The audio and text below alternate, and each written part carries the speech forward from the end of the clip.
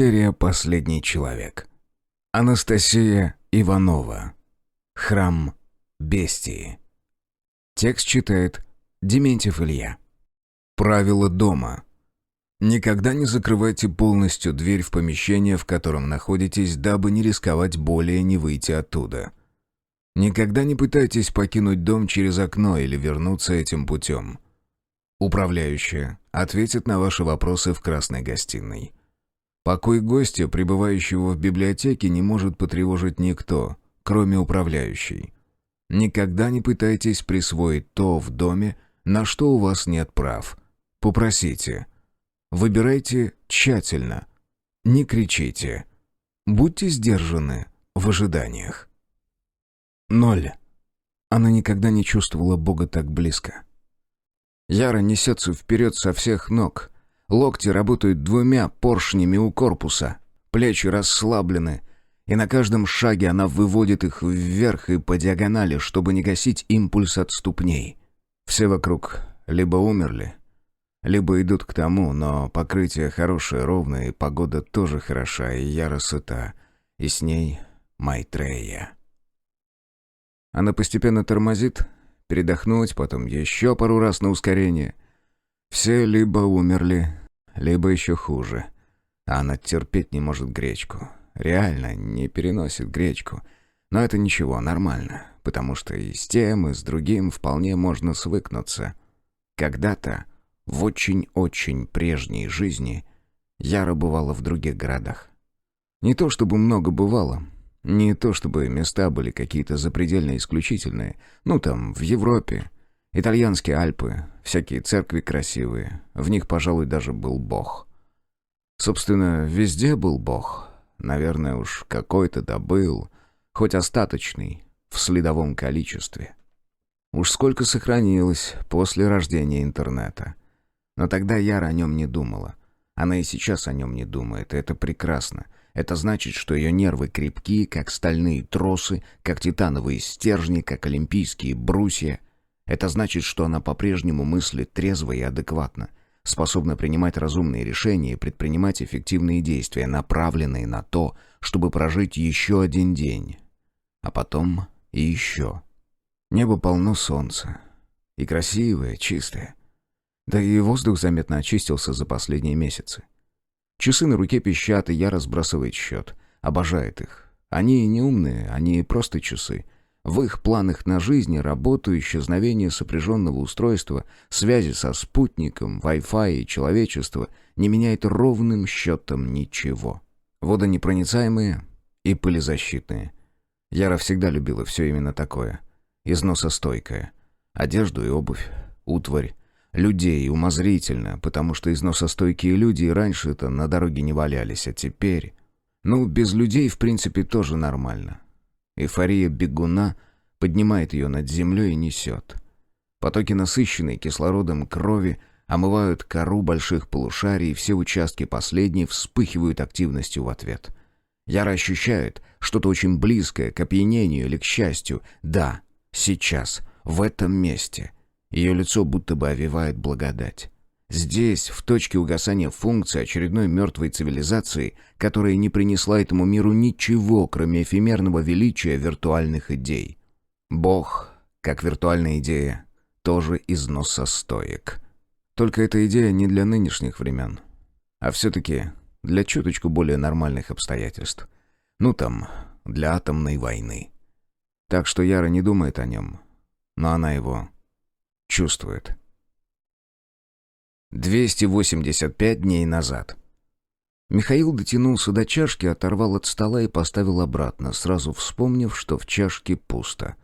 Заодно он вспомнил, что делает это уже в 3-й или в 4-й раз. Ему давно уже хочется чаю, но не хочется отрываться. Хотя, наверное, все же стоит. Он смотрит в монитор почти беспрерывно уже около 20 часов. Но иначе-то как, раз дело пошло. Неделю назад Михаил зашел в тупик с графом и никак не мог из этого тупика выбраться.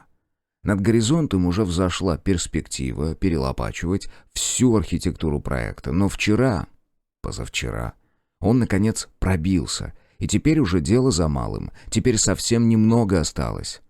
Надо все-таки чаю. Михаил, встав, переждал, пока по затекшим ногам разбегутся острые мурашки. Забрал чашку и, потягиваясь, уковылял на кухню. Какой-то не очень обжитой вид у этой кухни. Но, по крайней мере, прибрано. С тех пор, как они разошлись с женой, он жил один и не встречался больше ни с кем. В смысле, с женщинами не встречался. Хотя и не только с ними, а и вообще особо ни с кем. Но порядок иногда наводил. В беспорядке думается хуже, он давно заметил. Хлопнув по кнопке чайника, Михаил мысленно, не вылезая из проекта, открыл шкафчик, вытащил чайную жестянку. Постоял, посмотрел немного на шкафчик, посмотрел в чашку, взял щепоть заварки, уложил в щипчики, примял. Да нет, он нормальный на самом деле, просто увлеченный. Очень радует, когда вот так прорываешься сквозь затык. Михаил писал игру уже, кажется, 2 года. В одиночестве. Одинокий разработчик — это почти всегда история тьмы и безумия, но сейчас он уже очень близко, он почти доделал, и нет, не как полгода назад, а правда, почти доделал. Он начал игру, когда они развелись. Хотя нет, Михаил понял, что не залил заварку кипятком, а только подумал об этом и взялся за чайник. Игру он начал незадолго до того, как они развелись, за сколько-то месяцев. Он уже тогда мало выходил из дома. В голове были всякие мысли. Он читал много новостей в сети. Утром, сразу после того, как просыпался, потом каждые 1,5-2 часа.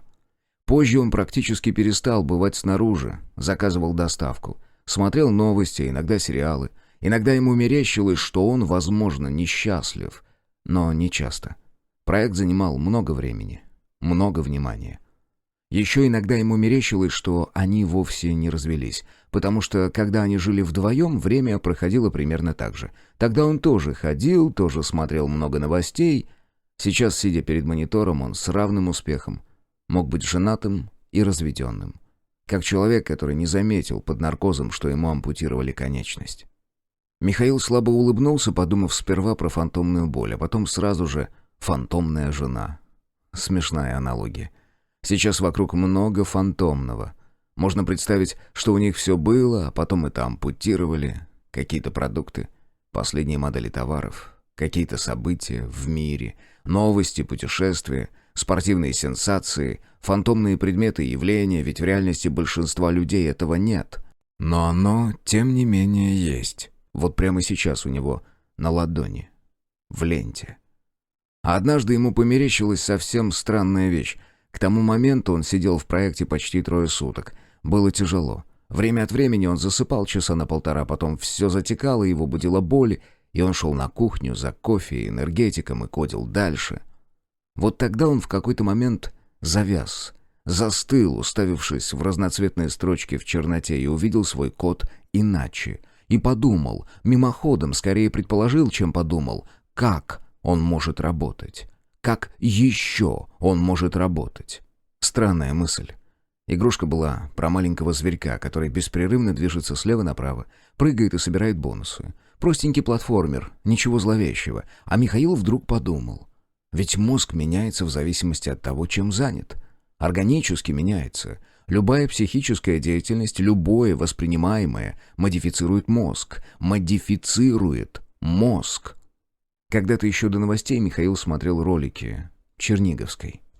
И сейчас ему вдруг на минуточку пришло в голову, что если бы какая-то игра, пусть даже тупой платформер, была способна внести изменения в органику, в мозговые клетки, но не тихонькие, незаметные коррективы, а радикальные, разом, перестроить сеть нейронных связей игроков, закрепить новые паттерны, изменить поведение, следовательно. Целенаправленно такое пока не сделать. Подумал тогда он, хотя военные, разведка, они наверняка экспериментируют. Мы пока слишком мало знаем о мозге. Но что если случайно? Ведь психика автора игры, да и не обязательно игры, конечно, это может быть любое приложение, сама по себе в каком-то смысле подготовлена. Она ведь в любом случае уже наполнена неким содержимым, верно? Вот он читает новости, например. И они сказываются на его ментальном состоянии. Если он, человек, мозг человека, достаточно много мониторит среду, информационную среду, разумеется, мы говорим про интернет, тогда она, среда, модифицирует нейронные связи, ведь так?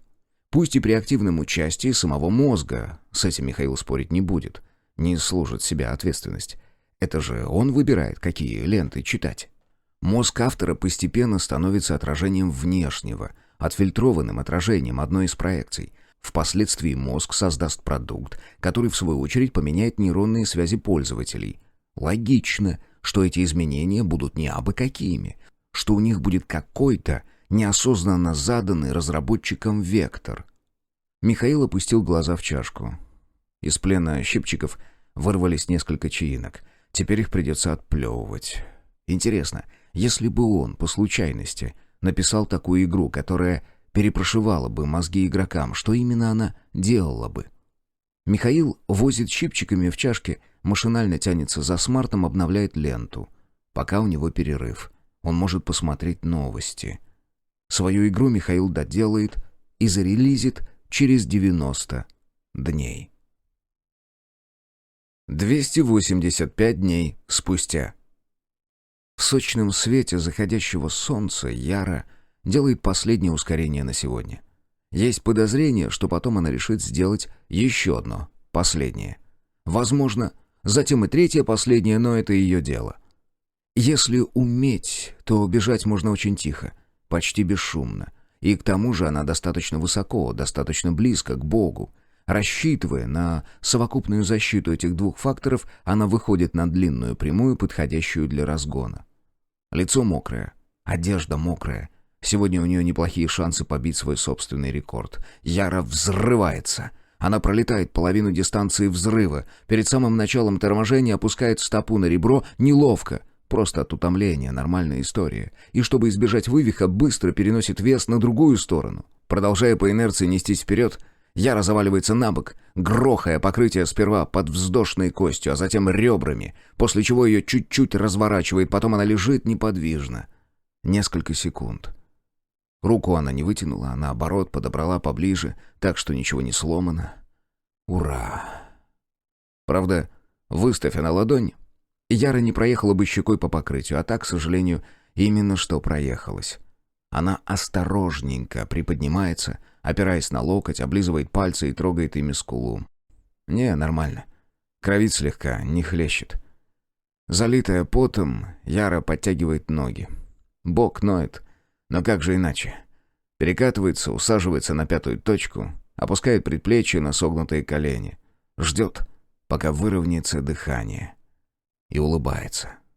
Она почти счастлива.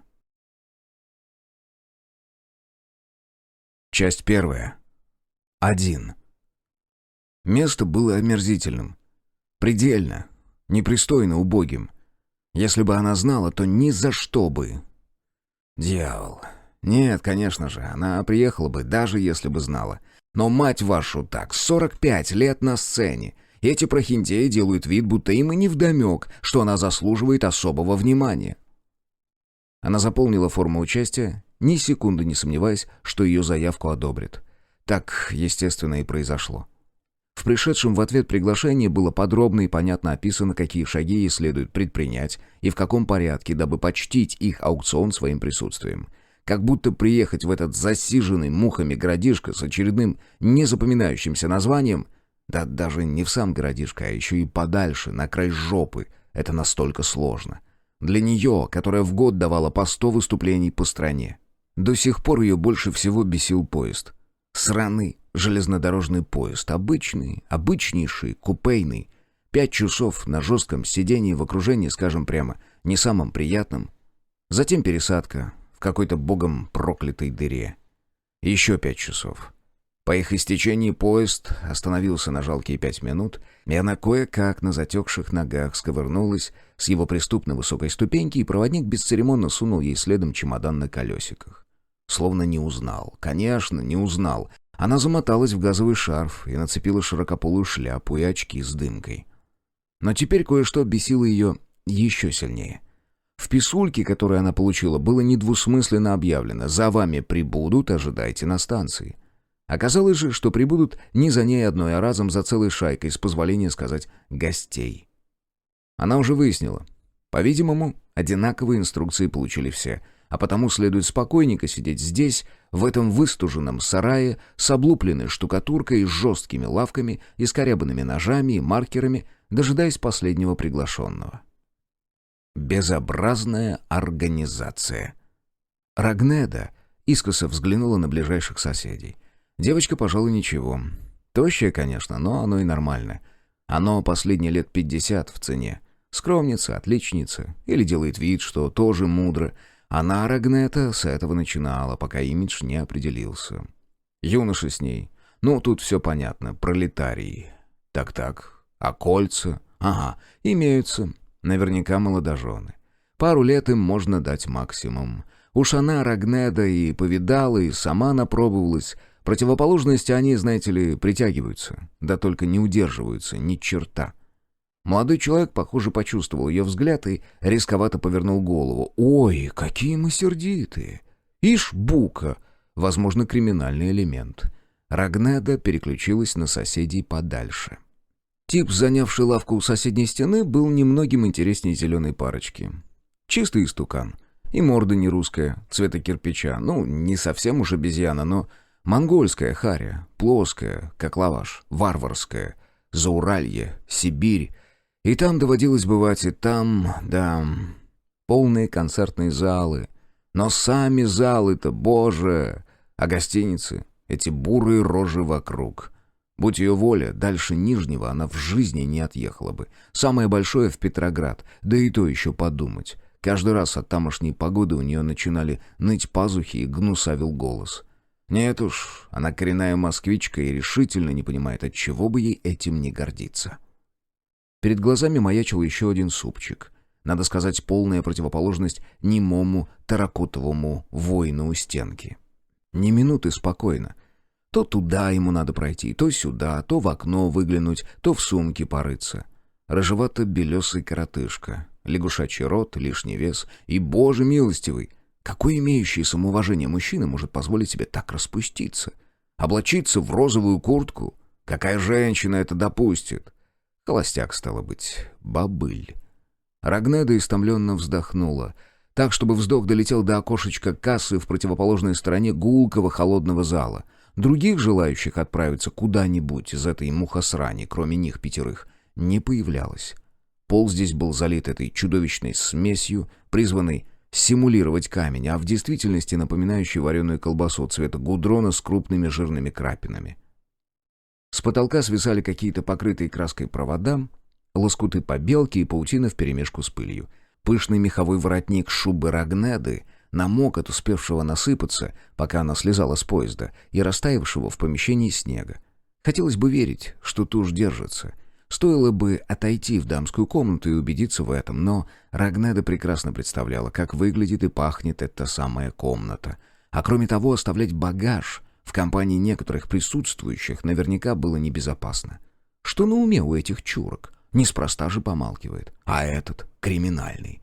И где, черт его, раздери, совсем носит того последнего, из-за которого все они впятером тут кукуют? Рагнеда бросила на невысокого супчика в розовой лыжной куртке, который как раз остановился перед ней явно с намерением заговорить, взгляд столь оскорбленный, что субъект мигом срезался, помялся с ноги на ногу и отошел. Тогда она с усилием перевернула свой чемодан, раскрыла один боковой карман, наткнулась на косметичку с препаратами от головы, живота и давления, закрыла карман и открыла другой, в котором оказались почему-то сменные носки и домашние войлочные туфли. Очень странно. Застегнула эту молнию, откинула крышку, пошарила в большом отделении за ней. Последний норвежский триллер, маникюрный набор и патчи для глаз. Уже с нарастающим раздражением захлопнула крышку, вжикнула молнией, переключилась на питоновый редикюль, висевший через плечо. Плебейская манера, но в дороге надежность на первом месте. Проверила 3 отделения, одно за другим, в результате чего, наконец-то, пузырек антисептика обнаружился в последнем внутреннем карманчике и... Деревянная дверь на чрезмерно тугой пружине хлопнула, и в зал вошел мужчина. Импозантный, только зачем так сутулиться? Фигура, впрочем, вполне представительная. И лицо, черты мягкие, но эта мягкость, конечно, обманчива. Не Марлон Брандо, не до такой степени, но вот Робер О'Сейн. Рагнеда приподняла брови, давая понять, что ничего не будет иметь против, если вновь прибывший узнает ее и приблизится. Однако в этот же момент, через другую дверь, надо понимать со стороны этого так называемого города, в зал вошли двое в категорически неприемлемых нарядах. Короткая кожаная куртка, джинсы, заклепки, перчатки без пальцев. Что за охламонство? Один остался ждать у дверей, другой поднял в руках табличку с надписью «Боже! И это их водитель!» Рагнеда поморщилась, но так уж и быть, поднялась с места. Храм бестии. Ради всего святого. Это-то дерьмо тут при чем? Представительный брюнет, явившийся последним, уже шагал к тем двоим. Стало быть, его-то и дожидались. Рагнеда пальнула из бронебойных, сурово призывая брюнета к порядку, и, наткнувшись на ее крупнокалиберный взор, Роберт О'Сейн, естественно, сошел с курса. «Судя по всему, мы с вами попутчики. Вы позволите?» Рагнеда с милостивым кивком позволила, и мужчина, поставив ее чемоданчик стаймя, выдвинул ручку и вежливо пропустил Рагнеду вперед, сопроводил ее к выходу. Она не удержалась от того, чтобы покоситься через плечо на всю честную компанию, которая подтягивалась к дверям за ними следом. Сущие овцы, ей-богу! Аукцион? Не смешите, она получит здесь все, что хочет. 2. Евгений Ромб чувствовал себя прекрасно, как никогда. Штука в том, что его страшно интриговало происходящее. Не столько даже по работе, а само по себе. Какое-то такое было ощущение внутри, вроде щекотки или как в детстве, если разом махнешь стакан газировки, и отрыжка тут же шибанет в нос. Сойдя с автобуса, как ему было велено, он какое-то время пошатался по городу. Громко сказано, если честно, но почему бы и нет. Уж не ему привередничать, он и сам не столичная пташка. Евгений какое-то время подумывал осесть в Москве, но, мама дорогая, по 2 часа добираться до работы? Нет-нет. А это местечко было чем-то малость похоже на городок его детства. Ну, совсем не похоже, по правде говоря, но что-то такое в воздухе. Снег. Малолюдье. На вокзальной площади, ну уж площади, пятачке, если по-честному-то, бабушки с вязаными варежками, да одна тетка с пирожками, почему-то под раскидистым солнечным зонтиком, да парочка бухариков, да пара-тройка грязных и вялых собак. Одним словом, ничего такого, что заслуживало бы внимания Евгения Ромба, остроумного автора и симпатичного ведущего канала X в Ромбе, здесь явно не имелось. А он все равно чувствовал вот этот вот самый зуд, прям-таки чесотку, приятное возбуждение. В местной столовой с честным достоинством, несущей сквозь года свое название «столовая», Евгений вкусил котлету с пюре, 2 дольками помидорки и веточкой укропа, 2 половинки яйца под майонезом, окруженные горошком из банки, стакан, именно стакан, не чашку, чая и ватрушку с брусникой. Употребив тем самым 45 минут с пользой, он еще немного пошатался и пришел на станцию точно к назначенному времени. На станции пришлось маяться. Ни тихий монгол, засевший у стенки, ни претенциозная трэш-дива в мехах обстановку не разряжали. И Ромб натурально измучился, пока наконец не явился последний член их маленького коллектива, и они вшестером не погрузились в микроавтобус с андеграундного вида водителем и не менее андеграундным носильщиком. Серьезно, один из тех двоих, которых за ними выслали, приехал, похоже, только для того, чтобы уложить в машину их багаж, а выглядели при этом оба как беглецы с евростоличного рейва, этак 30-летней давности.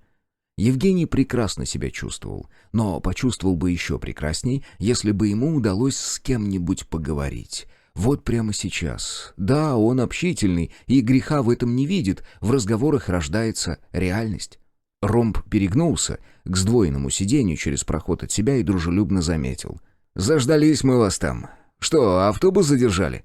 Трэш-дива, которая занимала место спереди у окна, глянула косо, насколько это было возможно, не поворачивая к нему головы. Погрузившись в микроавтобус, суетливо, многократно переложив с места на место сумочку, очечник, журнал «Звезды», не про звезды Коперника и Хаббла, про другие, косметичку и шубу, она вымотала голову из воздушного шарфа и тут же взбила пышную гриву рыжих волос. Сидевший за ней ближе к проходу мужчина, который прибыл последним, повернул голову к ромбу. «Я на своей машине немного не рассчитал». «О, а так можно было? Интересно. Мне вот велели автобусом. Вы ведь тоже получили инструкции?» Ромб широко улыбнулся, чтобы оставить собеседнику меньше лазеек увильнуть от беседы, и с той же целью тут же сунул ему руку. «Евгений Ромб, блогер и ведущий. 500 тысяч подписчиков». Тут Ромб, как бы извиняясь, издал смущенный смешок. «Икс в Ромбе, мой канал. Может, слышали?» Спереди, со стороны «Медузы», раздался негромкий короткий звук, подобный тому, что испускает густая каша на слабом огне. Пх! Собеседник Ромба, сходу не скажешь, а ведь мощный мужик-то на самом деле спортсмен, что ли, едва заметно поколебался и ответил на рукопожатие. «Гавриил Петрович, не имел удовольствия». Евгений чуть поднял бровь, намекая, что был бы счастлив услышать еще и фамилию, и уж не так ведь стар его визави, чтобы по отчеству, сколько ему, 40 с чем-нибудь. «А я слышала». Вдруг послышалось сзади негромко, и Ром с готовностью вывернул шею, чтобы поглядеть на говорящую, миловидную, блекло-пастельную девушку. «О, неужели вы моя подписчица?» — разулыбался Евгений. «Нет», — смущенно ответила девушка и тут же зачем-то прибавила. «Извините, я просто натыкалась пару раз на ваши видео, но они больше для... Мне другие темы ближе». «Что за видео?» — заинтересовался ее спутник, парень совершенно средней внешности, если закрыть глаза на изрядно топыренные уши. «А, так в 2 словах и не опишешь», — довольно сообщил Ромб. «На самом деле, тематика канала крайне широка. Если коротко, то я встречаюсь с людьми, экспертами в своих областях, очень интересными и совершенно разными. Мы беседуем о безумно важных, но малоизвестных вещах, начиная от процессов, происходящих в человеческом организме на гормональном, к примеру, или даже клеточном уровне, и заканчивая компьютерной наукой и, скажем, квантовой физикой». Каша с переднего сиденья издала очередное «пх», уже погромче. «А, научпоп!» — посоображав, выдал парень сзади. Ром посиял его ободряющей улыбкой. «Можно и так сказать, хотя рамки этого определения сегодня уж слишком размыты, вы не считаете? Мода, тренд к научно-популярному контенту относят все подряд, вплоть до псевдосенсационных сообщений серии «Британские ученые выяснили, что зеленые кузнечики храпят во сне». Эти слова заставили губы Гавриила Петровича дрогнуть, а пастельная девушка рассмеялась в голос, тихонько и мелодично, и окрыленный Евгений продолжил. «Нет-нет, друзья, все же я считаю, что моя миссия на нашей бренной земле заключается не в этом». «О как!» — насмешливо вставил ушастый парень, и Ромб тут же переключился на него, наполовину свесившись в проход меж кресел. «А как же иначе? Все мы так или иначе здесь ненадолго. Так можно ли позволить себе тратить драгоценное время на какую-нибудь никому не нужную, прошу дам прощения, фигню? Я считаю, что, обладая возможностями, а в наши дни, вдумайтесь, ими обладает любой, ты должен приносить хоть какую-то пользу миру. И может ли быть что-то полезнее для человека, чем приблизить его к пониманию того, как этот самый мир устроен? Ведь в сущности все мои передачи об этом. С физиками я беседую о суперструнах, с антропологами о тех поразительных открытиях, которые... Заливаясь соловьем, Ромб чувствовал, как обретает эмоциональную устойчивость, перейдя в столь любимое им и желанное состояние взаимодействия с аудиторией. Пусть ему удалось зацепить всего 3. Медуза спереди и тот монгол, засевший в самом дальнем углу, в разговор так и не включились, неважно. На самом деле ему всегда хватало даже одного собеседника. Всего 1 человек напротив, и Ромб раскрывался. Слова текли легко и сами собой складывались в округлые фразы, и каждая наполняла воздух теплом и светом его улыбки, его энергии и воодушевления, которые так заражали. Он развлекал их до самого приезда. Где-то минут 45, наверное. Дорогу заснежило, хотя ее явно расчищали сегодня. Одновременно приглядывался к попутчикам сам, потому что каким бы гайером Ромб не выставлялся, это еще не значило, что люди ему не интересны. Как раз наоборот, смотреть в окно при таком раскладе было незачем. Так что до самой остановки Евгений, пожалуй, недостаточно хорошо представлял, где в итоге окажется, и когда, наконец, оказался, испытал небольшое потрясение. Еще до отъезда ему виделось что-то беспредельно уютное — полная ветхой романтики глубинка, маленькая усадьба в бледном палладианском стиле, облупленная и очаровательная. Вокруг печальные февральские березки, снежок и всякое такое. И обязательно на какой-нибудь елке поблизости нити-блестяшки с Нового года. На самом же деле он, пропустив «Медузу» и Гаврила Петровича, выбрался из микроавтобуса, отошел на 2 шага и застыл. Вокруг было очень бело и очень-очень холодно на вид. Сухо, остро. Один единственный путь, тщательно расчищенная мощеная тропа, ведущая от подъездной площадки в конце дороги до дома, маячившего метрах аж в 30 впереди. Ни ограды, ни решеток, просто дом посреди белого ничего. Периметр караулили, став на внушительном расстоянии от дома, лишь еле казавшиеся в предвечерних сумерках почти черными. Плотная стена без просвета. Чтобы стряхнуть гнетущее впечатление, Ромб пару раз сфоткал ели на смартфон. Шагая вместе с остальными к зданию, он продолжал сдержанно дивиться. Из-за широкой спины Гавриила Петровича было не так много видно, но дом, он как бы... Сложно сказать. В общем, не тот это был дом, который мог здесь стоять. Такое у Ромба сложилось ощущение. Понятно, богатым никто не указ, тем более в такой глуши. Да, строй что хочешь. Только вот этот дом... Он был как бы новый, либо капитально отреставрированный, но казался при этом старым. Слишком старым. Ни одна современная постройка не породит подобных ощущений, не заставив тело откликнуться, будто на него давят, будто распирают чем-то плотным, чем-то темным. Хотя нет. Парочка найдется, подумал Ромб. Крематорий, например. Впрочем, это здание ничуть его не напоминает. Брось, Женек, серьезно. Красивый особняк. В 3 этажа, элегантно подсвеченный, янтарными окнами на фоне быстро гаснущего серо-молочного неба. Они все шагали, и Ромб все никак не мог разобраться в себе, распутать этот странный нервный клубок, который от чего-то скатался внутри и тяжелым комом оттягивал желудок. Да отчего? В самом деле он так напрягся-то. Подошли совсем близко, и на крыльце проявился силуэт. Женщина. 3. Воздух во внутреннем дворике поутру стоял свежий, прохладный, и было относительно тихо. Дорожки выметены, растения укрыты снегом. Кир глазами поискал высокую напольную урну-пепельницу, которую опять какая-то сука передвинула. Он пытался бросить уже дважды, в первый раз перешел на электронку, но геморроя с жидкостью оказалось столько, что ну его нахер. Тогда у пластиковой бутылки каким-то боком треснуло горлышко, и липкая глицериновая смесь залила ему карман, и до конца дня пришлось ходить, благоухая сахарным пончиком. Во второй раз он купил систему нагрева, и с ней дело обстояло куда лучше, но теперь требовалось таскать с собой шнур с вилкой и постоянно околачиваться у розеток.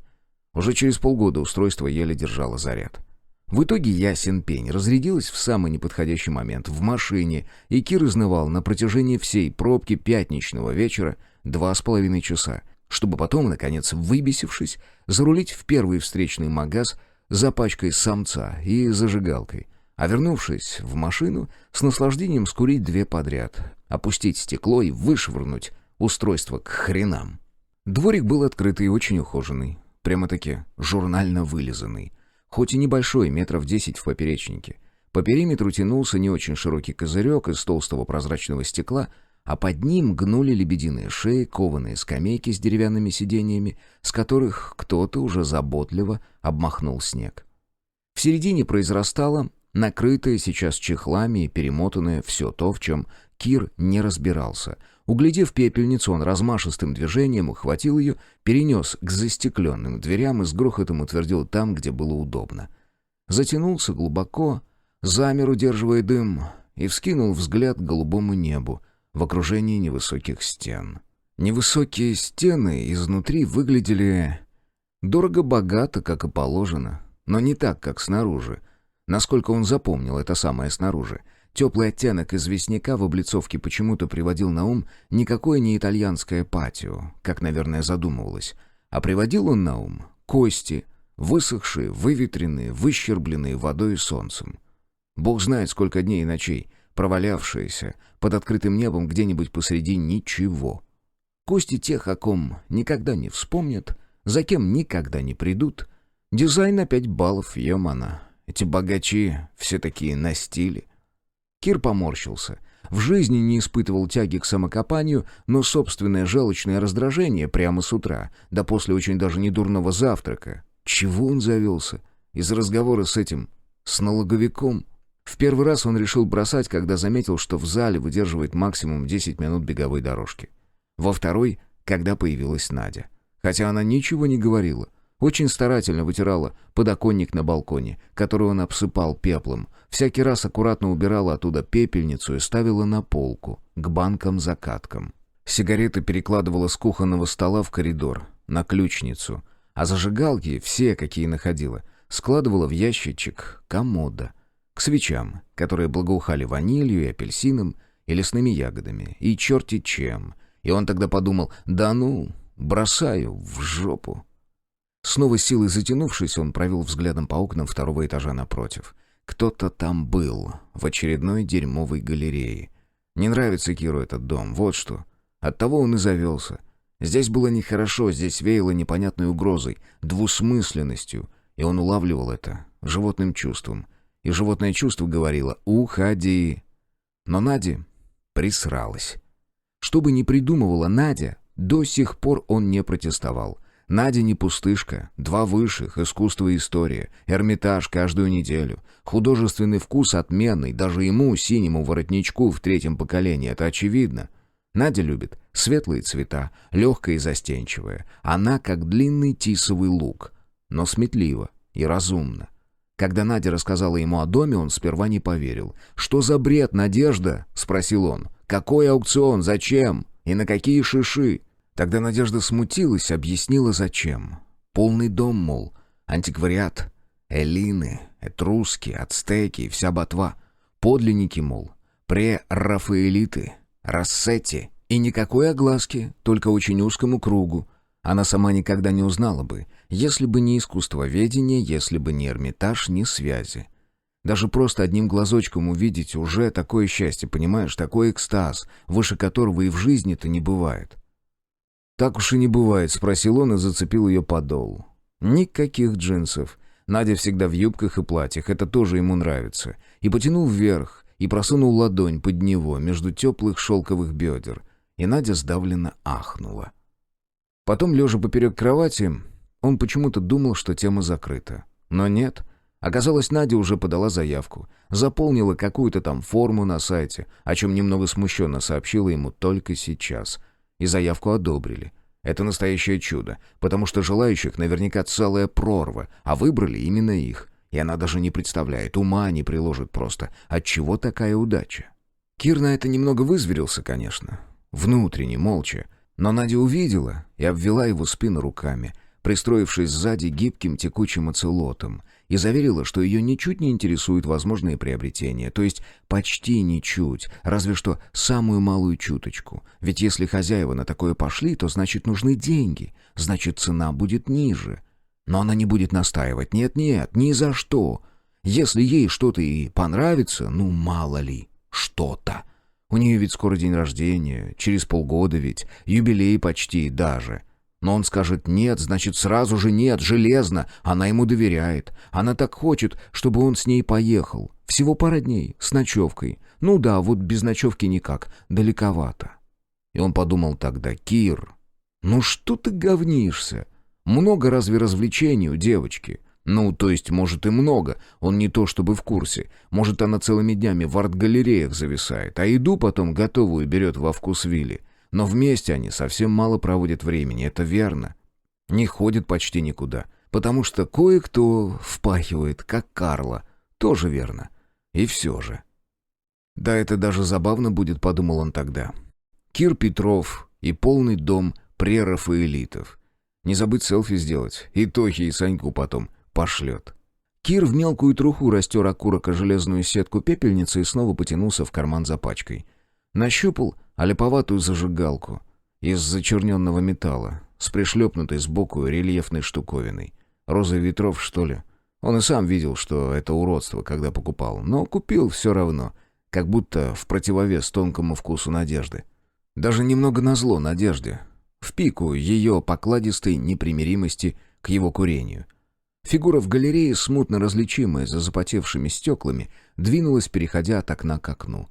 Он бездумно следил за ее исчезновениями и появлениями до тех пор, пока фигура не добралась до последнего окна, где застыла бледным пятном.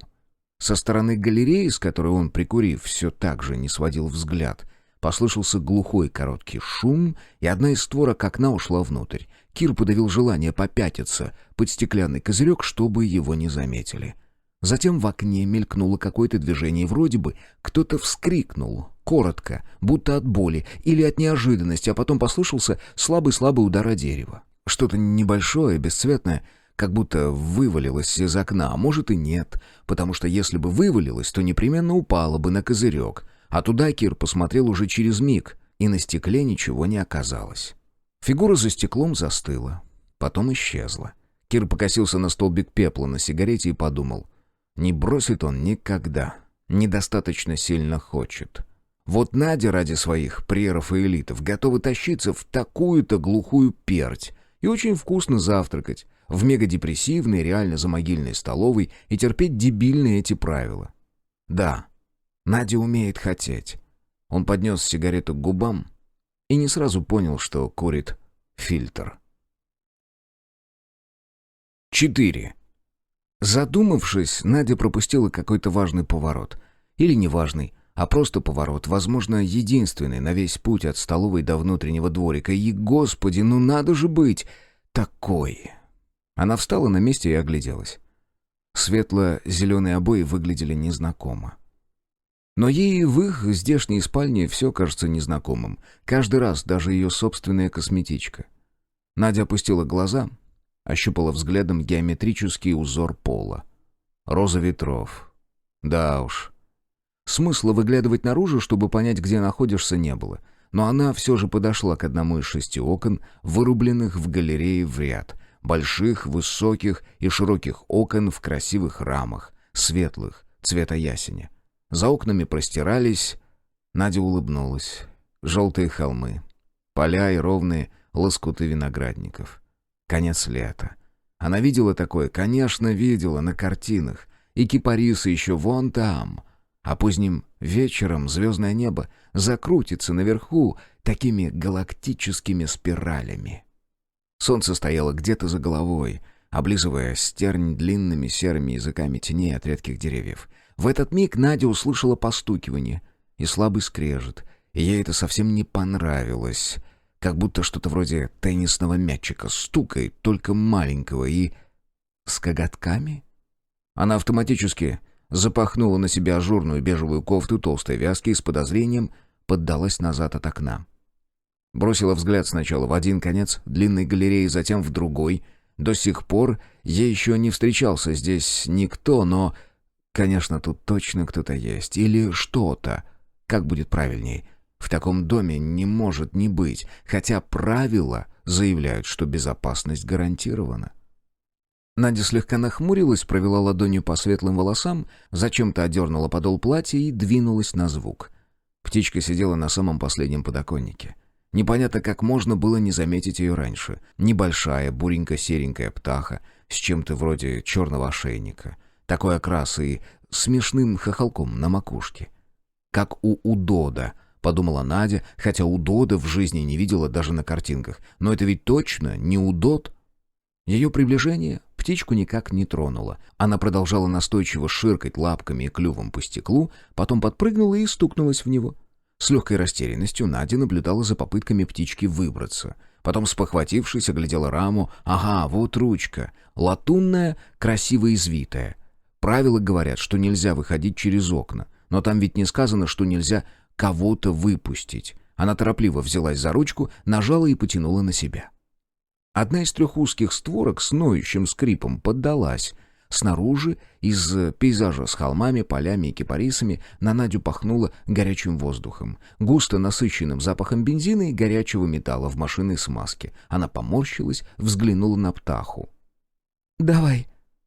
Птица коротко дернула головой, устремив на девушку остренький взгляд одного глаза, и через несколько секунд продолжила атаковать стекло. Прыг, стук, скр-скр-скр, прыг. «Давай, давай, малыш, лети». Надя махнула рукой в сторону свободы, пытаясь донести до птички идею. Бестолково. В галерее с тонким неприятным свистом возник сквозняк, принеся с собой запах горелой проводки. Беспомощно оглянувшись на серо-зеленые стены, Надя поколебалась, потом все-таки протянула к птичке руку. Маленькая, не больше воробья, если взять аккуратно, то как раз поместится в ладони. Надя постаралась накрыть хохлатую птаху горсточкой сзади как можно бережней, чтобы не сделать больно. Вот, хорошо. И сейчас... Птичка неистово всхлопнула, не до конца убранными, под Надину ладонь крыльями и, вывернув шею, тюкнула маленьким клювом в мякоть между большим и указательным пальцами. Вскрикнув, Надя от неожиданности изо всех сил стиснула кулак, а затем еще сильнее этим напугавшись, с размаху отшвырнула птицу. Помятый бежевый мячик ударился о ясневую раму, мягко отскочил и скользнул вниз и наружу. Исчез из виду. Господи! Пострадавшей рукой Надя неосознанно сгребла на горле ворот кофты. Затем торопливо метнулась к окну и выглянула посмотреть. Как странно. Казалось, каменные стены дома уходят куда-то в густой мох. Они терялись из виду в светло-зеленом и мглистом, влажном, зыбком. И происходило это постепенно, очень постепенно, словно Надя стояла на 20-м, 30-м этаже, а ведь она знала, помнила, что их всего 3. Там внизу ничего не было видно, то есть не было ничего, на что можно было бы посмотреть. Наверное, когда падала, птица взлетела в какой-то момент, фальшиво подумала Надя, и тут же подумала, что мысль эта врет, а поэтому гадкая. И сама она гадкая, потому что не настоящая, не до конца добрая, не по правде. Ей очень сильно, немедленно захотелось к Киру, чтобы взяться за него и подержать, чтобы сейчас же заговорить о чем-нибудь и раздосадовать его, и отвлечь, чтобы Кир вынужденно оторвался от какого-нибудь своего занятия и посмотрел на нее, чтобы увидел, и чтобы получить в его взгляде подтверждение, что да, она такая, и это ничего, это не страшно, очень даже хорошо, потому что ему все нравится. Но она пропустила какой-то поворот, и непонятно, как теперь добраться до дворика, до Кира. А птичка наверняка уже мертва. Надя скрутила зажатый в пальцах воротник с пуговицей, так что вязаное полотно, натянувшись, сдавило шею и стремительно зашагала по галерее. Куда-нибудь. Вперед. 5. Хоргай застыл в отведенной ему комнате перед дверью, сохраняя невозмутимость. Что-то внутри подсказывало, что ему не показалось. Такое не может показаться, не так ли? Но его ум уже производил привычные отработанные действия, и Хоргай оставался спокоен. Ум Хоргая автоматически создавал буферную зону между Хоргаем и тем, что делалось вокруг Хоргая. На этом огороженном участке, на полосе отчуждения, могло твориться что угодно. Воздух там мог сжиматься от давления извне или изнутри, земля плавилась от жара или промерзала на метры вглубь. Там падали снаряды, гуляли ураганы, сыпал град, стоял плотной стеной рев реактивных двигателей, разрывающий полости в теле давлением. Все это происходило на полосе отчуждения и не касалось самого ума.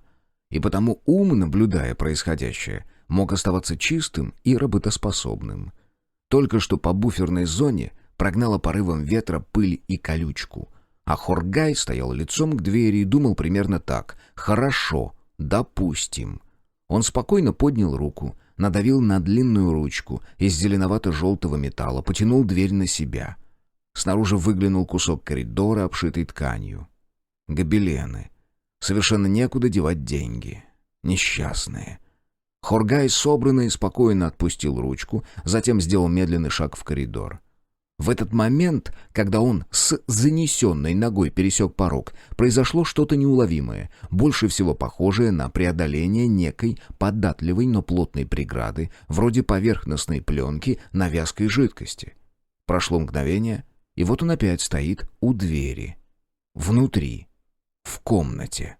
Хоргай точно знал, что не закрывал за собой створку сейчас, но, обернувшись, увидел то, что и ожидал увидеть по опыту прошлого раза. Дверь была плотно закрыта, замок защелкнут. Ему никогда не доставляло радости идти поперек, противиться чужим порядкам. Он нарушил правила дома без удовольствия, однако иначе было нельзя. Он не может дать чему-либо внешнему возможность влиять на него в те минуты, когда он не в состоянии наблюдать и реагировать. Когда его душа путешествует, то есть когда он спит, дверь в его комнату должна быть закрыта и заперта изнутри. И теперь, похоже, дом насмехается над ним, ставя на вид столь малозначимое прегрешение. Уже зная в глубине души, что иным результат не будет, Хоргай, тем не менее, открыл дверь и сделал новую попытку выйти из комнаты. Увы. 6. Гавр нашел библиотеку на скате дня, когда оконные проемы галерей, лестниц и залов озарились рыжим, как нить лампы накаливания, пропитались розовым и набухли багровым. Просто увидел в длинной, обшитой темными панелями и оклеенной гобеленовыми обоями стене коридора дверь и сразу понял, что за ней. Дверь выглядела настолько толстой и тяжелой, будто была предназначена заглушить все звуки мира. Где еще ставить такую? Он положил пальцы на ручку, отполированную на сгибе до латунного блеска, нажал и потянул на себя. Вошел, спокойно закрыл дверь за собой, до щелчка. В глубине библиотеки кто-то улыбнулся. Гавр почувствовал это, словно его шею обдул горячий воздух от радиатора. Все вокруг было именно так, как он мог бы себе представить. Неяркое освещение, деревянная обшивка под слоями лака, массивная мебель. Он зашагал вперед, не задерживаясь в самый конец зала, к 2 креслам цвета осеннего листа и невысокому коренастому столику между ними, и к бюро у стены позади, и к стоящим на нем графину и бокалам. Где-то тикали невидимые часы, и слегка, почти неслышно, зудело что-то электрическое, будто готовилась перегореть лампочка. Над спиной одного из кресел качнулась черноволосая голова. «Все-таки вы... Интересно. Вы первый, кто пришел сюда?» Услышав этот голос в пятницу, Гавр вспомнил высокий мох болота в жаркий день, в духоте и мареве, густой, влажный, топкий и отталкивающий мягкий. Сейчас под сфагнумом, естественно, слышалось пение стали. Прекрасный темный Дамаск. «Уже не первый, если вижу здесь вас». На колене одной обтянутой бриджами ноги, закинутой на другую, лежала небольшая книжечка, и длинные белые пальцы методично водили подушечками по строчкам, слева направо, будто текст был написан шрифтом Брайля, хотя Гавр ясно видел, что это не так. Страница украшала странная вязь, что-то вроде иврита или пушту, или поди разбери, он вам не лингвист. Управляющая неторопливо закрыла книгу и отложила на столик. Наконец выглянула из-за спинки и посмотрела на него снизу вверх, из-под тяжелых полукружий век. «Кто из нас кого видит? В конечном счете вопрос построения фразы, но... Вы ведь не лингвист?» Опершись о подлокотники, она поднялась из кресла и встала у бюро. Гавр услышал короткое глухое звяканье хрусталя хрусталь. Затем управляющая полуобернулась и протянула ему похожий на цветок кувшинки бокал с содержимым цвета крепко заваренного чая. «Нет, благодарю». «Все еще соблюдаете режим?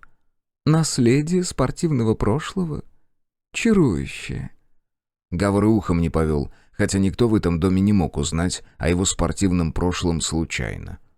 Пожав плечами, управляющая поднесла бокал ко рту, матовому и темно-красному, почти бордовому. Линия губ была очерчена четко-четко. И как они это делают? Карандашом, что ли? «О чем мы с вами будем говорить?» Отшагнув, Гавр обвел взглядом встроенные в параллельные стены стеллажи. Многоярусная галерея книжных корешков уходила в обе стороны, точно в книгочейском супермаркете деликатесов. И ни одного окна. Логично. Зачем они книгочеям? «Дорогой друг, нам вовсе не обязательно говорить». «Неправда». Он двинулся вдоль полок, прочь от женщины с губами цвета запоздалой октябрьской клюквы, прихваченной заморозком. «Обязательно. И разговор будет полон какого-то особого значения. Верно?» Гавр не стал на ходу протягивать корешкам руку. Вести по ним кончиками пальцев, как непременно сделал бы книгочей или лингвист. Но присмотрелся и с некоторым удивлением обнаружил, что никакой системы в расстановке томов, по-видимому, не соблюдалось. Прогулки по движущейся вселенной. Гномон. Антоний и Клеопатра. Основы формальной логики. Демон Максвелла. Сумерки. Ради всего святого, что здесь делают сумерки? За его спиной управляющая, судя по звуку, вернула бокал на бюро. «Как полагаете, друг мой», — вкратчиво начала она, «из всех остановившихся здесь, сколько человек в действительности являются теми, кем представляются?» Один день в Древнем Риме, бесы, самая легкая лодка в мире.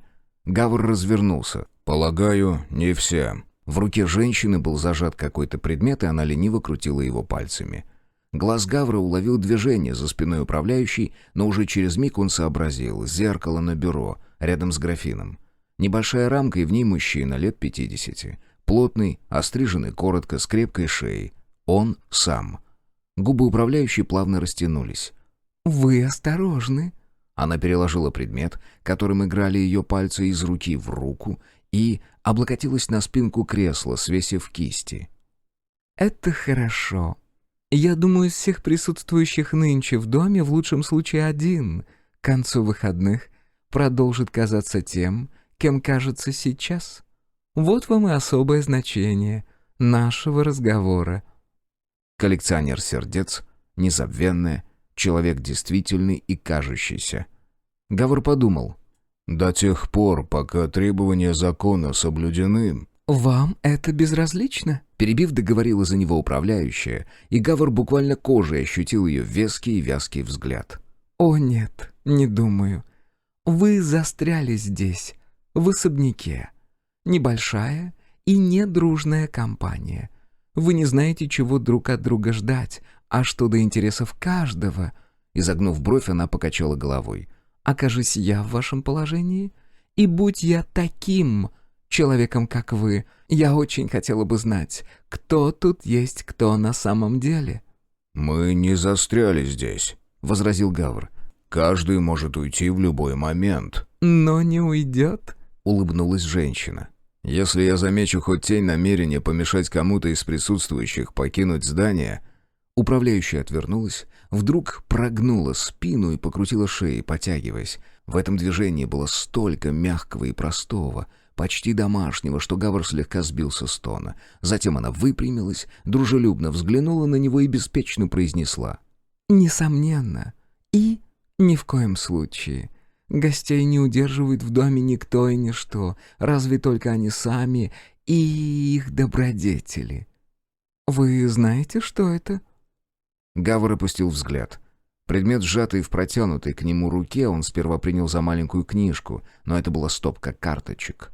Колода, только не игральная, а... Таро. «Знакомы с этой системой?»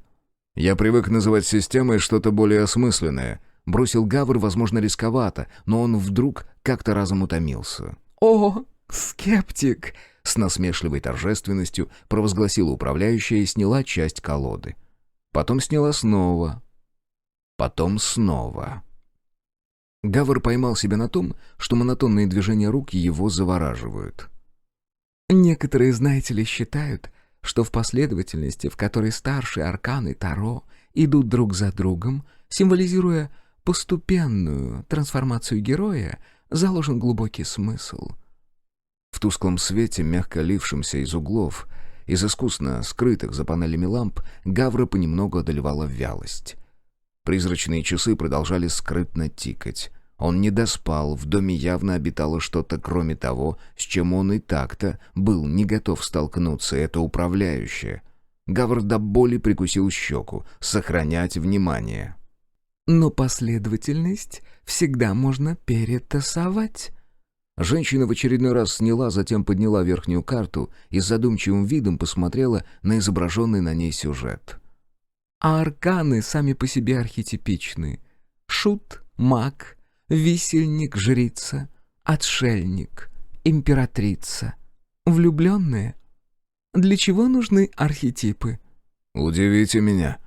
Глянцево-темные глаза женщины влажно блеснули. «О, при случае непременно. Но к архетипам смысл их в том, чтобы беречь время. Предвидя поведение персонажа, можешь заранее запланировать и свою реакцию. Навык очень полезный в боксе. Не так ли?» «Тебе понадобится сделать куда больше», — подумал Гавр, «потому что пока я не удивлен». Женщина еще немного подержала карту перед глазами, а затем перевернула так, чтобы и он увидел красное облачение, золотую тиару, скипетр в левой руке и воздетую в повелительном жесте правую. Иерофант, сильный персонаж, действия которого мудры и взвешены, представитель высшей власти на земле, слишком прикован к правилам игры, законность — его сила и его же слабость. Управляющая вернула Иерофанта в колоду и сосредоточенно поглядела на нее, качая на ладони. А потом неожиданно перевернула руку, и карты с уютным шуршанием посыпались на кресло, на столик, на полированный паркет пола. Отчего-то сонливость развеялась, будто сквозняк разом выдул пар из ванной комнаты. «Вас могут не волновать личности наших гостей, друг мой. Точнее, вы можете делать вид, что они вас не волнуют, и сколько угодно. Но вы в конечном счете захотите, очень захотите узнать, как минимум, одно». В 3 скользящих шага женщина обошла кресло и остановилась прямо перед Гавром. Тот подобрался, слабый отголосок запаха, что-то очень корректное, строгое, но в глубине тягучее и пряное. Не роли? Или бес его знает? Из всех слов бывшей жены, подходящих сюда по смыслу, он помнил только не роли. Иерофант, десница закона. Он хотел бы узнать это в первую очередь, и вы хотите это знать. Ведь хотите? «Что это?» — проговорил Гавр, хотя собирался не поддаваться и смолчать. «Кто из вас бестия?» Слова упали крупными дробинами. Стрекотание часов стало на миг почти осязаемым. Женщина устремила на Гавра внимательный взгляд и не отрывалась от созерцания его лица несколько секунд, а потом отшагнула и свободно, почти по-дружески прикоснулась пальцами к его рукаву, снимая приставшую волосинку. Гавр незаметно вдохнул поглубже и спокойно поинтересовался. «Надо понимать, вам-то это известно». «Нет», — с обескураживающей простотой тут же ответила управляющая. «Увы, нет. Хотя я хотела бы владеть этим знанием. Как-никак дом верен моим заботам. И полон драгоценного. Кто, как не вы, в курсе? Любая угроза особняку и имуществу входит непосредственно в сферу моей ответственности. Но я не знаю, и это огорчительно». Зажав 2 пальцами, она подняла снятый с рукава Гавра волос повыше и склонила голову на бок, изучая его. Гавр внезапно осознал, что волос довольно длинный и светлый, белокурый. Часы стихли. «С чего вы взяли, что бестия есть?» Вздохнув, женщина с брезгливым выражением отпустила волос. «Друг мой, инспектор, зачем вы защелкнули замок?» Гавр молча уставился на нее. «В двери», — тоном утомленного, долготерпения пояснила управляющая. «Вы закрыли ее полностью. Замок клацнул. Вы нарушили одно из правил дома. Зачем?» «Чтобы посмотреть, что произойдет». Где-то в глубине галереи раздался слабый-слабый хлопок, и едва слышное электрическое гудение прекратилось. В наступившей за этим тишине часы начали замедлять ход. С самой ранней юности Гавр хорошо запомнил, сколько длится секунда, и сейчас отчетливо осознавал, что они падают раза в 1,5 реже, чем положено. Само тиканье механизма, словно подлаживаясь под молчание людей, сделалось едва слышным. Неожиданно женщина повернулась и подошла к бюро. Звякнул ключ на связке, деревянная дверца открылась и закрылась с приятным шероховатым поскрипыванием, и после этого часы уже вновь тикали как положено. «Меня ждет множество дел, так что я с вами расстаюсь», — безличным обыденным тоном проговорила, стоя спиной к нему управляющая. «После того, как я выйду, дверь останется открытой. Пребывайте здесь сколько угодно и беспрепятственно покиньте библиотеку, когда захотите. Согласно правилам, пока вы внутри, вас никто не потревожит». «Вот отлично. И для чего мне сидеть внутри?» — подумал Гавр. Щелкнув замочком, управляющая деловито развернулась. «Не предлагаю вам пробовать читать», — невинно заметила она. «Но здесь в любом случае неплохо отдыхается, и я не стала запирать графин». «Благодарю». Гавр подчеркнуто почтительно склонил голову, и женщина столь же нарочито любезно кивнула ему. Слушая ее удаляющиеся шаги, Он опустил взгляд на кресло, где должны были валяться карты. Когда это она успела все собрать? «Друг мой», — негромко послышалось от двери, и Гавр поднял голову, но оборачиваться не стал. «как вам кажется, кем были бы в колоде Таро вы? Каким арканом?» «Боксером». Показалось ему, или прежде, чем толстое дерево и картонные корешки поглотили звук закрывающейся двери, до него донесся короткий негромкий смех. С чувством странной опустошенности после ее ухода Гавр вдруг подумал, что и правда успел зверски устать. Он всегда засыпал мгновенно и спал как убитый до нужного часа, но только не здесь. Выспаться в этом редкостном, не имеющем себе равных, бесценном, всратом особняке ему еще не удалось. В библиотеке было тепло и тихо. Часы тикали ровно и мерно, как часы. Поколебавшись, он шагнул к бюро, опустил ладонь на плотные плечи графина, таинственно поблескивающего гранями насечек на хрустале. «Не надо бы». Гавр вынул пробку и до половины налил бокал кувшинку. Попятившись, не без сомнений уселся в охряное кресло. Вытянул ноги. Покосился на журнальный столик. Ни книжечки, которую читала управляющая, ничего, пусто и чисто. И, поднеся бокал к губам, сделал длинный первый глоток. «Твою же мать!»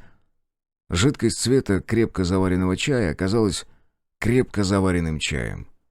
Гавр отставил бокал-кувшинку на столик, уложил руки на подлокотники и через мгновение спал. 7. Она стояла перед лестницей, ведущей к центральному входу, и со слабой улыбкой на губах смотрела, как они идут к ней. Все 6, одновременно. Таково было одно из правил. Хорошее. Так можно хоть оценить их толком, приближающихся, прикинуть и сравнить, сделать ставки. Каждый был готов играть свою, о боги, такую космически важную роль. И будет играть очень старательно, по крайней мере, первое время. Потом начнется второе. Скрип шагов, 12 ног по мерзлому гравию. Дом у нее за спиной заскрипел, заволновался, невидимо, в такт. Во второе время они станут другими. Не без ее помощи. Она приложит к тому усилия, уж будьте уверены, ведь такова ее работа. Однако 6 партий, возможно, прекрасных. Ей уже нравится. Любопытно посмотреть, кто что выбрал, кто как играет. Шут. Интересно, есть среди них шут? Да уж, конечно, есть. Без него никогда не обходится. Отшельник, влюбленный, висельник, иерофант, императрица. Откровенно говоря, выбор не очень широкий, ведь все всегда выбирают скучно, без фантазии, без юмора, просто хватают то, что уже кем-то придумано. Но иногда хорошая игра искупает недостатки партитуры. Хорошая игра и перспектива крупного выигрыша, конечно. Не забудем про аукцион. За ее плечами здание расширилось, раздвигая стыки, увеличивая зазоры меж кирпичами, расправляясь во все доступные измерения, а затем, гораздо медленнее, почти неохотно сжалась обратно. Будто вдохнула поглубже, разминая легкие. Она сделала то же. Аукцион. Необходимо, но недостаточно.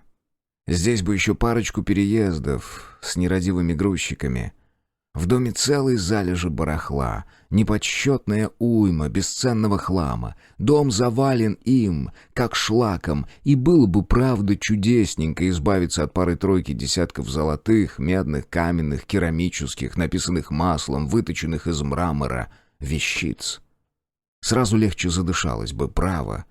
Хозяевам, естественно, все равно. Лично она просто прошлась бы по комнатам с рулоном мусорных мешков, а потом вынесла и выставила у дверей снаружи. Но аукцион.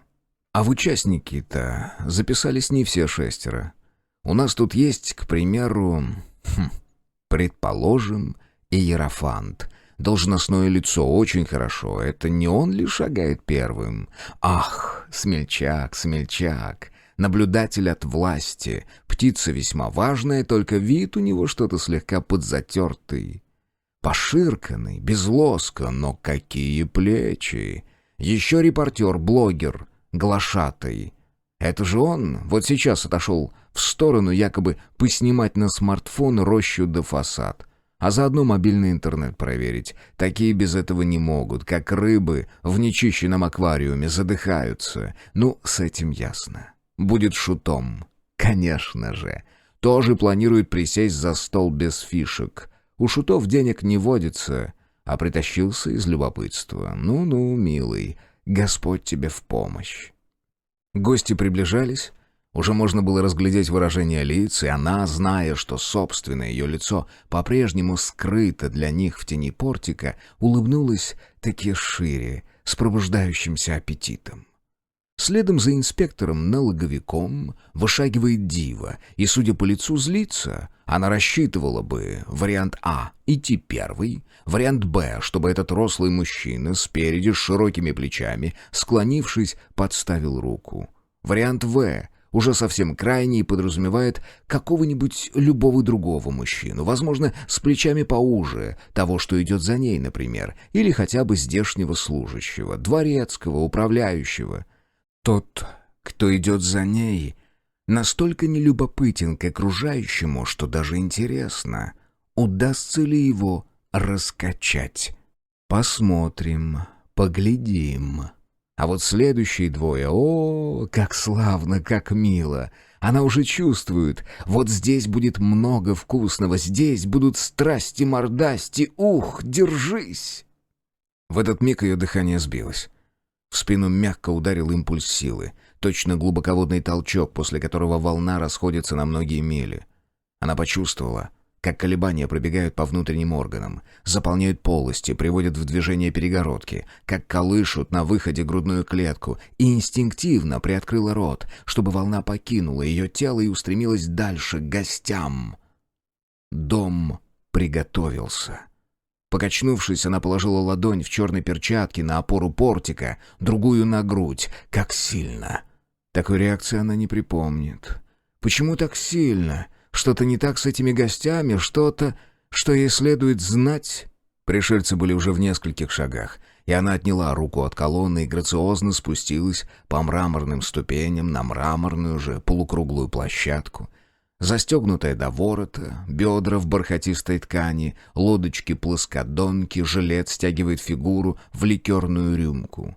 Согнала ту, прежнюю улыбку, и продемонстрировала рабочую, бесстрастную, вежливую, подождала, пока все подтянутся к портику и естественным образом встанут амфитеатром вокруг нее, будто вокруг исполнителя на сцене, а на самом деле показывая себя дому. А потом разработанным, хорошо поставленным меццо произнесла: «Добро пожаловать в храм бестии».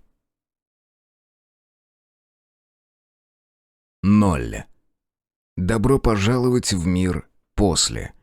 Каждый поход в магазин — это риск, на который Яра идет, скрипя сердце и стиснув зубы. Но больше ей ничего не остается. Она плохо ворует, в смысле плохо умеет находить то, что можно украсть незаметно. Не хочет грабить. Она одиночка, а это уже половина неудачи. И не только в набеге на магазин, а вообще. Ты таки была права все это время, мамочка. Одинокая женщина в нашем мире равно неудачница. И самое главное, она дебил. Этот вывод непреложно следует из того аксиоматического соображения, что только дебилу пришла бы идея в апокалипсисе спасать Майтрею. Для своего бенефиса апокалипсис выбрал начало весны. С тех пор прошло, дайте-ка, 192 дня. И сейчас Яра шагает по предрассветным сумеркам, гадая, что же она будет делать, когда ударят настоящие холода. На ней хорошие удобные джинсы, достаточно длинные, кофта с капюшоном, дутая жилетка, рюкзак и сумка-бананка на пояснице под ним. Все не яркое, не броское, не декоративное, а достаточно надежное. Она держится близ стен. Стены, кстати, целые. В любой компьютерной игре, в любом фильме дома были бы полуобвалившимися, с зияющими проломами, с торчащими арматуринами, с оконными дырами без рам. В реальности нет. Это обычные дома с обычными дверями и окнами, в которых целы стекла. В некоторых из квартир до сих пор живут, не подавая признаков жизни и, возможно, ненадолго, но пока да. Яра не оглядывается, потому что в какой-то миг ей кажется, что сзади идут. На такой случай у ее жилетки есть внутренний карман на груди, а в нем маленькое и миленькое женское зеркальце. Не сбиваясь с шага, она безмятежно сует руку за пазуху, достает его и умело выставляет руку перед собой так, чтобы жест не бросался в глаза со стороны.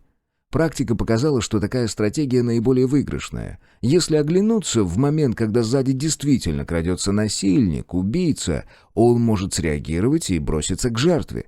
Поэтому показывать, что заметила преследование, лучше тогда, когда имеешь более-менее очерченный план спасения. Зеркальце не отражает ничего, кроме пустой улицы города, похожего последние 192 дня на психически больного. Такого, которому самые простые действия, вроде похода за продуктами, даются с огромным трудом, и выполнять их приходится самыми сложными, даже извращенными, подчас смешными и весьма трудозатратными способами. Но есть и хорошие новости. Поскольку ты болен, постольку ты не мертв. Она добирается до перекрестка, и здание магазина показывается в перспективе одного из боковых рукавов. Это небольшой магазин, не гипер, да даже и без супер, просто маркет. В большом и выбор больше, но широкий ассортимент привлекает широкое внимание. Еще тогда, в жизни до, Яра предпочитала уклоняться от контакта всегда, когда возможно. Успеть угнать лифт до того, как к тебе подсядут соседи. Мысленно отпугнуть пассажиров автобуса от соседнего сиденья. Сейчас эта привычка особенно полезна. Яра стоит на углу и пристально смотрит на низкую темно-серую коробку. Красно-зеленая вывеска. Пустая парковка. Можно надеяться, что в такой час, да и в воскресенье ведь, она будет единственным посетителем. Время перед восходом солнца лучшее для перемещений. Хотя Яра и подозревает, что это только пока. Полгода прошло, но у значительной доли оставшихся людей стрелки в голове так и не переведены. Значительная доля незначительного процента выживших до сих пор спит ночью, просыпается утром, рассчитывает на уважение к своим гражданским правам и ожидает, что вот-вот придет кто-то, кто о них позаботится. Иными словами, у значительной доли когда-то были счастливые семьи и родители, не безразличные к психическому здоровью отпрысков. У Яры было не совсем так, и когда-то ее это расстраивало. Когда-то она с любовным удовольствием сохраняла, перетряхивала и укладывала все это дерьмо обратно в коробочку с биркой «Мои проблемы, истоки и причины». Только сейчас она понимает, каким божьим даром обернулись все те детские травмы и ущемления, неврозы и комплексы. Жизнь — ироничная сучка, не так ли? Возвращаясь к сути, перед рассветом спят все. Почти. Даже стаи. Даже одинокие насильники, убийцы, даже съехавшие с катушек бедняги, которые после этого марта поспешили получить постоянное гражданство в волшебной стране фантазии. Даже хочется верить, очищающие. Почти все они дрыхнут, и Яра с огромнейшим удовольствием поступала бы так же, но она — одиночка и женщина, и выбор времени сна для нее — роскошь непозволительная. Приходится решиться. Домов дальше нет. Стен нет, тени нет. Яра вдыхает, выдыхает и решительно шагает к цели. Раздвижные двери магазина не разбиты и не вынесены, не как в других магазинах, а просто заклинены опрокинутой тележкой. Яра осторожно заходит внутрь и на несколько секунд бдительно замирает, прислушиваясь. Поскольку она дебил, ей придется сейчас искать сразу несколько совершенно разных вещей. Но первое и главное в любом случае — источник белка. И ее горько забавляют кадры из всех тех киношек о конце света, которые нынче приходят на ум то и дело. Вот герои веселой компании припираются в зияющий пустой магазин и выбирают на полках то, что им нужно. Нет, ну правда, выбирают на полках. За 192 дня ни на одной полке, ни одного стеллажа, ни одного прохода, ни одного магазина не осталось ничего. Ничего, ничегошеньки. Люди растащили средства для чистки духовок, таблетки для посудомоечных машин, наборы специй для приготовления глинтвейна, ладно, это еще могло пригодиться, баклажки бельевого кондиционера, пакеты с наполнителем для кошачьего туалета. Вынесли даже вертелы от гриль-установок для жарки кур, даже стулья кассиров. А в первую очередь исчезли, конечно же, тампоны и прокладки. И Яра скрипит зубами всякий раз, когда об этом вспоминает, потому что да какого, хера? Она своими глазами видела здоровенного детину, который загреб 4 коробки ежедневок и выкатывал из магазина в колченогой тележке. А она ведь не хочет грабить. Не в последнюю очередь, потому что почти всегда те, у кого что-то есть, больше и сильнее. В итоге теперь единственное, на что можно рассчитывать в любом супермаркете, аптеке, пункте сбора курьеров службы доставки, это внутренний склад. Более-менее убедившись, что в сумрачном помещении никого нет, Яра начинает продвигаться вглубь, мимо пустых, раззявивших пасти морозильников, по следам когда-то натекших из них и давно засохших луж, вдоль покосившихся, местами опрокинутых стеллажей, вокруг которых все усеяно пустой тарой, фантиками, пакетами, окурками и битыми бутылками. Сейчас она испытывает мрачное удовлетворение от своих еще до концесветных предпочтений в одежде. Высокие ботинки с прочной и гибкой рифленой подошвой хорошо цепляются за любое покрытие. Они тихие и не промокают. Когда-то ее огорчал собственный вкус. Когда-то ей хотелось быть девушкой, которой хотелось бы кружевные трусики и платья.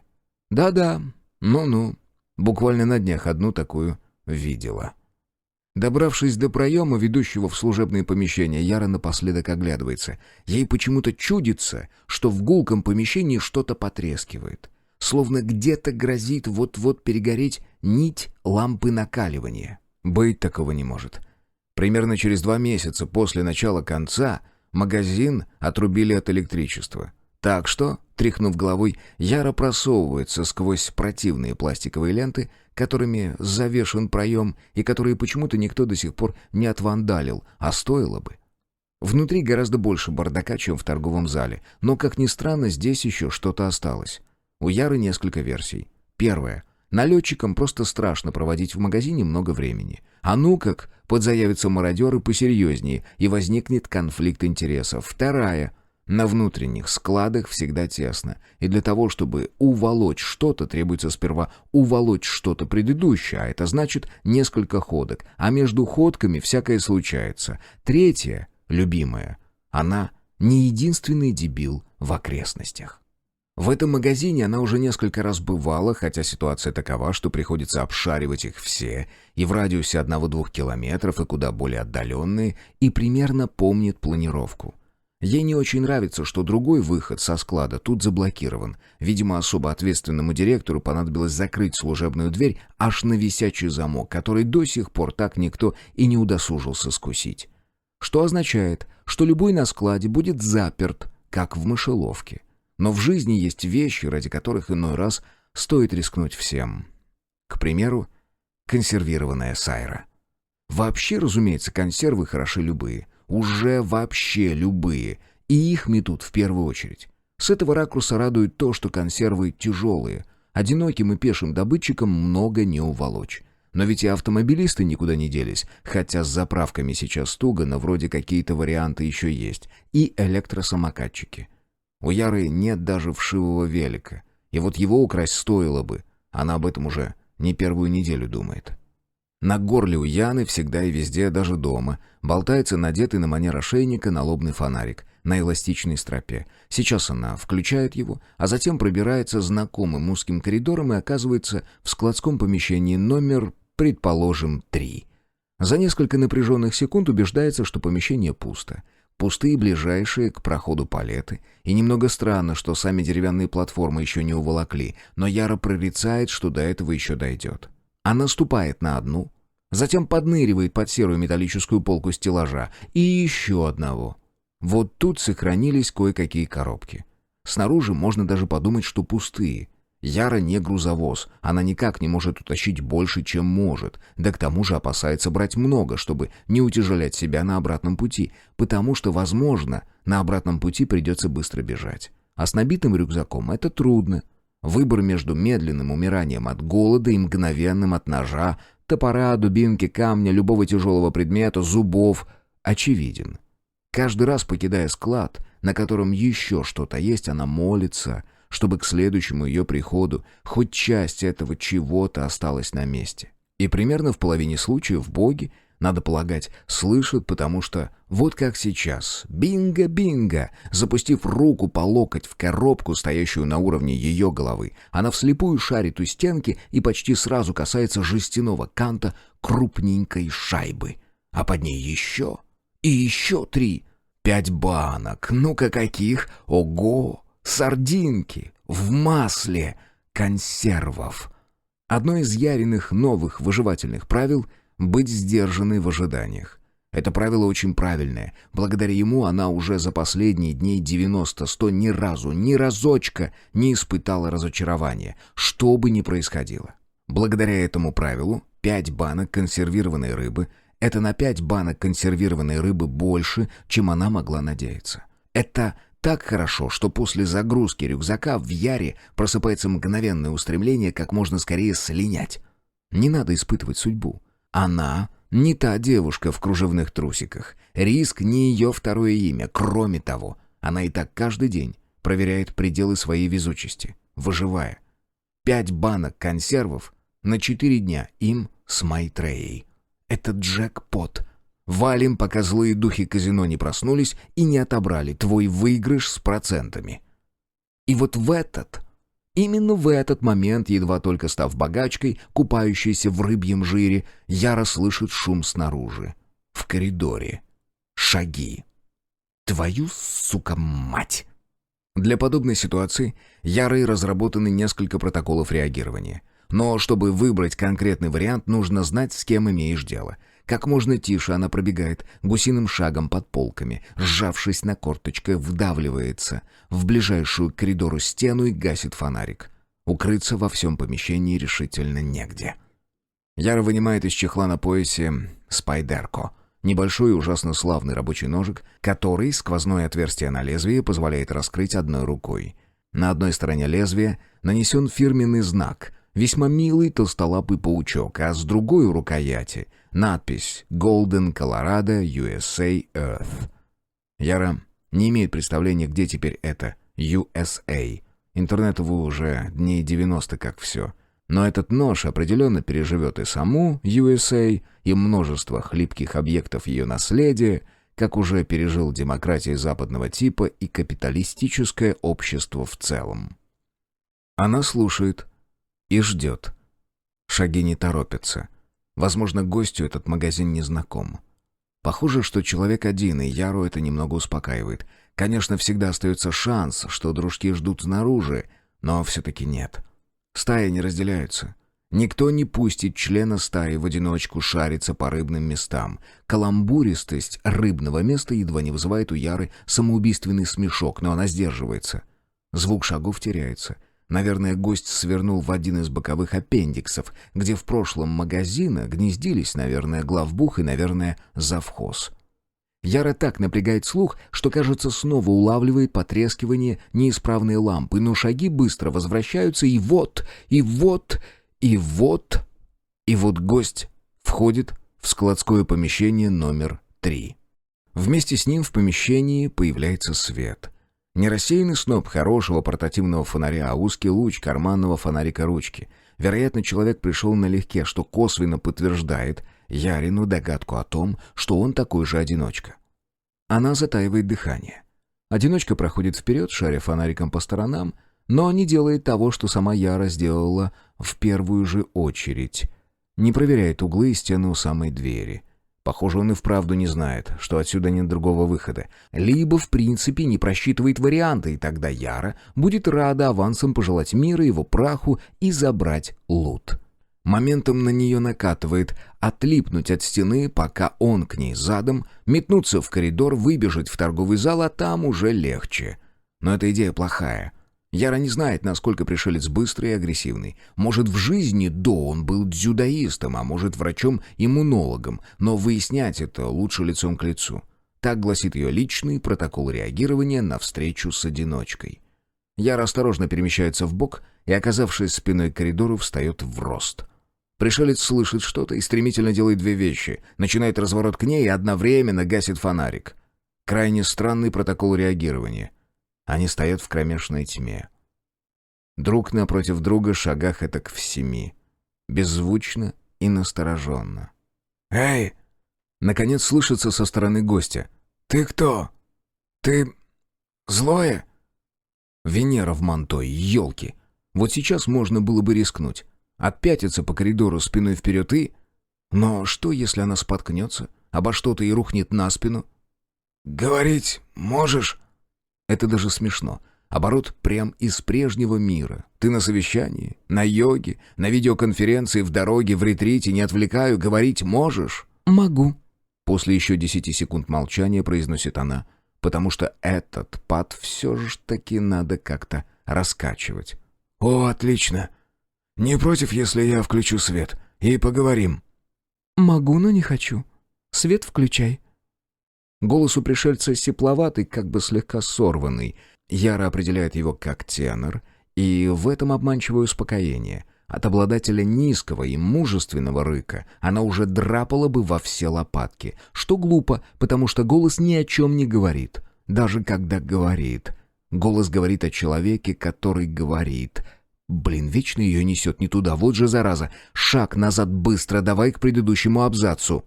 Тонкий луч прошивает мрак вежливо. Он направлен не Яре в лицо, а вниз и вбок.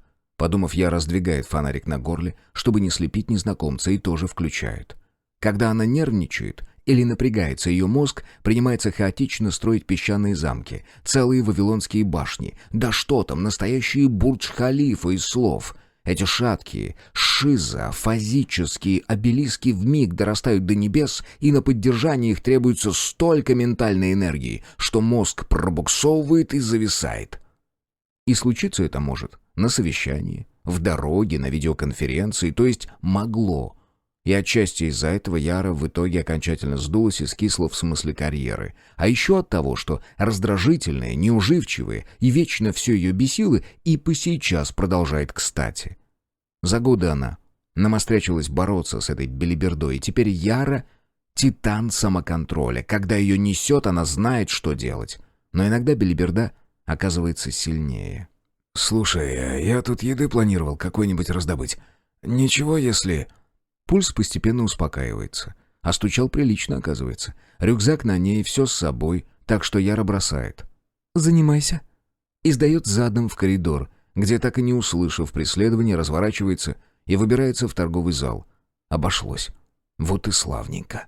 Но, конечно же, оказывается, что это еще не конец. Когда, выключив фонарик и защелкнув на корпусе рюкзачную стяжку, соединяющую две лямки, она подходит к дверям, сквозь стекло она видит их. Банда на парковке. Едва зацепив банду взглядом, Яра торопливо приседает, укрываясь за холодильником для мороженого. В рамке вокруг стекла еще сохранились ценники. Бодрая корова за 45. Вот это дисконт. Держась одной рукой за рамку, она осторожно выглядывает, пытаясь определить, кто они и чего хотят. Не очищающие. Совершенно точно, слава богу. На стаю, если честно, тоже не похожи. Если честно, похожи они на компашку гоп-школоты. Подростки. Дети. Однако Яра далека от иллюзии. Дети не значит безвредные, особенно если их раз-два, 6. Как бы там ни обстояло дело сейчас, не факт, что никто из них не носитель. И если зрение ее не обмануло, в компании, в которой она давеча застала ту кружевную девушку, парочка таких вот детишек тоже была. Однако радует то, что подростки, кажется, не собираются заходить в магазин. Их привлекает парковка. Эти малолетние идиоты еще верят в ранние сообщения о том, что стаи просыпаются поздно, в силу того, что им якобы приходится ждать поочередного пробуждения всех, вплоть до последнего члена, и потому на рассвете не опасны. Идиоты притащили сюда разную хрень. У одного скейт, другой со сдутым футбольным мячом. Какой-то особо одаренный включил музыку на своем фиг знает чем, что держит при себе в кармане штанов, видимо. Звучит как тихое говно без басов из мусорного контейнера. И у них есть покурить. Вот так-то. Конец света концом света, а детишки все ж играют и резвятся на рассвете очередного дня, обещающего новые открытия и свершения. Твою налево ж мать, у них есть покурить. Почему вы не боитесь, придурки иммунные? Где ваши безответственные родители?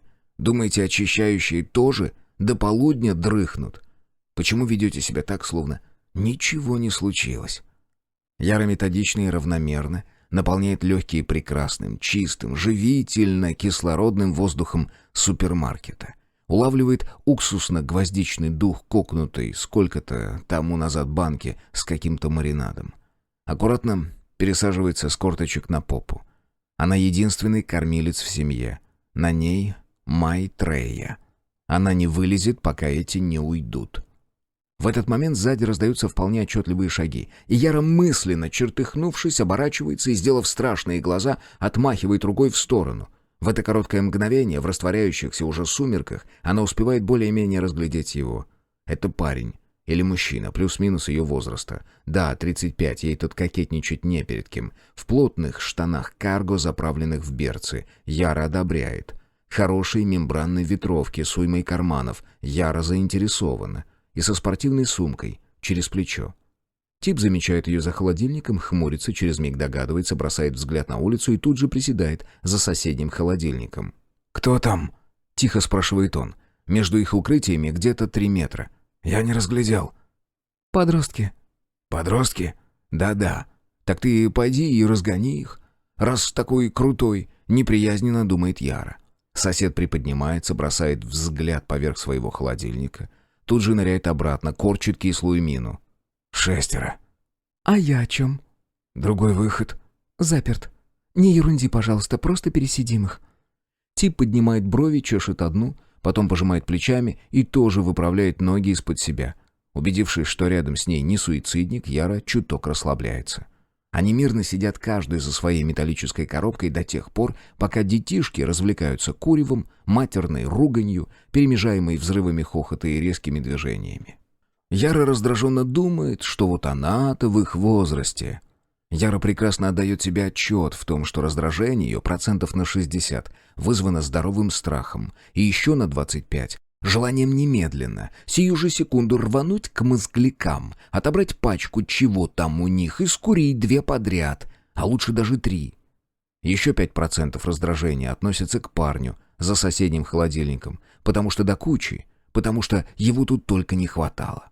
Оставшимися 10 Яра фонит постоянно. И началось это еще до и даже до. И если кому-то не нравится, кто-то может идти лесом. Ах, ну да. Оптимизм, позитивное мышление, надежда. Все это и многое другое, дорогие мои друзья, по наступлении апокалипсиса может ступать нахер. Только привычка беситься почем зря и держала ее на плаву в эти 192 дня.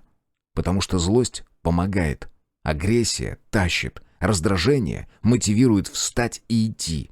И только благодаря себе такой, вечно на взводе, никакой гармонии с собой, никакого мира в душе, но жесткий самоконтроль, жесточайшая самодисциплина, она еще жива. Ясно? Наконец гоп-компания сливается с парковки, решив нести деструкцию и хаос в каком-то другом месте. Непонятно, чем эти детки живы. В смысле, они же должны что-то есть. То есть кто-то их кормит? За что, если они ни хрена не делают полезного?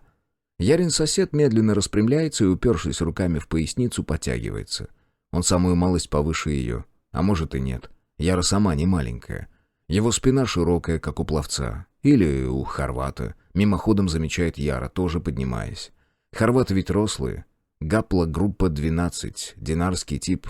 Все дела. А у парня к тому же очень темные, собранные в короткий хвост волосы и ледниково-серые глаза.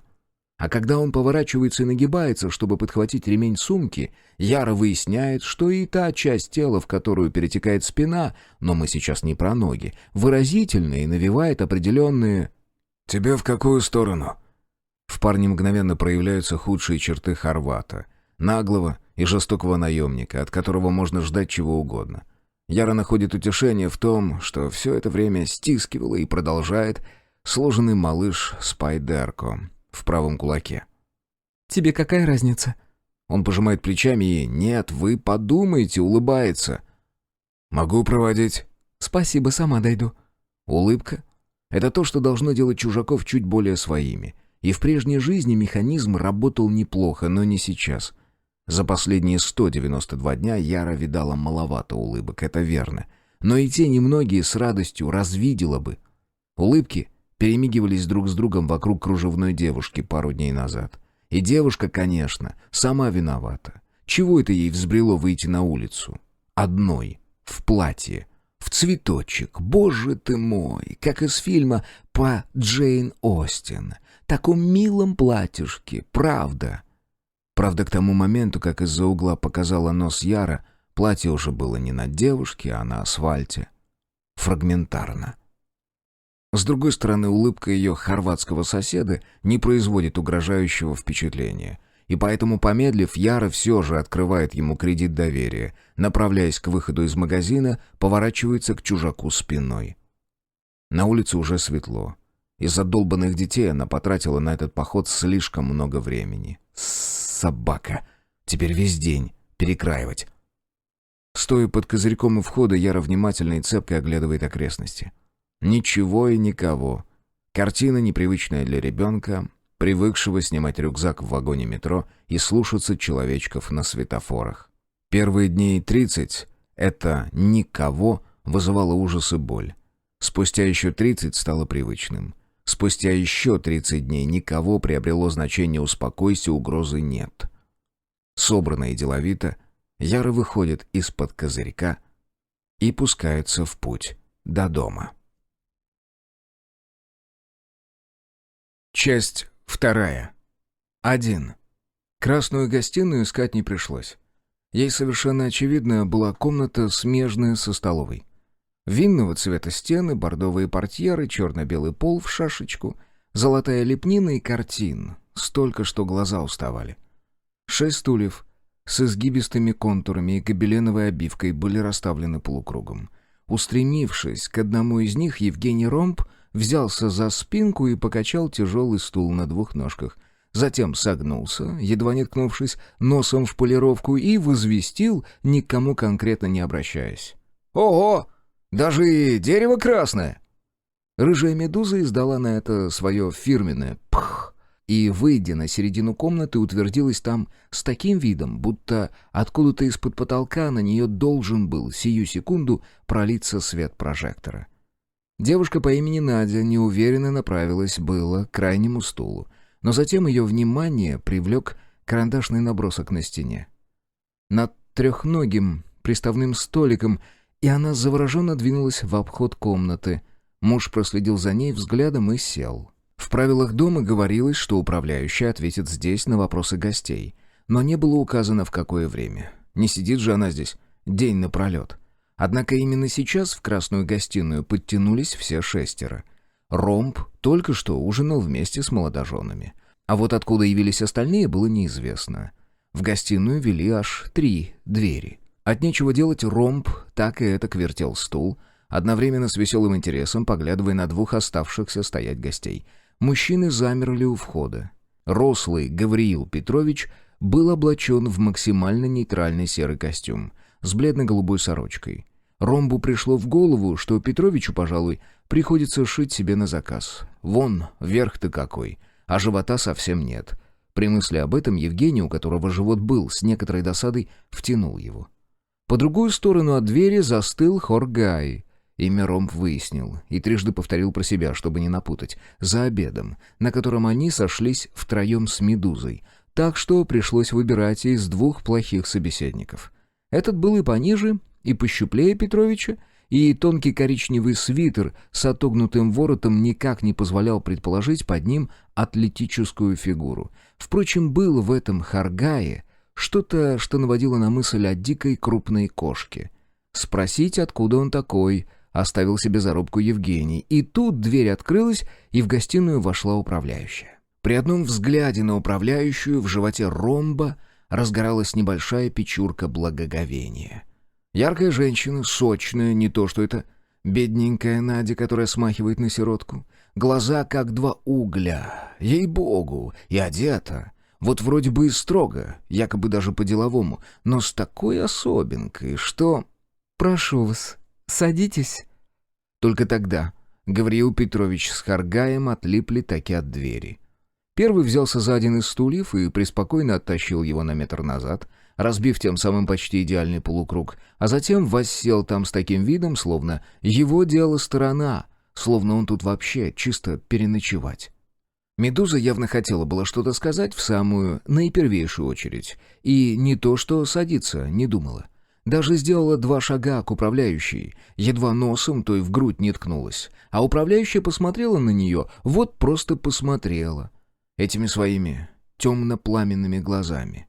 Медуза и 3 секунд не выдержала, попятилась и шлепнула объемистый свой зад на центральный стул. Евгению захотелось послать управляющей воздушный поцелуй, но он мудро воздержался. «Благодарю каждого из вас за то, что он решился на этот визит». Голос был довольно низкий и какой-то влажный, словно его обладательница только что залпом выпила кружку горячего чая. «Все вы в общих чертах знаете, зачем находитесь здесь.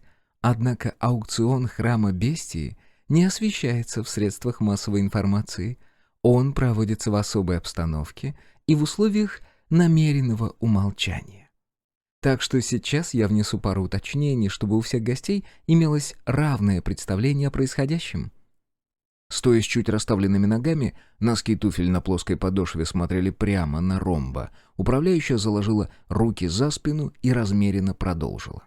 Аукцион храма Бестии представляет собой закрытое и не имеющее аналогов мероприятие. Он не проводится на регулярной основе, не имеет фиксированной программы. Участие в торгах совершенно свободно и не подразумевает вступительных взносов. Однако число участников крайне ограничено, и состав подбирается весьма тщательно. Она сделала паузу, чтобы обвести слушателей взглядом.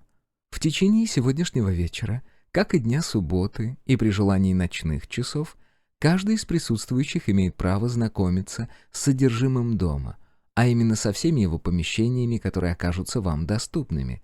Что угодно, в чем вы усмотрите ценность. Артефакт, книга, предмет искусства и много более того.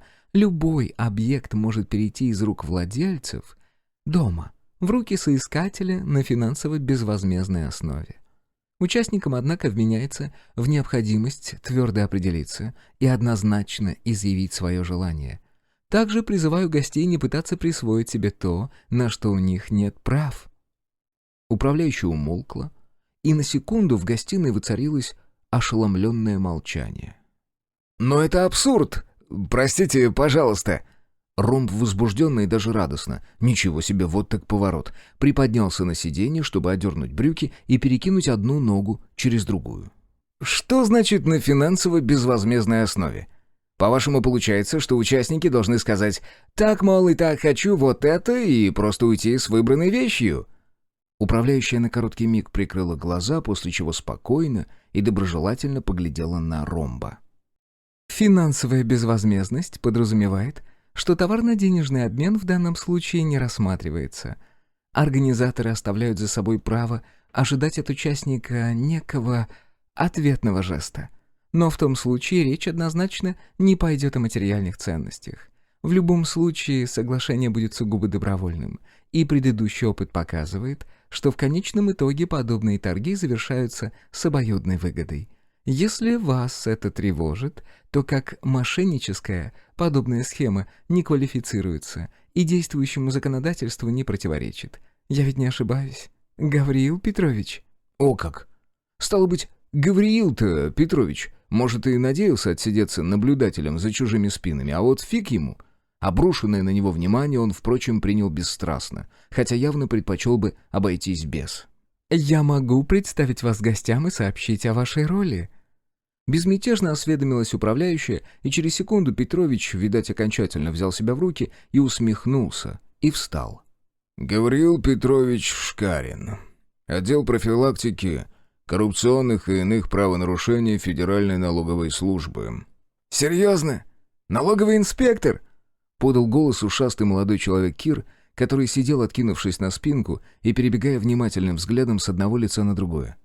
«Тут все настолько плохо?» Ром глянул на фигуру парня на фоне бордового цвета портьеры, и отчего-то ему почудилось странное. Портьера будто бы слабо колыхнулась, как если бы за ней кто-то стоял. Евгений нахмурился и отвернулся. В силу специфики аукциона храма Бестии вполне уместно присылать в дом служителя закона. Полагаю, я не ошибусь, сказав, что в задачи Гавриила Петровича входит наблюдение с целью последующего подтверждения полной легитимности происходящего. Разумеется, он не принимает участия в торгах. Подчеркнув первое слово, управляющая изогнула темно-красные губы и негромко прибавила, как бы сама для себя. Хотя... Перехватив посланный на этом слове в сторону инспектора взгляд, в котором сквозило что-то наподобие сытой линцы, Ром от чего-то ощутил неловкость и поспешно спросил. «Погодите, если можно, давайте отмотаем немного назад. Значит, никакой программы у аукциона нет? Никаких каталогов, ничего такого, верно? Так как же тогда... Получается, народ просто бегает по дому и глазеет?» Управляющая медленно повернула голову к нему. «Поскольку все вы здесь, вы, надо полагать, сами знаете, чего хотите», — проговорила она. «По всем вопросам, связанным с потенциальными лотами, можете обращаться лично ко мне. Любые необходимые разъяснения будут с готовностью вам предоставлены».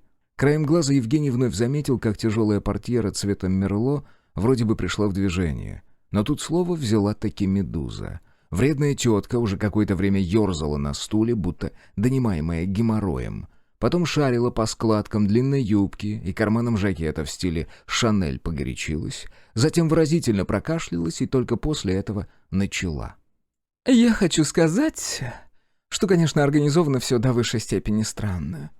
Вашим хозяевам, понятно, виднее, но я, как нормальный, разумный человек, не вижу никакого смысла в том, чтобы...» Ром с чистой совестью отключил уши, тут же поняв, что вопроса как такового у этой бабец нет. Ей всего лишь позарез надо высказать свое мнение. На лице у дивы было столько грима, а на теле столько предметов костюма, назвать сие просто одеждой не поворачивался язык, что Ромб категорически отказывался определять ее возраст.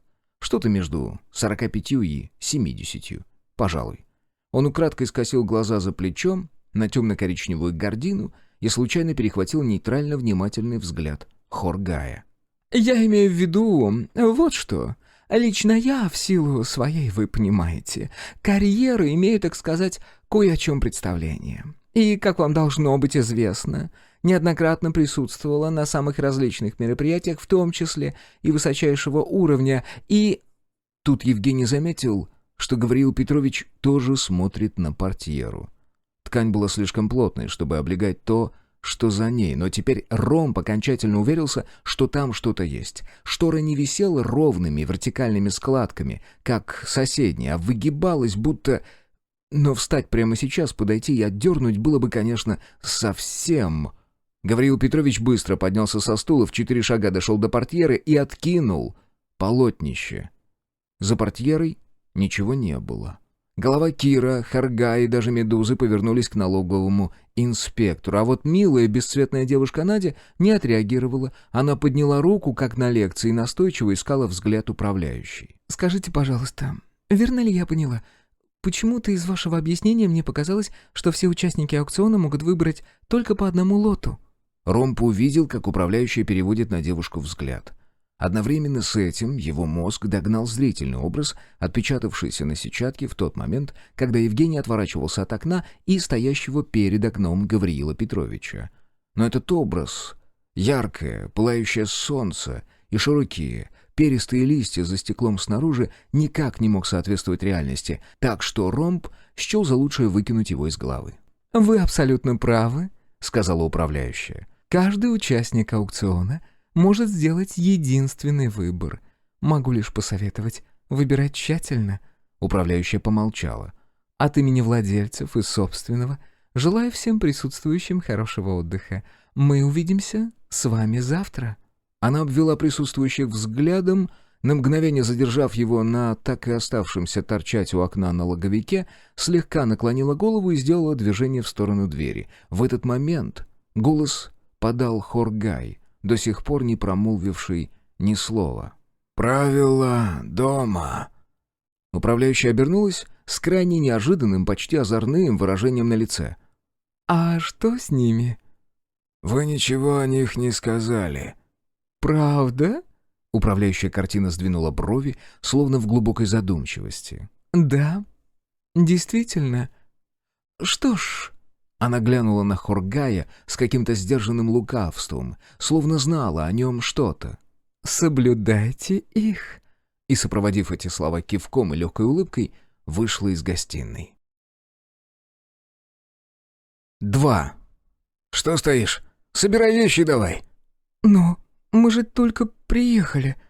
«Как приехали, так и уедем». «Подожди». Надя опустилась на кровать и, сдвинув брови, посмотрела на мужа. «Почему?» Кир, держащий в каждой руке по носку, замер. «Ты серьезно? Почему? Эти твои мошенники? Как их, кстати? Фамилия хозяев какая?» «Я не знаю», — протянула Надя, и Кир крякнул. «Вот именно. Надежда, я охреневаю. Ну ты гуманитарий, ладно, но настолько...» Гуманитарий задумывалась, конечно, как оскорбление. Девушка моргнула. «Но хозяев никто не знает. Это специально. Они всегда остаются в тени. Все делает управляющая, каждый раз так было. Разве что этот Гавриил Петрович...» «Каждый раз? Какой каждый раз?» Кир швырнул носки в сумку и упер руки в бока. «Надя, ты лично знаешь кого-нибудь, кто в этом сказочном аукционе что-то получил?» Надя замялась. «Не совсем лично, но...» «Понятно». Кир отвернулся. «Короче, собирайся». В отведенной им комнате было свежо и светло. Несмотря на то, что приехали они ближе к сумеркам, а на окнах висели внушительные портьеры сероватого льняного цвета. Проводил их сюда человек в кожаной куртке и, кажется, перчатках без пальцев, очень похожий на водителя, которого прислали за ними на вокзал. Или это он и был. Оказавшись внутри, Надя поразилась. Аж дух на минутку захватило. Все здесь было настолько тонкое, элегантное и стильное, причем стиль был совершенно ее. Она замерла посреди комнаты, отразившись в высоком узком зеркале трюмо, стоявшего в углу, и подумала. «Ну надо же! Как нарочно! Не могли же они знать!» Пальто забрал Кир, и она осталась в вязаной кофте, поверх теплого платья в пастельно-зеленых и синих цветах с вкраплениями киновари. Уильям Моррис. Надя очень его уважала, а платье это заказывала у швеи с ярмарки хендмейда. И вот обои на стенах оказались точь-в-точь. Прямо даже не то что Моррис, а именно этот узор. И покрывало на кровати с ним сочеталось, и обивка 2 стульев у столика, и в каждой мелочи, в лепной розетке, окружавшей место крепления люстры, и в орнаменте деревянной рамы на стене присутствовали знакомые растительные мотивы. «Кирочка, ну послушай, пожалуйста», — просительно начала Надя. «Ведь сейчас вечер. Сейчас сколько? 8 часов уже. Ну куда мы поедем? На станции ночевать? Там наверняка еще и закрыто». «В гостинице номер снимем», — буркнул Кир, не поворачиваясь. «Если тут они есть», — заметила Надя. «Точнее, там. До станции еще почти час езды ведь. Вот скажи, пожалуйста, почему бы уже не переночевать здесь, а утро вечера мудренее?»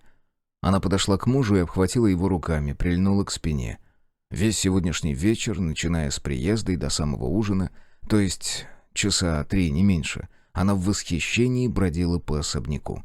Кир сперва ходил с ней, даже проявлял какой-никакой интерес, но потом ему надоело. Он спускался покурить во внутренний дворик, потом сказал, что пойдет попробует достать кофе, и исчез. И Надя едва ли не впервые за всю совместную жизнь не огорчилась. Не очень. Его исчезновение, и вот сейчас ее мучила за это совесть. Они столкнулись уже перед самым ужином. Надя поднялась в комнату, из которой Кир как раз собирался выйти, и заглянула ему в лицо. Не обижается ли? И положила одну ладошку ему на грудь, а другую просунула под мышку. «Пожалуйста, не обижайся». Меня там немножко затянуло. И он перехватил ее кисть, запустил ладонь ей под кофту, провел по узору Морриса. «Я тоже не против, чтобы меня кое-куда затянуло, знаешь?» И Надя ахнула, а кофта упала на пол. Они ввалились обратно в комнату и на ужин немного опоздали. Сейчас она на ощупь чувствовала, что Кир колеблется. Он такой, всегда примет во внимание разумные доводы. Кир вообще логичный и последовательный. Он может и кажется прямым и простым, и решения принимает быстро, и всегда их придерживается, но на самом деле решает не с наскока, а думает. Надя ухватилась за его плечо и поднырнула сбоку, чтобы, изогнувшись, заглянуть в лицо. Получилось смешно на самом деле, и она уже улыбалась, ловила его взгляд. «Ну, пожалуйста, пожалуйста, пожалуйста». То, что она сегодня успела увидеть, просто уму непостижимо. Невероятно, такие прекрасные вещи, и ведь подлинники. Хотя Кира не верит. Кир материалист. Он спросил бы, откуда ей знать? Но тут сомнений быть не может, да и слухи, что бы там Кир ни думал, а об аукционе храма бестии кое-кому известно. Конечно, на каждом углу о нем не болтают, и то, что вот сейчас говорила про торги управляющая, конечно, прозвучало странновато. Надя, если честно, не совсем ожидала. Но раз уж тут так заведено, то... Значит, наверное, это нормально? Если они останутся до завтра, то она еще сможет хотя бы чуть-чуть посмотреть. Надо непременно вернуться хотя бы в ту комнату, где висят люминисты. Она и сегодня там полчаса простояла, но как же красиво. Похоже на Эмиля Клауса, хотя это, наверное, не может быть он. А вдруг все-таки он? Воздушный, нежно-красочный мир, пронизанный светом. Лучше, чем жизнь. Хотелось бы жить в таком. «Ладно». Наконец сдался Кир, удерживая ее на весу, потому что Надя так изогнулась, что уже почти падала. «До утра останемся. Но потом...» Но Надя тихонько взвизгнула и, смеясь, повисла на нем окончательно, так что Киру тоже волей-неволей пришлось улыбнуться, чтобы не быть угрюмым говнюком, ведь она так старается его развеселить. Надя закапывалась носом ему в ухо и то и дело поглядывала. Смотрит ли он на нее и с каким выражением смотрит? Что он о ней думает, ведь она ему нравится, правда? Пусть она даже будет бестолочью и гуманитарием, пусть она непрактичная, готовит невкусно, да и в постели, но это же не страшно, да? Потому что она нравится ему и так, потому что он ведь уже ее любит. Название это еще. Наконец Кир отстранил ее от себя и, покачав головой, отпихнул полусобранную сумку под стул. «Зачем шутить с такими вещами? При чем тут бестии?» «Не знаю», — с покорной готовностью быстро призналась Надя и тут же таинственно понизила голос. «Может, владельцы где-то тут держат одну?» Кир скептически пожал плечами и, подняв с сиденья стула джемпер, повесил на спинку. «Дурят они людей, твои владельцы. Фокусники, тоже мне. Выдумали правила какие-то нелепые. Детский сад». Надя согласно кивала, а улучив минутку, когда Кир ушел в туалет, тут же бросила быстрый взгляд на дверь. Нет, все в порядке. Приоткрыто. 3. По ощущениям, пошел час этак третий. Гавр крутился так и сяк, перекладывал подушку, переворачивал подушку, взбивал подушку. Надо сказать, очень обидно, потому что матрас был великолепен. К 30-летию поясница Гавра подкинула ему сюрпризом не то протрузию, не то грыжу. Он не стал разбираться и лечиться тоже не стал, но с тех пор начал весьма ценить удобные стулья и кровати. Ему не понравился разговор с управляющей в библиотеке. Ему особенно не понравилось упоминание о бестии. Уже один только порядок проведения аукциона, который был озвучен в красной гостиной, и для Гавра стал неприятной новостью, поверг бы в шок любого налоговика. И вот теперь еще новые новости. Она сказала «кто-то из присутствующих». Почему она так сказала? Ни с того ни с сего перед глазами встали темно-красные губы. Матовые. Будто это не женские штучки придали им оттенок перезрелой клюквы, будто это их собственный цвет. Гавр с досадой отогнал непрошенную картинку и постарался вместо этого вызвать в памяти лица остальных приглашенных. Кто из них? Ну, варианты возможны. Как минимум трое: блогер, молчун с монгольским лицом и Рагнеда, узнать которую, конечно же, было нетрудно. Вот молодожены нет, пожалуй, слишком никакие. Хотя молодой человек ведет себя сдержанно. Что про него известно? Да ничего, он может быть кем угодно. Как и женушка, которая с виду очень мила, но управляющая предполагает, что никто из гостей не является тем, чем кажется. И говоря это, управляющая изгибает свои четкие, контрастные на фоне почти белой кожи, яркие. Лежа на животе, Гавр глухо зарычал, выдернул подушку из-под лица и накрыл ей голову. «Бестии, бестии, твою мать, Гавр, соберись!» По причинам более чем понятным, Гавр стремился не иметь с ними дела никогда и ни при каких обстоятельствах, по работе ли, так ли. Предполагай, можно было отправить сюда Борисова или Керн. Можно было кого угодно отправить, потому что, насколько Гавр уразумел, причин начинать расследование не имелось.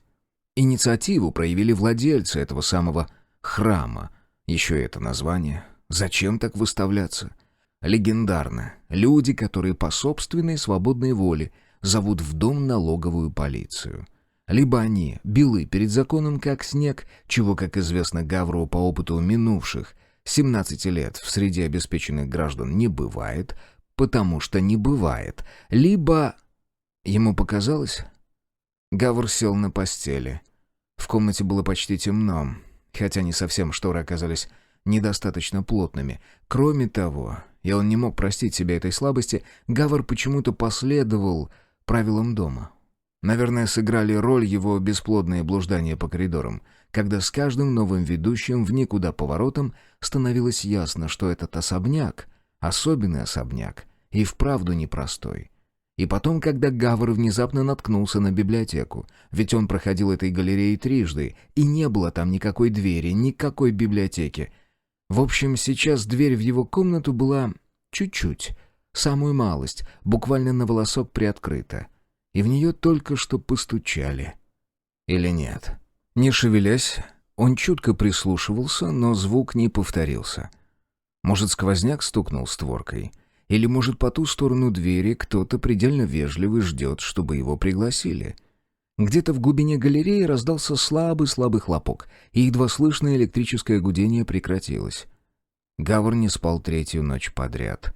Он не стал вставать. Вместо этого он лег обратно, левой рукой дотянувшись до прикроватного столика, этакого вычурного, как ему помнилось, на резных ножках, с умилительно маленьким ящичком с ручкой-петелькой. В ящичке лежало именно то, что могло пригодиться в подобной ситуации, и Гавр с удовлетворением ощутил в ладони шершавую рукоятку. А потом стал ждать. Тишина.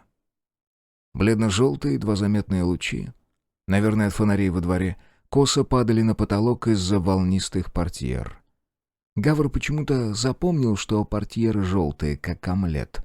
И еще почему-то у него на туалетном столике лежала «История искусств», том 2 некого Гнедича. Или некой. Схерали «История искусств», спрашивается. В дверь стукнули снова. В последовавшей за этим тишине Гавр, не отрывая спины от великолепного, просто превосходного матраса, поднял руку и с громким, характерным щелчком взвел курок. Подождал еще. Ничего. Тогда он встал, не одеваясь и не включая свет. В 5 спокойных шагов дошел до двери и свободной рукой потянул на себя, как и следовало ожидать. Темно в коридоре не было. Возможно, так здесь заботились о гостях, склонных к лунатизму. Маленькие теплые точки выстроились в ровную тонкую линию напротив входа в его комнату над декоративным плинтусом. Много света они не давали, но вполне позволяли различить стены, пол и общее направление, будто указатели в аэропорту или... Гавр задержал дыхание. Разве вчера они были, эти указатели? Коридор был пуст. Кто или что бы ни стучало в дверь, оно исчезло. Либо никто и не стучал, а Гавру надо хорошенько выспаться, проспать часов этак 12, чтобы мозг перестал играть с ним в эти идиотские игры, подбрасывать двери в библиотеку, которых он до этого не видел. А на самом деле видел, конечно же. Как может быть иначе, просто не запомнил. Гавр с раздражением проследил взглядом за точками. Как ни странно, светлая цепочка начиналась прямо напротив его двери и тянулась от нее только в одну сторону — направо. Указатель. Он мотнул головой и сделал шаг вперед. После коврового покрытия комнаты гулкая глянцевость деревянного паркета под ступней отрезвила.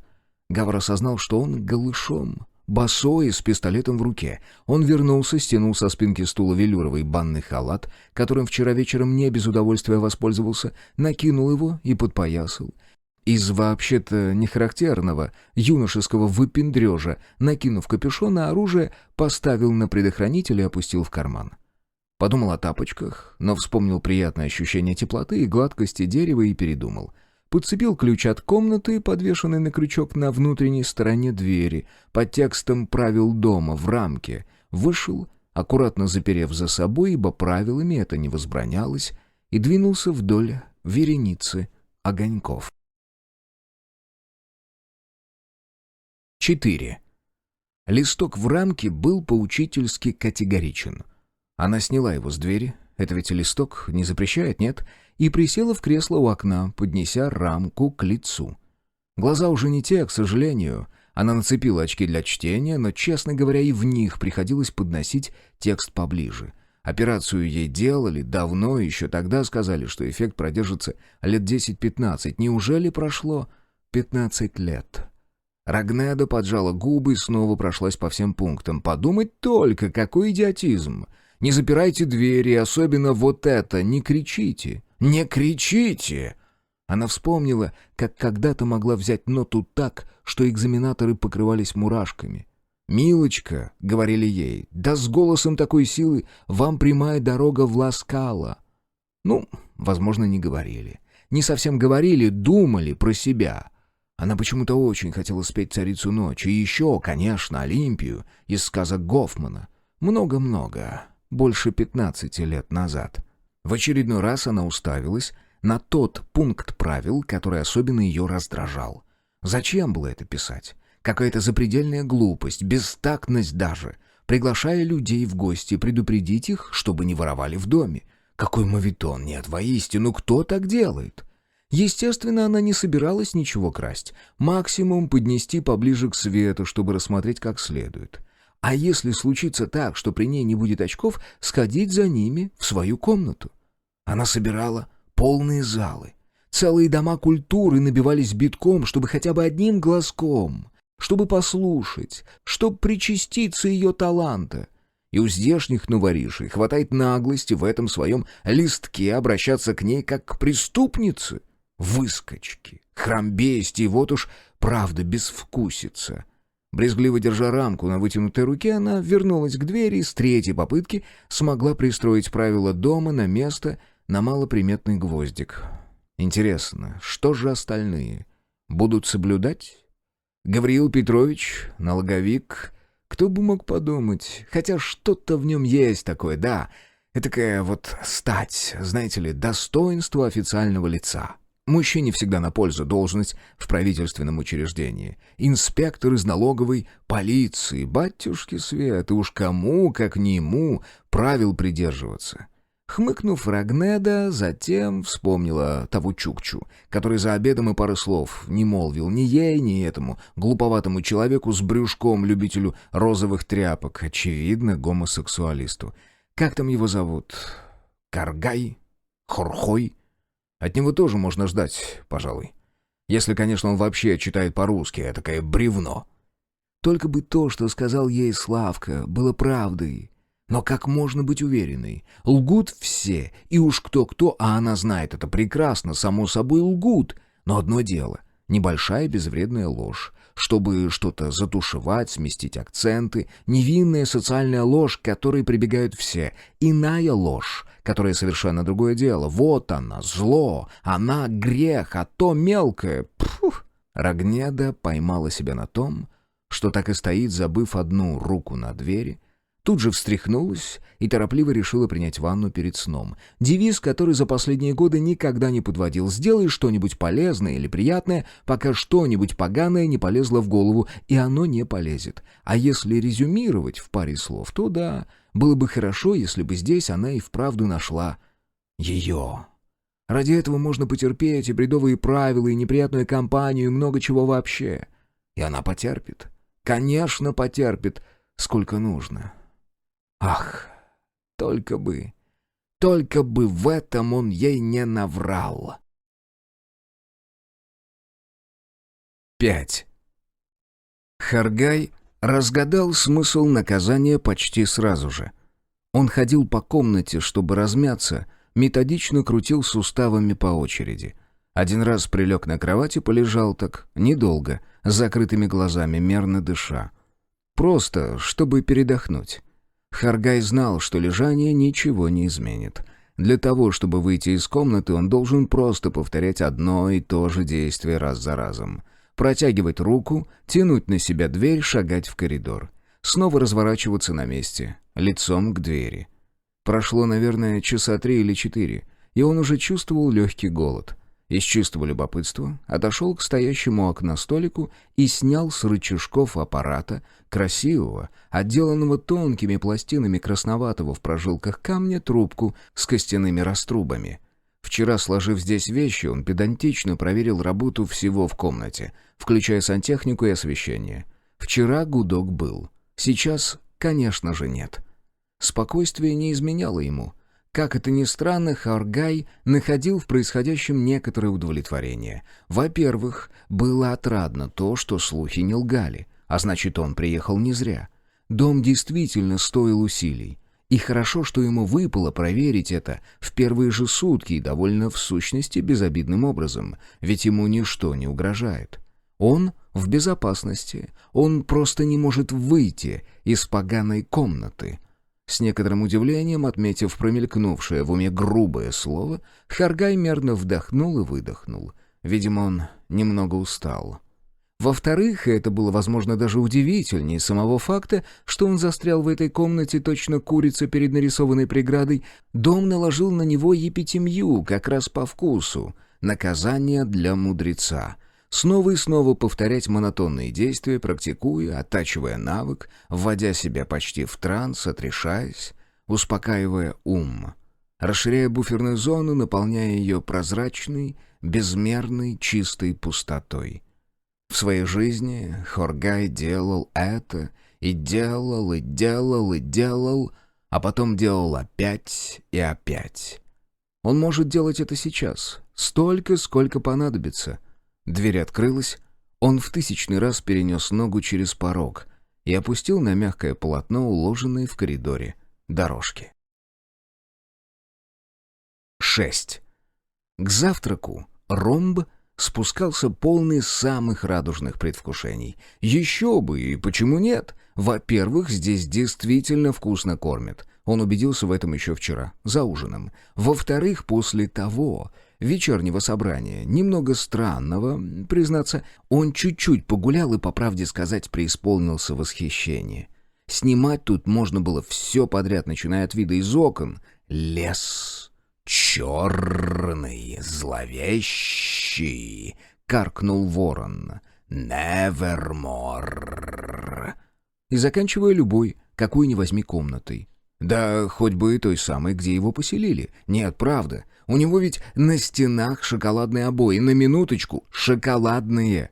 В каких-то золотистых, с темно-зеленым чашах, с какими-то еще там венками и лентами. И коричневый изумрудный ковер. То есть, ну вы понимаете, антураж такой, что хоть сейчас бери и снимай ужасный ужас про маньяков-убивцев. Поглаживая ладонью приятно изогнутые перила лестницы, ромб праздно прикинул, кому бы из присутствующих отвести роль потрошителя, и ухмыльнулся.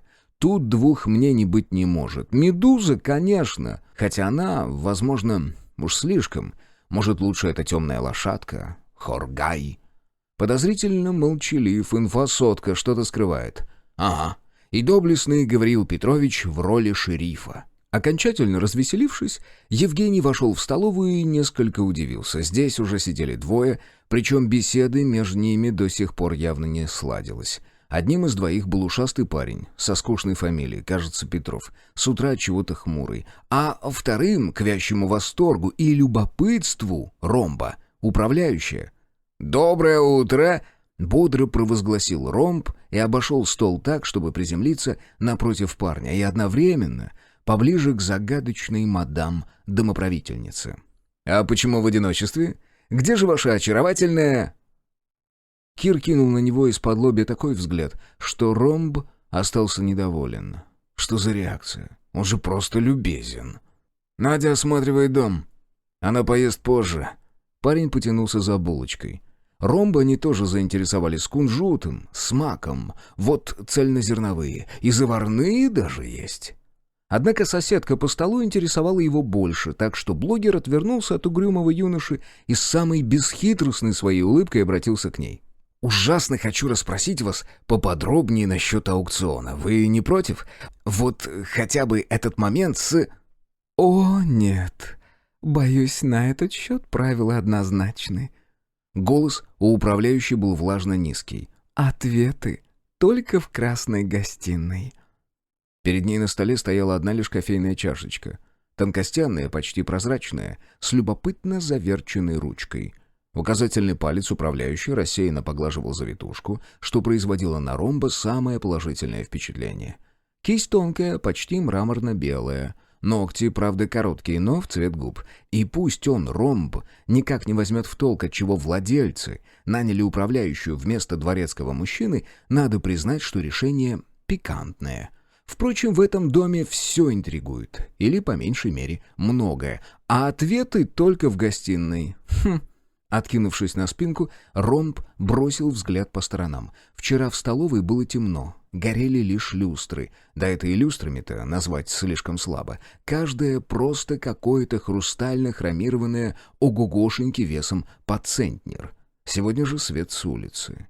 Нет, не оживлял помещение, увы. Февральский свет в этих широтах мало что может оживить, но делал несколько прозрачным. Даже каким-то нечетким, что ли.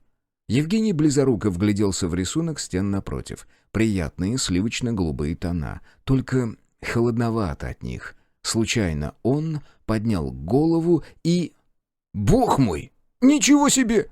Не опуская головы, ромб полез в карман пиджака за смартфоном и, поднеся к глазам, прицелился. Темновато, черт! Ну ничего. Кир, который собирал себе бутерброд, оторвался от своего занятия, тоже глянул наверх и хмыкнул. «Вы уверены, что это можно?» Парень мотнул головой на управляющую, и та невозмутимо пожала плечами. Видимо, за вопрос это не засчитывалось. «Фото и видеосъемка в доме на территории не возбраняется». «Правилами не запрещено!» — ликующе возвестил ромб, со скрипом отодвигая стул собственным задом, чтобы встать и взять ракурс получше. «Прошу прощения, но тут явный эксклюзивчик, так что... Кир, вы где-нибудь видели что-нибудь подобное?» «Нет», — равнодушно бросил собеседник, возвращаясь к бутерброду, и ромбу стало предельно очевидно. Этот притащился в храм бестии не по собственной воле. Ясно как день, что господина Петрова приволокла сюда на шелковом аркане его милая новобрачная, а самому господину Петрову до искусства с антиквариатом и дела нет, как и до артефактов с сакральным смыслом.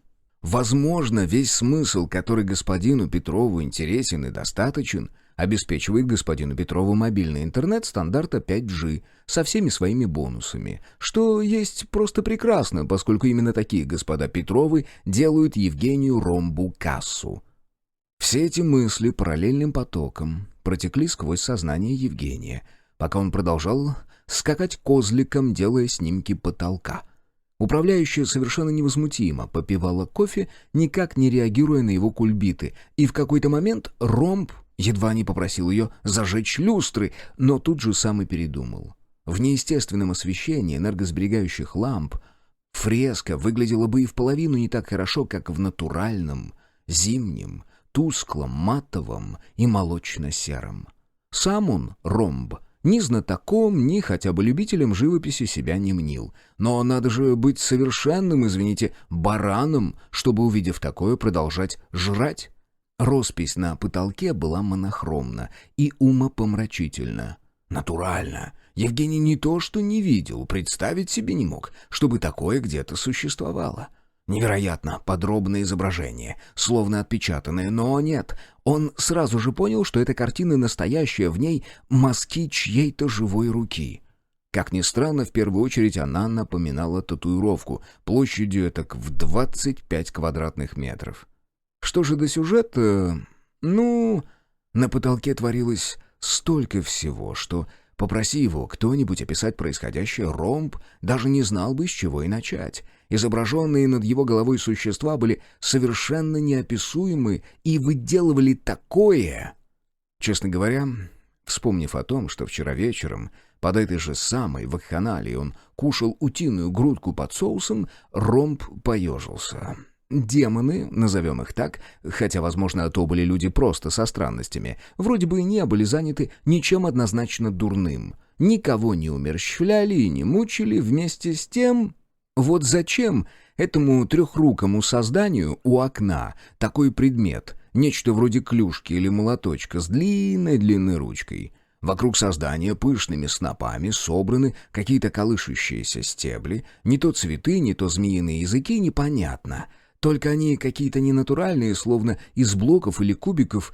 Очень необычная манера живописи. Рядом зависло другое существо, схвачено в прыжке. У существа тонкое гибкое тело, в обеих руках оно держит по некой непривычного вида ракетке, а хвостом, это же хвост у него или что, цепляется за большущую, преогромную и очень сложную на вид шестеренку. Да, шестеренку со множеством округлых прорезей и дополнительно встроенных осей, на которые тоже насажены шестеренки. И из них прорастают лестницы.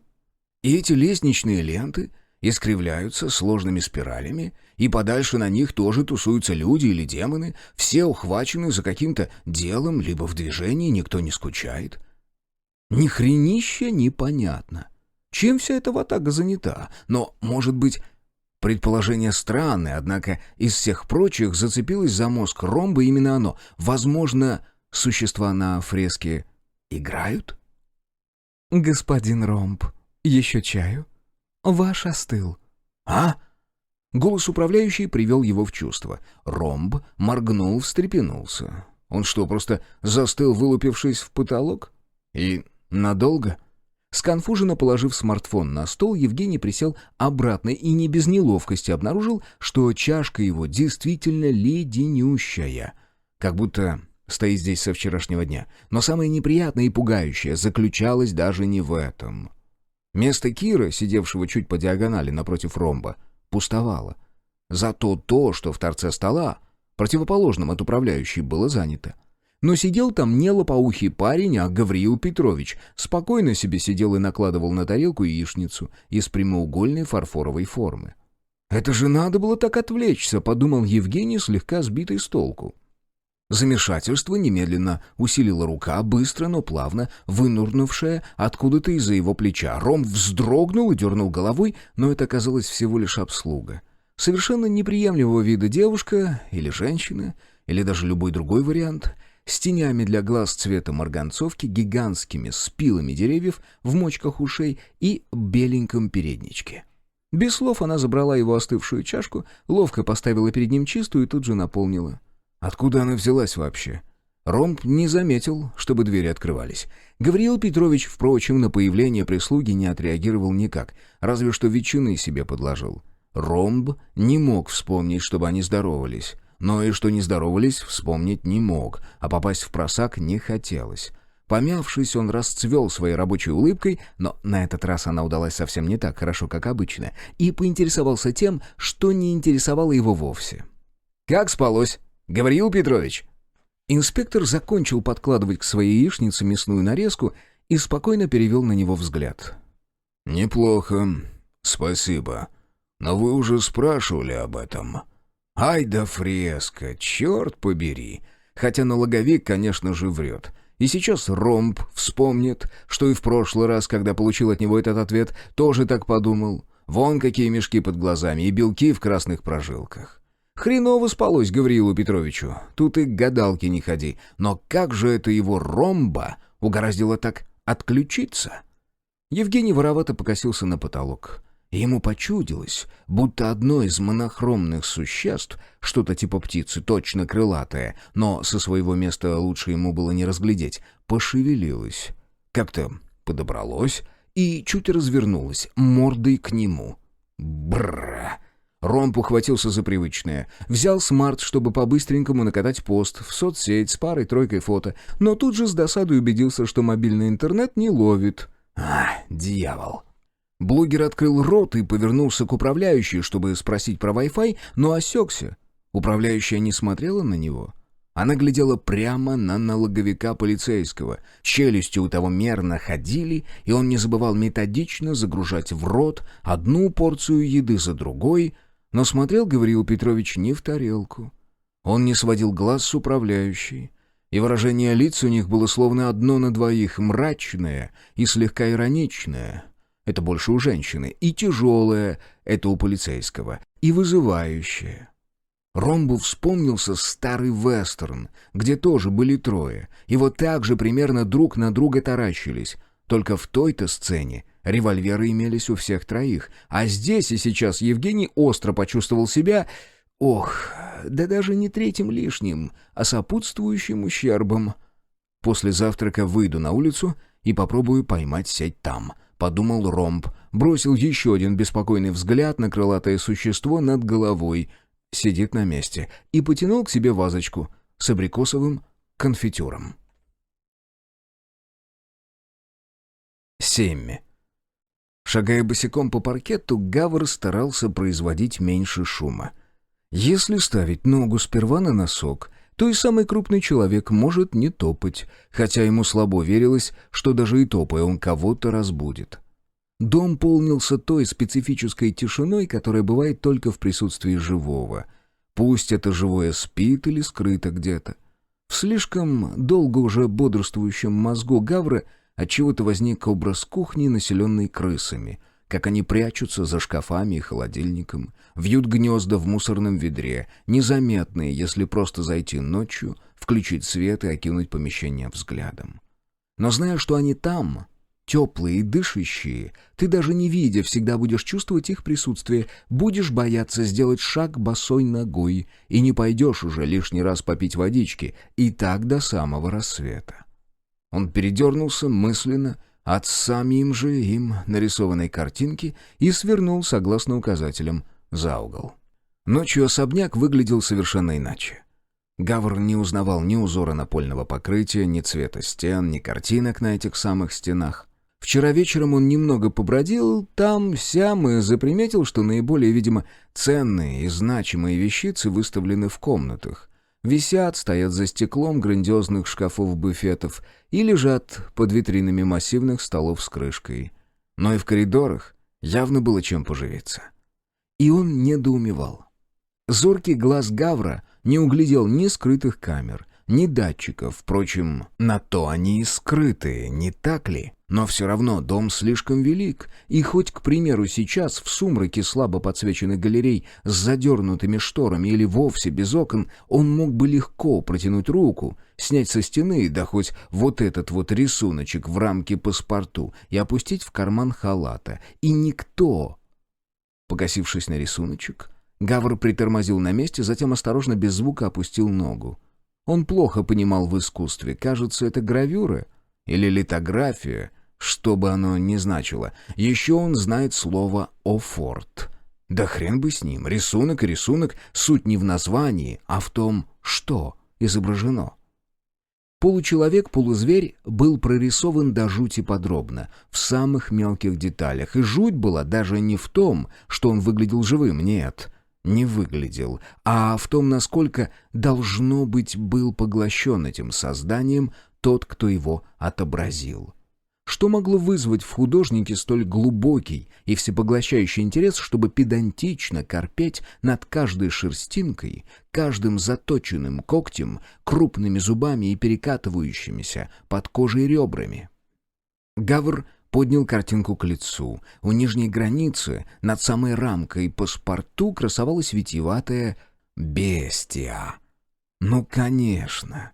Либо ему показалось, либо световые направляющие потускнели. Тишина в галерее как-то незаметно сгустилась, и Гавр вдруг осознал, что погасни сейчас огни, и он вряд ли найдет дорогу обратно в свою комнату. Он вернул картинку на место и двинулся дальше. Пришлось несколько раз свернуть, причем все время налево. Как это интересно возможно, ведь он давно уже очутился бы в исходной точке. Затем он поднялся по лестнице на 2 этажа, прошел еще немного прямо и по другой лестнице спустился на 1 пролет. Цепочка огоньков всякий раз читалась однозначно, не предлагая лунатику выбора. Гавр усмехнулся, представив, что в конце всей этой эпопеи его ждет. Должно быть всего-то навсего дверь черного хода со световым указателем «Пожарный выход». Однако нет. Огни действительно привели его к двери. И дверь эта торчала прямо посередине очередного ничем не примечательного коридора и выглядела точно китайская термозаплатка на локте костюма от Тома Форда, потому что была железная. Мощная, современная железная дверь. Хотя не сказать, чтобы новая, скорее даже наоборот. Черные пластины красили когда-то давно серой эмалью, которая теперь была ободрана во множестве мест. И косяк облез, и облупились петли, а у замка на уровне пояса красовалась приметная вмятина. Это от грифа. Они затаскивали сюда сваренную кустарем-умельцем силовую раму, хотя по уму надо было просто варить прямо внутри, конечно, но хорошая мысля приходит опосля. И рама с грехом пополам прошла, и скамья под нее прошла, и весь гантельный ряд, и блины, а потом один мускулистый товарищ на входе лихо перекинул из лапы в лапу гнутый гриф, ну и вот. Гавр узнал эту дверь. Что, сука, за дерьмо здесь происходит? Тишина вокруг так и оставалась тишиной. Ничем больше. Нет-нет, просто отсутствием звука. Дорожка огоньков упиралась в левый косяк железной двери. Да там и останавливалась. Похоже, вариантов у него не было. Но он бы в любом случае вошел. Так? Гавр взялся за ручку, потянул на себя. Почти без скрипа. Они часто смазывали, много бутылей масла на это извели. Он шагнул внутрь, прикрывая дверь за собой. Привычно хлопнул по стене справа и с первой же попытки попал по выключателю.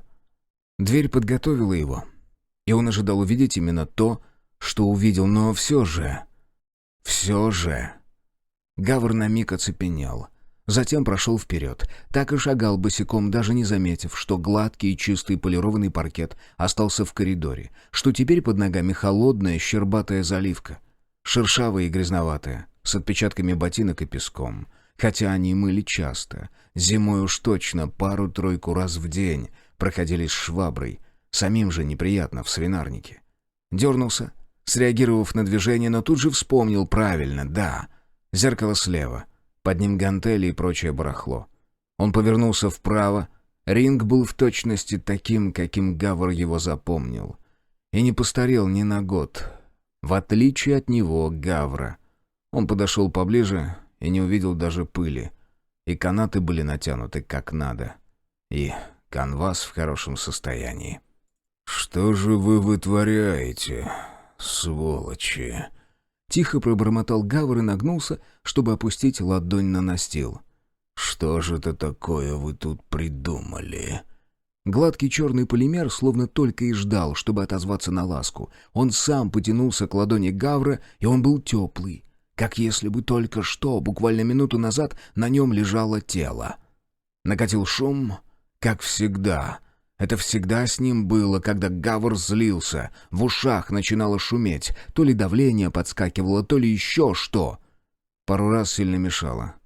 Но сейчас он был один, и злиться мог, судя по всему, сколько влезет, так что Гавр отшагнул от ринга и резко повернулся всем корпусом и снова поймал свое отражение в дальнем зеркале. «Значит, хотите знать, кто тут бестия? А?» Подняв голову, Гавр обвел зал. Нет, не зал. Зал лишь обманка, декорация. Обвел сам этот погребучий особняк враждебным взглядом. Прекрасно. Он тоже хочет это знать. И он узнает. 0. Она узнает. Она узнает правду очень скоро. Очень скоро что-то произойдет и что-то изменится. Отзвуки трансцендентных откровений какое-то время продолжают перетекать из одного сообщающегося сосуда в другой у Яры в голове, пока она не замечает этот бардак и не встряхивается. Что за фигня? Она стоит с консервным ножом в одной руке и банкой в другой перед столом, с совершенно очевидными намерениями. Ну и... Чего висим? Чего не работаем? Само собой, она отлично знает, чего, но предпринимать соответствующие шаги не собирается. Яра спит в лучшем случае по 5 часов за ночь, причем в режиме аляскинского волка. Засыпает минут на 15, просыпается. Переворачивается сбоку на бок, не без труда засыпает вновь. Пробудившись, первым делом бросает взгляд на окно, прислушивается. У нее нет нервов, так что это не невроз, а обычная осторожность, нормальная и правильная реакция. Майтрея на кухонном широко распахивает пасть в львином зевке. Затем сверкает глазищами и аккуратно, но демонстративно трогает лапкой ребро стола. Яра вспарывает брюхо плоской жестяной банки и раскладывает еду по тарелкам. Сама себе она может предложить еще сухари с изюмом и чуть подгнившие яблоки. Майтрея предпочитает рыбу без гарнира. Яра пододвигает десертную тарелку ближе к краю, и только после этого аватар Бодхисаттвы грациозно вспрыгивает на столешницу и спокойно и обстоятельно принимается за сардину. «И тебе приятного аппетита». Майтрея, в противовес своему имени, самое высокомерное, себялюбивое и самодостаточное существо из оставшихся жить на свете, что успешно скрывает, в силу чего, когда их пути пересеклись месяца 2 назад, Яра была последовательно изумлена, тронута, разжалоблена и покорена небрежной грацией и светящейся в чайно-карих глазах вселенской мудростью. Они повстречались у мусорного контейнера, на который оба имели кое-какие виды. По итогам встречи Майтрея забрал сомнительные хрящи, а Яра забрала Майтрею. Она понимает лучше любого другого, что делать так глупо и опасно. Во-первых, он может быть, или же в любой момент стать, переносчиком какой-нибудь заразы. В последние месяцы ее вокруг много. Во-вторых, ему тоже надо что-то жрать. В-третьих, лишнее живое существо в доме повышает риски обнаружения. В-четвертых, в условиях рушащегося мира обременять себя заботой о ком-либо, хоть о ком, неважно, означает снижать собственные шансы на выживание. А судя по тому, что Яра слышала и читала, пока интернет еще был, шансы и так весьма скромные. А тут, даже не человек, а кот, и даже не ее, а хрен знает чей. Принеся гостя в квартиру и поставив на пол, она решает, если квартира вдруг загорится, она оставит его внутри. Тот же вариант, если стены сложатся от подземного толчка. Если к ним вломится стая, если подкараулит очищающий, тьфу-тьфу, если дойдет приливная волна из Японии, если повалит град размером с теннисный мяч, если гейзер забьет из совмещенного санузла. 1000 извинений, дружище, удачи в следующем воплощении. Просто понимаете, Майтрея белоснежный. Именно так он и пробирается в ее сердце, беспорочной своей белизной. Очень глупо. Еще лет 20 назад многоопытная мама уже учила Яру, что от красавчиков голову теряют только последние дуры. Но посреди всего того, что уже 4 месяца как происходило вокруг, посреди упадка, страдания, безумных воплей, жертв стаи рева моторов, посреди разрушения и деградации, вошедшей в привычку охоты за самым необходимым, копания в мусорных баках, посреди грязи и вони и дыма, посреди всего этого облачно-белый Майтрея, гибкий и упруго легкий, показался Яре существом не отсюда, а из какого-то совершенно иного и однозначно лучшего мира, посланцем, спасителем. Позже, естественно, оказалось, что у посланца отвратительный характер, что он своеволен, эгоцентричен и совершенно не заинтересован в Яриной любви и ласке, а заинтересован он в Яриной рыбе. Чайник вскипает, и она встает заварить себе что-нибудь. Майтрея почищает тарелку до зеркального блеска, после чего неторопливо пересекает стол и перепрыгивает на подоконник. Яра лезет в шкафчик за пакетиками, и, как обычно, не в тот. Здесь крупы, чай за соседней дверцей. Крупы еще и в нижнем ящике, и внизу платяного шкафа в коридоре вместе с пожизненными запасами туалетного мыла. Гречка, пшено, рис. Их тут на целую роту. И самая свежая пачка произведена год назад. Эта квартира не ее. Ее была на 7-м этаже и в другом подъезде. Но в этой квартире почему-то осталось электричество. Не спрашивайте. Яра не электрик. Чего нет, тому и взяться неоткуда. Еще это на 1-м этаже, что важно, потому что из помещения, где ты находишься, всегда должен быть второй выход. Когда все только началось, не 192 дня назад, но, скажем, 162 плюс-минус, вдруг появилось очень много постановлений, указаний и предписаний.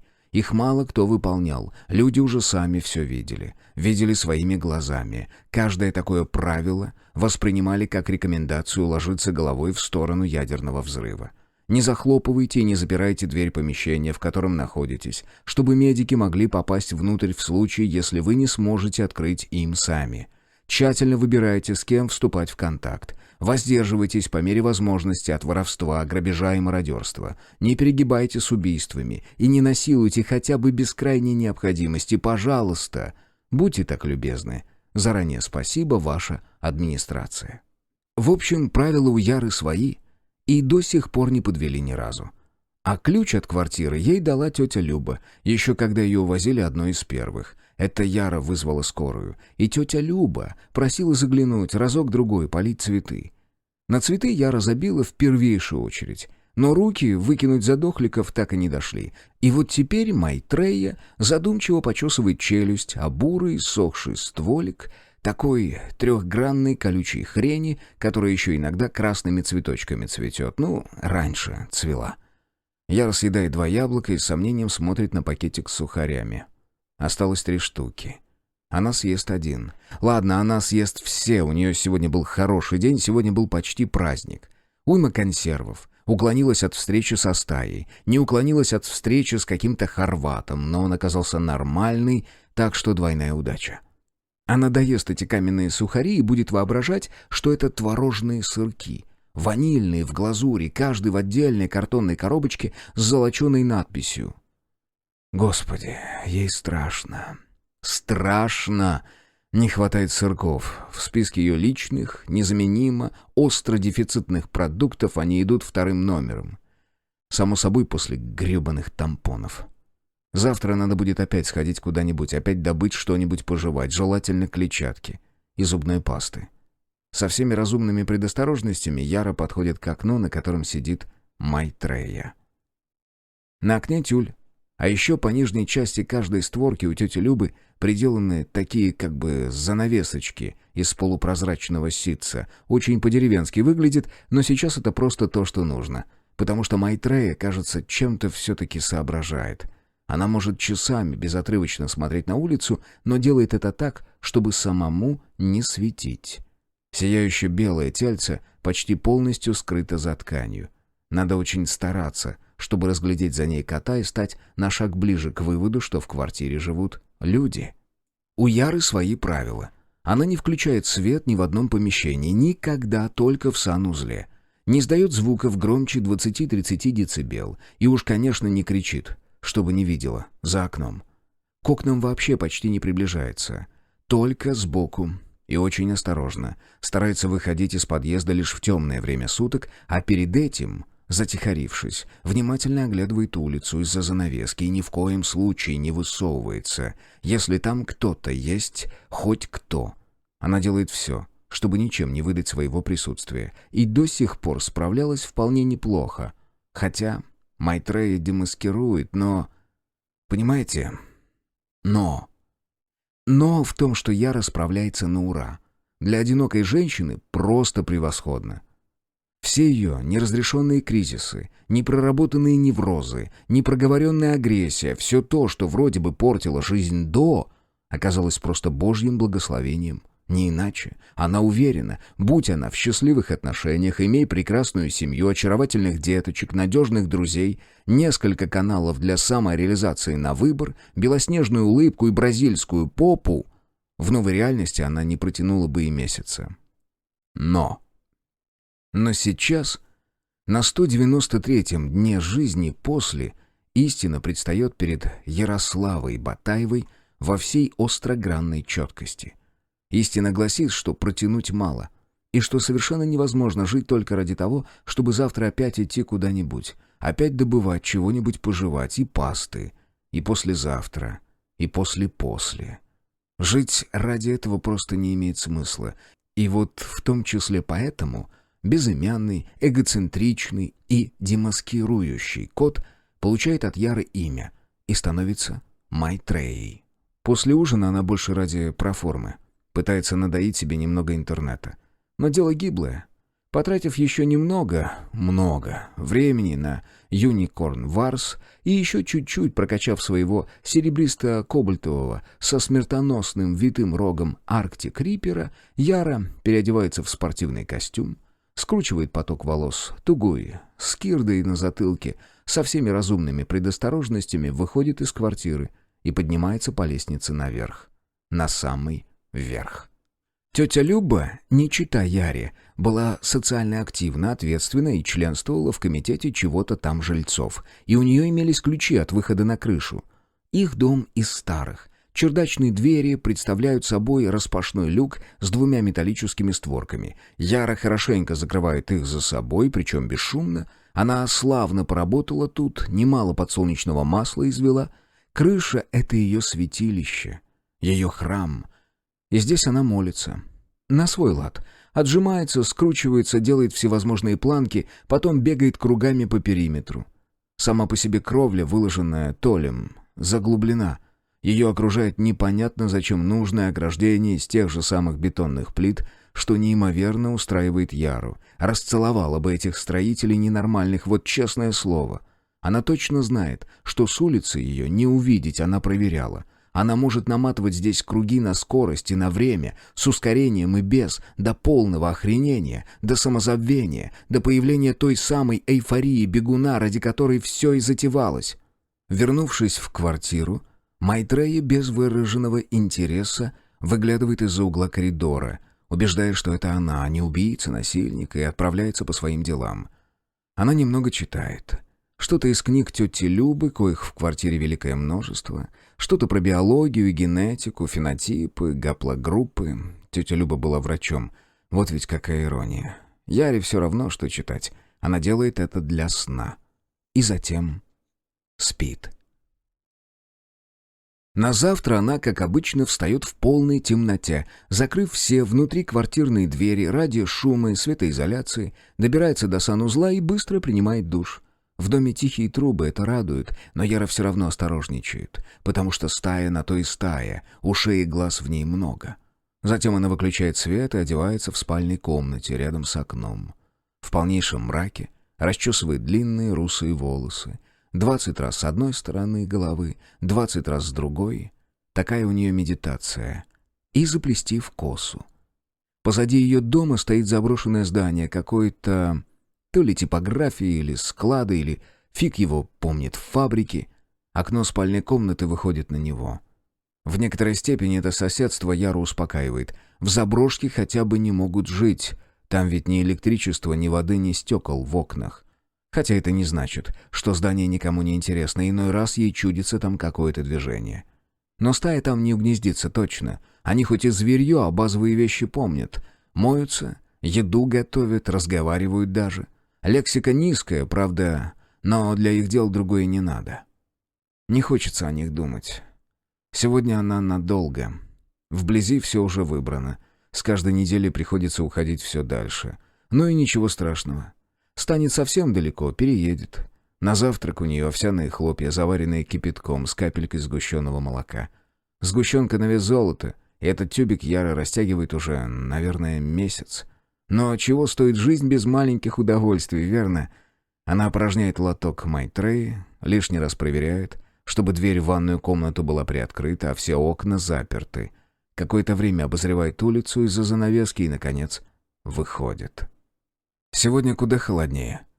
За ночь жухлые клочки газона даже покрылись паутинным налетом изморози. Асфальт старый, устал, и теперь вяло думает Яра, его еще очень-очень-очень нескоро переукатают. Возможно, никогда. Возможно, город никогда не станет опять городом, а в дома не вернутся люди, и все это будет медленно ветшать и рассыпаться до самого конца человеческой цивилизации, а тогда... Корелла, дикая Корелла. Яра шагает, как обычно, вдоль стен, не забывая прислушиваться и незаметно смотреть по сторонам и назад всегда, когда есть возможность.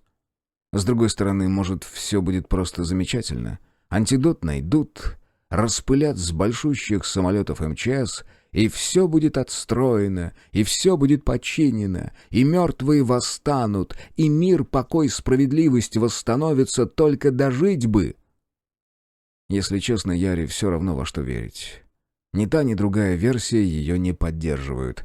Если честно, ей достаточно хмуро жилось и до, так что контраст не слишком ярок. И она знает, что вера ни на что не влияет и в конечном счете не играет роли. Роль играет то, за что можно зацепиться. Сухари с изюмом. Солнечный денек, счастливый билетик в виде ничейного ящика консервов, бег, майтрея. Яра цепляется, ногтями и зубами, неистово, по-звериному жадно, безрадостно, но и безжалостно. И будет цепляться до конца. Яра погружена в раздумье. Она прикидывает, куда бы двинуть. Если отчесать пешком 3 станции метро, то дойдешь до гипермаркета. Когда-то там было много хорошего. Сейчас уже вряд ли, конечно. Но вдруг... Позади гипера, ближе к железнодорожным путям для электричек, когда-то был стихийный рынок. Наверняка там бывает много людей. Бывают стаи. Но можно же посмотреть издали. Яра погружена в раздумье. Стоит наведаться на старую квартиру, забрать вещи потеплее. Старая квартира, правда, небезопасна. Там может оставаться первичный возбудитель, но ведь столько времени прошло. Наверняка вирус выдохся, ведь сама по себе бестия — обычный вирус, всего лишь какой-то сраный внеклеточный агент, толком даже не живой. Тупой вирион сидит там где-нибудь на ручке какой-нибудь сковородки и поджидает. Да выдохся уж, наверное. Яра погружена в раздумья. Кое-где в окнах, очень редко, буквально одно окно на пару домов, виден свет. Люди будто страха не знают, сетуют Яра, втянув голову в плечи и упрятав кисти рук поглубже в карманы. А может, там ночуют стаи? И они должны где-то спать, где-то есть? А может, за каждым таким светлым прямоугольником заседают очищающие, и тогда стоит держаться подальше? Но если думать о любом темном угле, как о потенциальном вместилище очищающих, то лучше сразу пойти домой, да тихонько там свихнуться. Потому что очищающие — это ад, хлынувший на землю, это исчадие. И долгое время даже не верилось. Ведь долгое время так выглядело, что и кислота, и огонь — это все, по правде, для обеззараживания тел, как во время Великой Чумы, чтобы защитить живых. Они же не зря очищающие.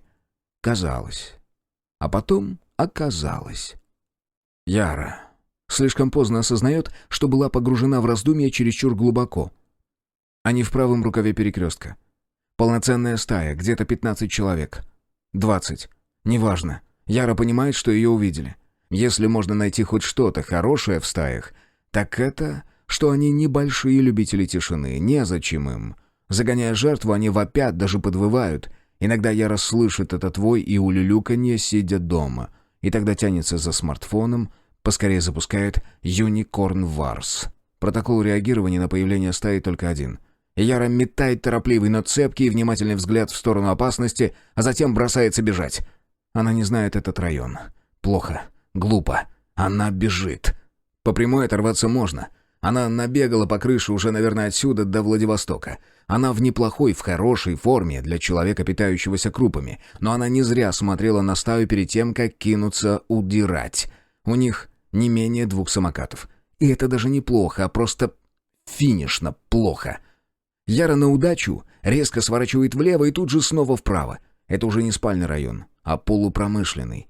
Мертвые остатки шиномонтажек, офисный центр крайне невысокого уровня, вышки ЛЭП вдоль зеленой полосы сквера под автомобильной эстакадой.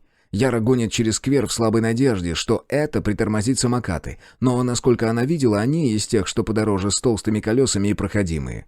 Она не слышит их и не собирается оборачиваться. Это только тормозит, а все ведь и так ясно.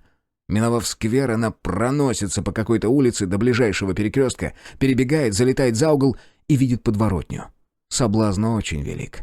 Есть ли из подворотни другой выход? Найдет ли она его с первой попытки? Вариантов немного. Если не петлять, ее загонят.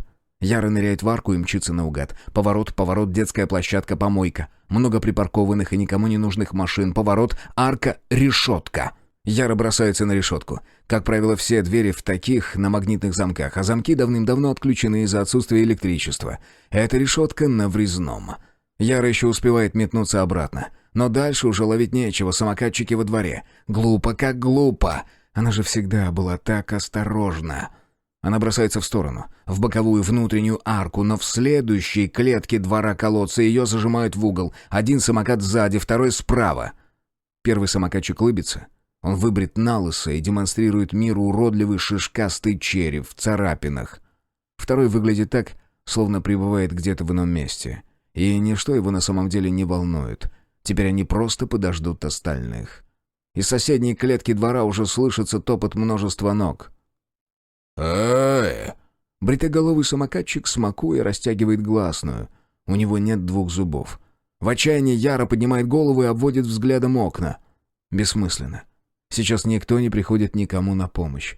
Стая слишком опасна уже и сама по себе, плюс высокая вероятность заражения. Яра много раз зажимала уши в подобной ситуации. 15, или сколько их там, человек подтягиваются постепенно. Яра никогда не видела членов стаи настолько близко. И сейчас под слоем смертельного ужаса испытывает что-то вроде недоверия. Они не выглядят безумными. Совершенно обычные лица. При этом они так и безумные. Ну, в каком-то смысле. В каком? Точнее не сказать, но ведь это ненормально сбиваться в стае, да? Ненормально, что побуждение, которое возникает у одного, тут же пожаром охватывает остальных. И такой уровень агрессии ненормален, правда же? Вся штука тут как раз в стайности. Зараженных тянет сбиться вместе и держаться вместе. Это служит катализатором. И любые психические процессы в стае резонируют до амплитудных значений, быстро передаваясь между членами на уровне бессознательного, на уровне химии, проще говоря, запаха, как у собак. Конечно же, не все инфицированные насильники. Но хотя бы у одного желание изнасиловать возникнет непременно, при том, что часть стаи женщины, но вирус различий не делает. «Эй, с косичкой?» «С косой!» «Куда спешишь? Почему не подождешь?» Желание пронуть жертву, в процессе или после, заточенным прутом задушить, разбить голову о бордюрный камень или убить как-нибудь, пусть даже просто, без затей, обязательно приходит в голову хотя бы кому-то одному в стае. Почти всегда. И это не оставляет Яре много надежды. Она старается смотреть твердо, демонстрировать уверенность, старается не выделять отдельные лица, воспринимать их целостно, но взгляд сам собой бегает от одного к другому. Все молчат. Некоторые мужики скалятся. Позади 3 женщин, они ужасны. Сбоку совсем молоденький парень. Ах ты, кудряшка. Яра старается не дрожать от страха, но ей очень страшно. «А давай к нам. Хочешь с нами?» «Хочет!» «Иди-ка, иди сюда!» Никто не начинает первым. Они просто балаболят, перегавкиваются, а те, кто стоит спереди, делают пару ложных выпадов, притворяются, что хотят схватить за руку или еще что. Но стае нужен сигнал. Самокатчики отвели свои дьяволовы китайские устройства в сторонку и оставили на подножках. Теперь все ждут, что будет делать вожак. Яра видит его по центру. Он молодой, крупный. В жизни до наверняка был завсегдатаем качалки. Татуировки, вся фигня. Не оригинально. «Привет!» — говорит молодой вожак. Она стискивает в кармане бесполезный спайдерка. Полоснуть бы себя по горлу, пока не поздно. Да только она не может. Очередная глупость, но она не может. Она хочет жить. Очень-очень хочет жить. На грани паники, в миллиметре от того, чтобы закричать и заплакать, спровоцировать стаю, Яра снова поднимает глаза, и взгляд ее упирается в окно. Лестничные клетки. Напротив. Оно открыто или выбито, и в нем ясно виден человек. Перехватывает дыхание. Яра вздрагивает. Это же... Да нет. Да? Вчерашний. Из супермаркета. Их взгляды сцепляются, но через мгновение Хорват отводит глаза и отступает, растворяясь в неосвещенном колодце лестницы. «Воздаяние», — думает Яра. «Точно так ты сделала, когда увидела ту кружевную девушку. Сперва стояла несколько секунд парализованная, а потом медленно, тихо попятилась и скрылась за поворотом, а потом побежала прочь, а она сзади кричала, а ты только наддала, без колебаний, не раскаиваясь. Ты ведь ничем ей не помогла бы. Никто уже давно не приходит никому на помощь, и это перестало быть грехом. Вот в чем дело. Так что никакое тут не воздаяние, потому что если понятия справедливости, возмездия и греховности и существовали когда-то в нашем мире, то теперь их не осталось. Они исчезли 193 дня тому назад. Здесь нет твоей вины, детка. Нет, ты умрешь, но ты ни в чем не виновата. Яра сглатывает и опускает веки. Она чувствует приближение чужого. Слышит звук подошв по асфальту. 1, 2, 3 шага. Теперь вожак стоит с ней нос к носу. Стая начинает издавать какие-то пока еще сдержанные, еще приглушенные, сдавленные звуки. Гудение, гул, нечленораздельное бормотание уголками ртов. Они накручивают сами себя, катализируют.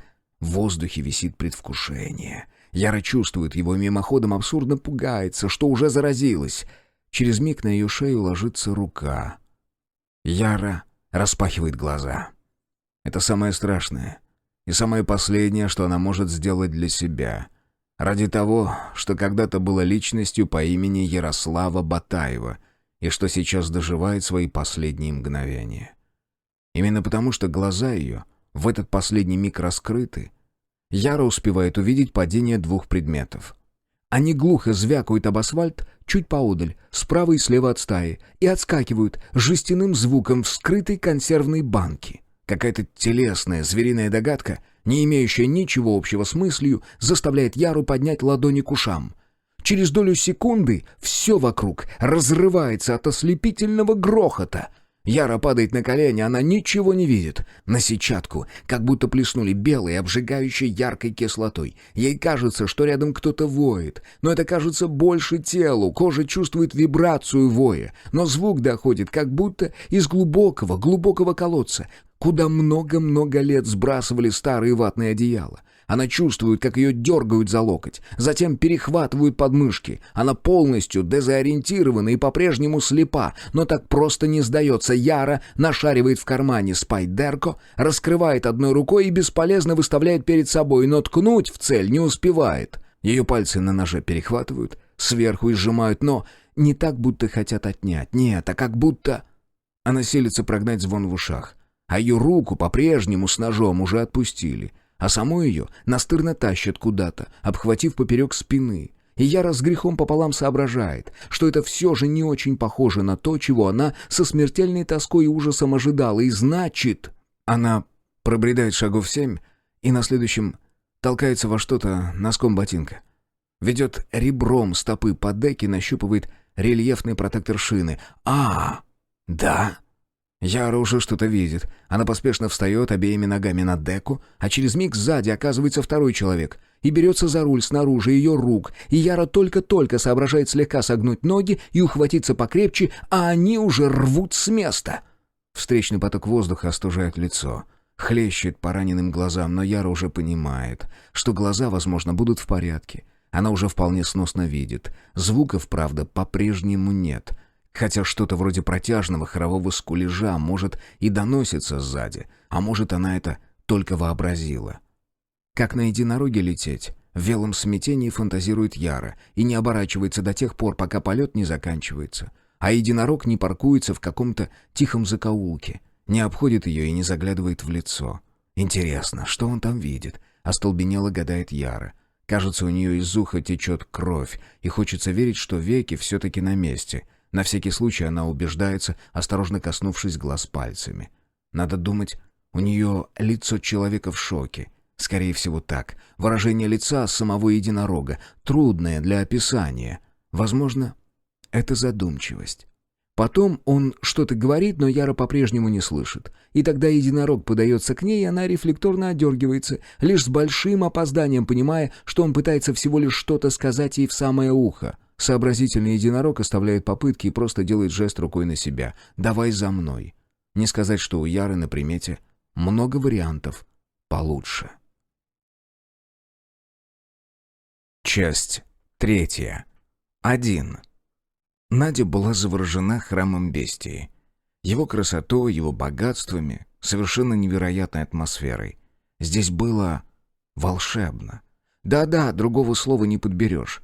Еще до завтрака она сбежала от Кира, наскоро пробормотав что-то, пока он чистил зубы, и выскользнув за дверь, прежде чем они успели бы начать говорить всерьез. Если Кир забрал что-то в голову, придется сделать так, как он хочет. Ох, это ужасно, но придется. Конечно, она его послушает. Она всегда слушает, потому что иначе он может разочароваться и может понять, наконец, что женился совсем не на такой уж исключительной девушке, на довольно простой, если по правде, не выдающейся и определенно не слишком красивой. Ей казалось, правда, что ему и не очень хочется, чтобы она была выдающейся. Мужчинам ведь не нужно, чтобы их женщина была ярче их, верно? Но все-таки что-то такое должно же быть, чем можно гордиться. Кир никогда не выкладывает фото, где они вдвоем. Видимо, не гордится. Некоторые другие выкладывают, например, на годовщину. Иногда даже ставят на аватар. Надя вздохнула. Наверное, стоит заняться собой. Она могла бы сделать губы. Но потом, а сейчас, пока муж не проснулся до конца и не отправился ее искать, сейчас дом. Одна комната за другой раскрывали перед ней свое аккуратно рассортированное и выставленное на показ великолепие, манящие сокровища разных эпох и стилей. Очень странно, если подумать, что гостям не дали никакого каталога или хотя бы схемы этажей, хоть информационные брошюры, буклетика, сложенные втрое листовки, ну чего-нибудь. Получается, ходишь сам по себе, без плана. Получается, можешь углядеть, обнаружить, наткнуться на что угодно, и как же ей это нравилось. Она замирала и оглядывалась, одинокая в просторной комнате, полной загадочного, рассеянного света, который цедили сквозь себя газовые занавеси, в окружении лакового дерева и гобеленовых тканей, и бархата обивки, и кистей, и лепных карнизов под потолками. О, как же ей нравилось это! Больше всего было картин, живопись, графика. Живопись Надя любила сильнее всего на свете. Почти всего, ведь был Кир. Потому что ничего прекраснее люди не создали. Потому что в какой-то момент после импрессионистов или пост, или люминистов, или прерафаэлитов точно не скажешь, да и неважно. Так или иначе, больше века назад движение остановилось. Все замерло. А потом покатилась обратно и двигалась уже не к чистой красоте и прелести, не к свету, не к тому миру, каким его только и стоит показывать с помощью искусства, которое врачует и поддерживает, и умывает душу, и делает тебя лучше, которое точно окно из этой жизни, точно просвет в ливневых тучах, и в нем голубое и солнечное. Следуя правилам в точности, Надя не закрывала двери до конца и вообще вела себя предельно осторожно, как интеллигентный посетитель в музей, и ничего не трогала. Перемещалась из комнаты в комнату, через галерею с анфиладой окон. Между собой комнаты, ей так и хотелось сказать залы, не сообщались. Иногда ей мерещилось, что галерея какая-то не такая, что выходила она из одной, а возвращалась в другую.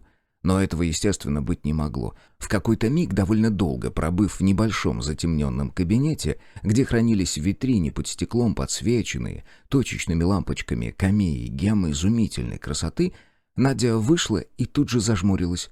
Жаркое летнее солнце поднялось уже высоко и било в окна галереи, било прямо ей в глаза. В голове быстро промелькнула мысль, что должно быть уже поздно, и Кир уже позавтракал и ждет ее, и сердится. А вторая промелькнувшая в голове мысль была немного неуютная, шершавая, и Надя постаралась поскорее от нее избавиться. Эта мысль была как-то связана с солнцем, летним и жарким, что-то странное с этим солнцем, с летом. Что здесь не так? Надя проделала путь в несколько шагов до следующей двери, нажала ручку, вошла и тут же забыла, о чем только что думала. В этой комнате не было ни картин, ни скульптур, и сам интерьер ее оставили нейтральным, подчеркнуто скучным, просто стены цвета ничего, просто потолок, тканные рольшторы на окнах. Но на все это Надя почти не обратила внимания, потому что в центре комнаты и на тех же стенах стояли и были закреплены куски камня. Она подошла поближе. В ряде случаев, да, определенно. Здоровенные каменные глыбы или плиты с обгрызенным временем краями. Еще были плоские штуковины поменьше, висели тут и там. Наверное, из необожженной глины.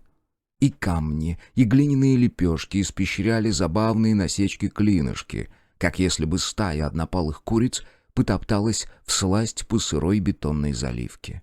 Сдвинув брови, Надя изучала накрытый большим стеклянным колпаком камень конической формы, иссеченный по кругу черточками-зарубками. Рядом лежала небольшая бумажная табличка, но она мало что объясняла. «Вы не очень заинтересованы?» Вздрогнув, девушка инстинктивно попятилась от камня и только потом обернулась. «Нет, я просто слишком мало, наверное, знаю». Управляющая стала бок о бок с ней, заложив руки за спину и устремив взгляд на песочного цвета булыжник. Взглянув на нее, Надя уже не в первый раз поймала себя на слегка завистливой мысли. Умеют же некоторые себя подать, хоть рисуй ее, прямо сейчас. «Как и все мы, боюсь. Однако на многих это производит впечатление. Вес стольких тысячелетий будоражит». «Нет», — не очень довольным тоном выпалила Надя, зато искренне. «ни капли». «Вот вам, скушайте, потому что нечего быть такой. В жизни таким не место. В жизни у женщин мешки и морщины, складки и лишний вес. А вы тут прикидываетесь, что совершенство — это нормально. А это вранье. Оно нормально только на картинах, только у великих и мертвых мастеров. А у всех остальных широкие поры и целлюлит. Остальные не умеют ни улыбаться настолько уверенно, ни стоять, выпрямив спину, этак спокойно, как будто их совершенно никто и ничто не смущает. Остальным обязательно надо теребить планку кофты с пуговицами, например. «История человечества вас мало волнует». Управляющая не поворачивала к ней головы. «Совершенно нормально. Какой от нее прок, если вдуматься? Все равно мы ничего не меняем». «Да нет, я имела в виду...» Надя сконфузилась, хотя все равно продолжала крутить в голове. Не могла окончательно оторваться от этих мыслей, что ведь Киру было бы приятней, будь с ним кто-то наподобие этой. Хотя она и старше, сильно старше, лет на 15, точно, тетка. Набрала в грудь побольше воздуха и резко выдохнула. «Не то, что не волнует, просто мне интересно другое. Эстетика? Ну еще бы. Красота и правда тождественны. Одна так считала». Тетка, конечно, потому и макияж такой густой, губы вон нарисовала, а тонкие, между прочим, не надутые, свои. Проницательный взгляд управляющей наконец-то скользнул по ней, словно Надя только сейчас привлекла ее внимание, словно до того она оставалась совсем уж незаметной, совсем ничего не значила. Объективное знание пытается объяснить, как мир работает, но лишь субъективное восприятие придает ему приемлемый для жизни вид. Если бы перед вами стал выбор, какой из достижений или лучше атрибутов человечества спасти и передать.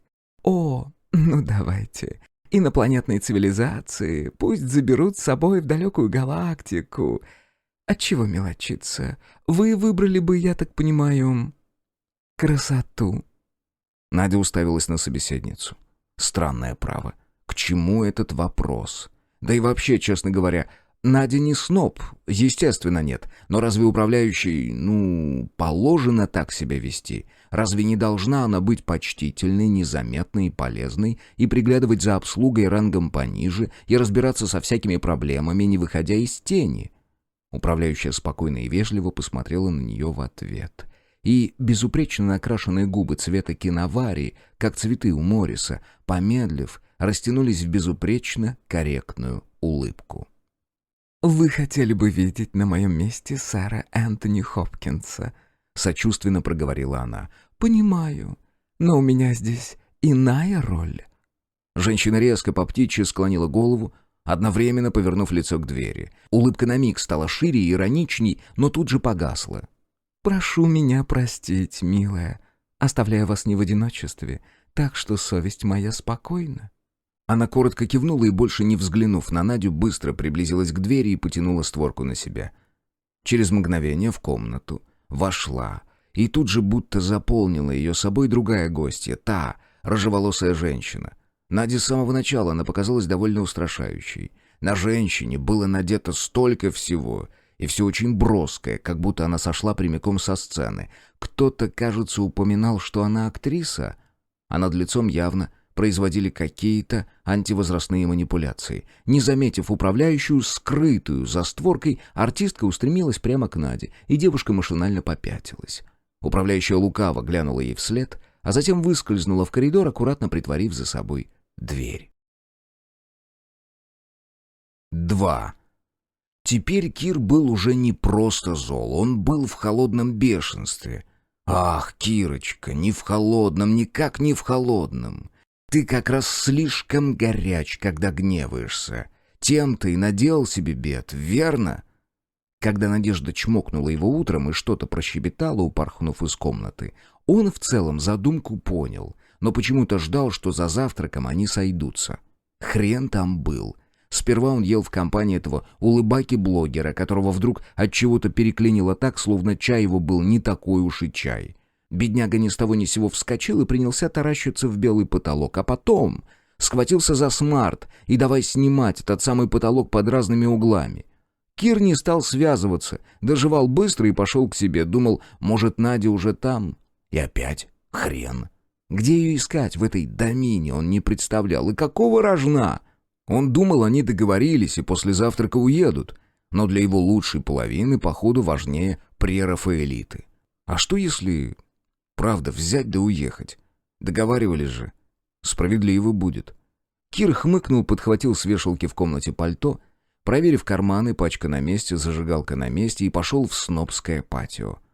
Там уж вовсю светлело. Правда, небо было тусклым, затянутым, и цедило сквозь тонкий слой облаков им, на грешную землю, четко отмеренную порцию электронов. Или протонов.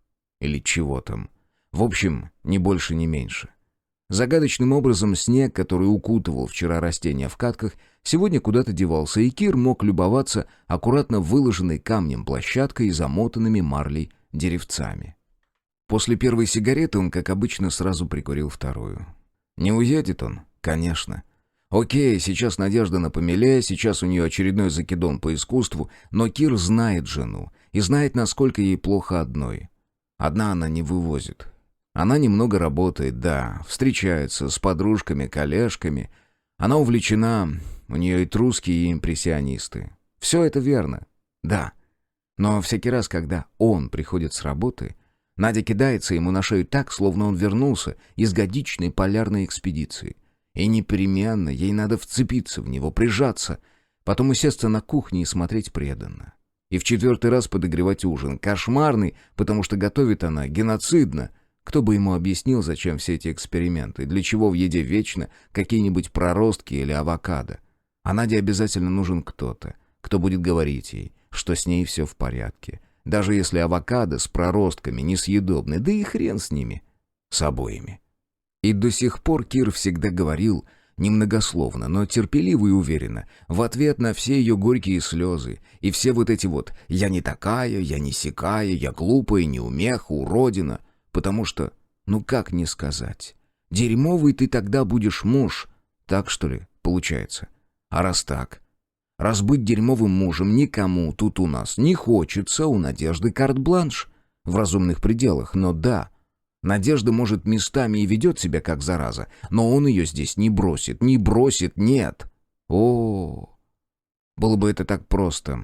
Бросить Надежду, оставить ее, да, оставь Надежду всяк. Раздавив второй окурок с таким пристрастием, будто тот нанес ему личную обиду, Кир вернулся в дом и поднялся по лестнице. Пойти в комнату и потаращиться в ленту...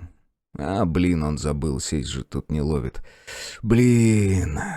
Он недовольно зашагал по галерее, в которой почему-то царила такая темень, словно уже успел настать вечер. Нет, это странно, правда. Кир вскинул голову. Он же только что с улицы. Там же только что светло было. Что за нахрен? Но длинный коридор, тем не менее, полнился сумраком, почти темнотой. Если бы бывала на свете не черная темнота, а серая, как густой дым, какой идет не от дерева, а от какой-то гадости вроде жженого пластика. Эта сизая мгла лилась вместо света из окон, точно грязная после мытья пола вода. Конец галереи тускнел, терялся из виду, словно в мутной оптике. Его было никак не ухватить глазом, не зацепиться. Кир замедлил шаг, потом остановился. Что это? Давление шалит, что ли? Он оттого стал видеть хуже. Где-то на протяжении галереи, но не представлялось возможным определить, где именно, что-то равномерно тикало. Или скорее потрескивало. Что-то вроде сгоревшей лампочки, может. Или скорее плохо подогнанного контакта. Кир потер глаза пятками ладоней. Почему-то запахло резиной и чем-то еще более гадким, химическим, типа растворителя для краски. Он снова двинулся вперед, уже не так твердо, осторожно. Инстинкт говорил, что впереди что-то неладно, что там ждет что-то такое, встречаться с чем ему не очень хочется, а почему-то придется. Из асфальтовой мглы на него выплыла дверь. И Кир успокоился, их комната, наконец-то. Нашарив в кармане один из пары ключей, выданных управляющей, сунул его в прорезь красивой латунной нашлепки, и от этого слабого толчка дверь вдруг поддалась. О, стало быть, Надя вернулась. Отлично, сейчас они с ней поговорят. Кир пихнул дверь, прошел в комнату и сделал по инерции еще 2 шага. За время его отсутствия комната изменилась, и перемены были не к лучшему. Мебель исчезла. Исчезло зеркало и обои. И занятная люстра с отполированными рожками цвета состаренной бронзы. Занавески тоже отсутствовали, да и стекла в окне Кир что-то не видел. Он стоял в заброшенном, давным-давно покинутом живыми помещении, с облезлыми стенами, ободранным потолком, полом, усыпанным мусором, крошкой кирпича, осколками плитки и штукатурки. В этот миг сзади Кира обняла чья-то легкая рука. Кир развернулся, попятился. Перед ним была дверь. Та самая дверь, через которую он только что вошел. Только самой двери-то и не было, а был зияющий провал. Мертвая серая глотка, пышущая темным и густым. Он отпрянул от холодного зева, снова повернулся, а комната уже неуловимо изменилась. Стало больше, просторнее, пустее. Откуда-то взялись вместо одного целых 4 окна, и пол словно растянулся вдали вширь. Теперь до ближайших стен пришлось бы сделать немало шагов. А в дальней появилась арка. Проход между соседними помещениями, помнил Кир, там должна была быть дверь. Но время, неумолимое время, оно не щадит двери, не щадит стекла в окнах и мелкие квадратики старинной плитки стен, не щадит мальчиков и девочек, последних, маленьких и хрупких особенно. Расставив ноги для равновесия, Кир прикрыл глаза и набрал в грудь воздуха. Передавил возникший на середине вдоха спазм. Он знал это место. Каким-то злым чудом он оказался на фабрике. 3. Комнаты, комнаты, снова комнаты. Сколько же здесь этих проклятых комнат? Рагнеда скрипнула зубами, и каблуки ее крокодиловых туфель проклацали по паркету с такой непримиримостью, словно их целью было немедленно и окончательно растоптать чьи-то несбыточные надежды. Уже которая по счету проклятая комната была под завязку, забита каким-то дерьмом, но не содержала того, что действительно было нужно, и Рагнеда торопилась. Надо успеть раньше, пока не подсуетился кто-то другой. На вид-то все здесь либо страх какие приличные, либо до умиления невинные, вроде той девчоночки в платьишке.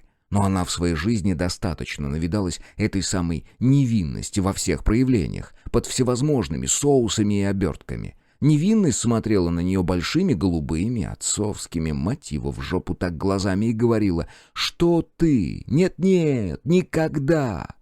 Вот что она вам скажет, детки. Невинные всегда упрек встречают, и в итоге всегда оказывается, что за дело. Очередная дверь была недозакрыта, и Рагнеда с опозданием сообразила, значит, внутри кто-то есть. Да и наплевать, она деловито вошла. Эта комната была более странная, чем предыдущие, голая какая-то, и тут же увидела ту самую девчоночку, Надежду. Надо же, застыла у какой-то стеклянной витрины, будто замороженная. В витрине явно находилось совсем не то, что искала Рагнеда, но она хотела быть уверенной в том, что ничего не пропустит. «Доброе утро», — поздоровалась девчоночка с запинкой, и правильно, какое утро-то, алло, 12-й час. «Доброе!» С широкой масляной улыбкой протянула Рагнеда и решительно обошла кругом стеклянный колпак. Ерунда какая-то очередная. Камни, расцарапанные древними письменами. Ох, господи! Неужто остались в мире люди, кому это еще интересно?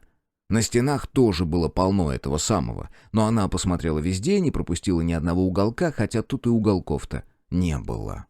«Вы что-то ищете?» Резко остановившись, Рагнеда всем корпусом повернулась к девчонке, отчего та шугнулась и замусолила в пальчиках пуговицу вязаной кофты. «Ах ты ж, птичечка ты моя, трепетное сердечко!» «Может быть, я видела?» Несмело продолжил птенчик, и Рагнеда поколебалась.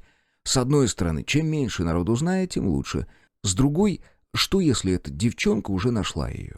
Рагнеда же видела, как вчера молодуха при первой же возможности удрала от своего благоверного смотреть дом.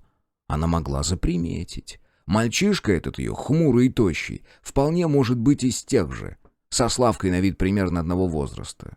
А ну, как девчонке самой надо. «Да, я ищу один предмет». Рагнеда растягивала слова, так и не решив пока открыть ли карты. «Собственно, именно за ним я и приехала». «А вы уверены, что он здесь?» С искренним вроде бы любопытством спросила девушка. «Ведь перечня нет, и трудно знать наверняка». «Мне подсказали», — отрезала Рагнеда, но тут же смягчилась. «Человек, который был на прошлом аукционе. Он видел эту вещь и узнавал о ней. Она должна до сих пор быть в доме». «Правда? Как интересно. Я думала, об аукционах храма Бестии не говорят». «Ну, разумеется, не говорят». Рагнеда раздраженно передернула плечами. «Но тут другой случай. Это мой родственник, близкий». «И почему же ты не взял ее тогда? Боже, ну почему? Почему оставил ее здесь?» В тот раз он не смог выкупить этот предмет. Не захотел, точнее. Цена его не устроила. Но я рассудила, что сейчас дело может повернуться иначе. Что же это за предмет?» Рагнеда еще разок смерила девчонку подозрительным взглядом. «Ах, к нечистому. Иной раз в жизни надо и рискнуть. В конце концов, Рагнеда явно покрепче. Ей наверняка хватит сил, в случае чего, свернуть эту белую шейку». «Это чаша», — медленно проговорила она, внимательно следя за реакцией девчонки. «Не слишком большая, малозаметная, желтоватого металла, наподобие такого, знаете ли, кубка. Не думаю, что она уж так красива и уж точно не из драгоценных. Не золотая и без камней. И что она делает?» Под сверлящим взглядом Рагнеды девчонка еще сильнее стушевалась, даже оглянулась на дверь и как-то почти виновато продолжила. «И я хотела сказать, наверное, раз она некрасивая и недорогая, то, наверное, есть какая-то легенда о свойствах этой чаши». «Ну как же!» — серьезно и доверительно проговорила Рагнеда, понизив голос, и замялась, словно дожидаясь, пока собеседница сама сложит 2 и 2. «Чаша эта, само собой, дает вечную молодость. Бессмертие, ну вы понимаете?» Девчоночка вытаращилась на нее с полуоткрытым ртом. И Рагнеда с пару мгновений боролась с соблазном. Так все и оставить, ведь повелась же, ей-богу, повелась, дурочка! «Надя, вы же Надя, правильно?» Она фамильярно похлопала по упрятанной в пышную вязку кофты тонкой ручки. «Какая к ядреной матери вечная молодость! Ничего она не дает, эта чаша, ничего!» — повторила Рагнеда безапелляционно и для пущей доходчивости напоследок хлопнула девчонку вполне чувствительно. «Просто по некоторым причинам для меня она имеет сентиментальную ценность, ностальгия. Понимаете? Глупые человеческие чувства, о да. Но я достаточно испытала на своем жизненном пути, чтобы иметь на них право. И считаю, с определенного возраста нужно давать себе такие вот маленькие поблажечки. Иначе житие становится пресным». С видом максимального расположения она зыркнула на Надю. «Так вы эту вещь не видали?» Девушка пыталась незаметно отстраниться, но Рагнеда отметила с определенным удовлетворением. Это все духи. Странное дело, но почему-то ее выбор всегда падает на такие, которые забивают парфюм любой женщины в радиусе 3 метров. «Думаю, что нет. Я вообще пока не видела здесь комнат с посудой». Рагнеда так и впилась взглядом в бледную физиономию. Но девчонка определенно не врала. Врать в лицо Рагнеде, ох, нет, хиловато для этого. Да и, скажем честно, глуповато. «Что ж, ничего не попишешь. Будем искать». Рагнеда прострельнула холодной улыбкой и кивнула Наде. «Увидимся за обедом, душенька». Кивнув последний, незаинтересованный взгляд на каменюки за стеклами, она поспешила к выходу. 4. Выход. Вот он перед ним. Дверь комнаты. Он делает шаг за дверь, делает шаг, делает шаг, делает. Он выйдет отсюда. В какой-то момент это произойдет. Он выйдет. Хоргай чувствовал себя изнуренным, как будто долго-долго шел один по степи, по холмам, по предгорьям и дальше наверх, в горы, к самому небу, к рубежу миров, к аду, который вовсе не последнее пристанище, а лишь полоса отчуждения, граница между краем людей и вотчиной духов. Когда-то Хоргай читал про ад и был даже немного по молодости заинтересован. Большинство книг строило ад из огня и жара, из черной темноты, в которой лишь что-то раскаленное наподобие языков пламени давало свет. Хотя в одной книжке рассказывалось про северных людей, и те верили в ад изо льда, где тоже, кажется, царил вечный мрак и одновременно лютый холод. Оба варианта достаточно безрадостные. Был придуман еще и вполне приемлемый ад. Не столько пыточная камера, где тебя будут мучить во имя расплаты за сделанное тобой, и не сделанное, и даже не тобой, сколько просто нечто противопоставленное не аду. Другой подземный, край не столь солнечный, но, по-видимому, более-менее сносный. И там можно было поселиться и жить, и даже неплохо, если ты юн и красив. И туда можно было даже спуститься за кем-то, кого у тебя забрали, и увезти назад. Странная идея. Хоргай видел ад. Издали. Проходил по его кромке. Иной раз, но очень редко, это было нежелательно и опасно, заходил чуть вглубь, если к тому вели обстоятельства. Ад был совсем не тем местом, о каких писали в книгах. В очередной из несочтенного множества раз он перешагнул через порог и остался внутри комнаты. Икры и стопы гудели. Даже плечи слегка ныли от того, что он по очереди поднимал то одну, то другую руку к дверной ручке.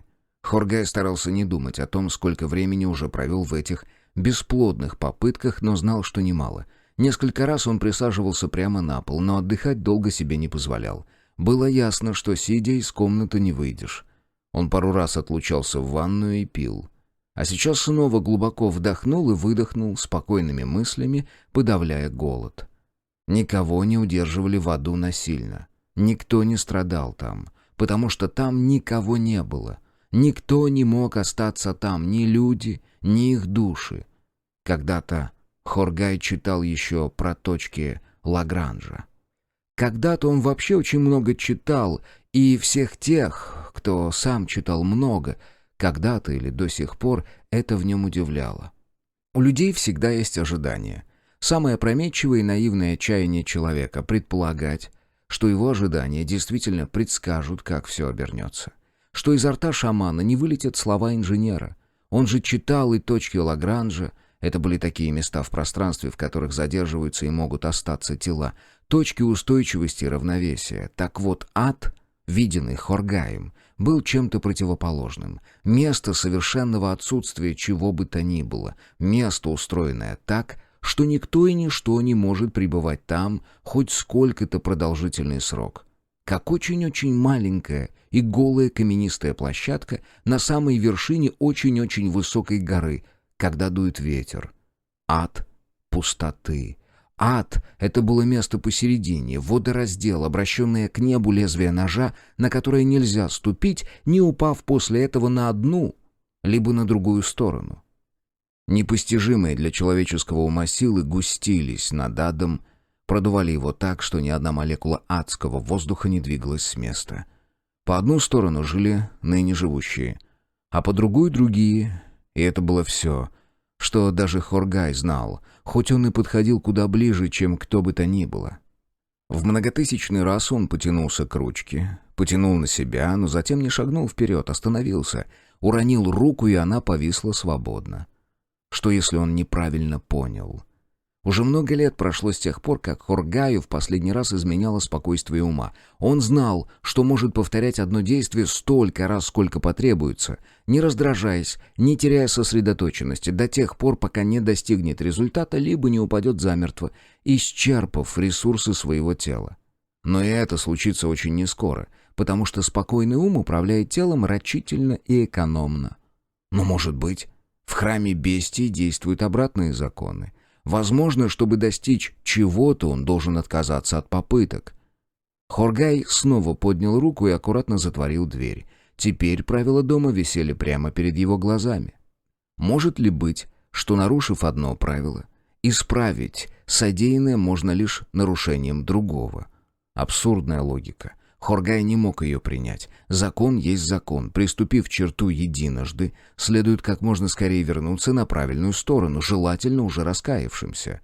Продолжать бесчинствовать зачем? Ради того, чтобы оправдать самое первое бесчинство, чтобы оно обрело смысл.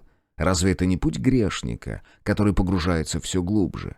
Отойдя от двери, Хоргай приблизился к окну и мягким движением раздвинул портьеры. Увиденное за стеклом немного сбило его с толку. Снаружи кружилась и ревела пурга.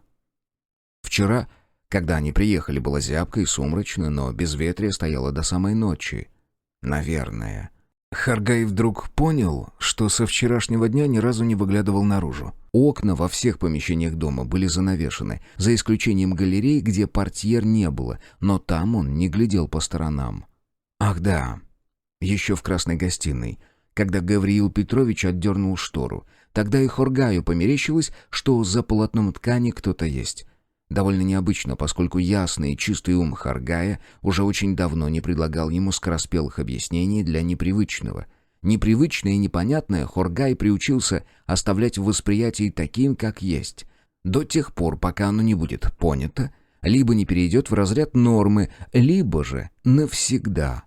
И этот вариант также Хоргая ничуть не раздражал. Так или иначе, а вплоть до сегодняшнего утра, когда он собрался сойти позавтракать и столкнулся с проблемой закрытой двери, ничто не указывало на изменение погоды. Неужели буран начался за то время, что он пытался выйти из комнаты? Хоргай с сомнением оглядел небо. Хотя как раз неба-то видно ему и не было. И ничего не было, лишь свистящее, бешеное мельтешение снега вперемешку с низким гудением, похожим на рев самолетной турбины. Это будет небезопасно. А если он не прав, то еще и бесполезно. Без дальнейших колебаний Хоргай поднял ворот свитера, распахнул оконную раму, в комнату хлынула метель и перекинул ногу через подоконник. 5. Евгений Ромб стоял перед домом и обозревал окрестности. Вернее, не перед, а позади. Просто вышел себе через главный вход, обошел здание, по расчищенной от снега мощеной дорожке и встал между домом и лесом. Территория выглядела... будь владельцем он, такое ландшафтное решение не избрал бы. То есть, если Ромб правильно понимал, а понимать тут было нечего, так что правильно, особняк просто стоял посреди ровной просторной площадки, вырубленной в лесу. Ни тебе сада, ни огорода. Гладкое белое полотно, снег до самых елок. Возможно, летом оно представляет собой газон. И, возможно, даже очень симпатичненький, засеянный новозеландской травкой, но все равно ровный, скучный газон без ничего. Хоть бы кустик какой вкопали. Евгений набрал полную грудь прохладного чистого воздуха и медленно повернулся вокруг своей оси. Светлое небо серело над головой, сворачиваясь за верхушками елей. Сами ели на вид были очень старые, хотя откуда ему знать, природа штука загадочная. А у него еще зрение. При этой мысли Ромб полумашинально стянул с лица очки и принялся протирать хвостом мягкого флисового шарфа. В школе его дразнили за них. Очень странно, если подумать. Во-первых, очки не такая уж редкость, ни один он их носил. Во-вторых, как раз его-то, Евгения, дразнить можно было много за что, и очки отнюдь не шли первыми в списке. Он поколебался чуть, но все же сошел с дорожки и двинулся напрямик через чистый лист снежной равнины. Ботинки были хорошие, высокие, для какого-то спорта, но в них немедленно набился снег, провалился каким-то образом аж под ступню и начал там таять. Это было противно, однако ромб не поморщился, шагал себе и шагал, плавно опуская ногу на глубину, затем осторожно выуживая и подтягивая, точно переходил реку вброд. Пройдя метров 30, оглянулся. Первоначальный замысел заключался в том, чтобы попробовать под открытым небом поймать сеть, потому что в доме, как он уже убедился, никакой сети не было. Он так и не спросил об этом управляющую, но что толку спрашивать, если Смарт не видит поблизости ни одного роутера? Наверное, глупо идти в поисках мобильного интернета в сторону леса. Уж логичнее ехать в городок. Хоть в то же кафе, хоть на ту же станцию, где Ром в последний раз заходил к себе на страничку. Однако он почему-то упрямо шагал к лесу. В школе Женя был кругленький, неспортивный, веселый и мягкотелый. В общем-то, недалеко и ушел. Дразнили его на самом деле недолго. Он быстро нашел способ, как с этим справляться. Был не глуп. Штука в том, что когда шутишь ты, над тобой не шутят. Смешить окружающих наука нехитрая, и Ромб, фамилия, конечно, была другая, быстро ее освоил, определив эмпирически, что почти все вокруг не умнее его. Они реагировали на самый примитивный юмор. Даже напрягаться не приходилось. Он цеплял их внимание и мог держать столько, сколько хотел. Болтовня, мимика, жесты. Не злые приколы над одноклассниками, злые приколы над одноклассниками, да что угодно. Я вас умоляю, люди в большинстве-то своем такие простые. Ни одна елка на опушке. Край леса — это ведь опушка, да? Не шевелилась. Ни единой своей лапищей, ни на волосок. Стояли как картонные. А там звери могут быть, подумалось Евгению, хищные. Но после того, как он научился шутить, уже никого не волновало, что он боязлив и вял, что плавает в точных науках, а значит, и его не волновало. Хотя трусоват Ромб оставался и по сей день. Вот сейчас, с приближением темно-темно-зеленой границы деревьев, его загривок ощутимо холодел. Хотя какие там хищные звери, близ жилья-то, глупо же. Он остановился, потоптался на месте, разворачиваясь, и, неловко удерживая равновесие, снег доходил почти до колен, посмотрел отсюда на дом. С его близорукостью здание казалось размытым облаком, и еще чудилось, будто оно искривлено, будто загибается, сворачивается в трубку по диагональной оси. Точно отставший от стены плакат, который пришпилили к обоим булавками, а потом нижняя, как водится, потерялась. Что-то в этом здании было не так, нехорошо. Отчего-то пришло в голову, что всем им, гостям, оттуда уже не уехать. Ерунда, конечно, но вот пришло. И теперь Ромбу совсем не хотелось возвращаться. Тем более, что он-то ведь ничуть не интересуется этим их нелепым аукционом. То есть интересуется, само собой, но не планирует и ни минуты не думал что-то забирать отсюда. В отличие от Медузы. По той-то сразу видно, хваткая баба, такой поперек дороги не становись. И что-то ей из этого дома позарез надо. Хотя, может, статься, и девушка-цветочек не так проста. А шаман? Что, интересно, привлекло в храм бестии Хоргая? На этой мысли Евгений вдруг почувствовал тревогу. Хоргай. Давненько что-то он не появлялся. Сколько дней они его уже не видели. Женек, стоп, машина, не гони лошадей. Ром заулыбался и скорчил рожу сам себе, как делал часто. Он еще частенько и шутил сам с собой, и играл словами, прикалывался по-всякому, чтобы оставаться в тонусе. «Дней? Ты когда сюда приехал-то? По-твоему? Отшельника не видел, всего лишь со вчера. Почему он у тебя отшельник, кстати?» Он вскинул смартфон и сделал несколько снимков особняка. По-всякому, и с зумом, и с рыбьим глазом, а потом подумал еще чуть-чуть и решительно повернулся к лесу. Не хочется ему пока в этот дом.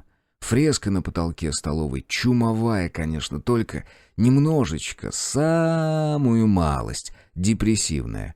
Разумеется, он не из-за фрески не хочет пока возвращаться, но... Лес. Евгений вновь двинулся вперед, дошагал до границы густых темных елей, подумав, сфотографировал зачем-то их и побрел между стволов дальше. 6. Фабрика. Говорили все. Просто фабрика, не уточняя, потому что и нечего уточнять, она была одна. Одна и очень старая, построенная в каком-то 1800 засиженным мухами году. На фабрике работал дед Кира, и почти каждый второй дед на их улице, в квартале и, вероятно, в городке вообще. И бабка Кира тоже работала на фабрике. После закрытия фабрика умирала удивительно быстро, как будто только и ждала удобного случая, чтобы обветшать как-то разом, в момент. Окна бились словно бы сами собой. Тяжелые двери по паре недель висели, частично сорванные, а затем удивительным образом исчезали с концами. Насовсем. Осколки изразцовых плиток валялись почему-то и снаружи. Аж у самых ворот, полувтоптанные в мягкую влажную землю, поддающими густую тень тополями, среди рослой полыни, стихийно разросшегося колгана и горделивых кустов борщевика. Конечно, детям было нельзя. Очень медленно Кир зашагал к арке, ведущей в соседнее помещение. Он заранее видел, что там. В соседнем помещении стояло кресло. Не старинное, не 1800, а совершенно нормальное старое, обитое дермантином с торчащими вперед полированными подлокотниками из березы, напоминающими кому ракету «Точка», кому подлодку «Пантера», а большинству то самое, что на заборе тоже пишут, да нет этого там. Кресло было на этаже объектом интереса номер 1. Объектом номер 2 стал откуда-то взявшийся чемодан, большой, жесткий, закоцанный в усмерть, с проржавевшими замками и пожеванными хвостами ремней под питона. Третьим и последним объектом в зале могла считаться дыра в полу. Широкий пролом, 1,5 метра. Этот портал позволял чудесным образом мгновенно переместиться на второй этаж, только потолки на фабрике были 4 метра слишком, так что делать этого не стоило. Легкая, почти невесомая ладонь снова коснулась его шеи. Скользнула на плечо, прижалась холодом к лопатке. Кир вздрогнул. Кресло стояло на том самом месте, где и стояло. Почти по центру, конкурируя с порталом, ведущим в мир уровнем ниже. Чемодан валялся тут же, и Кир понял, почему. Заставив себя подойти, он присел на корточки и 2 пальцами взялся за грязную, пыльную, вроде бы готовую рассыпаться, но нет. Фигушки, я еще всех вас переживу. Крышку я откинул. 2 стеклянные банки до сих пор тут. Невысокие, из-под детского пюре или чего-то такого, он уже не помнил. Внутри обгорелые огрызки свечей. Свечи достались легко. Электричество отключали часто, и под раковиной на кухне всегда хранилось несколько штучек. Вот за банки Кир огреб по полной. За банками под винтовые крышки по осени охотились точно за ценным пушным зверьем, а он сказал, что разбил. Кончики пальцев нащупали в кармане рельефную звезду. И Кир едва не достал зажигалку, подчиняясь абсурду происходящего, едва не зажег огарки в чемодане и... И что? Появилась бы Ирка. Вот тут перед ним возникла бы прямо из прошлого в этом кресле, да? Первая и... Твою мать! Скрючившись в кресле, Ирка большими и влажными глазами смотрела, как он поджигает свечки. Ему, дурню, конечно же, не пришло в голову, что от света огоньков в зияющих пустотой ночных окнах привлекут к ним внимание. И ей не пришло. А может и пришло, но было неважно. Она была умненькая, Ирка. Она была тоненькая, совсем без груди, без ничего и красивая, как бабочка-голубянка. Свечи разгорелись за поднятой крышкой чемодана. Дали ровные высокие язычки, и Ирка со счастливым видом повернула голову и улыбнулась так, что сердце Кира сдавило где-то в горле, так что глаза защипало. Первое и... Господи... единственное. Кир весь покрылся мурашками. Он понял, что Ирка когда-то побывала в этом ненастоящем, несуществующем фабричном зале, который его почему-то заставляют видеть и осязать, куда его заманили, как в кошмар. Но она была здесь совершенно точно. Он чувствовал запах. Ничем особым от Ирки никогда не пахло, но в ту ночь, когда они сбежали на фабрику, он почувствовал. Тогда он закапывался лицом ей под мышку, в шутку, и водил носом по шее, зарываясь в волосы, вот в этом самом кресле. Как же было неудобно. И чувствовал. Ворованные сигареты. И что-то розовое, парфюмерное, жутко приторное. Как же неудобно им было, боже! Ладошки у нее были холодные. Вели вниз с лопаток по спине, но потом съезжали на бока, на ребра и замирали. Ирка стеснялась. Не касалась его ниже талии. Ни тогда. И там тоже ни разу не потрогала. А когда она запрокинулась в кресле, перевесив ноги через фаллический подлокотник, а он, сидя внизу на груди собственных шмоток, держал ее за руку, его вдруг осенило. Она ведь никогда вообще не душится. Значит, это приторное розовое специально для него. И Кир тогда чуть не разревелся. Вот правда, еще немного и заплакал бы по-настоящему. Тем летом ему было 15. Ирке 14. Ничего такого уж сногсшибательного у них в тот вечер не получилось. Честно говоря, справились кое-как. Ирка сперва нервно хихикала, потом морщилась жалобно. И Кир до самого конца не был уверен, что все делает нормально. По рассказам парней должно было как-то иначе быть, залихватски, что ли, а не это вот неудобное ерзание. И Ирка морщится и айкает, но она терпела. И розовой хренью этой напрыскалась. Для него. А у Кира в жизни мало что было для него. Много лет как умерший отец, ожесточенная мать, безденежье, хулиганство, все по классике. И Ирка тем летом. Это был подарок, к которому он совсем не привык. Почему она захотела с ним? Кир был ниже других ребят ростом, с большущими лопухами. Всегда ходил в одной и той же черной кофте с капюшоном, другой не было. Кофта эта и болотные штаны с карманами, и все. А она захотела. Единственная Ирка. Он понял это сейчас. Кир чувствовал, как внутри что-то каменеет. Он опустил негнущуюся руку на спинку кресла, потрогал рассохшийся шершавый кожзам.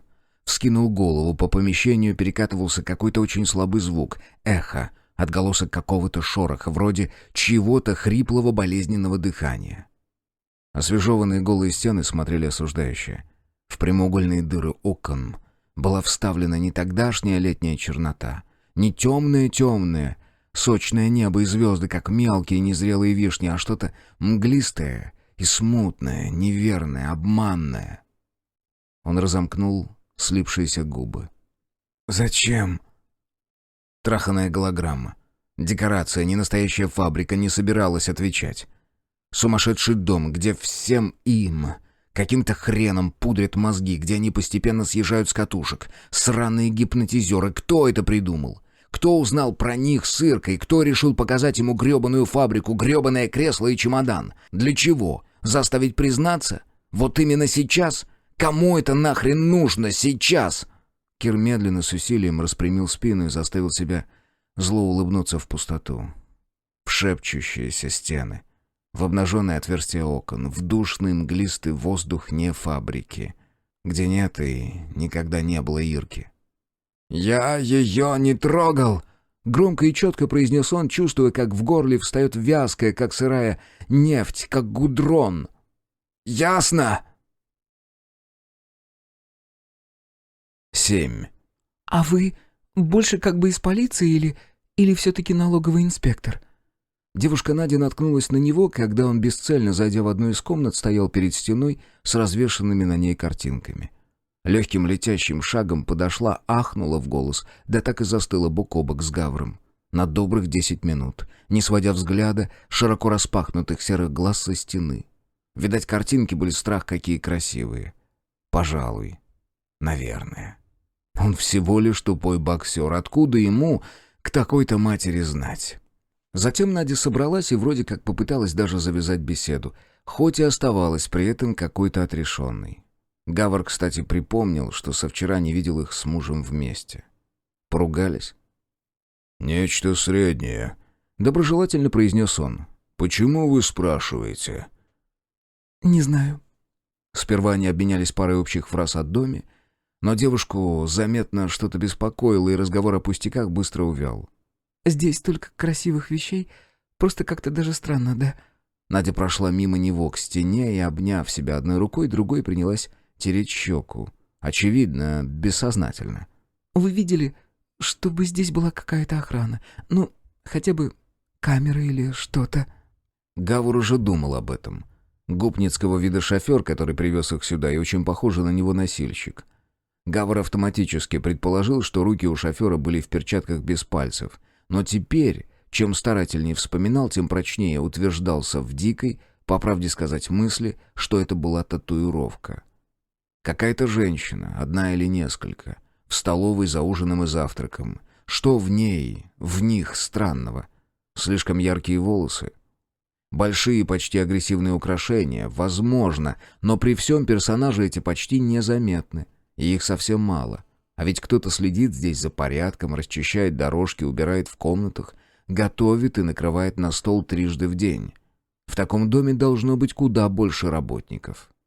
Современные системы наблюдения могут быть совершенно незаметны. То, что вы их не видите, еще ничего не значит.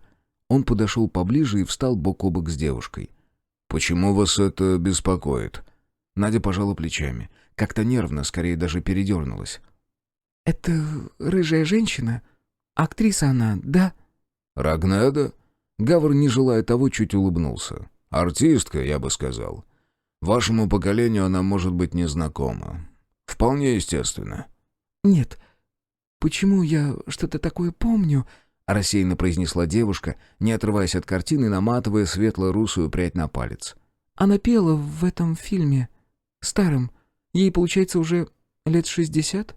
«Сколько лет Рагнеде, того вам не скажет никто», — заметил Гавр. «Она вечна, как китайская стена. А в вашем возрасте...» Он окинул девушку взглядом и шутливо продолжил. «Наверное, уже и 40 представляется последней чертой». «Да нет». Также отвлеченно откликнулась Надя, но потом встрепенулась, порозовела. «Нет, что вы? Конечно, нет». Широко раскрыв глаза, она с растерянным видом повернулась к нему. «Все же по-разному. То есть я хочу сказать, что некоторые...» «Сохраняются лучше», — докончил за нее Гавр и улыбнулся, забавляясь ее смущением. Не без кислоты улыбнулся, потому что Надя была свежая, с гладкой бледной кожей, с чистыми глазами без мешков, без гусиных лапок и сетки сосудов, короче говоря, просто-напросто в 2 раза моложе его. А развелся он вот уж скоро 5 лет как, и с тех пор ничего хорошего. «Вы заговорили об охране дома, потом о Рагнеде», — мягко проговорил он и, решив последовать примеру собеседницы, тоже принялся глазеть на картинки на стене. «Почему?» «Картинки и картинки. Какой-то пруд с горбатым мостиком, его лотосы. Это же лотосы?» Девушка обхватила себя руками и мотнула головой. «Да, так. Кажется, ей ужасно хочется завладеть одним предметом. Мне показалось, что она готова ради этого на все». «Правда? Каким предметом?» «Какой-то чашей или кубком».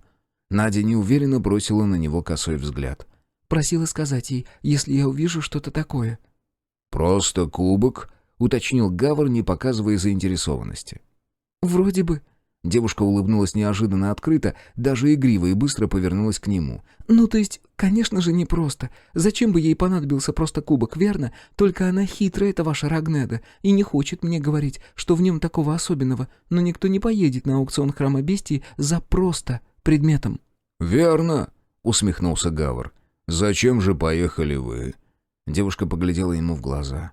Серьезно, прямо, затем перевела взгляд на стену.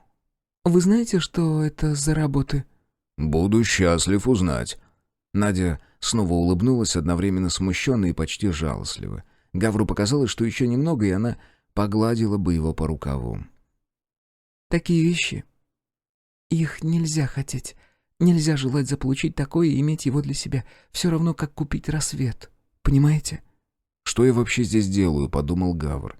«Зачем здесь инспектор из налоговой полиции? Тут нужен художник, возможно, антиквар или психолог. Семейный психолог, да, или священник, или шаман. Не исключено, что и врач. Но воскресенье, напомнил он себе. Если что-то и произойдет, то тогда. Следить нужно завтра. А еще боксерский зал, который ему показали. С какой-то... какой целью? О том и напоминать не нужно было. Гавр только о нем и думал с самой этой ночи. И даже сейчас, беседуя с девушкой, которая тем временем подалась ближе и смотрела на него, расширив глаза, и они, нежно-серые, настолько Гавр помнил, почти прозрачные, сейчас почему-то казались темнее, как графит, как розовая туча. Глаза словно бы наплывали на него, давили, и Гавр по касательной отметил, что слышит собственный пульс в ушах. Надя на лицо приближалась, увеличиваясь, вот их глаза уже вровень, а ведь она заметно ниже ростом, разве нет? Точно смотреть в толщу воды, в глубину заросшего, тенистого, темного пруда. На него пахнуло чем-то нежным, водяным, гипнотическим. «Левкои», — сказала бы бывшая жена, — «гиацинты, ирисы». Ухо ощущало касание, легкая, смазанная, прохладная мягкая кожа. Отчетливый шепот защекотал раковину изнутри. «Что?» В этот же миг откуда-то сбоку вынырнуло, рассекая темную графитовую массу, и на миг всплыло на поверхность пахнущей гиацинтами воды другое лицо. Тоже женское. Темные, почти черные глаза, губы цвета клюквы. Не раздумывая, Гавр выставил перед собой левую руку и резко отшагнул. Через пару секунд стучать в ушах перестало. Сероватая водная гладь перед ним размылась и растаяла, и это снова была Надя. Невысокая, светлоглазая, прилично ниже его ростом. У Нади был слегка встревоженный вид. «Вы в порядке, Гавриил Петрович? Вы хорошо себя чувствуете?» Он прочистил горло и отступил еще на шаг, от греха подальше. «Вполне. Погода меняется, должно быть». Девушка выглядела совсем обычно, совсем как он запомнил ее со вчера. Нежное бесцветное личико с мелкими чертами, хрупкая фигура в толстой кофте. Выражение то робкое, то восторженное. Все это только что ему показалось. Отойдя к окну с целью окончательно привести себя в чувство, Гавр выглянул наружу. Увидел, как удаляется от дома в сторону густых деревьев яркая розовая куртка. Что за очередная глупость? Что там еще удумал этот глашатай?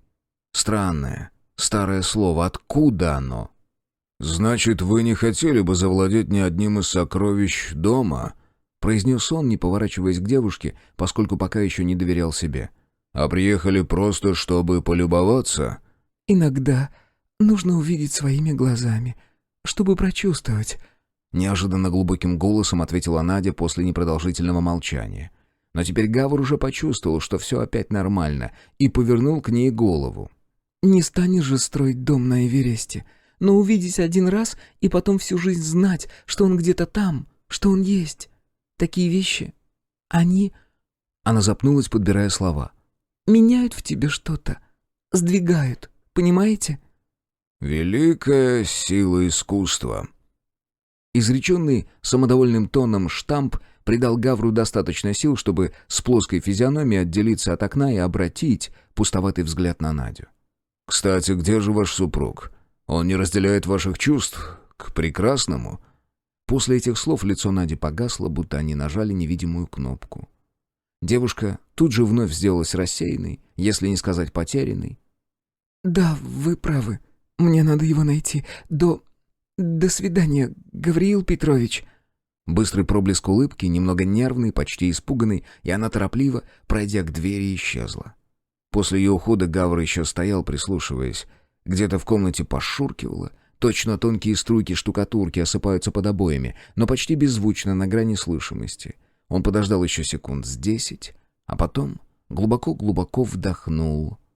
Поднял плечи и с выдохом, расслабив все мышцы, уронил. «Хочешь, чтобы бестия пробудилась?» Только теперь он позволил своей памяти вновь озвучить этот шепот в ушах.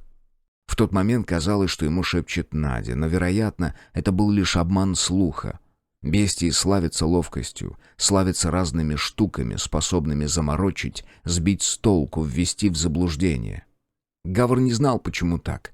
Для любого живого организма это было бы какое-то ненужное лишнее свойство. Иногда его посещала странная мысль, что, быть может, им просто так нравится. Может, они не любят скучать. Он вновь шагнул к окну, рассеянно спустил ладонь по плотной серой ткани с серебристым шитьем. Розовая куртка уже скрылась из виду. Границы леса вела цепочка следов. Только в ту сторону, обратно нет. Гавр вяло понадеялся, что рано или поздно она все-таки появится. Парадоксальным образом кругленький блогер вызывал у него что-то типа сочувственной симпатии. Однако сейчас его больше волновала не судьба ромба, а что, собственно? Что тебя волнует? Полно. Да разве тебя что-то волнует? боксер. Может быть... Нет, не может. Это абсурдно. Зачем? Но если представить, что... Если... Мало ли... А ну, как ты действительно хочешь, чтобы бестия пробудилась.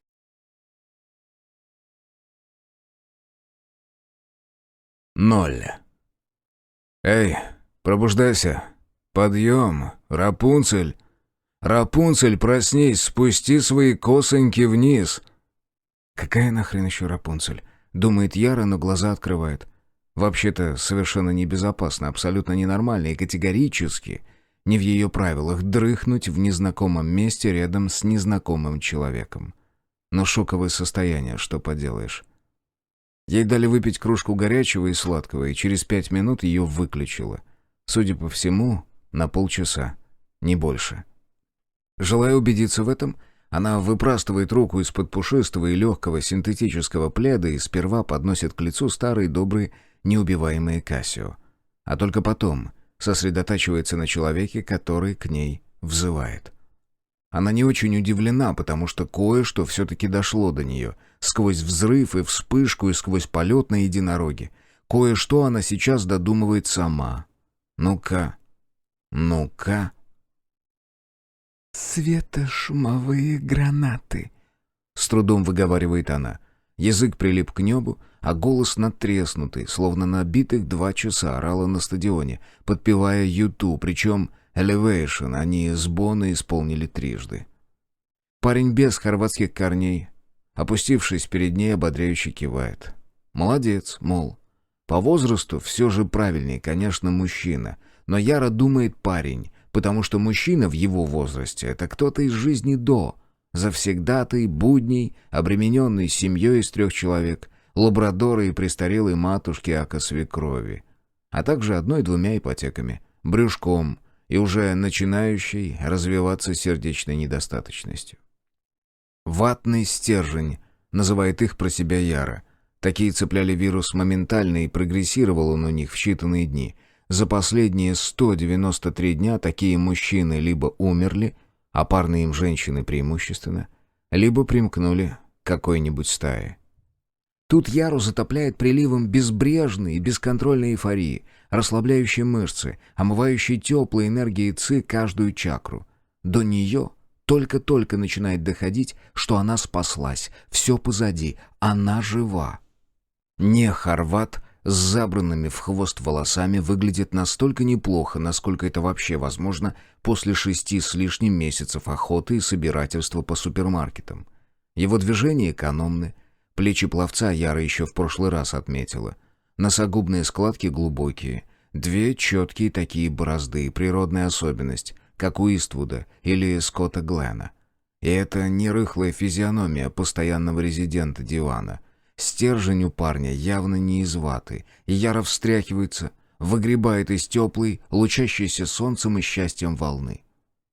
Такие вещи, как светошумовые гранаты, на дороге не валяются, а он истратил на нее аж 2. Зачем? «Когда ты меня заметил?» Она несколько секунд думает над тем, как построить фразу, не слишком обнаруживая свою подозрительность, но в итоге выдает ее с головой даже не подбор слов, а тон. «Ты живешь в том доме?» Парень сидит на корточках, опустив одно колено к полу, приподняв другое и положив предплечье на бедра. Яра быстро сканирует небольшие участки голой кожи. Кисти, запястья, шею. Татуировок не видно. «Хорошо», — спокойно говорит он. «Давай играть в это. Откуда ты знаешь, что из себя представляют светошумовые гранаты?» Яра хмурится, трет лоб. Вот же, ее навыки социального взаимодействия остались где-то до, причем часть их еще до. «Извини», — выжимает она как может искренне. «Ты меня спас». Парень кивает. «Обращайся». И молчит. И ждет, так что Яра понимает. Он не из тех, у кого социальные навыки превалируют над намерениями. Не из тех, кто ведется на ритм разговора, чувствует себя вынужденным ответить, когда слышит вопрос, и не переносит пауз. Она вздыхает. «Отец в полиции служил». «Непростое детство?» «Нормальное». Он снова кивает. «Я был на улице, увидел, как ты бежишь. Там есть еще одна подворотня чуть дальше. Зашел во двор одновременно с тобой. Услышал стаю, нырнул в подъезд. Ты всегда носишь с собой такое? Гранаты. Ты, судя по всему, всегда носишь с собой нож». Он кивает на ее руку, и Яра понимает, что спайдерко так и зажат у нее в кулаке. Даже во сне она его не выпустила. Не совсем одно и то же. «Еще чаю хочешь?» Яра катает эти слова в уме секунд 10. Чай. Еще. Хотеть. Где подвох? Слабо качнув головой, блондин распрямляет ноги и отходит. Это дает Яре возможность оглядеться, и, видимо, она у него дома. Квартира человека среднего достатка. Комната небольшая, Яра слышит, как в соседнем помещении включается вода и начинает урчать чайник. У стен стеллажи, книги. Она лежит на диване, напротив пара мягких кресел. Чёрта с два. Социальные навыки у нее, может, и не фонтан, но инстинкты в порядке. Это не его квартира. Она отбрасывает плед, находит взглядом свою обувь. Шнурует. Переплетает волосы. И правда, отросли уже сильно. Сходить в салон красоты что-то все не досуг. И идет на кухню. На разделочном столе набирается храбрости электрический чайник. Ее спаситель спокойно стоит, скрестив руки на груди. У незанавешенного окна, прямо напротив стекла, и Ярина тревожность мгновенно дает о себе знать. «Зачем ты мне помог?» Он не поворачивается к ней. Молчит несколько секунд. «Разве, по-твоему, это ненормально?» «Нормально. Понятие из эпохи, которая кончилась в прошлом марте». На всякий случай она не убирает нож, продолжает держать в кулаке. «А все, кто был нормальным по тогдашним меркам, уже либо мертвы, либо в стаях. Их ставки на нормальность сгорели. И ты не выглядишь настолько Стэтхэмом, чтобы играть хорошего парня в кино, которое нам крутят сейчас». Тип у окна хмыкает, поворачивается. Какая сложная образная речь. Креативный кластер? IT. Менеджмент. Еще недавно самый нормальный род деятельности. Я плохо справлялась. Самый низкий KPI в отделе. Зато сейчас, по-видимому, справляешься неплохо. Раздумчиво замечает тип, и тогда чайник наконец находит в себе достаточно мужества, чтобы проклокотать свою лебединую песнь, после чего со щелчком отключается. «Ты ведь одна?» «А ты серьезными намерениями интересуешься? Или чисто время провести?» Яра сама от себя в охренении.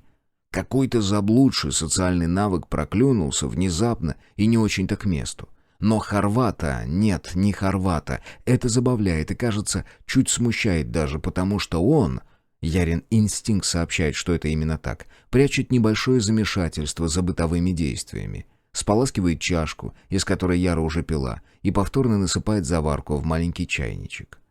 Потому как он ориентируется на кухне, можно заключить, что ему здесь привычнее, чем Яре, у тети Любы. И все-таки это жилье не его. Я отчасти согласен. Нас приучили постоянно чего-то хотеть и как можно больше. Но все наши хотелки оказались воображаемыми друзьями одинокого ребенка. Семейство из рекламы хлопьев для завтрака, таунхаус в пригороде, внедорожник немецкого производства. Тип улыбается. Хотя мой внедорожник немецкого производства мне нравился. Он берется за ручку чайника, чтобы залить заварку кипятком. Яре не кажется, что ее слова на тему «нормально» были про это. Однако, возможно, одиноким хорватам тоже надо иногда поговорить с кем-то чуть поинтерактивней электрических чайников. Но те, кто продолжит жить после всего этого бардака, если считать, что такие останутся, должны, наверное, сохранить хоть что-то от нашей культуры и цивилизации. Он возвращает чайник на подставку и опускается на стул у придвинутого к стене столика. Какое-никакое наследие. Заветы потомкам. Тебе не кажется? «Вроде «не убей, не укради», — хмыкает Яра. «Не знаю. Не именно. Ты меня раскусила, я не хороший парень». Хорват спокойно пожимает плечами. Но все мы, выжившие, такие, какие есть. И каждый представляет собой уникальный набор генов, результатов влияния средовых факторов.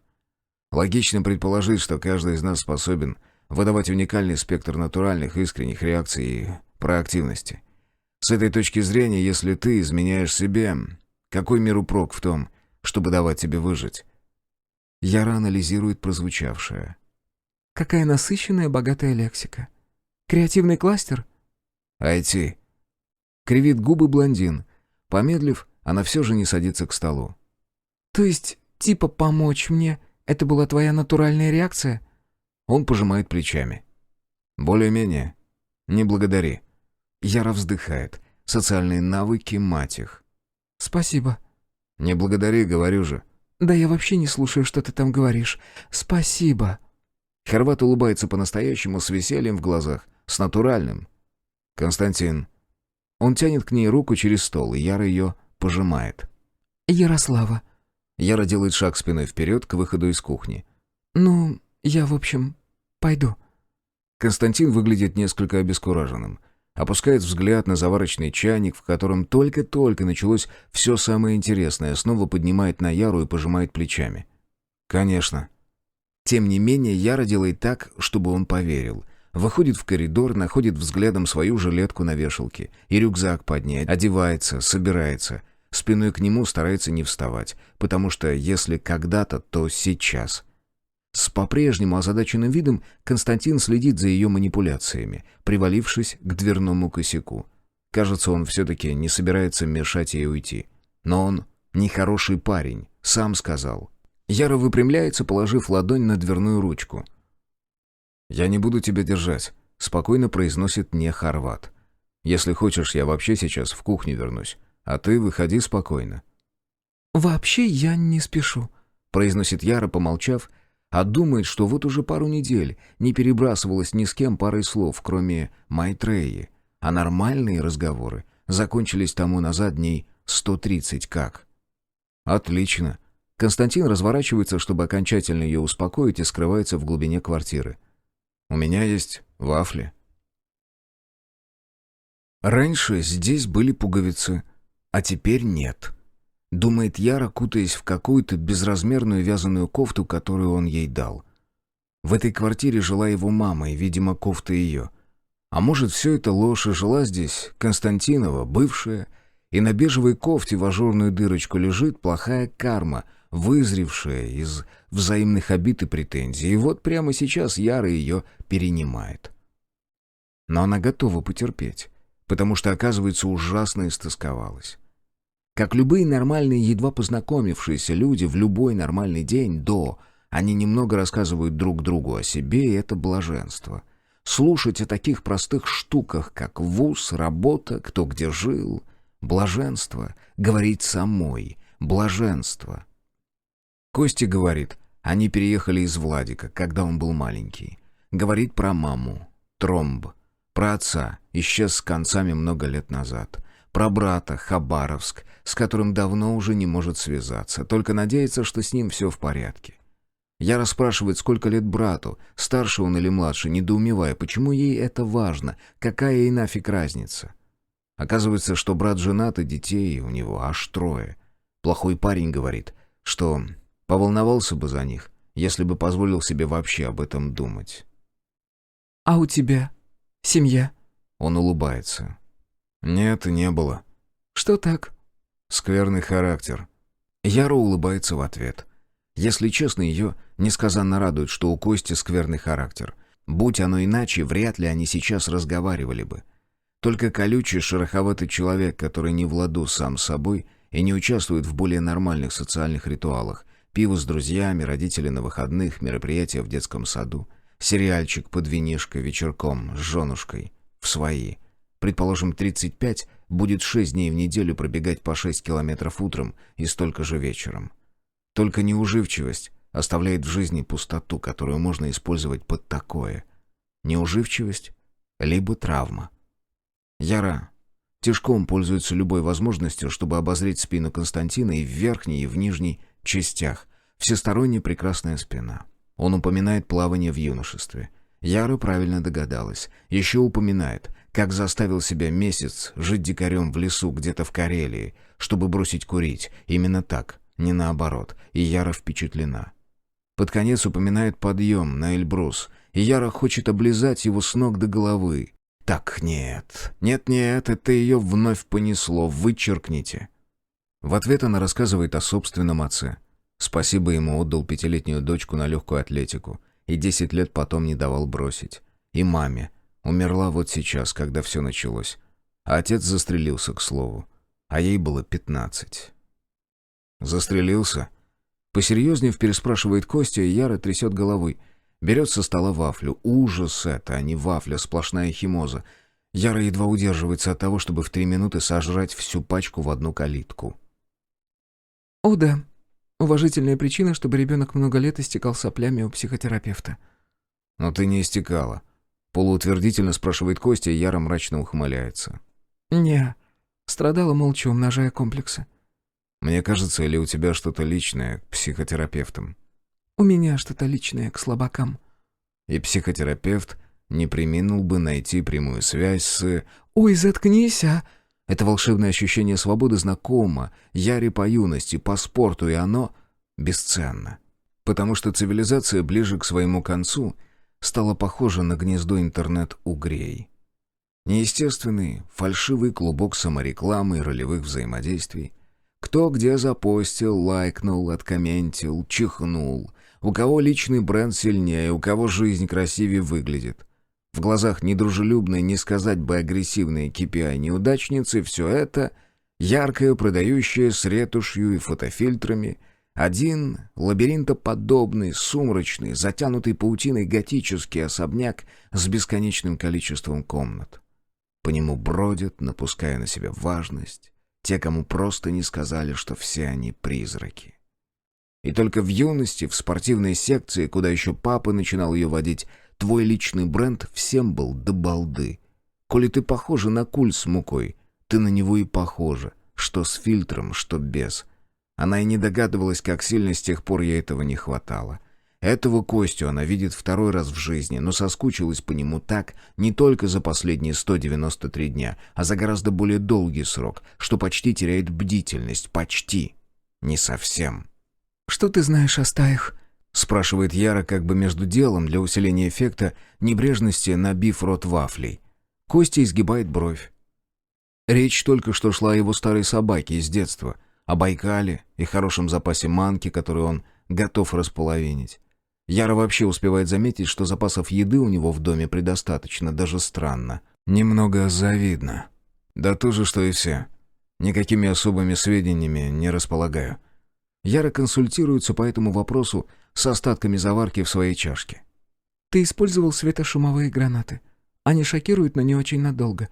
Обычный человек может довольно быстро очухаться, а эти... Она подавляет дрожь, стараясь уклониться от воспоминаний о том ощущении. Их прямо накрыло. Костя поднимает вторую бровь, чтобы первой там, на лбу, не было скучно. Ну, в этом своя логика, так? Природа вируса информационная. Члены стаи частично объединены в общую ментальную сетку, как муравьи. Эмоциональные всплески сопровождаются мгновенным выбросом веществ типа феромонов, релизеров или как их там, которые индуцируют реакцию у соседей. А реакция соседей подогревает собственную реакцию. И эти сейсмические волны так и катаются по всей группе. Да что я тебе рассказываю, ты же в курсе. Разумно, что паника будет резонировать в стае так же.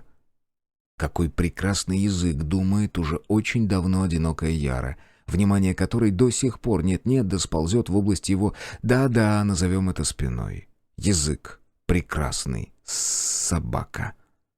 Разумно, мысленно соглашается трезвомыслящая Яра. Просто никому еще не видно, не удалось заразить стаю паникой. Военным возможно, но они быстро куда-то делись. Предположительно, перемерли, либо сами перешли на сторону тьмы. В 80% случаев бестия несет с собой, как это ни странно, обычный букет алкаша или наркомана. Потеря ощущения реальности, делирий, белочка, бредовые видения, причем где-то в середине репликативного цикла вируса, предельно сложные, детализированные и разветвленные, что твой лабиринт в кносе. Ярина мама, когда еще могла связно говорить, говорила, не переставая, и это стоило бы записывать, не будь это Ярина мама. Там было не то, что про силу Чи у врат Тангейзера, который она якобы видела, а и про большой взрыв, и про огненных всадников, и восстающего из морских вод зверя, которых мама к тому времени видела тоже. Яра подозревает, что вирус оттого и получил свое название. Хотя, конечно, она не иммунолог, а просто бой-баба с вяло свисающими обрывками на месте социальных связей, брутальная, угрюмая и самую капелюшечку капец какая невротичная. Но она начиталась ветхих книг тети Любы, и там упоминались, к примеру, продувные и еще какие-то бестии, и Яра поняла, так что это слово тоже что хитрый, плутоватый или жулик, как вариант рыжий либо белокурый. Правда, жульничает бестия недолго, всего неделю-другую. Поскольку вирус постоянно реплицирует в конце цикла с зараженным, случается примерно то же, что с наркоманом при передозировке, гиперстимуляция мозговых центров, отвечающих за дыхание и сердцебиение. Летальный исход. Вирулентность бестии 24 и скорость репликации в организме зараженного такова, что уже через 2 месяца после утечки, да-да, конечно, случайной, конечно, утечки, летальные исходы стали повсеместной нормой. Лишь у некоторых реакция нервной системы была отличной. У членов стай и Яра право не знает, что хуже — умереть до смерти или сделаться такой. Хотя есть кое-что похуже и того, и другого. Очищающие. Про этих так противно, да и страшновато, если по чесноку. То же, что Яре вовсе не хочется, но маховик мысли уже раскрутился. Ее уже несет, и шаг назад она не делает.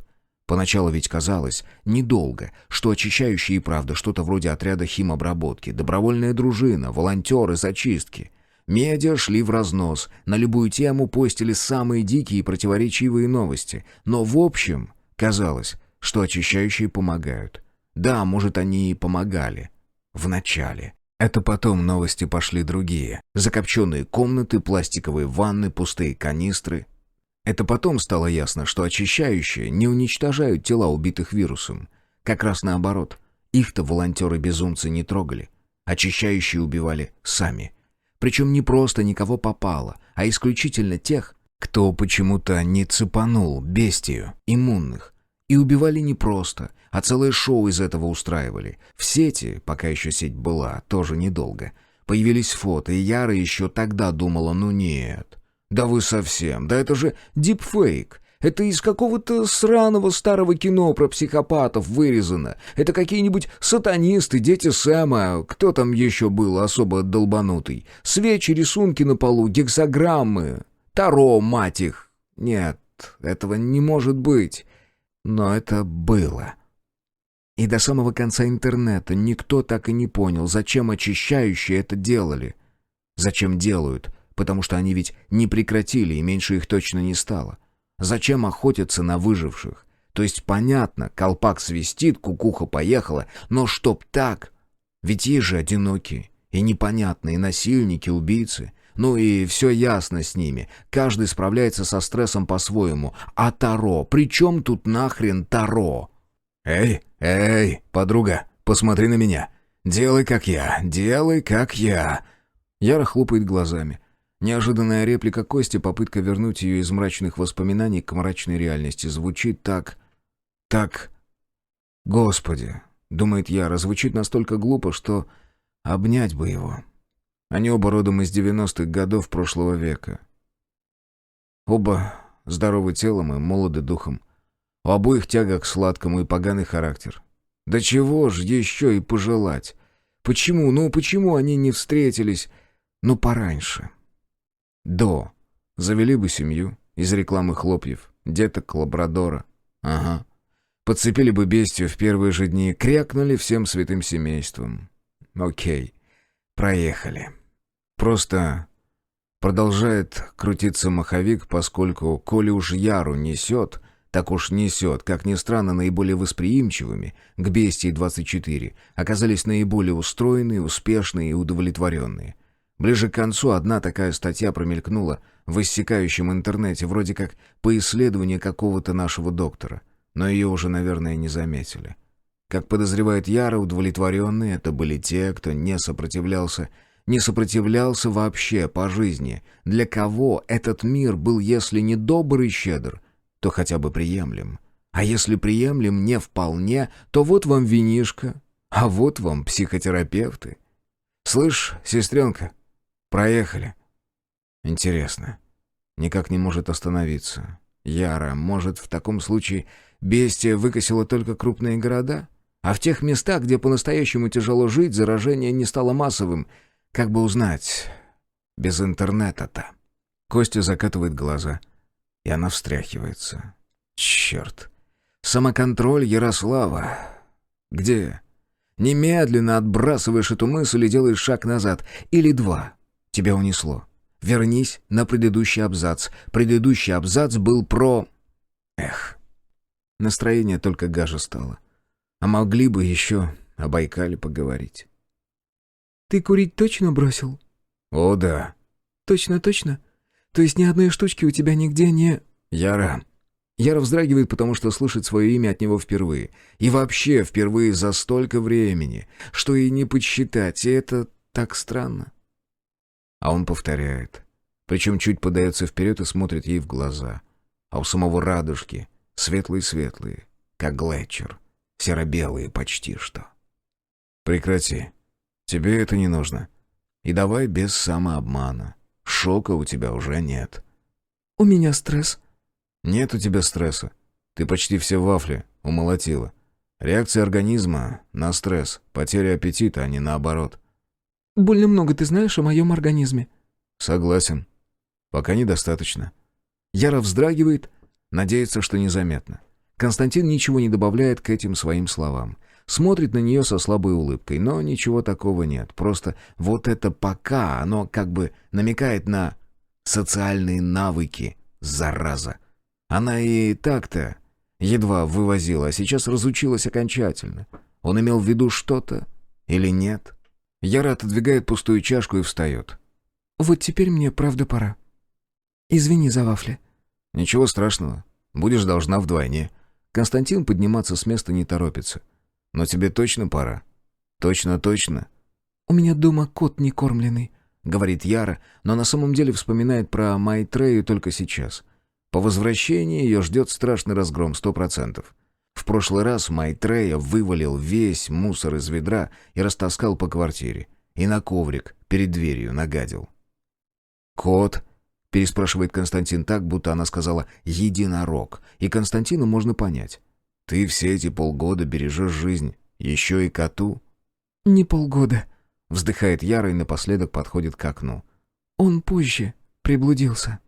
Из окна видно сплошное желтое полотно. Яра моргает, а потом соображает, что просто-напросто смотрит в стену противоположного дома. Глухой Брандмауэр, без окон, без дверей. Заглянуть в это окно невозможно ниоткуда, ни под каким углом. До земли слишком высоко, соседняя крыша высоковата сама. Пользуясь моментом, Яра ненадолго замирает прямо напротив стекла. В кухне горит свет. И в отражении она видит, как к ней подступает фигура. Сзади. Яра дергается и оборачивается рывком. Костя, конечно, а кто еще? С секундной паузой поднимает раскрытые ладони и отшагивает. «Извини, не хотел напугать». Вот теперь ей стыдно за свою нервозность, и хочется извиниться уже самой, но... В общем, Яра неловко бормочет что-то и выбирается в коридор. Там проделывает уже раз проделанные процедуры по одеванию. Константин вторично наблюдает за ритуалом, утвердившись в дверном проеме, а потом произносит. «Ты не скажешь мне, где живешь?» У Яры есть правила. Она много месяцев выживает благодаря им. Никто не должен знать, где ты живешь. Так безопасно. У отдельных членов стаи сохраняется индивидуальная память. Если Костя заразится, если бестия проявится у него в этой форме, знание распространится, и она окажется беззащитной.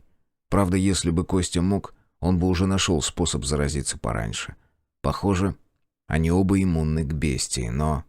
«Боровая, 23, квартира 12», — медленно произносит Яра, прежде чем успевает додумать. И сама себя не узнает. Но такая уж она сегодня бедовая женщина. Ведь раньше это было бы нормально. А она очень соскучилась. Запомнил. Сама доберешься или, может, все-таки проводить? «Нет, спасибо», — твердо говорит она, и тогда Костя лезет в карман своей куртки, висящей на крючке, тут же, и передает ключ с брелком. «Вот, возьми. На случай, если не помнишь, я его приткнул между лестницами в парадной. Зарядного устройства у меня нет, но, наверное, аккумулятора насколько-то еще хватит». Пробуксовав, как ей в целом свойственно, Яра понимает, что он говорит о самокате, одном из тех двух, что были у стаи. Правильно, они же на нем и удрали. «Разве тебе самому не нужен?» «У меня нет зарядного устройства», — терпеливо повторяет Костя. «А будет нужен? Зайду в гости. Ты мне еще вафли торчишь. Не надейся, что я забуду». От этих слов, но на то они, конечно, и рассчитаны, Яра испытывает облегчение. Все хорошо, все по-прежнему просто. Она по-свойски, по-бойбабски тычет Костю кулаком в плечо, случайно, слегка зависает, зацепившись взглядом за светлые, ледниковые глаза. Вовремя вспоминает еще раз сказать спасибо и отчаливает. Дорога обратно оказывается легкой. Яра встречает несколько одиночек обоего пола. Одинаково насторожившись, все расходятся с ней на почтительном расстоянии. Видит две едущие куда-то машины, но внимание водителей не привлекает. И в итоге добирается домой без приключений, чтобы со вздохом обнаружить, что здесь все именно так, как она и предвидела. Заряда аккумулятора до Боровой улицы хватает и еще даже остается.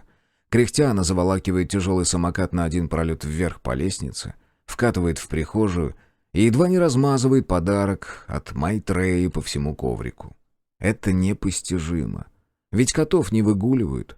Коту должно быть совершенно все равно, дома она или нет. Тем не менее, стоит ей задержаться, как Майтрея принимается удаленно ее третировать. Можно подумать, они женаты. Бормоча нелестные слова в адрес кошака, быдлана, Яра прибирает в прихожей и кухне. Майтрея даже не приходит ее поприветствовать, нычется где-то, машинально кипятит чайник, хотя в ней плещутся уже кружки 4 Костиного. Забывает заварить и машинально кипятит еще раз. Нервы у нее крепкие. Она невротик, конечно, но это совсем другое. Так что вынести Яра может многое. Но сейчас она несколько взволнована, немного выбита из колеи. «Ну, как бы, подруга, тебя ж сегодня чуть не убили». «Верно, дело в этом», — решает Яра, намеренно не думая еще об одной вещи, которая ее взволновала. Дабы помочь себе в этом, она начинает крутить в голове третий раздражитель, который прицепился к складочкам коры больших полушарий, точно репей крючочком, и теперь щекочет мозг. Это мысль о глухих уголках, о тех, где была жизнь, но не такая, как их жизнь здесь. Менее избыточная жизнь, более трудная, более простая. О гипотетических местах, где Бестия-24 могла не распространиться. Яра сидит за кухонным столом, подперев щеку рукой, а другой бесцельно крутит, поставив на ребро пустую чашку по столешнице. Уже через минуту ей кажется, что эта идея наивна, но еще через минуту она возражает сама себе. Почему? Почему нет? Когда-то подавленная собственной KPI несостоятельностью, устав от готического дома, населенного призраками, верящими, что они пуп земли, она подумывала сдауншифтить в какую-нибудь глухомань. Деревья, птички, натуральные продукты с собственного огорода, все дела. Но Яра не располагала ни свободным жильем, которое можно сдавать, ни профессией, при которой можно работать удаленно, а тампоны на огороде вряд ли вырастешь. И потом, в момент предельной самооткровенности, приходилось признаться, жизнь вне города просто-напросто не для нее. Ей уже не 19. Она слишком привыкла. Она возмущена перспективой до конца своих дней быть объектом чьих-то маркетинговых стратегий. Она ненавидит эти копошащиеся клубки интернет-угрей, но не сможет жить совсем без них. Ее страшно бесит то, что она видит в ленте. Но она все равно ее скроллит. И скроллит. И скроллит. Однако с тех пор обстоятельства несколько поменялись. Чашка выскальзывает из пальцев, падает на бок. Яра вовремя ловит ее, недовольно ставит вверх ногами и продолжает крутить. Байкал, Алтай, Камчатский край, тра-татушки, тра-та-та. Но как бы все-таки узнать, что там? Ох, если бы был интернет... Ее никогда не привлекали фильмы про конец света.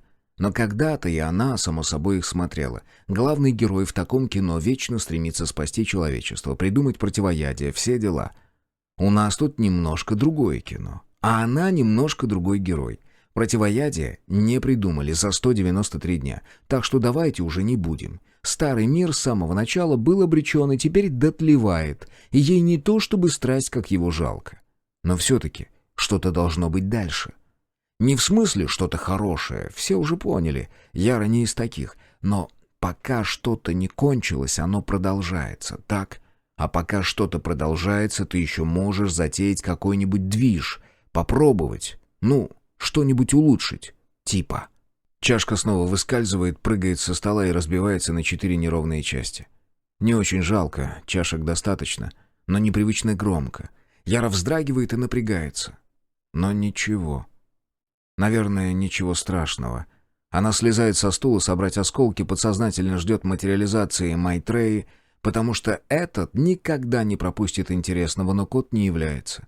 Значит, сидит где-нибудь в шкафу и дуется. Да и пожалуйста. Выкинув осколки в мусор, Яра решает кое-что сделать завтра. Еда едой, но должны же у человека быть и духовные устремления, иначе зачем оно все? Полная решимости, она вылезает на крышу, где моросит слабый дождик, но еще нормально, терпимо, и бегает. А потом ложится. И в ту минуту, когда она перестает отгонять от себя ту, вторую волнующую вещь, эта вещь всплывает в темноте перед ее закрытыми глазами и напоминает голубоватый альпийский глетчер, светлый и красивый ледник над горным озерцом. Но глетчер не успевает всерьез растревожить Яру, потому что уже через 5 минут Яра крепко спит. Часть 4. 1. Общеизвестно, что бестии помрачают рассудок, хотя я отметила бы, что сами люди застят глаза друг другу, а в особенности себе, куда успешнее. Одна только летопись всего происходившего когда-либо в этом доме. По неприятному капризу судьбы в красной гостиной собрались те самые несколько человек, которые менее всего жаждали общения и были готовы поддерживать беседу. В небольшой комнате было тепло и слабо пахло чем-то корично-амбровым. В светильниках бра горели желтоватые лампы, а на столике у стены стоял еще и высокий канделябр с 3 зажженными свечами. Мягкий замшевый уют мини-отеля или семейного кафе, если бы не то, что опять искривляло портьеру на окне. Кира она еще в прошлый раз насторожила, а на этот он был совершенно уверен в том, что за шторой кто-то есть, как и в том, что встань он и отдерни полотнище, там никого не окажется. Управляющая в жилете, на этот раз цвета фабричного кирпича, поверх снова белой блузы выглядела профессионально, сдержанно и безупречно. Она сидела спиной к стене у столика без заметного неудовольствия, созерцала немногочисленную публику и отвечала на вопросы, коих пока прозвучал ровно один. «О чем вы говорите?» Кир явно думал о другом и заставил себя спросить это с некоторым усилием. Он же несколько минут назад поинтересовался, определенно без подлинного интереса, почему дом и аукцион носят такое название. Сидел он напрягшись, закинув руку на спинку стула и то и дело поглядывая на умные часы на запястье. Управляющая следила за ним с искренним любопытством. Похоже, от нее не укрылось, что часы больше не синхронизируются со смартфоном, и показания их уже какое-то время, любопытны. «Неважно», — с улыбкой ответила она. «Вернемся к бестии. Она символизирует некое начало, явление которого связано с помрачнением. Да, с обманом, если хотите. Но крайне интересно вот что. Этим обманом бестия разрушает другой обман. Сопутствующие иллюзии в данном случае — лишь способ ослабить сопротивление. Ведь и преститижитатор не просто так затевает всю эту возню со шляпой и кроликом, а шаман с пением и дымом. «Шаман поет не для того, чтобы пустить пыль в глаза зрителям». Голос у Харгая был хрипловатый, а сам он выглядел осунувшимся и словно постаревшим лет на 10. На обветренном, потрескавшемся, точно от мороза лице явно прибавилось морщин. Четверть часа назад, войдя в красную гостиную, Кир увидел там одного его. Харгай сидел на стуле посередине, опираясь локтями о расставленные колени и согнув спину так, словно страшно устал. На плечах его коричневого свитера дотаивали последние снежинки. Что же он, Гулял без куртки? Выбегал покурить? Управляющая перевела на него взгляд и сочувственным тоном заметила. «Любезный, зачем вы здесь? Вам стоит поесть. Ступайте в столовую, прошу. Так ведь и с ног свалиться недолго». Сухой меднокожий Харгай поднял голову. «Я решил сперва показаться, чтобы вы знали, что я больше не в комнате». «О, я знала», — ласково заверила управляющая. «Дом сообщил мне». «Дом сообщил?» — тупо переспросил Кир и тут же повернул голову к двери. За ней слышались быстрые легкие шаги. «Да-да, когда ты долго в профессии, самые незначительные мелочи обретают свое звучание». Вежливый смешок, как из рекламного ролика. «А через столько-то лет с тобой даже стены заговорят. Хочешь, не хочешь. Говорят же, с шаманами звери, и деревья, и...» Дверь отворилась, пропуская внутрь Надю. Девушка быстро обежала взглядом гостиную, наткнулась на Кира и просияла, и тут же сникла, как нашаливший щенок. Кир, не сводя с нее глаз, сжал губы. «Вы ничего не знаете об этом», — негромко и ровно произнес Хоргай. «Ничего». Оживленно подтвердила управляющая, покачивая ногой в бархатной туфле без каблука. «Кроме того, что вижу собственными глазами. Конкретный пример перед ними позволяет предположить, что шаманы немногословны и в дичайших ситуациях умеют сохранять спокойствие ума, что весьма похвально, но все же вы бы поели, любезный». «Шаманы?» — повторила Надя, которая теперь старалась не смотреть на мужа. «В некоторых регионах шаманизм — распространенное явление», — светским тоном сообщила управляющая, облокачиваясь на стоящий рядом полированный столик. «Язычество — Мариэл, Сибирь, Бурятия, Тыва. А вы, я не ошибусь, алтаец?» Темные, почти черные глаза улыбались. «Очень красиво. Раз уж вы не идете обедать, не хотите ли рассказать другим, зачем вы здесь? Они могли бы помочь в поисках». Кир наконец оторвал взгляд от жены и посмотрел на Харгая. Тот помолчал. «В этом нельзя помочь». «О, конечно, вы должны найти сами», — протянула управляющая, опуская подбородок в чашу собственной ладони и устремляя взор куда-то в угол между стеной и потолком. «Что ж, я лишь пытаюсь помочь всем понять расклад, только и всего, потому что сами вы пока, простите, не преуспеваете». Надя прошла вперед, но села не рядом с мужем, а на стул, стоявший чуть впереди, так что теперь Кир видел лишь затылок. «Мне кажется... Извините, конечно, но мне кажется, иначе и не выйдет. Меня уже Рогнеда сегодня просила помочь, но...» Надя подалась вперед к управляющей. «Ведь я не найду ей этот кубок, так? Потому что он нужен не мне, а ей. Если у нее получится, то она его раздобудет. Если нет, то никто. Это ведь так работает». Управляющая с видом полнейшей неосведомленности пожала плечами, а Харгай словно бы слабо кивнул сам себе и неожиданно для всех произнес. «Ум не готового неизбежно воспротивится чуду. Если ты не начал поиск сам, значит, ты не готов». Занавеска на окне слабо колыхнулась, а Кир наклонился на стуле и негромко отчетливо проговорил. «Могла бы подождать меня». Не отрывая головы от ладони, управляющая медленно повернулась к Хоргаю и удивленно приподняла брови. «Беру часть своих слов обратно. Конкретно вы начали стараться. И, не знаю, заметно ли было, но вы только что дополнили мою справку о бестии». Свет от свечей играл на губах управляющей, то затемняя их, то делая краснее. «Иногда чудо необходимо, а умы не готовы. Они всегда не готовы. Так-то. Здесь нам и требуются иллюзии. Много иллюзий». «Или зайти за мной», — продолжал Кир, не обращая внимания ни на управляющую, ни на Хоргая. «Ты просто не вернулась в комнату, да?» Надя слабо дернула головой, но не повернула ее, цепляясь за видимость разговора, как за щит. Хоргай расправил спину и встал. Его подбородок, еще вчера гладкий, покрывала сильно отросшая седая щетина. «Я много времени провел в одиночестве и недостаточно приспособлен к беседам об иллюзиях. Последую вашему совету насчет еды».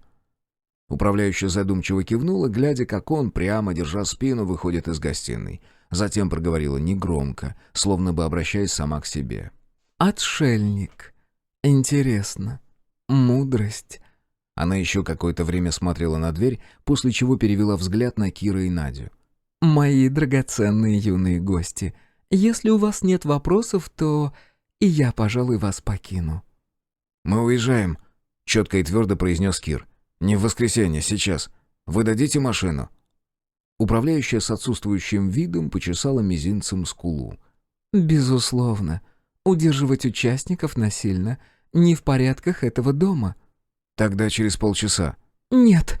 Надя так и не обернулась, но Кир угадывал по слабой дрожи в голосе, что щеки ее сейчас горят, а пальцы теребят пуговицы кофты. Надо же, он так неплохо узнал ее всего-то за 2 года. «Хм...» Всем своим видом, воплощая покладистое ожидание, управляющая посмотрела сперва на девушку, потом на Кира, потом снова на девушку. «Могу ли я уточнить, сколько человек уезжает через полчаса?» 2. «Нет». Одновременно с восклицанием Надя вскинулась, всем телом развернувшись, наконец, на стуле. «Кир, я не хочу. Тут столько. Такой возможности за всю жизнь может не появиться». «Что верно, то верно», — негромко вставила управляющая. «И не появится, уверяю». «Господи, и кто ж вас таких?» Кир скрипнул зубами. «Ты вообще знаешь, что они здесь делают?» «Можно подумать. Вы знаете», — укоризненно пробормотала управляющая. «Вещи, которые здесь собраны, они уникальные, они не имеют цены. Ни один неравнодушный к искусству и культуре человек...» «Да херам культуру твою!» — прорычал Кир, поднимаясь со стула. «Надя, очнись уже! Какая культура в жопу? Нами тут вертят, как хотят. Может, они в еду что-то подмешивают. Может, у них секта или еще что похуже. Я не собираюсь оставаться и выяснять. Да и насрать вообще. Мы просто берем сейчас и уезжаем отсюда, поняла?» «Подмешивать что-то в еду? Какое дурновкусие!» — тихонько прокомментировала себе под нос управляющая. «Нет!» — почти взвизгнула Надя, тоже вскочив с места и уставясь на мужа. «Я остаюсь. Я никуда не уеду до завтра». Эхо ее крика повисло в красной гостиной, многократно отражаясь от стен ровной пульсацией. Высокие частоты сталкивались и накладывались, пока молодые супруги мерились взглядами. Через пару секунд управляющая встала, весьма тщательно оправила выдуманные складки на рукавах и с видом полнейшей непричастности прошествовала к дверям. Еще через несколько секунд Кир отпихнул ногой стул и последовал ее примеру. 2. Галереи, комнаты, коридоры, снова комнаты, лестницы, комнаты. Комната за комнатой, за комнатой, за комнатой. Рагнеда чувствовала, как ее начинают подводить ноги. Она была непривычна к физическим нагрузкам. Откровенно говоря, всю жизнь ненавидела их и избегала. Уж лучше диета. А за сегодня, наверное, намотала уже несколько километров. Сильно болели ступни в неудобных туфлях. Косточки ныли. Икры горели тоже, и, кажется, она уже несколько раз вспотела и высохла. Но она упорно входила, влетала, врывалась в комнату за комнатой, за комнатой и проводила внутри ровно столько времени, чтобы убедиться, что искомого там нет. После чего тут же бросалась к следующей. Было совершенно ненормально, что комнат столько. Сколько на самом деле? Она сбивалась. Да и не считала их. Какая к непорочной матери разница? Уже точно больше нескольких десятков. Как все это умещается в одном доме? Славка рассказывал скупо. Сейчас, оказавшись здесь сама, она начинала понимать, отчего такая немногословность, ведь она не поверила бы ему. Решила бы, что это очередное его то самое, что он опять оторвался от реальности, как тогда, когда он 3 недели безвылазно просидел в квартире, когда всем давал понять, что пишет, и она тоже так думала. А потом посмотрела выписку по карточке, потому что это была ее карточка. И если уж по гамбургскому счету, квартира ее тоже. А она ведь никогда не напоминает. Рагнеда с шумом распахнула очередную дверь, не заботясь о том, не стукнет ли та ручкой о стену. Не стукнула, конечно. У них тут все очень продумано, аккуратно. За дверью оказалось что-то вполне себе даже ничего. Уютненький такой салончик, книг целая уйма. Причем везде бюро, стеллажи, полки, куча полок, от пола до потолка, куча предметов, в инвентаризации которых можно погрязнуть навеки. Географические карты, гадальные карты, игральные карты, глобусы, тубусы, игральные кости, игральные фишки, монетки, палочки, статуэтки, аромакристаллы, графины с выпивкой, шкатулки с темными шариками, ящички с... Но Рогнеда не поленилась.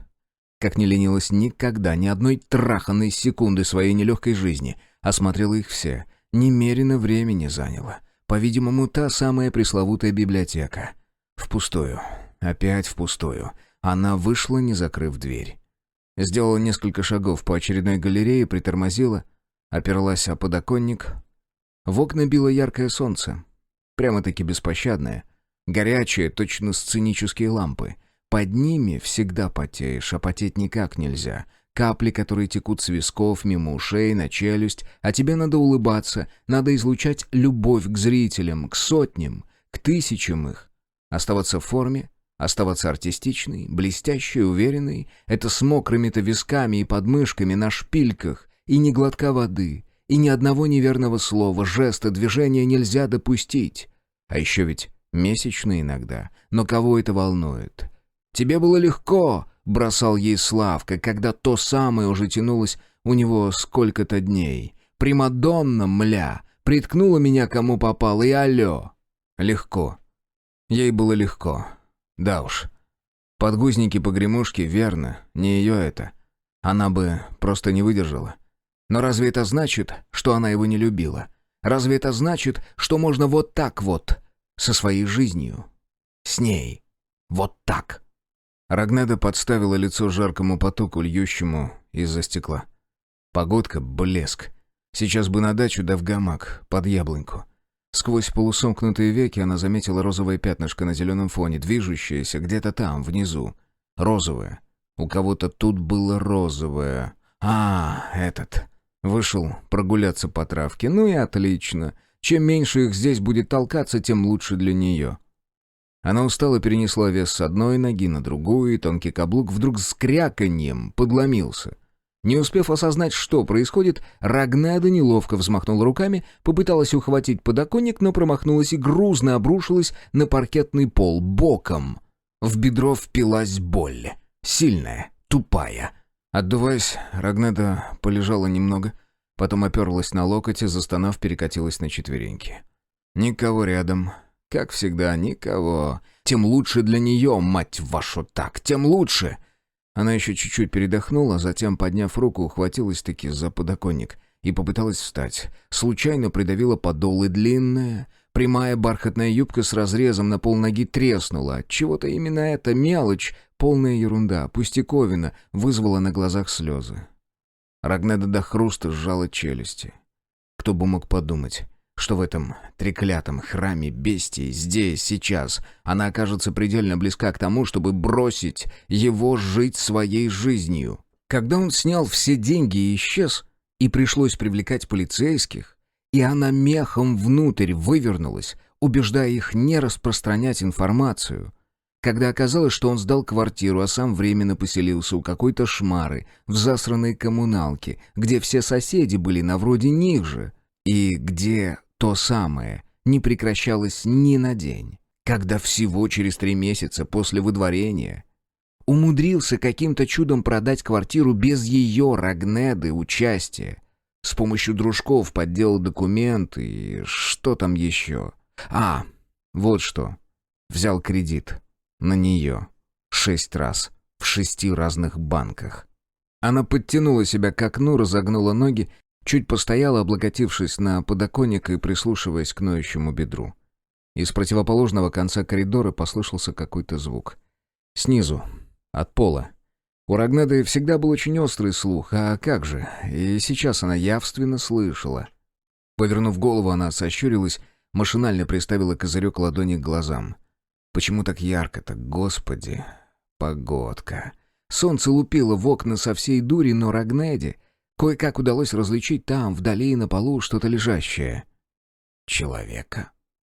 На первом же шаге в бедро впились крокодильи зубы. Рагнеда сморщила лицо, шумно выдохнула раскрытым ртом и поковыляла дальше. Один каблук остался валяться позади, в ослепительном солнечном сиянии, и через несколько шагов Рагнеда поняла, что так далеко не уйдет. Она остановилась, крепко держась за проем следующего окна, кое-как нагнулась к здоровой ноге, сняла туфлю. Человек, лежащий на полу в конце коридора, она точно знала теперь, что это человек. Он тяжко дышал и едва слышно поскуливал, будто видел во сне кошмары. Заворочился.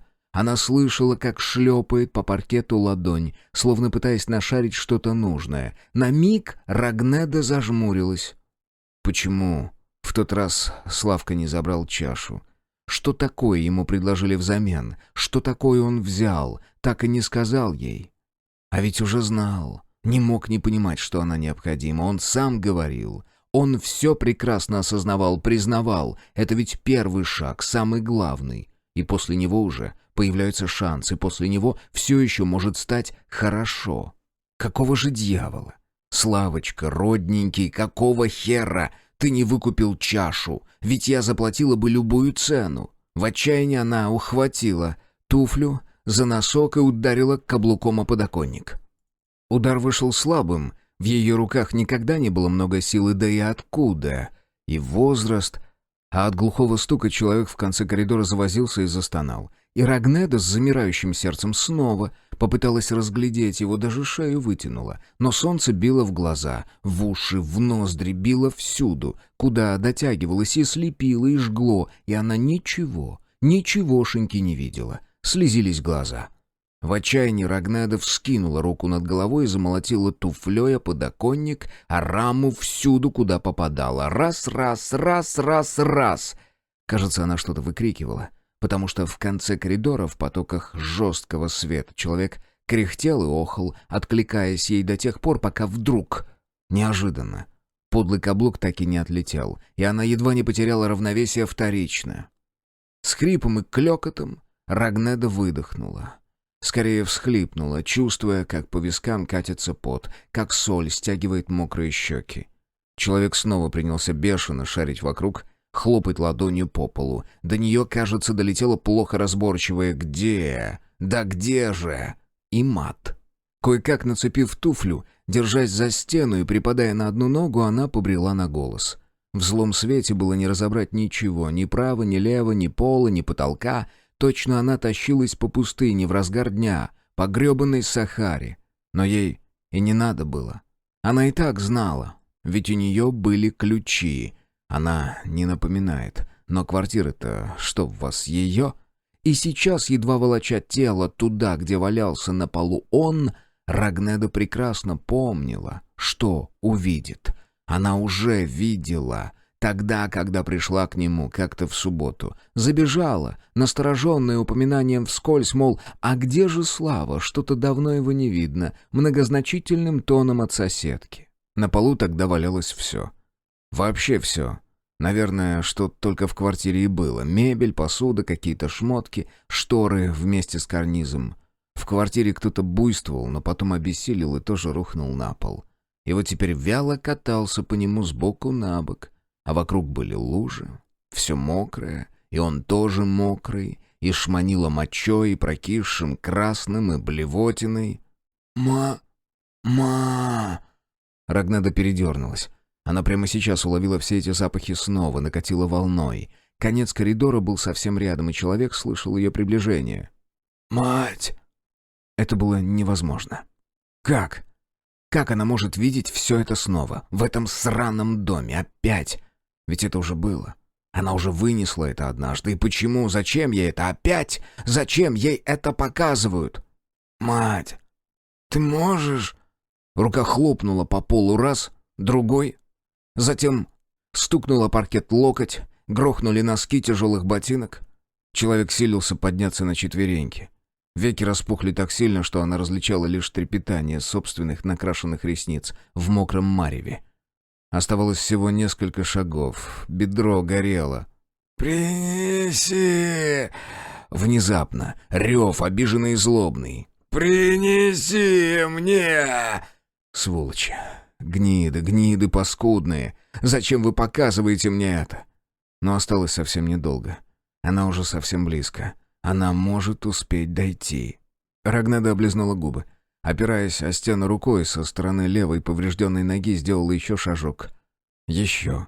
Почему-то ей показалось очень важным успеть. На этот раз, сейчас. Она уже более-менее видела фигуру на полу. Серое размытое пятно, вытянутое и бесформенное. В этот момент раздалось глухое, низкое звяканье. Холодея, Рагнеда застыла на месте. Ладонь, которая шарила по половицам, наткнулась на что-то.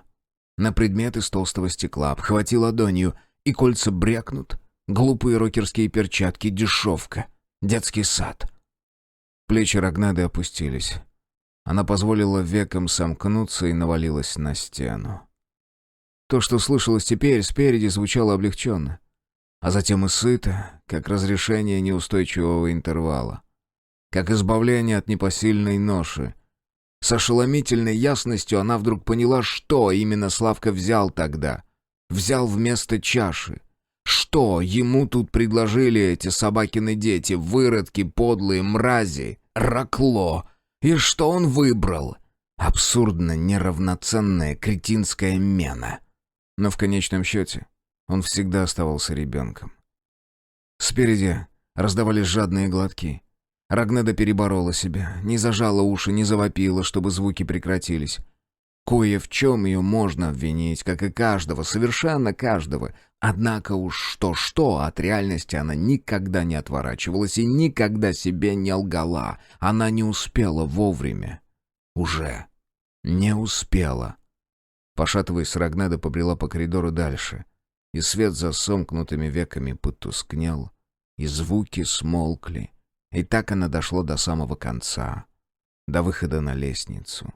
И никого там, конечно, не было. 3. Ромб налетел на него, буквально вывалился прямо из-за входной двери. В этот момент Гавр только-только вышел в холл, собираясь, если честно, найти молодого парня. Тот вполне мог сейчас курить во внутреннем дворике. Окажись это так, Гавр стрельнул бы у него. Бросил он лет 35 назад. Тренер заставил. Да он тогда и начать-то едва успел. Потом пару раз начинал снова и снова бросал. Ему было это легко. Не то что многим. Тип личности, не склонный к зависимому поведению, как заметил в обязательной регулярной беседе штатный психолог. И Гавр пожал плечами, потому что ему было все равно, что скажет о нем штатный психолог, и почти кто угодно, совершенно без разницы. Вот воистину. Однако после этой ночи он чувствовал, что сигаретка не помешала бы. В солнечном сплетении у Гавра ворочалось нечто тревожное и тянущее, беспокойное, чувство привязанности, которое побуждает тебя снова и снова возвращаться к тому, что уже не может дать прежнего удовлетворения. Они с бывшей женой расставались 4, хотя он уже и в первый раз прекрасно понимал, что ничего прежнего у них не будет, что она обломала его, как и Ринг обломал, и что незачем пытаться еще раз, потому что после предательства может быть только одно еще раз. Еще одно предательство. Все утро он потратил на изучение материалов. Этим стоило бы заняться раньше, но командировка выпала как-то вдруг. К работе Гавр относился очень аккуратно, очень тщательно, с некоторых пор это стало одним из видов самодисциплины, а после развода превратилось почти в манию. И отлично, потому что сеть здесь не ловила. Никто не мог знать, а она не ловила. И никакого Wi-Fi, и как же прекрасно, что старый, трухлявый перестраховщик Гавр выкачал себе все еще дома, причем для надежности сразу на 2 устройства, и в смарт, и на планшет. Так что он вытащил планшет из дорожной сумки, застелил кровать и улегся поверх пледа, как был, в халате и босиком. Решив, что заслуживает компенсации за бессонную ночь, дотянулся до затейливого проводного телефона цвета малахита, стоявшего на одной из 2 прикроватных тумбочек, и с долей изумления осознал, что аппарат не просто цвета малахита, а буквально малахитовый. Снял трубку и потребовал кофе со свежей выпечкой. Дождался очередного загадочного существа с тележкой. Ни лицо, ни телосложение не позволяли однозначно отнести существо к разряду женщин. Волосы у него были короткие, цвета алого пиона, и торчали клоками в разные стороны, а на шее красовались вытатуированные крест-накрест цепи с анхами. Составляя кофейник, корзинку со сдобой и приборы на стол у окна, существо не потревожило Гавра ни единым взглядом. А посему непотревоженный Гавриил Петрович с неудовольствием поднялся, перенес еду прямо на кровать, а кофейник и чашку примостил на свободной тумбочке, после чего принялся за чтение. Устроители аукциона любезно направили в ведомство Гавра список участников, и вот теперь в планшете у него была и Рогнеда, а всего-то-навсего Ирина Алексеевна Скрипник, и алтайский шаман Хоргай, по слухам один из сильнейших во всем свете камов, глубоко уважаемый, но ушедший жить в какую-то глушь и являющийся на люди очень редко, и господа Петровы, не так давно решившие соединить свои судьбы, и блестящий болтун Евгений Ромб. Тоже не ромб, но не суть важно. У мужика явно талант. Запустив одну из его передач, Гавр лишь через полчаса поймал себя на том, что незаметно сожрал 3 слойки и допил весь кофе. Одну корзинку выпечки спустя Гавриил Петрович мог чистосердечно заявить, что кое-что знает о гостях, но, увы, не о хозяевах. Хотя сам по себе аукцион храма Бестии упоминался, крайне редкие обрывочные нити в клубке мировой паутины. Что ж, возможно, стоит еще раз поговорить с женщиной с темными глазами и нездоровым интересом к Таро, устало сказал себе Гавр, после чего стряхнул крошки с постели, привел одежду в порядок и, гонимый тоской, которую не погасили ни полный кофейник, ни отменно мягкое и масляное тесто, спустился в холл, где на него тут же свалился Ромб. Вид у блестящего болтуна был встрепанный, одновременно перевозбужденный и какой-то блаженный. Глаза у блогера лезли из орбит, штаны до колена и выше были в снегу. Влетев в двери, он запнулся о край ковровой дорожки, и Гавру пришлось подхватить округлого Ромба под локти. «Вы откуда взялись, Евгений?» «Извините». С заметным усилием Ромбу удалось сфокусировать рассеянный взгляд на лице Гавра. «Прошу прощения, я... знаете, гулял». «Где здесь гулять? Лес ведь кругом». Убедившись, что ведущий твердо стоит на ногах, Гавр отпустил его и отошел на шаг. «Вы хоть завтракали?» «Не помню. Наверное...»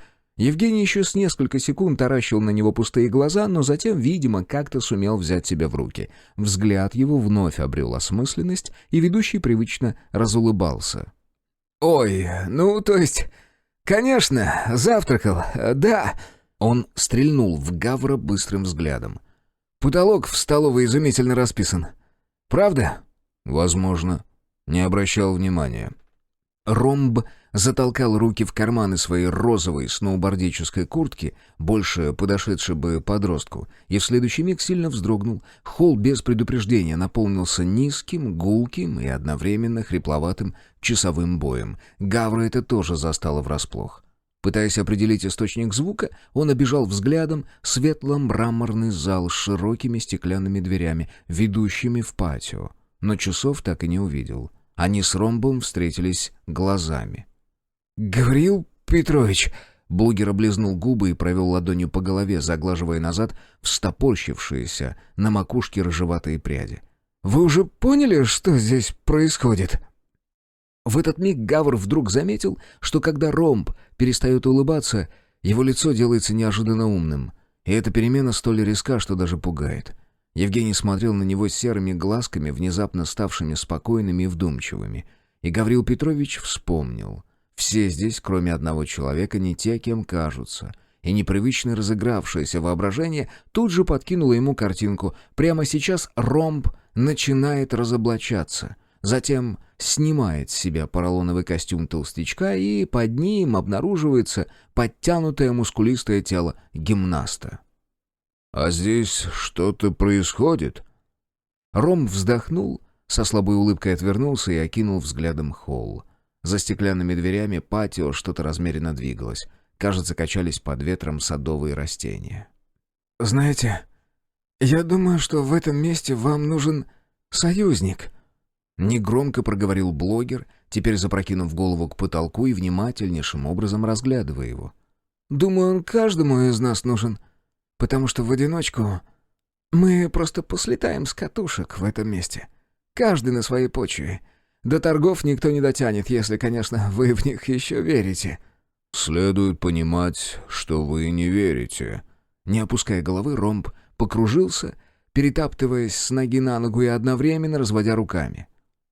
Вся эта история про суперсейл «Черной пятницы» с самого начала бредово звучала. А уж теперь мы здесь, очевидно, не для этого. Хотя парочка человек наверняка еще надеется урвать что-то, позарез им нужное, но... Думаю, даже если кто-то из гостей выиграет что-то на этом якобы аукционе, его заставят заплатить такую цену, что проигрыш встал бы дешевле. «Что ж, ну узнаем уже завтра», — резюмировал Гавр. «Может быть», — раздумчиво протянул Ромб. «А может и нет. Здесь время. Вы обращали на него внимание? Оно как будто немного не такое». Он сделал несколько шагов в сторону, не отрывая взгляда от потолка, словно хотел рассмотреть его как можно лучше. «Эти ребята молодые. Правильно сделали, что приехали вдвоем. Если у одного фляга засвистит, другой хоть подстрахует». Гавр, наконец, сам поднял голову. Что Ромба там так заинтересовало? Обычный белый потолок, дутого стекла люстра. «Я не ставил бы на эту пару». Неожиданно для себя самого поделился он. «У меня сложилось впечатление, что они не самая эффективная команда». А-а-а! Евгений опустил подбородок и дружелюбно взглянул на него. «Заметили? Вам положено туда глядеть. В оба, верно? Как бы чего ни случилось». Он окончательно, казалось, забыл про потолок, подойдя к Гавру, остановился на расстоянии вытянутой руки и понизил голос. «А чего именно не должно случиться? Гавриил Петрович, ваше присутствие должно предотвратить... Что? Вы сами знаете?» Гавр молча уставился на Ромба. Да уж, союзник. Неплохо, хотя он лично предпочел бы Хоргая. Но где шаман и что с ним? Хоргай, пожалуй, как раз один из той пары человек, которым позарез нужно что-то из дома. А Ромб? Что здесь, собственно, делает сам Ромб? «Я хочу попробовать провести эксперимент, Евгений», — размеренно проговорил Гавр. «Поможете мне?» «Конечно». Ромб неожиданно задорно ухмыльнулся. «Ведь в процессе появится шанс что-то выяснить, правда?» «Правда». И Гавр двинулся к лестнице мимо дверей в патио, за которыми продолжало что-то мотаться, а точнее слабо покачиваться из стороны в сторону. Ромб нагнал его, и вдвоем они поднялись на этаж, а после зашагали по слабо освещенной галерее, которая полнилась серо-голубыми и лиловыми тенями грозовых туч. Гавр не имел ни малейшего представления, куда идти, но ведь это был эксперимент. Он просто шел, и его спутник не отставал, причем всю дорогу помалкивал. Удивительно. По первому впечатлению Гавр не сказал бы, что ведущий на это способен. Сизо-серая галерея сменилась корично-бурой галереей. Затем песочно-бежевой галереей, в которой пахло перцем и солодом, но тоже было тускло, неконтрастно, непонятно. Пару раз Гавру слышалось, будто бы их шагам вторят еще чьи-то. И еще кто-то словно шевелил раздвинутые портьеры по обеим сторонам от оконных проемов. И в один такой момент Гавр метнул быстрый взгляд и понял, что никаких портьер нет. А за окном быстро-быстро, невозможно быстро несутся по бледно-розовому небу нечеткие перистые облака. Он остановился у двери. Блогер, глашатай, стал за его плечом и терпеливо ждал. Гавр надавил на ручку, потянул дверь на себя, пропустил Ромба вперед. Зайдя следом, хлопнул ладонью по тому месту слева, где всегда и сейчас находился выключатель. Зал залил свет. Евгений Ромб постоял на пороге, потом прошел дальше на площадку, окруженную мешками и грушами, покрутившись, двинулся к рингу, поднял руку, погладил канат, с сосредоточенным видом опустил голову, посоображал что-то. «Надо же! Это ваш?» Ведущий, правда, оказался вовсе не глуп. «Видимо. Не думаю, что еще у кого-то из гостей в прошлом найдется такой эпизод. Кроме того, это место мне очень хорошо знакомо». Ромб хмыкнул и поводил ладонью по канвасу. «Что оно для вас означает?» Гавр подошел и присел на край ринга, опустив сложенные в замок руки на бедро. «Прощение». Брови Евгения подскочили. «Как так? Ни сила, ни уверенность? Мать честная, неужто глаза подводят? Мне, понимаете ли, показалось, что это у нас тут боксерский ринг». Гавр скупо улыбнулся и перевел взгляд в центр ринга, где никого не было. Совсем никого. Конечно, нет. «У меня все в порядке, с силой и с уверенностью, Евгений. Как у вас с мозгами. Хороший баланс, вполне рабочее соотношение». Гавр вздохнул. «А с прощением хуже». «Вы... были безжалостны к врагам?» Гавр поморщился. «Скорее, чересчур жалостлив к друзьям. Вот вам пример. Бывшая жена уходила от меня к 3 разным мужчинам. Последовательно. И трижды возвращалась, пока на 4-й раз результат ее, наконец, не устроил». «Однако», — уважительно протянул Евгений, — «с уверенностью у вас правда порядок. Другой не стал бы рассказывать». Гавр покривил губы и дернул плечами, показывая, что ему безразлично, что о нем подумает Ромб. И ему на самом деле было безразлично. Как его жизнь выглядит со стороны? Да не плевать ли, ему лично всегда было. С самой ранней юности, с 1-го месяца, как он пришел в свой первый боксерский зал. Спасибо, плохое поведение в школе, спасибо, физрук Сергей Михайлович, КМС и МС, тяжелая рука, большое сердце. Я осознал, что он в действительности не такой уж умелый и взрослый, и крутой сукин сын. Но что может стать таким, если будет заниматься? Пока ты занимаешься, чтобы стать крутым сукиным сыном, ты выглядишь край как смешно, край как нелепо, потому что ты путаешься в ногах и делаешь все неправильно, и похож на тощего цыпленка из заморозки, и мышцы у тебя не растут, и от всех твоих вещей разит потом, и ты пропускаешь, и неделями ходишь потом с разукрашенной рожей, как чмо.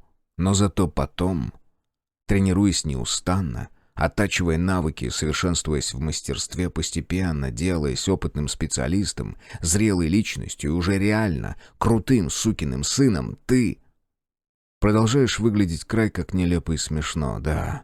Потому что все это время к тебе, оказывается, подкрадывалась старость. А женщина, которая с тобой спит, оказывается, спит не с тобой.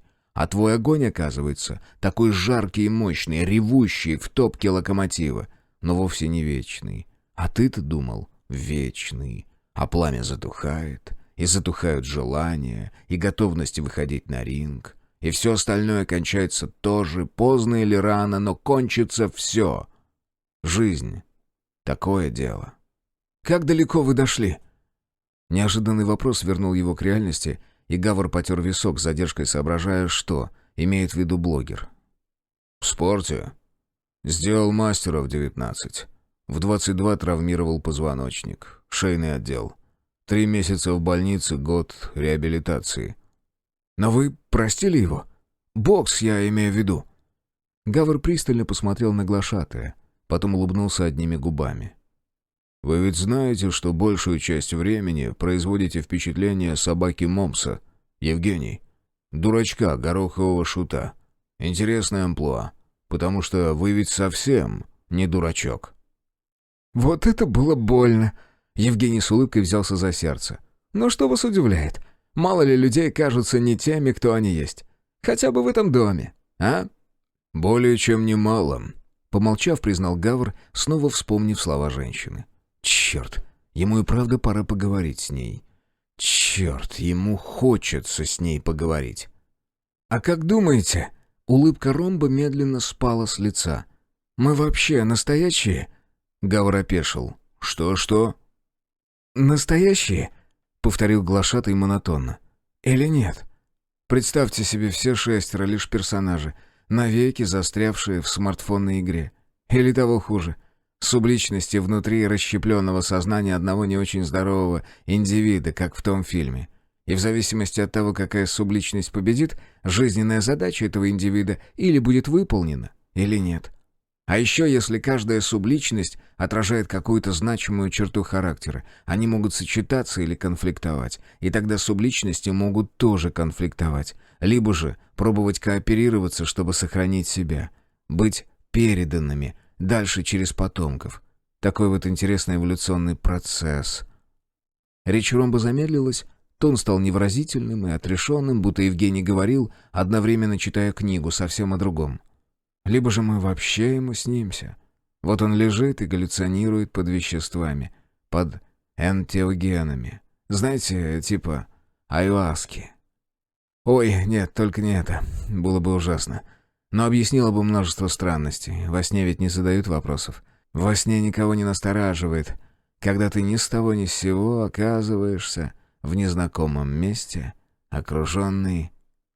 Голос блогера стих, а сам он так и сидел, уставившись в одну точку. Гавр поглядел на это, потом, подумав, опустил руку собеседнику на плечо и мягко произнес. «Евгений, где вы были перед тем, как мы встретились в холле?» Ромб сидел тупо глядя в никуда, еще несколько секунд. «В библиотеке». «Вы пришли с улицы, с ног до головы в снегу». Пухлый рыжеватый человечек в розовой куртке медленно повернул голову к Гавриилу Петровичу.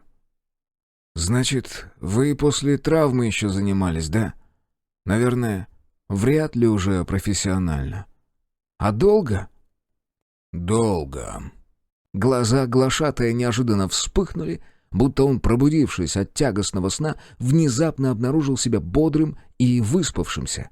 Он звучно хлопнул ладонями по бедрам и соскочил с ринга. «Покажете?» 4. Хоргай был равнодушен к еде. Точно так же, как и ко многому другому, но к еде всегда после детства. Больше того, ему до сих пор бывало немного неловко оказываться за столом, накрытым с гостиничным изобилием. У него на родине гостя встречают радушно. Но естественно, что еда, оставшаяся после застолья, будет съедена либо завтра его же участниками, либо другими людьми. А в местах вроде этого пищу он знал это, и это знание до сих пор даже при его прирученном и спокойном уме возмущало сердце Хоргая. Просто выбрасывают. Сейчас он сидел за столом, блюд, на котором было на 10. Один. Явится ли еще кто-то к этому обеду? Или все пойдет в мусорный бак? Ты здесь не за этим, напомнил он себе, не за тем, чтобы учить этих людей жить. Твое тело ослабло, и твой долг насытить его, чтобы и дальше служило твоему уму. В столовой было сумрачно. Для середины дня даже слишком. Это можно было понять как бережливость. Лишь один из 3 светильников на стенах был зажжен, а монументальная люстра над столом свисала бесполезным хрустальным коконом, в котором вызревает что-то огромное, крылатое, покрытое множеством шерстинок и мохнатых антенн усиков. Хоргай немного удивился фантазии, которую породил его разум, но сверху совершенно точно слышались какие-то слабенькие звуки, напоминающие о беспрестанном копошении, иной раз шорканье и даже что-то вроде сухих легких вдохов. Одна из здешних служащих подкатила к нему тележку с 2 глубокими, накрытыми противнями. Хоргай, не выбирая, поднял крышку одного и положил себе мясного рагу. Не скромничал, положил достаточно. Поблагодарил служащую, неопределенного возраста женщину с бритой головой и 2 кольцами в верхней губе, что было, пожалуй, странно, вежливым кивком. А потом, взяв еще пару ломтей хлеба, принялся методично пережевывать пропитанные томатным и луковым соком мясные волокна. И думать. Он всегда следил за привычками собственного ума, не позволяя себе зазнаваться, не впадая в высокомерие, и все же собственной мудростью немного гордился. Мудрость побуждала его быть настойчивым, ведь настойчивость эффективна, она приводит к результату рано или поздно, однако сейчас Хоргай задумался о том, достойна ли эта цель. Результат. Сегодня он был устремлен к результату, и настойчивость едва не подвела его. Он мог бы пытаться и дальше выйти из комнаты через дверь, и в результате лишь вконец обессилел бы. Он мог бы, пожалуй, умереть там от голода, на красивой кровати рядом с каменным телефоном. Должно ли это означать что-то? Это урок для него. Хоргай знал, что урок может заключаться во всем. В полете трясогузки над твоей головой, в рябе ручья, пробившего себе путь сквозь ледяную корку. Но неужели сейчас ему пытается сказать что-то Некто. Он тщательно выбирал овощной соус с тарелки кусочками хлеба. Конечно же, он подумал о бестиях. Имя этого дома, аукциона, да хоть бы и иначе они были названы, он все ж шаман. Никогда прежде он не сталкивался с бестией, а сейчас чувствовал рядом что-то, какую-то силу, не похожую ни на одну из известных ему, ни солнце самого единого, ни река бурливая, ни гора поднебесная, ни ветер с холода, ни духи верхние, ни нижние, ничто и никто не ощущался так. Что-то соседствовало со всеми ними в этих стенах, и он мог только догадываться, что. А после духов и рек, и единого, догадка оставалась лишь одна. Но бестии, насколько он слышал, не занимаются такими вещами, не поучают, не наказывают за зазнайство. У них другое, куда страшнее, куда разрушительнее их затеи, после которых не остается ни камня, ни пепла, ни кости, ни крика, ибо бестии игривы. Харгай тщательно вытер руки и губы салфеткой и скатал ее в аккуратный шарик. Известно одно: если бестия пробудится, с ней не совладать никому. А пробуждение ее всегда внезапно и непредсказуемо. И если бестия сейчас в доме, гость ли она, управляющая или даже одна из работников, он может не успеть найти то, ради чего пустился в это путешествие. Он и так потратил впустую целый день.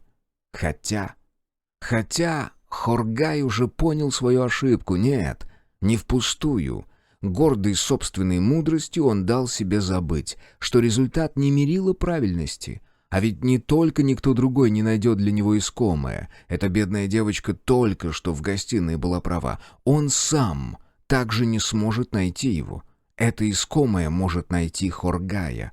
Он должен лишь делать правильное и думать правильное настолько, насколько сумеет, как бы ни смущали его ум обстоятельства, и тогда искомое проявит. Дверь столовой отлетела к стене и ударилась о вбитый в пол стопор. В зал, припадая на одну ногу, вошла Рагнеда.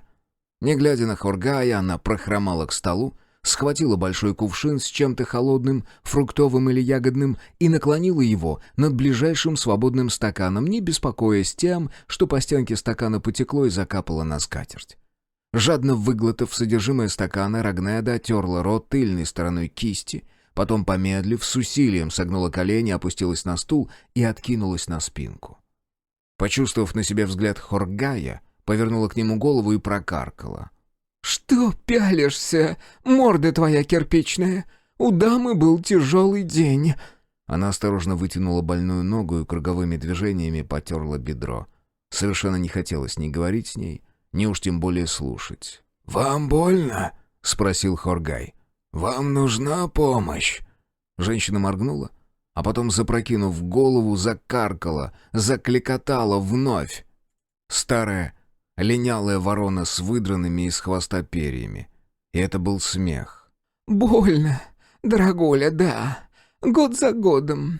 Особливо последние 20-25 лет. Вся моя траханная жизнь — это сплошная боль. Наступай-ка ты в задницу и помоги там себе сам, потому что я без продажной этой вашей помощи всю жизнь как-то справлялась. И сейчас обойдусь». Она качнулась вперед, дотянулась до грозди винограда на блюде и рванула кисть с ягодами на себя, рассыпая виноградины по столу. Хоргай невозмутимо сложил свои приборы.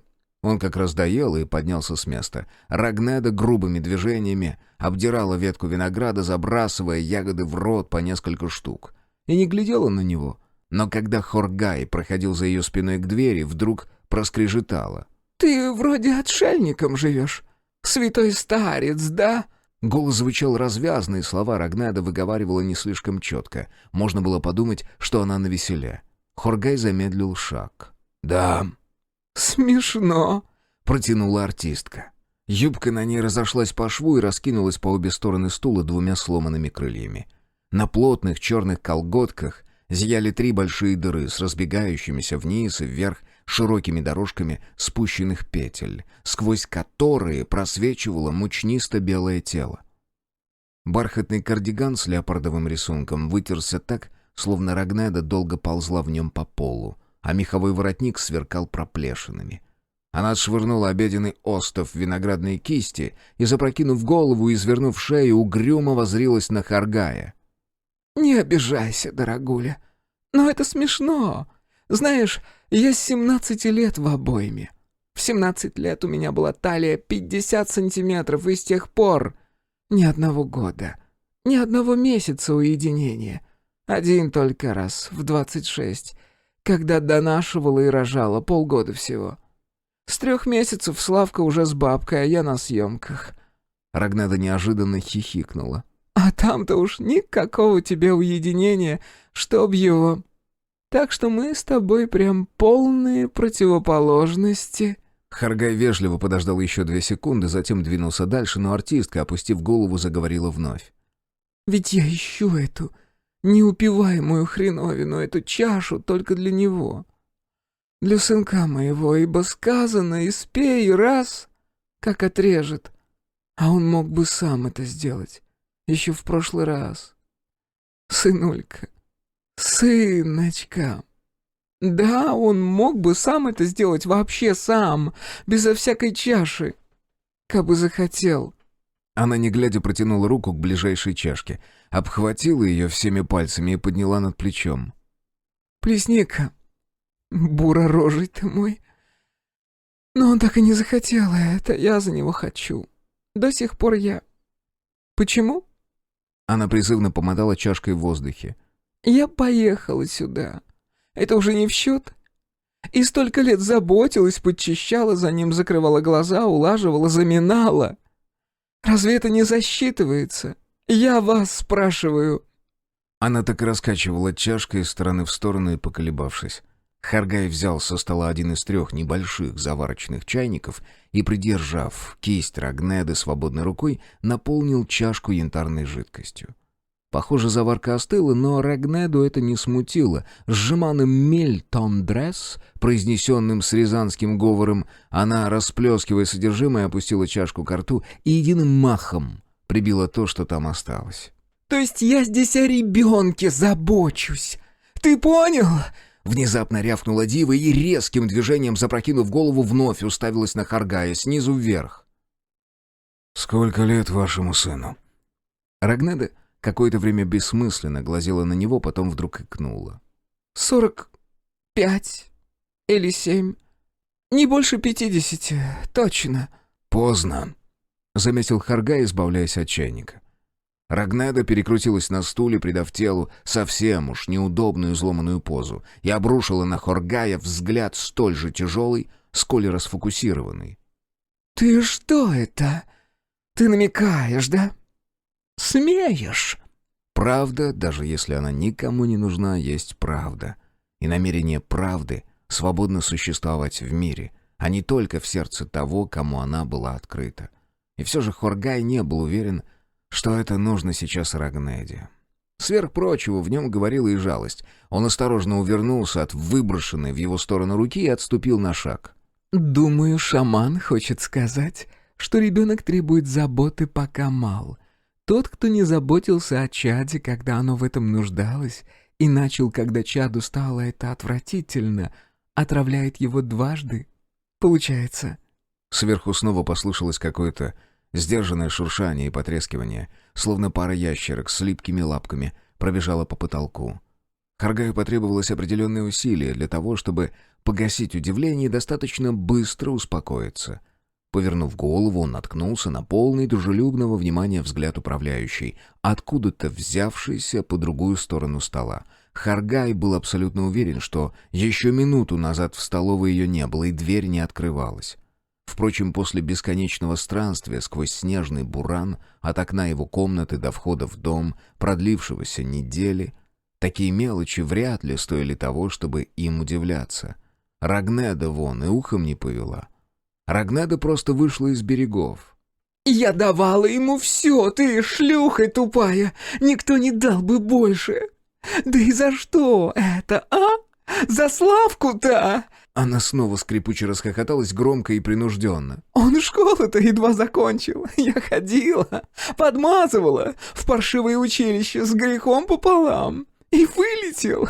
Ну и кому? Такое сокровище надо, кроме мамки-то. Столько, сколько я! Никто для него не...» Хургай уже дошел до двери и прикрыл ее за собой, а ему в спину все неслись крики Рагнеды. Он рассудил, что управляющая вызвала бурю сама. И в любом случае, если ей что-то не нравится, она может, как чеширский кот, в один миг исчезнуть. 5. Я ее не трогал. Зачем он продолжает повторять, да еще вслух? Я не трогал никого и не трону. Я ничего ей не сделал. Вообще-то, сделал, конечно. Потому что когда за ними подглядели Тоха и Серый и растрепали, и треп пошел раскручиваться спиралью, кругами на воде, и неизбежно в конце вернулся к Киру, он не допер, что история, которую он слышит, история о них. Что эта история единственная.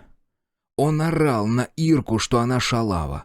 А она орала в ответ, ревела и орала. А потом они разбежались. А потом Ирка пропала. И совсем-совсем уже потом Ирку нашли. Ирку нашли на фабрике. Кто-то верил в то, что Кир ни при чем, а кто-то нет. Без разницы. Никто за него не вписывался, так что работали над ним плотно. Он понимал, что вариантов нет. Надо твердить одно и то же, и по возможности теми же словами, и слов должно быть мало. Я не трогал, не видел после этого. Был дома. Не знаю. Он вцепился в эти слова намертво и держался за них. Он привязал себя к ним, как к мачте посреди урагана. А внизу, в воде, под штормом, ниже орущего в уши ветра, ниже соленых оплеух, на самой-самой глубине оставалась жалость. Тянущая живот, холодная, тоскливая жалость к Ирке, которая тогда захотела с ним, которая обнимала его и морщилась, и все равно обнимала, и даже шептала что-то из фильмов, и потом они держались за руки. Эта жалость так больше никогда его и не оставила. Кир обнаружил, что стоит у окна посреди лестницы, ведущей в холл. В руке зажата сигаретная пачка, он, видимо, спускался. Видимо, он собирается в патио. В проклятущее патио. Почему он не помнит, куда шел? Это называется погрузиться в себя, Кирочка, твою, сука, мать. Надя так его называет. Иногда. Кирочка, Кирочка, Кирочка. Боже, как его бесит это слово. Но он ведь ей этого не сказал. Он не обижал ее. Ни разу и не трогал ее, конечно. Делал все, чтобы ничего ей не сделать, хотя Надя прилепилась как банный лист и постоянно нуждалась в нем. Ей постоянно было что-то от него нужно, какие-то указания, как ей поступать, когда и зачем. Но в особенности похвала, одобрение. Можно подумать, она ребенок, можно подумать, ей 14. Как Ирке тем летом. Ей было 14, ты помнишь? Нет. Он не трогал Надю и пальцем. Старался не оставлять одну, быть рядом. Делать так, как она хочет, если уж ей что-то пригорит. Ради нее он приехал сюда, ради ее мудовых преров и элитов, а она... Тебя это бесит. Сквозь пальцы просыпалась какая-то труха, и Кир обнаружил, что сам, того не осознавая, раскрошил сигарету. Намусорил. А окно, у которого он стоит, приоткрыто. Это странно, вообще-то, ведь зима, метель. Кир передернул плечами. Какого хрена он не взял куртку, если шел курить? А она взяла и... Тебя же выбесило, да? Кир сделал шаг к окну, вдруг заметив странность. Через подоконник что-то было переброшено. Веревка? Довольно толстая, гладкая на вид. Что здесь делает веревка? А Надежда просто взяла и послала его, хотя он ничего ей не сделал. И его это обозлило до белого коленя, да, вызверило, потому что... Сколько он с ней, как со стеклянной. И... Кир взялся за веревку, интересно, она не была холодной, как и воздух снаружи за окном. Он вдруг понял, что снега-то никакого и нет, просто серое небо, но достаточно тепло. С чего он вообще взял про снег? Даже очень тепло, как будто лето. Лето, как будто тебе 15. Веревка пошла легко, и он вымотал ее всю, и даже улыбнулся, увидев конец. Забавно. Он почему-то так и знал. Можно устроить. Если другой конец привязать к перилам, наверняка выдержат. Вон какие крепкие. Сесть на подоконник и с него... Может, он заслужил? Потому что в действительности это он сделал. Конечно, сделал ей что-то. Справедливо. На подоконник и с него вперед. Он покачал петлю на ладони. Надежда послала его. Не по-настоящему, как капризная девчонка послала, так, чтобы потом вернуться. Если все получится, то потом она будет снова посылать, рваться прочь и дальше, но и снова возвращаться, как шарик на резинке. И эта резинка... Это будет его жалость. Ему с самого начала нельзя было это делать. Жениться не надо было. Не всех нужно жалеть. Не всегда. Но ты что-то ей сделал. Верно? Ты ведь раскаиваешься. Значит, это был ты? Кир внимательно посмотрел на петлю, как будто в ней было сокрыто что-то большее, какой-то еще смысл, но нет. Не ответ. Просто замкнутая линия с узлом. И если кто-то в этом упоротом, гнилом, инфицированном доме хочет от него... «Вы даже не представляете...» — глухо произнес Кир, обращаясь то ли к пустому лестничному пролету, то ли к распахнутому окну, то ли к внезапному 15-летнему лету за этим самым окном. Ей-богу, настоящее лето. Солнце вон лупит вовсю. И что это там? Летит, с ума сойти, это же пух. Чертополоховый, блин, пух. Вам, суки, просто не понять. Что-то пошуршало. Слабо-слабо, как будто по лестнице сыпалась крошечная лавина из нагретых солнцем песчинок, зигзагами вниз с верхнего этажа до самого холла. Кир размахнулся и зашвырнул петлю с веревкой обратно в окно. 6. «Как вы говорите, называется? Джеб?» «Джеб. Джеб. Ух ты! Джеб!» Ромб торопливо шагнул с левой ноги и, поддавшись всем корпусом вперед, выбросил в сторону Гавра кулак. «Неплохо. Постарайтесь теперь не валиться так на меня. Не надо совать сюда, к противнику, свою голову, понимаете? Давайте еще». «Ага, окей, я все понял. Сейчас. Джеб!» Перчатки нашлись именно там, где Гавр оставлял их много лет назад. В подсобке, в большущей картонной коробке из-под какой-то техники.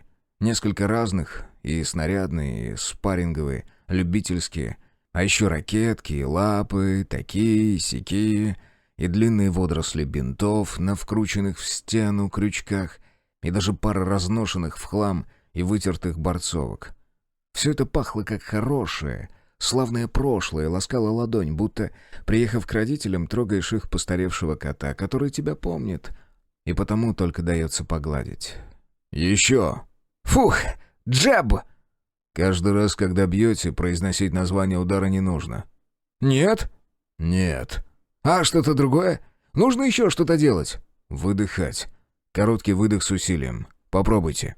«Но не говорить ничего». «Можете говорить, но на выдохе, сквозь зубы». «Как будто ругаешься». «Ага. А ругаться можно?» Поднимаясь на ринг, Гавр чувствовал себя старым окаменелым деревом, сердцевина которого давным-давно выгорела, пораженная молнией. Только пара веток еще живы и питаются, выпуская листья. В развилке меж обугленных палок Гавра иной раз присаживается птица, а корни Гавра подмыли дожди, и под их узловатыми арками копошатся черви и муравьи, хрущи и полевки. А макушка Гавра, лысая и одинокая, торчит промеж зеленых и полных соков соседей с жалким тычком. И пусть даже у этого тычка важная должность, и в своем деле он профессионален и уважаем, в глубине-то души он сухой тычок, а значит, сухой он тычок и есть. Но удивительным образом возня с ромбом. «Встань пошире, Евгений, нет, носки вперед, не врозь. Отлично, теперь спину, скруглите. Да не надо так зажиматься, что вы как кочергу проглотили». Будто влила в него новые соки. Материал был, надо сказать, ужасным. При иных обстоятельствах Гавр сходу отправил бы мужика прямой дорогой в качалку, добегать. месяца 3 кряду. Ромф в очередной раз шагнул слишком далеко. Заскочил Гавру за правую руку, вознамерился оттуда пробить что-то вроде лихого свинга, но, размахиваясь, потерял равновесие. «Знаете, какой противник самый опасный?» — сказал Гавр, глядя на то, как блогер копошится на канвасе, поправляя едва не потерянные очки. Евгений плюнул, да так и остался сидеть, опираясь на руки и тяжело дыша. Под мышками его рубашки в мелкую клеточку расплылись целые озера пота, да и пояс серых брюк подозрительно потемнел. Гавр честно предупредил, что хотя бы рубашку лучше б снять, но Ромб, очевидно, застеснялся своих кондиций.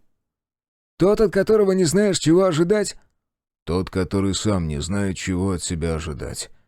Гавр аккуратно сложил лапы канатом и даже удержался от того, чтобы любовно их погладить. Лапы. Да и канаты тоже.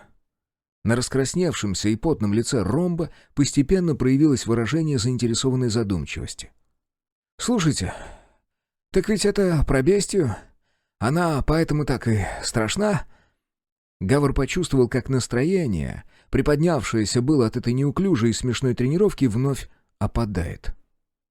«Бестия страшна потому, что приказы в ее человеческие мышцы посылает нечеловеческий мозг. Не неокортекс, а воля, природа которой для нас непознаваема». Он сам отошел в угол, опустился на ринг, вытянул и перекрестил ноги. «Вы ведь наверняка слышали, как разбуженная бестия летает по воздуху, ходит по воде, равняет с землей целые кварталы и так далее. Непонятно как, но это еще ладно. Зачем? Мы никогда не постигнем». «Бестии обманывают», — проговорил Ромб, отирая лицо рукавом. «Управляющая только утром об этом говорила. Правда, но употребила, кажется, слово «помрачают». Гавр хмуро кивнул. «Помрачают, только не в том смысле, который мы в это вкладываем. Помрачение происходит из нашей же собственной неспособности понять. У самих бестий нет цели морочить людей. Им такое неинтересно». Утомившись бороться с гравитацией, Евгений в перевалку опустился сперва на локти, а затем и лег мокрым рыжеватым мопсом, после чего перекатил голову на бок и поглядел на Гавра. «Вы слишком много знаете о бестиях, Гавриил. Вы же здесь не ради каких-то там финансовых преступлений. Она в числе гостей, да? Вы должны вычислить ее». Невесело улыбнувшись, Гавр откинул голову и прикрыл глаза. «И зачем, по-вашему? Что и кому это даст?» «Откуда я знаю? Я всего лишь веду скромный науч-поп-канал. Каждую неделю встречаюсь с умными людьми, и они мне вещают о чудесах нашего дивного старого мира. И никто еще ни разу не сказал, что, мол, да ну их в задницу, чудеса, меньше знаем, крепче спим. Народ больше как-то за то ратует, чтобы по максимуму все прояснить. Про мир в целом». «А вы думаете, стоит?» Ром сложил губы трубочкой, снова перекатил голову на затылок и уставился вверх. «Я-то не ученый. Мое дело сторона. Я просто из интереса эту киноху смотрю». «Но...» «Ну, знаете ли, но...» «Но я так думаю, что в пятнах на карте прячутся чудовища». Евгений закинул руки за голову. «Мне кажется, я все-таки за знание — сила». «Раз так, поделитесь со мной», — предложил Гавр. «Скажите, что вы видели сегодня?» На этот раз глашатай замолчал надолго. Гавр не видел выражения его лица, обращенного к потолку, но в голосе Евгения, когда тот заговорил, послышалась какая-то нехарактерная для ведущего робость. «Вы не поверите мне. Я-то расскажу, окей, но вы не поверите. Ну и ладно». Ромб с натугой принял сидячее положение и потер ладонью лицо. «Я вышел из дома пройтись, поискать сеть. Отчего-то решил дойти до границы леса, а потом... Ну, не знаю, отчего-то решил немного еще вглубь зайти. Не спрашивайте, я не знаю зачем». Гавр молча кивнул. Он уже подозревал, что людьми в этом доме могут овладевать самые разные отчего-то. «В общем, я начал пробираться. По снегу, да». Ведущий с усилием сглотнул, словно проталкивая комок в горле. «И через несколько шагов... Понимаете, там сейчас довольно темно. Деревья высокие, Да и дни-то не самые ясные. И в лесу в этом такое... вроде мглы». «Вы что-то услышали? Почувствовали?» Негромко подтолкнул Гавр, видя, что Евгений умолк, и машинально оттягивает мокрый воротник рубашки. «Да-да», — с задержкой протянул Ромб. «И то, и другое на самом деле. Как будто там, в этой мгле обитают какие-то...» Евгений вскинул голову и уставился на Гавра. «Вы видели роспись? На полотке, в столовой?» Гавр слегка нахмурился. «Вы не в первый раз спрашиваете, и по-прежнему нет». «Да, извините. Просто...» Ромб тряхнул головой и потупился. «В общем, мне показалось, что эти существа... они реальны. Они действительно прячутся там, в сумраке, среди окружающих дом деревьев. Там слышалось такое... Нет, это трудно описать. Звуки, вроде бы и безобидные звуки, не громкие, но такие, что для человека всегда будут значить угрозу. Даже пусть нет, а кажется, что да. Вкрадчивые, шорохи, шепоты и еще как будто что-то слизкое. Я чувствовал, буквально, знаете, как бывает, когда на тебя падает чья-то тень. Ты ее не видишь, но кожа сама дает знать. И все это почти в темноте. И... Евгений сидел, съежившись, неловко подтянув ноги к груди. Гавр подождал немного, а потом докончил за него. «И вы испугались?» Ведущий снова перевел взгляд на него, слабо улыбнулся и проговорил просто. «Ну да. Еще как. Ломанулся, не разбирая дороги, и, конечно, так в итоге вышло, что бежал я совсем не к дому. Там в глубине уже совсем густо, снега по пояс, бурелом какой-то. И становилось все темнее, а у меня чуть сердце из груди не выпрыгивает.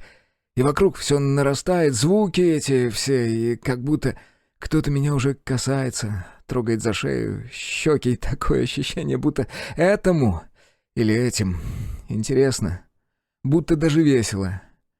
И тут я увидел дверь». «Вы увидели постройку в лесу?» «Не постройку, а именно, что дверь», — напряженно произнес Ромб.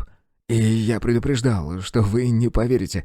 Так что теперь не жалуйтесь. Дверь была, ну, просто была, посреди темного, между деревьев. Я к ней ринулся, не думая, и ввалился внутрь». В воздухе потянул легкий сквознячок. А может, и до того тянул, но Гавр его просто не замечал. Хотя нет, когда они работали на лапах, было душно, но и этот сквознячок прохлады не нес.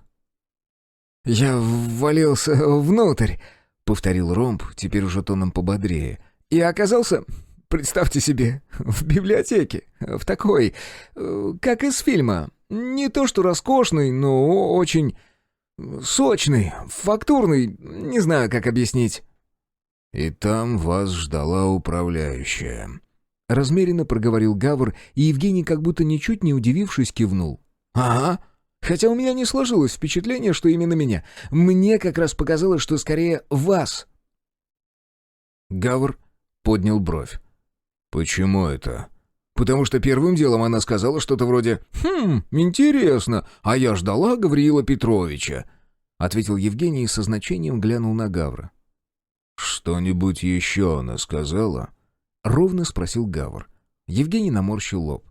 «Что-то насчет меня и серьезности, но этот момент остался для меня покрытым мраком. Мол, вот, серьезность, но, мол, эта черта уже обращена, она молодая, так что ко мне вопросов нет». Гавр посмотрел на него без выражения. Ромб пожал плечами. «Ну а что я-то? Ей-богу. Я запомнил, я пересказал. И на этот счет можете быть уверены, память у меня профессиональная. А не понял я точно так же ни черта. Но мне тогда, если честно, было все равно. Я там торчал, обалделый, как голуболапая Алуша. А потом она напомнила правила дома, так и сказала, что напоминает. В библиотеке, мол, гостя никто не тронет. И тогда я рухнул в кресло и хоть немножко успокаиваться начал». «Голуболапая Алуша?» — машинально повторил Гавр, чье внимание слегка рассеялось. Теперь он явно ощутил, как слабый ток теплого воздуха щекочет его шею с одной стороны, причем не с той, что минуту назад. «А карты Таро у нее были?» «Карты? Нет, не было карт. Была книга перемен». «Что?» «Да хватит уже переспрашивать, Гавриил, вы наверняка знаете, что это...» С досадой огрызнулся Ромб. «Даже я знаю. Китайская книга перемен. Ну, черточки там, инь, ян. Она выписывала что-то оттуда вроде...» «Черточки...» Гавр плавно поднялся, не помогая себе руками. Колени таки хрустнули, предатели, но в целом ничего. Не так уж он пока плох. «Я все-таки переспрошу, Евгений. Значит, она сказала, что ваша черта — серьезность, молодая и уже обращена». Он подошел к канатам и двинулся против часовой стрелки в обход по периметру ринга. Плотный поток прохладного воздуха легонько касался то одной щеки, то другой, то плеча, то бока, точно играя с Гавром в пятнашки. Ромб провожал инспектора недоуменным взглядом. «Ну да», — озадаченно подтвердил он. «Вроде так». «А потом что было?» Гавр закончил обход и вернулся в центр ринга. «А потом я там передохнул немножечко, посидел, может, вздремнул слегка и пошел обратно. Сперва боялся открыть дверь, но, знаете, ничего. В тот раз никого уже там не было. Просто лез себе и лез». Теплая воздушная лапа мягко, но мощно хлопнула Гавра по левому плечу. Качнувшись, он рефлекторно встал пошире. В этот же миг поток воздуха или что-то иное, слишком плотное, чтобы быть воздухом, и слишком невидимое, чтобы оказаться чем-то иным, толкнуло под ребра справа. «Это управляющая», — продолжал тем временем Ромб, ничего не понимая, но пока не особенно тревожась. «Тоже та еще штучка. Врать не буду, Гавриил. Когда я только ее увидел, привлекательная женщина, что и говорить, загадочная и всякое такое. Но, знаете, у меня слегка мороз по коже от нее. Что-то в ней есть, нездешнее какое-то. Я никак не могу понять». О следующем шлепке Гавр догадался за миг до самого шлепка. Оттянулся, почувствовал, как по лицу совсем рядом проскользило. Гавр бросил взгляд вокруг, но никого. Конечно же, никого, кроме блогера, не увидел. На всякий случай отшагнул. Близуха опять повеяло теплым. «А это то, что я думаю?» «Да». Ромб начал неуклюже подниматься на ноги. «Я про это слышал. Это у вас называется бой с тень...» Охнув, ведущий завалился на бок. Снова невидимый тычок, теперь туловище. Гавр выставил перед собой левую, одновременно чувствуя себя очень глупо и начиная злиться, потому что какого ляда, что это еще за шуточки? Но ты же не позволишь, чтобы кому-то из гостей был причинен вред, Гавриил. Он сюда не в игры играть приехал. Зараза! Кажется, одна из предыдущих мыслей была не его. Дерьмо! Ромб начал было что-то говорить, но тут же его голова отлетела назад, и Евгений с перекосившимися на носу очками запрокинулся на спину, стукнув затылком о ринг. И Гавр подскочил, еще не понимая, что он тут может сделать, и теплая воздушная лапа тут же съездила его по левому боку. Гавр закрылся, сместился, обходя блогера. «Ты ведь примешь меры, как только заподозришь какое-то нарушение закона. Ты ведь для этого здесь». Блок у лица вышло чувствительно, а вообще-то мог и запястье сломать. Надо больше уклоняться. «Ты ведь здесь исключительно ради закона, только ради него. Гавриил-защитник, не так ли?» Надо отшагивать. «Черт! Да твою же!» Евгений то ли отключился, то ли что, и Гавр снова отшагнул, обходя его, хотя уже понял, что ему именно это и навязывают, что правильнее было бы оставить этого недотепу, а еще лучше уйти с ринга и из зала вообще уйти, не так ли? Если эта сила, чем бы она ни была, играет по правилам, то он сможет отойти в сторонку и простить оттуда, чтобы хотя бы попытаться прощупать ее. Хотя это просто смешно, конечно, невидимого противника прощупать. Но надо хотя бы попытаться простить ее, эту невидимую силу. Ведь она всего лишь играет, ведь она ничего такого не делает. В этот момент Ромб попытался приподняться на дрожащем локте, и локоть тут же выбило из-под него, а очки окончательно слетели и повисли на одной дужке. Знакомое чувство тщетности подкатило к самому горлу, и Гавр призвал на помощь все, что еще помнил, чтобы задавить это дерьмо злостью, задавить его привычным, ни разу не подводившим «заткнись и работай». Он дважды мощно ударил в никуда. 2 прямых, потом сокрушительный. Сокрушительный. О да! Левый крюк сместился. Тут же понял, что выставляет себя полным идиотом. Под стать этому паяцу Ромбу, который просто симпатичный рыхлый слабак с хорошо подвешенным языком, а слабаков часто обижают. Это можно простить, ведь таков закон природы, и закон здесь не нарушается. Никаких нарушений закона, нет-нет, инспектор! Просто прости, Гавриил. Простить — это всего лишь ничего не делать. Просто не делай ничего. Прости, отойди. Молотить воздух. Может ли что-то быть глупее?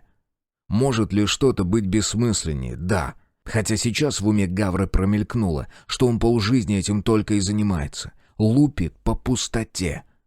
Под ногами застонал в очередной попытке подняться ромб. Гавр опустил руки. 7. Надя неслась во весь дух, и эхо, с которым невысокие каблучки колотили по паркету, словно нахлёстывало ее, подгоняя. Подол длинного платья путался в ногах, и просто чудо, что она все не падает. Галерея казалась бесконечной. Она и была бесконечной, потому что Надя бежала уже бог знает сколько времени, и теперь хватала воздух ртом, и чувствовала, как стекает по спине и под лифчиком пот, и в груди было тесно, и горло перехватил спазм. А за окнами, кажется, рдело что-то жаркое, огненно-красное, но не закат же, ведь еще рано и не восход, а что тогда? Она продолжала бежать. Самое страшное, самое жалкое, что можно сделать — привязаться. Зависеть. А ей просто нужно было. Страшно было нужно, чтобы кто-то говорил ей, что она хорошая, что она настоящая, хорошая, чтобы верил в нее. Ей так этого не хватало и так долго. А потом вдруг совершенно случайно находишь того самого человека, и он готов дать тебе именно это, как раз то, чего тебе так страшно, до боли в желудке, до постыдного внутреннего нытья. «Любите, любите, пожалуйста, любите уже меня!» Не доставало. Неудивительно, что ты привяжешься. Неудивительно, что начнешь во всем на него оглядываться. Захочешь быть рядом как можно чаще, всегда, чтобы больше не быть одной, как раньше. Так долго, долго одной. Сердце глухо и быстро колотилось в ушах и груди. Еще немного, и она рухнет на пол. Она не спортивная совсем, это Кир. Кир. Кир. Вечно Кир. Она стиснула кулаки, чувствуя, как по искривленному, в некрасивом гримасе лицу потекли слезы. Он во всем разбирается куда лучше нее. Он практичный и уверенный. Он гораздо более приспособлен к этой жизни. Почему он с ней? Непонятно. Он мог бы выбрать другую. Он непременно и выберет. Это только вопрос времени. Надя резко остановилась, будто сила в ногах разом закончилась. Сгорбилась, уперла руки в колени, в нежную ткань в цветочек. Глупо. Глупая девчонка. Некрасивая, никакая. Прерафаэлиты, живопись, вранье сплошное. Что за дура, Господи? Живопись. А? Надя вдруг ощутила, как что-то рвется из нее наружу, и сложилась пополам, и, вытянув руку вниз, нащупала паркет и опустилась на него, уже не в силах сдерживаться, и расхохоталась.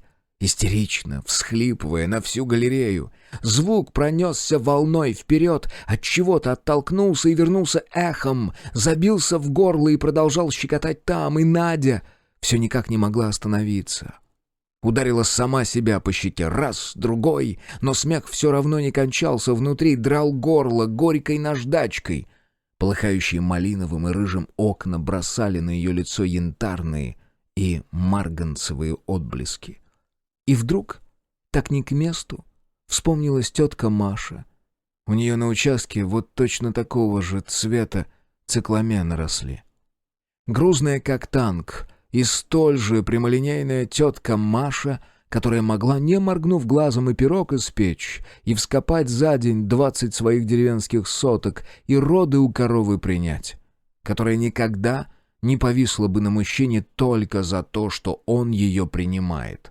никогда не упряталась бы во что-то такое воображаемое, такое несуществующее и так никому нахер не нужное, в какую-то сраную красоту. Надины пальцы скомкали искусственный шелк, впились в него точно когти угловатой хищной птицы. Она потянулась сильнее, потом дернула еще и еще. Прозрачные пуговицы, связанные кофтой, отлетели и раскатились по галерее. Эхо повторило их щелканье, удвоило и усилило, откинуло в сторону, а потом вернуло на место. Туда, где пуговицы были пришиты раньше. А теперь нет. 0. На следующее утро она открывает банку сардинок и честно делит напополам, догружая свою тарелку макаронами. Сочетание изначально мерзкое, да к тому же и опостылевшее, но Яра, к счастью, никогда не испытывала особого трепета к еде. Майтрея так и не кажет носа, что немного странно, поскольку пожрать-то этот кот совсем не дурак. Она проверяет несколько привычных мест. Короб с грязной одеждой, которую в избежание шума она стирает руками. Встроенный в стену шкаф с постельным бельем и полотенцами. Задиванное пространство в гостиной. Тихо зовет кота по имени, что совсем уж глупо, поскольку на имя он и в хорошем настроении не реагирует. «Ну и на здоровье», — заявляет Яра. «Ну и сиди там, сколько влезет. Глупый кот». Она собирается быстро, потому что путь будет долг. И крайне соблазнительна мысль отправиться в него на электросамокате, но у Яры тоже нет зарядки. И батарея сядет где-нибудь на полдороги, и придется где-то его прятать, а потом катить обратно пешком. И получится в итоге куда медленней. Зато она, возможно, знает, где стырить велик. Яра не хочет грабить и плохо ворует. Но сейчас ситуация такая, что ей правда надо. И она не будет морочиться мыслями о том, имеет право или нет. Ей надо, ясно? Все, отвалите. Она увидела его случайно. Забилась в первый попавшийся подъезд, чтобы избежать встречи с группой. Может, стаей, а может и нет, но группа она всегда избегает и правильно делает. Хоть какая-то польза от того, что магнитные кодовые замки в каждой второй двери выломаны. Я разобралась тогда на 3-4 этаж и глядела в окно. И дождалась, пока группа пройдет. Но тут же появился он, мужик с велосипедом, и примехонько в этот подъезд. Я разобилась в аппендикс у мусоропровода, а мужичок кряхтя дотащил свое транспортное средство до самой верхней площадки. Лифты, видимо, были уже все. И там приковал велозамком к батарее. А стоило бы завести в квартиру. Но привычки прежней жизни в некоторых неистребимы. Хозяин вяло, уже не молодой мужчина, лет 50 с чем-то. И Яре, предположим, очень стыдно, но... Отвалите. И вот сейчас она идет, под по-прежнему набрякшим, но пока без слез небом, к тому самому дому. Заглядывает в тот самый подъезд и немного слушает. Тихо и спокойно. Отлично. А велик, удача, так и стоит на самой верхней площадке, после которой пути никуда уже нет. И Яра мимоходом думает, что, может, владельцу он уже и не нужен. Может, и нет уже никакого владельца. С цепью Яра не справилась бы, но велозамок стандартный, и трос в нем тонкий, а у нее в рюкзаке есть кое-что полезное как раз для такой ситуации. Усилие все равно требуется немалое, и Яра стискивает зубы. Ну уж нет, ребята, не на ту напали. В итоге кисти и предплечья болят, замок перекушен, и Яра без лишнего шума сволакивает угнанный велик вниз. Она узнает правду. Очень скоро. Эти слова звучат у нее в ушах знакомым фоном, как будто она уже слышала. Когда, где, или даже думала их. Но Яра в курсе, что ее частенько несет. Так что давайте-ка не усложнять, а? Оседлав велик, шины подкачать бы, но ничего, сойдет. Она направляется к бывшему центру города. Надо сказать, Яра и живет не так, чтобы на окраине. На полпути. Но настоящий центр, исторический, бизнес, культурный, а также все прочие подвиды, они гораздо центральнее, крутить педали приходится долго. Тем более долго, что Яра параноидально объезжает людей и старается не поравняться ни с одной машиной, хотя машины появляются в час по чайной ложке. Сейчас нужна очень веская причина, чтобы жечь по городу бесценный бензин. Чем ближе к центру, тем мрачнее картина. Отдаленные районы. Ну ладно, они, в конце концов, отдаленные. В некоторых кварталах перевернутые мусорные баки и зассанные дворы, своего рода торговая марка. В любом крупном городе мира такие есть, но центр... Яра работала не так далеко. На Новый год даже пару раз выбиралась сюда погулять. Одна, потому что подруги со временем просто растворились в буднях, как это бывает, а Яра, походу, салагамна, что звучит куда лучше, чем полная жопа в личной жизни. Так или иначе, когда-то здесь было... красиво. Сейчас улицы завалены даже не мусором, хламом, огромными рекламными конструкциями, выломанными из гнезд, предметами мебели, стеклом, брошенными тачками. Начинается вчерашняя морось, и зрелище становится откровенно душераздирающим. Навеки потухшие светофоры, перевернутые скамейки. И никому никакого дела, поскольку никого здесь больше и нет. Центр откровенно необитаем. Здесь трудно достать еду, почти невозможно. Бизнес-опции схлопнулись, культура законсервирована на цифровых носителях. Теперь некому и незачем приезжать сюда. Сердце города больше не бьется, думает Яра. Остались только рефлексы тела, слабые поддергивания. Всех нас не ждет здесь ничего, кроме разложения. Наконец она подруливает к первому запланированному самой себе чекпоинту, головному офису сотового оператора. Хрен там был. У зданий двух других та же история. Яра бросает эти бесплодные попытки и чешет прямиком к городской администрации, в тот самый район, где и в жизни до было непривычно тихо для центра. Разве что туристов привезут на красивые дома посмотреть. А сейчас так совсем замогильно. Она почти уверена, что никакой администрации не осталось. По крайней мере, ни слуху, ни духу, а таковой давненько уже нет. Здание внушительно, величественно даже, с портиком из золотистого песчаника, колоннами, и, как Яра знает, здесь еще и суд расположен, и ЗАГС с живописными патио внутри. Но и здесь сети нет. Никакой. Она поднимает вел по нескольким ступенькам в портик, за которым находятся мощные двери центрального входа, прислоняет там к колонне, а сама, подложив жилетку, садится на камень, чтобы перекусить. Икры ноют. Еще сильнее ноет с непривычки к седлу зад, и Яра представляет, как он будет болеть завтра. Она рассасывает и грызет невкусные окаменелые хлебцы. Фактически сухари из цельных кусков ржаного, такое хотя бы удобно брать с собой, и любуется парадной площадью перед собой. Слабый ветер носит по площади клочки полиэтилена и осыпавшиеся листья. Под фонарем с разбитым глазом лежит на боку тележка из супермаркета. Опять начинает моросить. Дело ясное. Не будет ей интернета в этом городе. И больше просто ничего не приходит на ум. Разве что для того, чтобы проверить, придется крутить педали еще столько же. Яра хмуро прислушивается к плечевым суставам и мышцам бедер. Если она не сделает этого сегодня, то не сделает никогда. А он вряд ли жив. Он всегда был слабаком. Она доедает, сидит еще немного, откинувшись на локтях и вытянув ноги, а потом мысленно кряхтя залезает в седло и шпарит на восток. Спустя час Яра начинает проклинать полетность собственной мысли. Спустя 1,5 плечи выламываются из суставов, а задница отзывается болью на каждую выщерблену в асфальте. Спустя 2 она доезжает. Даже если он еще жив, нет никаких гарантий, что он здесь. Ага. В следующий раз она сперва позвонит.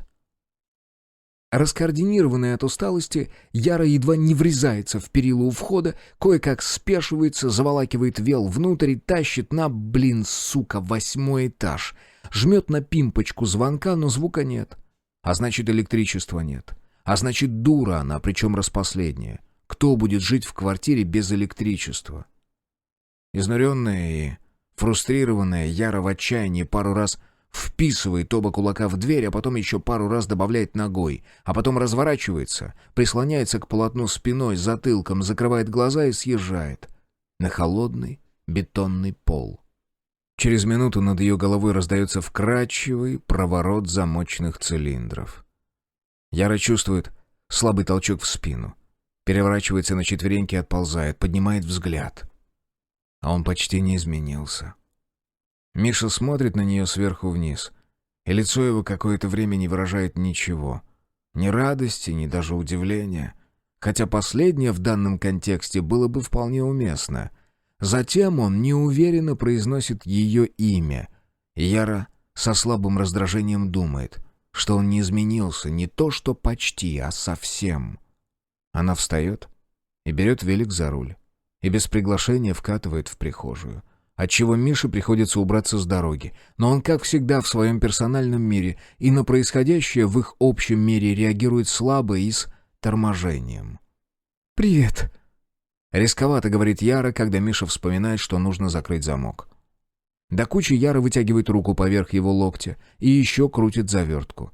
В очередной раз, как всегда при взгляде на Мишу в последний год до 3, ей непонятно, как этот человек дожил до сего дня, непостижимо.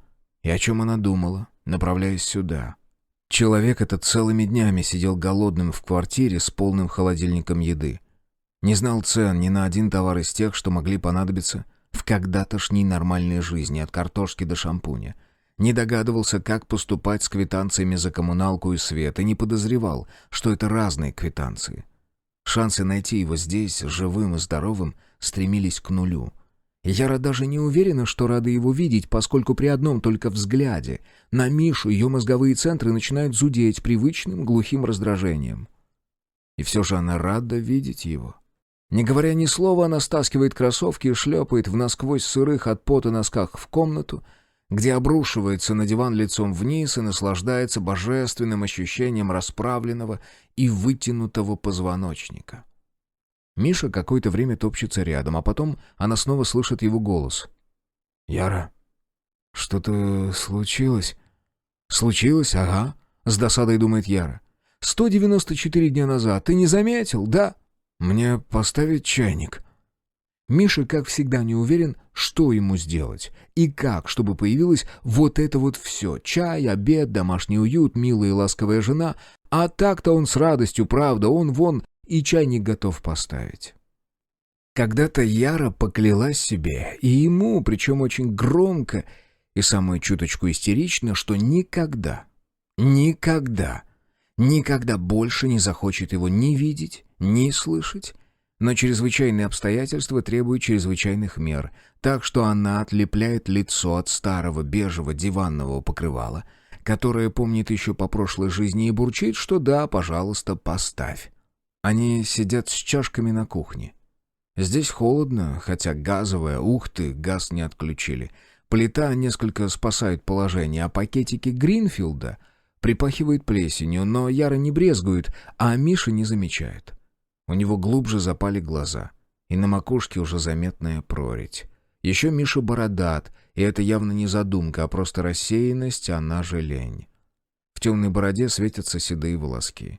Он худ, как скелет, но без голодного блеска зрачков, без того вечного поиска, который Яра латентно ведет каждую минуту бодрствования. Еда, сахар, шампунь, еда, чай, еда, где достать, как рассчитать, куда запасти, сколько отдать коту. Быть может, Миша наконец-то научился питаться фотонами, и теперь-то уж фанфары, готов к абсолютной и вечной изоляции. Но, конечно, для этого у него должен работать комп. «У тебя работает комп?» — спрашивает Яра, уже зная ответ. Без электричества комп не работает. «Ну, да». Нерешительно, как бы сомневаясь в собственных голосовых связках, выговаривает Миша. Видимо, личного общения ему в последние полгода тоже перепадало не так много. «Да?» — пораженно повторяет Яра. «Что, и интернет есть?» «Нет». В Мишином голосе нотки скорби. «Интернета уже нет нигде, насколько я знаю». «И что ты там знаешь? Без интернета-то», — опять досадует Яра. «Ты все свои сведения о мире в последние годы только оттуда и получал».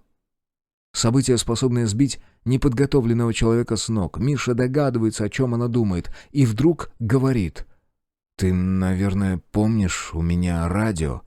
Что она должна помнить? Какое еще радио? И вдруг Яру ударяет пониманием. Точно, точно! Как же она могла забыть? Да вот, могла. Оказывается, наверное, потому что ей уже давным-давно, еще со времен совместной жизни, не было интересно, чем он там увлечен, и на мгновение ее укалывает стыд. В последние годы в поисках максимально аутентичного хобби, которое еще сильнее отдалило бы его от реального мира, Миша заделался радиолюбителем. Покупал у китайцев какие-то мелкие хреновинки, сверхточные электронные паяльники, выводил на балкон антенны. Яра никак не могла взять в толк, с чего вдруг такое ретро? Ну, засел бы себе за Genshin Impact, коли мышечная атрофия уж настолько манит. Один раз Миша сказал, что ему нравится запах припоя. Что ж, можно понять. Думает, Яра сейчас хороший запах. А это его радио, оно... «И это твое радио. Оно работает?» «А почему нет?» С самолюбивыми нотками в голосе бормочет Миша. «Радиолюбители, знаешь, по всему миру. И даже на МКС». «Где? Показывай». Показать ей МКС Миша стесняется. Но радиостанция, вот она, оказывается, где. В их бывшей спальне. Большая такая дура. Миша что-то там над ней колдует, и Яра слышит шипение и треск, а потом клочки каких-то явно антропогенных звуков. Это чьи-то голоса, с ума сойти! Это чьи-то голоса! Вытращив глаза, она пялится на Мишу так, словно узнала, что все это время он прятал под ванной парочку разнополых единорогов, и вот как раз сегодня ждет пополнения в семействе. «Так ты...» — осторожно начинает Яра. «Получается, можешь слышать людей из других городов. Издалека». «Очень издалека», — заверяет Миша, и она безошибочно распознает эти хвастливые нотки. «Мама! А в моем коде уже 100 тысяч символов». И не только из городов, потому что это совсем не важно для радиосигнала. Источник и приемник могут находиться и в необжитом месте. Это ты путаешь с сотовой связью. И я могу не только слышать, но и сам с ними говорить. «И что там?» — жадно спрашивает Яра. «Что у других? Ну?»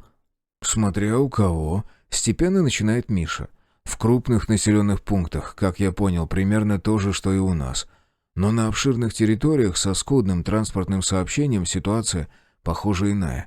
Бестию-24 называли информационным вирусом, но без физиологии-то никак. Без прямого контакта с носителем, ты знаешь, вирус не передается.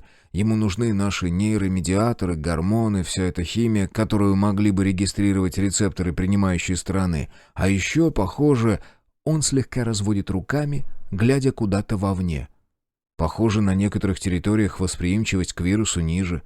Что-то в питании или экологии. Надо изучать, но изучать сейчас уже, думаю, некому, потому что все, кто мог, жили в крупных населенных пунктах, а они уже, думаю, совсем... Да. Яре приходится сдерживать дыхание. Она будто намотала 10 кругов на скорость. Ничего себе! И почему она раньше сюда не пришла? Хотя раньше в этом не было смысла. Раньше ей хватало того, что она просто выжила и продолжает жить. Это потом пошла вся эта ерунда с шефством над бездомными котами.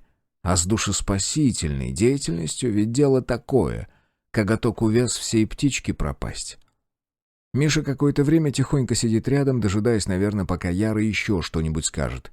Может, похвалит то, какой он умный, знающий. Но Яра сидит в ступоре от открывшихся перспектив. Так что он, помедлив, забирает пустую чашку и относит в мойку. А Яра все сидит и сидит, потому что... Ну, как бы это сказать? Потому что конец света, он оказался вроде как не совсем окончательным. Но Яру забирает не это, ее ненароком затянуло в интроспекцию. И теперь, если хочет быть честной с собой, Яра вынуждена признать вот что. Самое бредовое, ненормальное и нездоровое в этой новости — ее реакция на эту новость.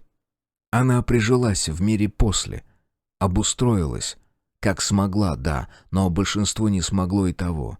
И да, она ненавидит гречку и консервированную скумбрию, но ничего, привыкла. Странно думать, что весь ее жизненный путь до, все это, назовем вещи своими именами, дерьмо, вел ее к тому, чтобы уметь привыкнуть и вытерпеть. Но... Да почему нет, собственно? Но вот теперь, когда она знает... Яра встает и бредет на кухню. К Мише, где тот меланхолично перекладывает чайные пакетики в коробке с места на место. Зачем-то, кажется, у них разная отдушка. «Миша, ты что тут ешь?» «М-м-м». Он зависает, не глядя на нее. «Иногда...»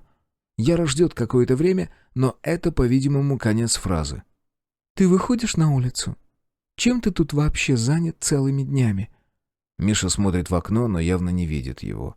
Яра без спроса открывает холодильник. Она уже догадалась, что электричество в квартире есть, а дверной звонок Миша просто отключил. Видит внутри кастрюльку.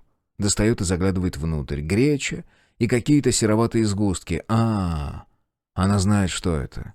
Соевое мясо. Хорошо, очень хорошо. Настолько хорошо для Миши, что даже не верится. Наводит на мысль, что его тут кто-то подкармливает. Да быть не может. Миша завел девушку. Подружился с кем-то.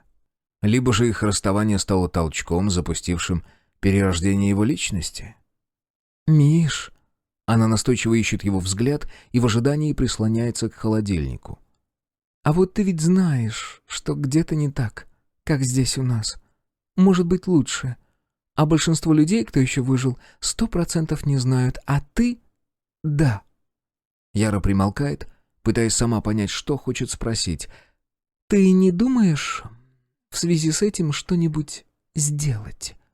Формулировка в итоге избрана самая нейтральная. Яра не уверена, что имеет смысл спрашивать, не желает ли Миша спасти тех горожан, кто еще не стал стайным существом или не испачкал руки по локоть в красном. Она не уверена, что сама видит в этом смысл. Спасать кого-то. Кота еще ладно. Он же кот, он ни в чем не виноват. Миша смотрит на нее пустым взглядом, потом кротко молвит. «Зачем?» И вот в этот момент Яра принимает решение. Дурдом, но именно так. Именно поэтому. То есть, если бы Миша сказал: «О да, конечно, давай искать живые души, увезем с собой их в тундру, пойдем вдвоем по улицам, будем орать в мегафон и раздавать листовки», вот тогда она точно знала бы, что «ой, да ну его к хренам». Но от этого «зачем?» в ее мозгу мигом всплывают все другие «зачем» за много-много лет. Целая гребаная экспозиция, выставочный зал мягких, бесцветных и весьма разумно обоснованных «зачем?». «Зачем» в значении «да стоит ли усилий?». «Зачем» в значении «все это так суетно?». «Сходим в кафе, в кино, погулять в парк». «Зачем?». «Квартиру попросторнее». «Зачем?». Может, попробуем в наручниках? А может, я перекрашусь в брюнетку, куплю красное платье, кружевные эти шлюшечьи трусы, займусь танцами, пройду круговой трек, а на Пурны выучусь на оператора дронов? Зачем? Ребенок? Зачем? Миша, я хочу развестись с тобой нахер. Зачем? В этот же момент до нее, оглушая, доходит кое-что. Вот ни раньше, ни позже, а именно сейчас. Спустя 3 года порознь. С удивлением, печалью и злостью, в равной пропорции Яра понимает, что при всем ранее сказанном Миша — хороший человек. Именно парней вроде него называли так в мире до. И именно этим парнем он всегда и был, просто она не замечала. Такой не стал бы красть велик. Такой простил бы ее за то, что она украла велик. Или не велик, или не украла, в любом случае простил бы. Он почти наверняка простил бы кого угодно, за что угодно. Ведь это не требует каких-то особых усилий. Потому что Миша — пассивный, хороший человек. Как раз такие они все и были. Хорошие. А она? Или вот Костя — нехороший парень. «Звериное наследие», — говорил Костя вчера. Не то, за что стоит бороться. Условно, все то плохое, что в нас есть, в противовес хорошему, достигнутому оккультуриванием человеческому. Плохому подыгрывать незачем. Оно и так сильнее, это факт. «Но ты мне помог», — подумала Яра, и Костя ответил на эту мысль. От цивилизации должно же хоть что-то остаться. Должен же был в этом всем быть какой-то смысл, иначе чем мы лучше зверушек? А Яра из духа противоречия. А и чем? Да ничем, ровно. В прежнем мире у людей только от того кукуха и ехала, что вечно отрицали какой-то кусок себя, хоть бы и зверушку. Своих демонов надо кормить и выгуливать. Кто это говорил? Это там же про 2 волков было, да? Потому что избавиться ты от них все равно никогда не избавишься. Они же часть тебя. Если держать их в подвале на голодном пайке, они так или иначе вырвутся, и тогда уже точно тебя сожрут. И как ты это себе представляешь? Костя, насмешливо. Ты надеешься контролировать что-то, что настолько древнее и сильнее тебя? А мы с ним не обязательно будем хотеть разных вещей, — возразила она. Для начала всегда неплохо как минимум не помереть, и это наш общий интерес. И демоны тут как раз очень помогают, потому что сильные, заразы и живучие. А хорошее культурное нет. А вот я бросил бы тебя там, — сказал Костя. И как бы ты тогда запела? Нафиг идти, да? — сказала Яра. «Да, ты прав», — ровно говорит Яра и чуть-чуть раздумывает. Что бы такое сделать с Мишей, чтобы уже окончательно? В итоге легонько похлопывает его по руке. «Ну, я поеду, Миш. Спасибо». Кажется, Миша немного расстроен. Яра вдруг отчетливо осознает. Она уже много лет как без понятия, что у него в голове. Когда это началось? То есть понять-то как раз несложно, но почему оно там? Зачем ему там такое?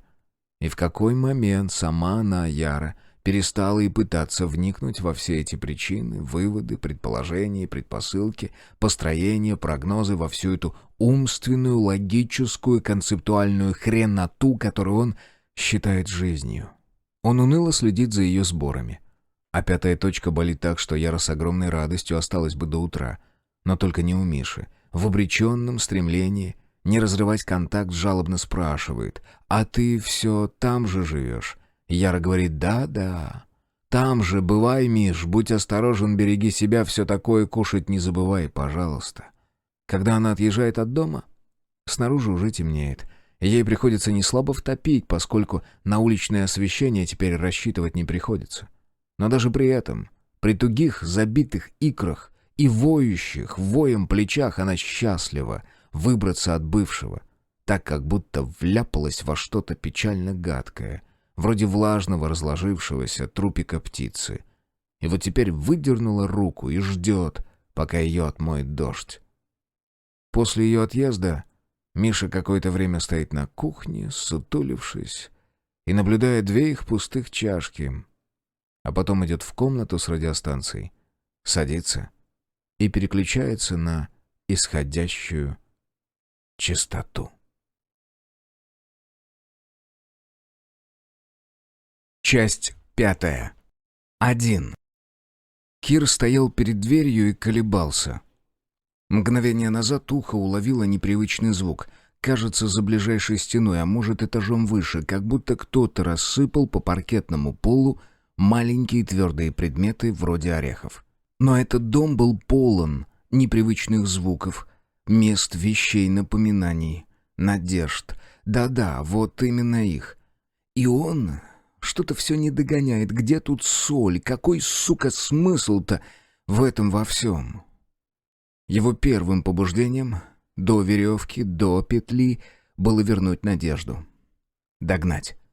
Возможно, ударить пару раз по щекам. В реальности вряд ли, он никогда так не делал. Не делал ей ничего, но мы же сейчас про побуждение, про естественный импульс, верно? Возможно, прижать к себе, дать выплакаться, потому что она непременно разревелась бы в 3 ручья, а потом все по новой, влажные тоскливые глаза, и любит ли он ее? И скажи ей, что она хорошая, прекрасная, скажи, что любишь, причем именно такую, какая есть. То есть привычная ему надежда разревелась бы. Но вот новая надежда, та, какой ее сделал этот поганый дом, причем, похоже, каким-то образом еще до того, как они на самом деле сюда приехали, она была непривычная, недобрая.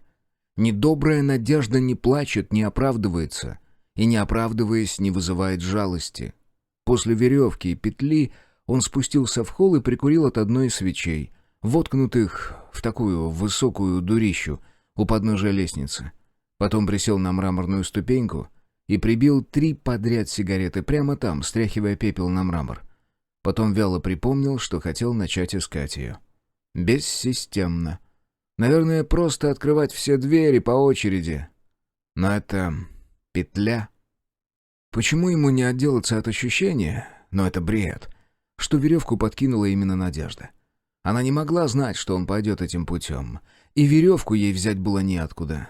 Да и зачем вообще? Бред. Но почему-то так кажется. И вот он стоит перед дверью.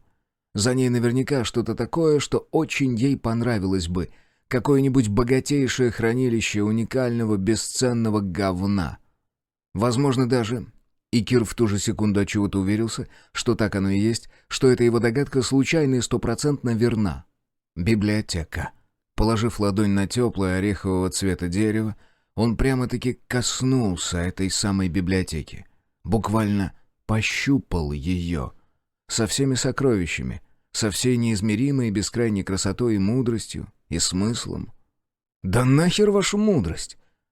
Кир отнял руку от двери и сделал шаг назад. Поднял голову, подумал, чего ему на самом деле тут надо. Точно не вернуть Надежду. Вернуть то лето? Он задумался. Нет, на этот раз нет. То лето было для того, Кира. На этого оно не село бы. Вырос он, размер уж не тот. Так чего бы он хотел теперь? 2. Харгай шел без конкретной цели. Он знал, что ищет не ища, что единственная его обязанность — это чистота намерений и спокойствие ума. Ни настойчивости, ни ожиданий. Он просто дышал мерно и ровно и шагал вперед по многочисленным галереям, иной раз опуская ладонь на какую-нибудь дверную ручку. В конце концов, ноги вынесли его к узкой винтовой лестнице, а за ней, естественно, тоже оказалась дверь. Оказавшись наверху, Хоргай глубоко вдохнул и медленно обернулся кругом. Дышало здесь почти хорошо, почти чисто, а равнинный воздух пах листвой и бархатным перегноем вперемешку почему-то с соленой водой. Окрест, насколько хватало взгляда, простиралось темно-зеленое и буро-зеленое, местами жухло-зеленое, еще немного красного с огненным. Деревья были разные, но одинаково спокойные. Больше ели, но между них и сколько-то березок, и еще другие. И ни шоссе, ни поселение, ничего. Только дом, широкая полоса травы вокруг и лес. Во все стороны дальше. Не сказать, чтобы Харгая это удивило. Четверть часа он стоял просто так, бездействуя, и, пожалуй, отдыхая, без намерения, без стремления, упорства. Потом спустился по узкой лестнице обратно и, очутившись в очередном коридоре, столкнулся с девушкой Надей. В первую секунду Хоргай не был уверен, видит ли он в точности то, что видит. Он усомнился бы в том, что видит именно Надю, если бы, как ни странно, не вязаная кофта. С длинной лапшой шерстяных нитей на месте выдранных пуговиц, с бахромой по краю, свисающая с одного плеча, но кофта была та самая. А девушка... Из-под кофты виднелись жалкие, даже не лохмотья, а лоскуты, останки того, что было когда-то платьем в цветочек. Сейчас платье не прикрывало ровным счетом ничего. На самом деле от него осталась одна верхняя часть, распоротая и разодранная, несколько обтрепанных ленточек, кое-как держащихся на плечах. На глазах у Харгая часть ткани съехала вниз и мягко шлепнулась на ковровую дорожку позади девушки, обнажив телесного цвета бюстгальтер. В руках Надя тащила 2 10-литровые канистры, очевидно полные, поскольку узенькие слабые мышцы под тонкой, почти прозрачной кожей предплечий были видимо напряжены. «Не делайте вид, что хотите помочь, и не пытайтесь остановить меня», вдруг громко проговорила она с монотонной четкостью. Хоргай опустил инстинктивно поднятую руку. «Что в них?» Девушка сделала еще 2 шага. Она была босая, голые ноги худые, фарфорово-бледные, остановилась и грохнула ношей об пол. Гулкий удар, неожиданно звучный, на который диафрагма Харгая откликнулась ощущением надвигающейся беды. «В канистрах?» Надя повернула к нему голову и внезапно расцвела улыбкой. «Бензин? А вы думали, что?» По телу Хоргая прокатила волна колючей дрожи. Только сейчас он смог толком рассмотреть лицо девушки, и это не было лицом Нади, которую он видел сегодня в красной гостиной. «Сегодня? Ты уверен? И вчера, и в пятницу. В какую из пятниц? Их ужасно много бывает, жизнь так длинна. На вокзале. Белая кожа с разводами какой-то грязной пыли, с синяками на скулах. Но это-то не так страшно. Страшно было глаза. Огромные и черные. Хотя вчерашняя и даже сегодняшняя девушка Надя, он помнил, была сероглазой. «Откуда он у вас?» — севшим голосом спросил Хоргай. «О!» Улыбка не Нади стала шире, оживленней. «Этот дом дает каждому то, что ему хочется, вы не знали?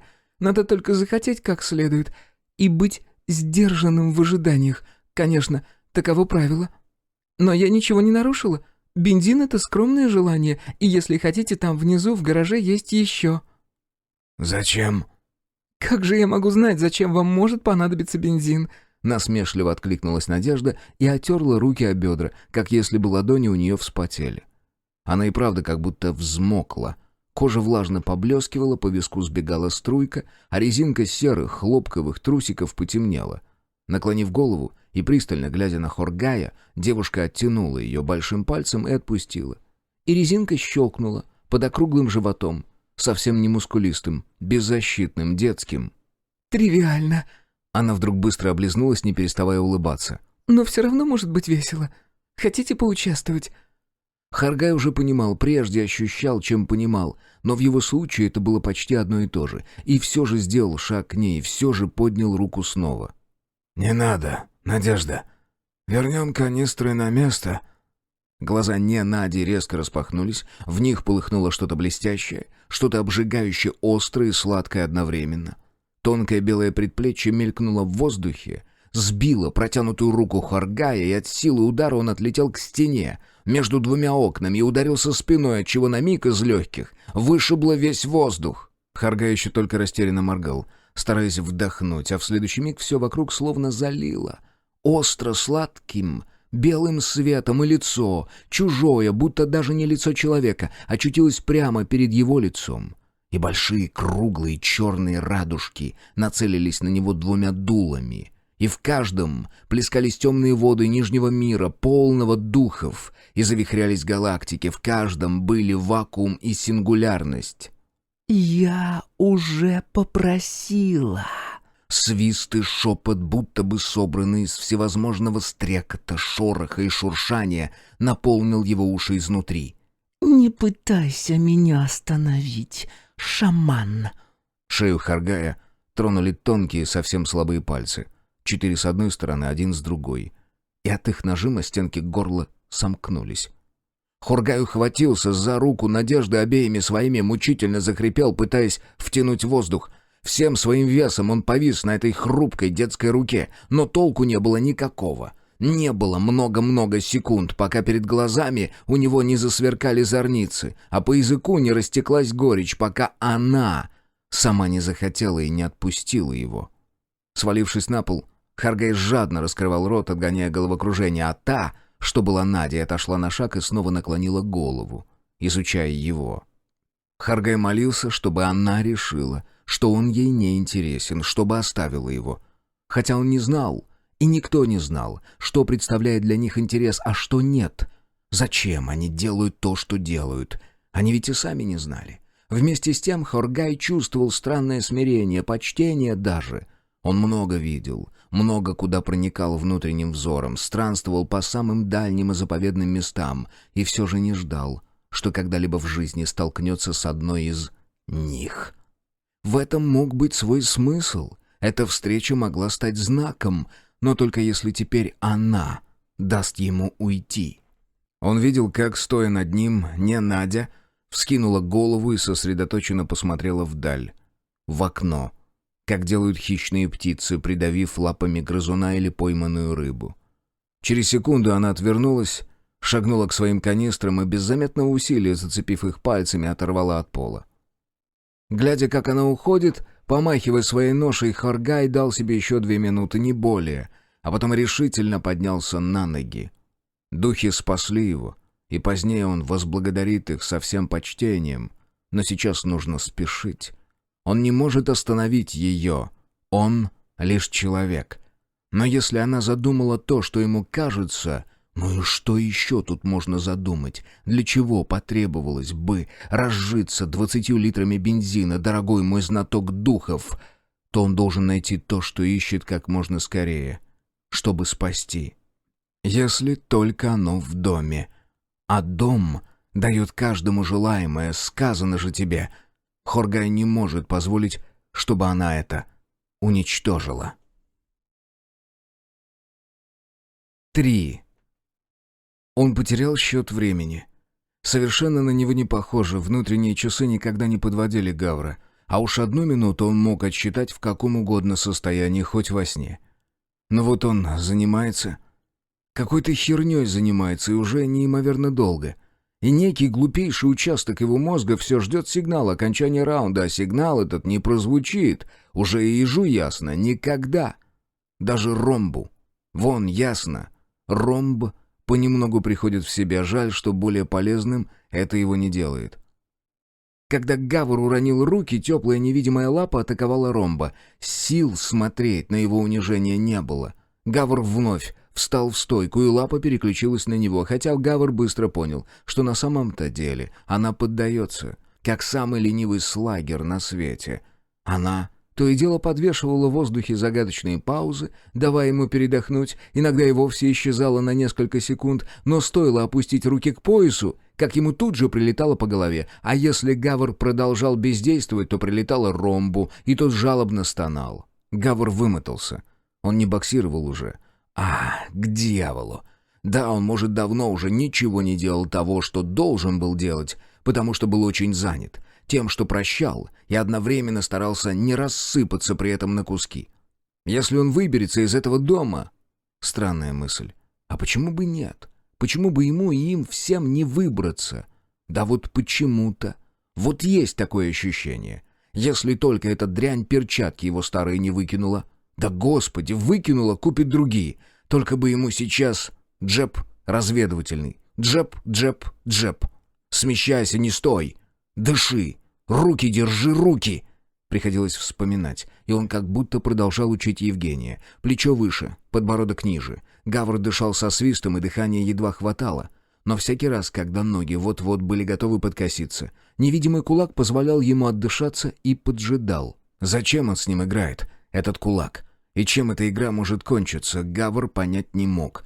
Но всякий раз, когда он тормозит, чтобы попытаться обдумать, страдает блогер. А Гавр так или иначе уже за него вписался. А раз вписался, то хер вам, ясно? Хер вам он остановится. Хер вам он уйдет с этого ринга. «Так, хватит!» Но Гавр продолжал держать руки, пока до него не дошло, что это был он. Тот самый сигнал об окончании раунда. «Гавриил Петрович, бросайте это. Сию же минуту. Нам с вами сейчас будет не до того». Влажный и вязкий, болотистый голос звучал непривычно резко. Гавр подождал еще несколько секунд. Теплый поток воздуха одобрительно потрепал его по щеке и больше не появлялся. Тогда медленно-медленно Гавр обернулся и поглядел в сторону входа. Управляющая с нетерпеливым видом стояла у дверей, похлопывая связкой ключей о ладонь. Жилет на этот раз был чернильно-синий, а блуза, губы и глаза такие же. Гавр распрямился, тяжело дыша, расстегнул до конца рубашку, выправив из брюк, и опустился на канвас рядом с Евгением. В какой-то неотразившийся в памяти момент очки блогера оказались раздавлены, и теперь он жалобно моргал и покачивал головой, будто до сих пор был не в силах поверить в абсурдность этого мира. Впрочем, не похоже, чтобы Евгений серьезно пострадал. Скорее, просто был оглушен. «Гавриил Петрович...» Спокойствие управляющей, как и ее профессиональная улыбка, впервые выглядели ненатурально. «Пожалуйста, умоляю вас, будьте так добры и поднимите обратно свой спортивный зад. Шутки закончились». «Отрадно слышать», — прерывисто проговорил Гавр и, откинувшись на спину, закрыл глаза. «Красивые бриджи». Управляющая не ответила. Затем послышались ее шаги, а после мягкий звук прыжка. «Это пумпы. Были в ходу у суфражисток». По слабому колыханию и мягкому звуку подошв Гавр следил за тем, как она подходит. «Вы суфражистка?» «Гавриил, надвигается что-то очень плохое. Без вашей помощи не справиться». Она стала прямо над ним. «Кому?» «Мне». «А разве вы за нас?» Управляющая помолчала. «Это сложнее. В контексте текущего момента — да». «Если вы из нашего лагеря живых и здешних, то у вас должно быть имя. Как вас зовут? Женщина?» Еще несколько секунд молчания, затем долгий выдох. «Ева». «Кто б сомневался?» Гавр забросил вытянутые руки за голову, глубоко вдыхая. «Ева, на нас тут только что напала какая-то невидимая, но очень сильная тварь. Я возился с ней бог знает сколько, а усмирил ее в итоге ваше появление. Как думаете, я настроен сотрудничать?» «Никто на вас не нападал», — с нотками утомления в голосе возразила управляющая. «Готова поручиться. Это была просто игра». «Евгению скажите, он наверняка на всю жизнь наигрался». В подтверждение сбоку послышался сдавленный стон блогера. Сверху фырканье управляющей. «Вы ворчите, как старый дед». «Не пытайтесь взять меня на слабо. Ева, я и есть старый дед, и знаю об этом, и мне нормально». «Гавриил, она спалит там все к хренам, и виноваты будете только вы». «А вот сейчас вы похожи на мою бывшую». Сверху послышался раздраженный вздох, а Ромб рядом пошевелился и подал голос. «Гавриил, мне кажется, она вами недовольна». «Не она первая», — вздохнул Гавр, раскрывая, наконец, глаза и садясь. «Вы как себя чувствуете, Женя?» «Он чувствует себя вполне нормально», — сварливо заявила управляющая. «Он дезориентирован. Ему сколько-то раз съездили по голове. Вероятно, на несколько минут вырубили, но он будет в порядке. Чего не скажешь обо всех нас, если вы не подключитесь к делу немедленно». «Я могу чем-то помочь?» Кротко спросил Ромб, держась за висок и подслеповато щурясь.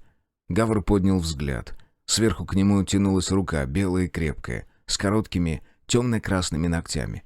Поколебавшись напоследок, он ухватил таки эту руку, и она оказалась ожидаемо, да, но все ж таки неожиданно, сильной, и одним слитным движением вздернула Гавра на ноги и поставила перед управляющей. И очень близко к ней, надо сказать. «Евгений, идите и помогите Хоргаю», — распорядилась управляющая, выжидающая, глядя Гавру в глаза.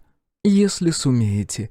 И с этой секунды держитесь подальше от Гавриила Петровича и от меня». «Вы ведь так и не расскажете мне, что происходит, да?» «Шаман расскажет. Найдите шамана, Женя.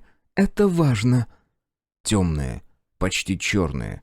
Гавр уже видел эти глаза вот так близко. Здесь или нет?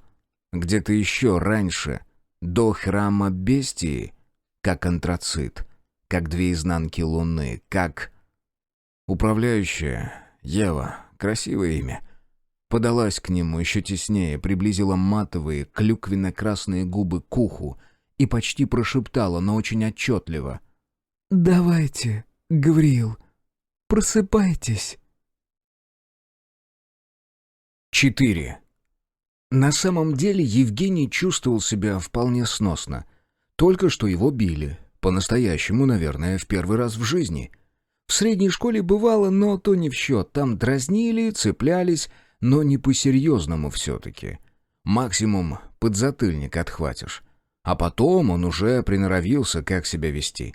Голова звенела до сих пор, если честно, да и ребра поднывали. Но терпеть можно.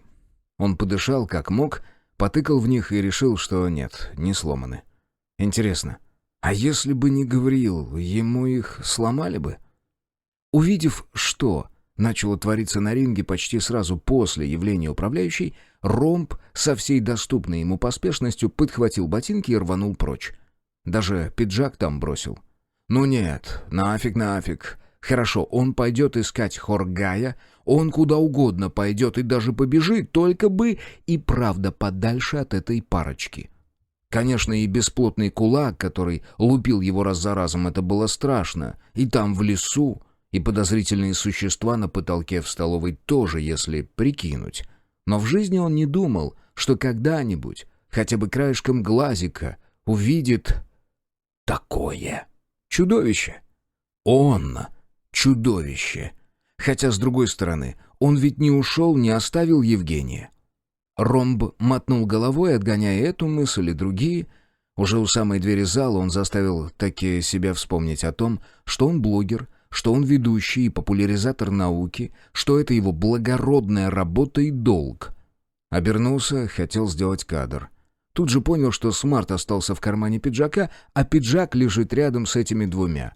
А к ним он сейчас... Нет, ни за что, прочь отсюда. Прочь! Он не очень хорошо видел теперь. Оба стекла раздавленных очков лучились трещинами. Да и перед глазами все нет-нет да покачивалось. Вроде бы он идет по знакомому коридору, по крайней мере здесь очень знакомо, что-то потрескивает, как перегорающая лампочка. Здесь темно. Сейчас вечер. Ох, надо и правда найти Хоргая. Что-то ему теперь страшновато одному. Ромб не заметил, как очутился в холле. Снова в холле, где встретился с Гавриилом. Сколько прошло времени? Странно, что он не чувствует голода. Насколько он мог разглядеть, одна из стеклянных дверей, которые вели во внутренний дворик, была приоткрыта и оттуда тянула сквозняком. Во дворике шумел ветер, и за строгими прямоугольниками стекол в сумерках что-то раскачивалось из стороны в сторону. Флаг, что ли? Евгению отчего-то не хотелось идти и смотреть, что там. Но он опять вспомнил, что он блогер. Когда-то хотел ведь еще и видео здесь снять. Он подошел к дверям и не сильно толкнул приоткрытую створку и шагнул вперед. Во дворике было угрюмо, стыло и ветрено, тревожно. В широком темно-сером квадрате неба над головой неслись скорые рваные облака, и желто-бледные, и откуда-то из них же сыпались редкие пергаментно-бежевые листья, иссохшие и хрупкие. Они усеяли мощенный дворик и темный газон контрастными заплатками. Ромб по-прежнему не очень хорошо видел. Поежился и поднял голову. Он не мог бы сказать, сколько простоял так, застыв, пока до мозга сперва доходило увиденное, а затем оседало там, укладываясь, чтобы это можно было как-то переработать, чтобы можно было что-то сделать с этим. Сделать. Ему надо что-то сделать. Что? Он нервно вздрогнул, когда из-за двери послышались шаги, чуть не отскочил, но это оказался всего лишь Хоргай. Даже в плохих очках его можно было узнать по темному лицу, по очертаниям сухощавой фигуры в свитере. «Осторожно! Здесь...» Ромб растерянно запнулся. «Здесь... Рагнеда!» Хоргай стал рядом и какое-то время смотрел. Веревка свисала из окна на лестнице пролетом выше. Видимо, там ее за что-то закрепили. Ноги дивы не доставали до земли примерно на метр.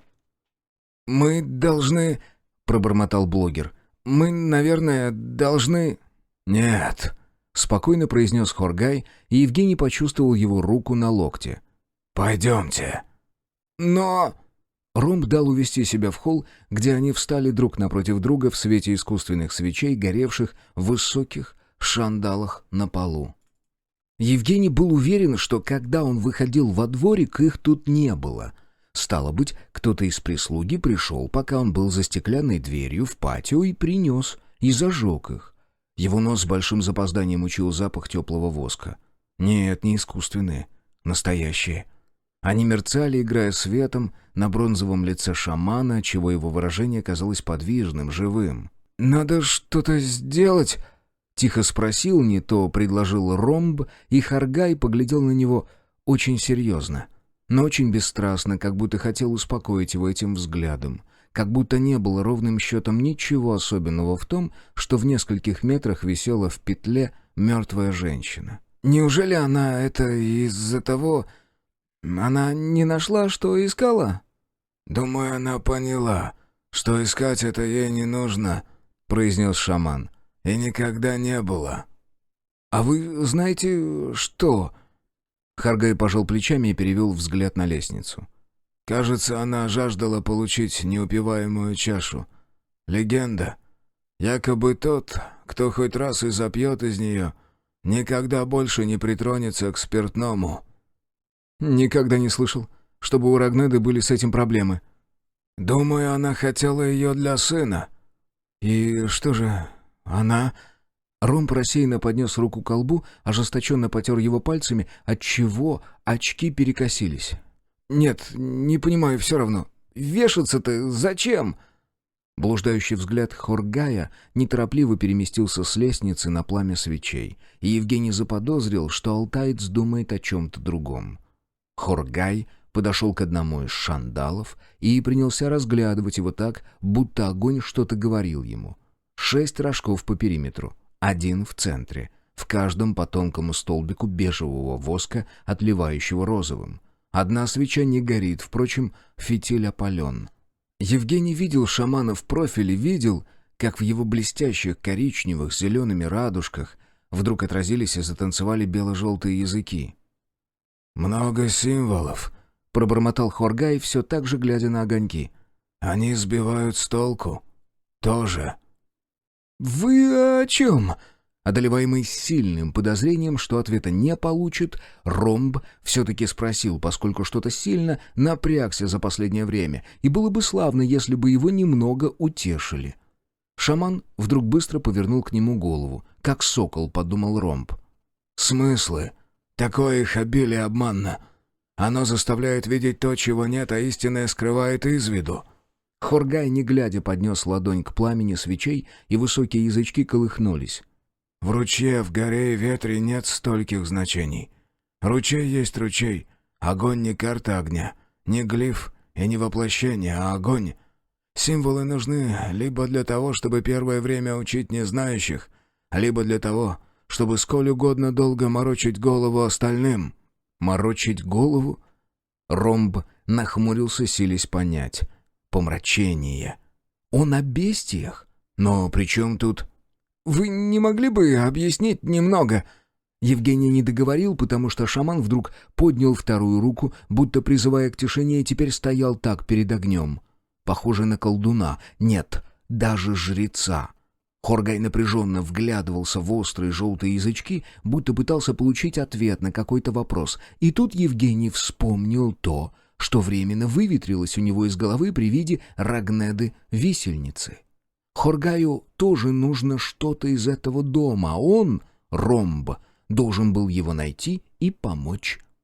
Он с опаской подступил к шаману на маленький шажок.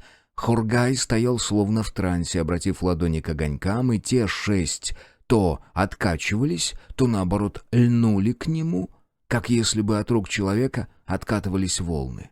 Внезапно шаман раскрыл рот и глубоко вдохнул, и все 6 огоньков наклонились, и клонились, пока не легли на фитилях почти в горизонт, а Хоргай плавно оттягивал руки на себя, как если бы подтаскивал что-то большое, приклеившееся к ладоням, и в холле вдруг затрещало и зашипело, подожженный магниевый порошок, горючая соль, запахло алюминием и густым горячим жиром, и Ромб боковым зрением углядел, что к шаману направлены не только огоньки свечей шандала, но и всех прочих свечей, даже, наверное, нити накаливания в лампочках люстры, если только она вообще включена. Тут Евгений преодолел себя, запрокинул голову, чтобы глянуть на потолок, и в этот же миг где-то примерно между поднятых рук Хоргая громко хлопнуло, и холл погрузился во тьму.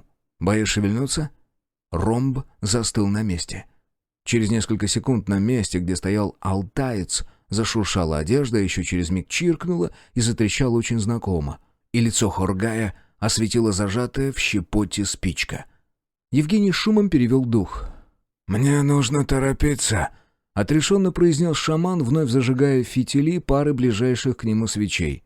«А вы уходите из этого дома».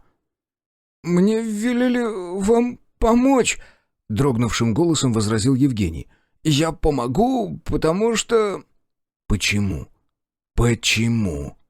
«Потому что всегда очень тонко, очень мудро чувствовал, где заканчивается веселье и начинается все всерьез?» Гороховый шут, собака-мопс Евгений, который еще в детстве нащупал верную, четкую грань и всегда держался ее. «Неважно. Просто было бы очень приятно, если бы мне тоже что-нибудь рассказали. Хоть немного. Заранее большое спасибо». 5. Снаружи было уже темно, хотя не слишком. Холодно, но не слишком. Не слишком ветрено и почти не мокро. Воздух умеренно, свеж и достаточно, не слишком, но довольно много звезд.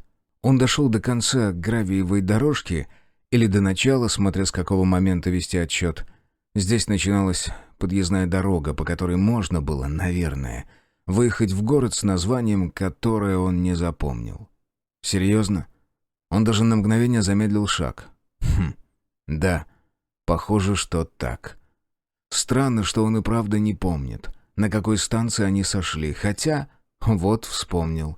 Этот налоговый инспектор, Шкарин, говорил, что приехал на своей машине. Зачем было вспоминать именно это? Ведь не поможет же. А разве ему нужна помощь?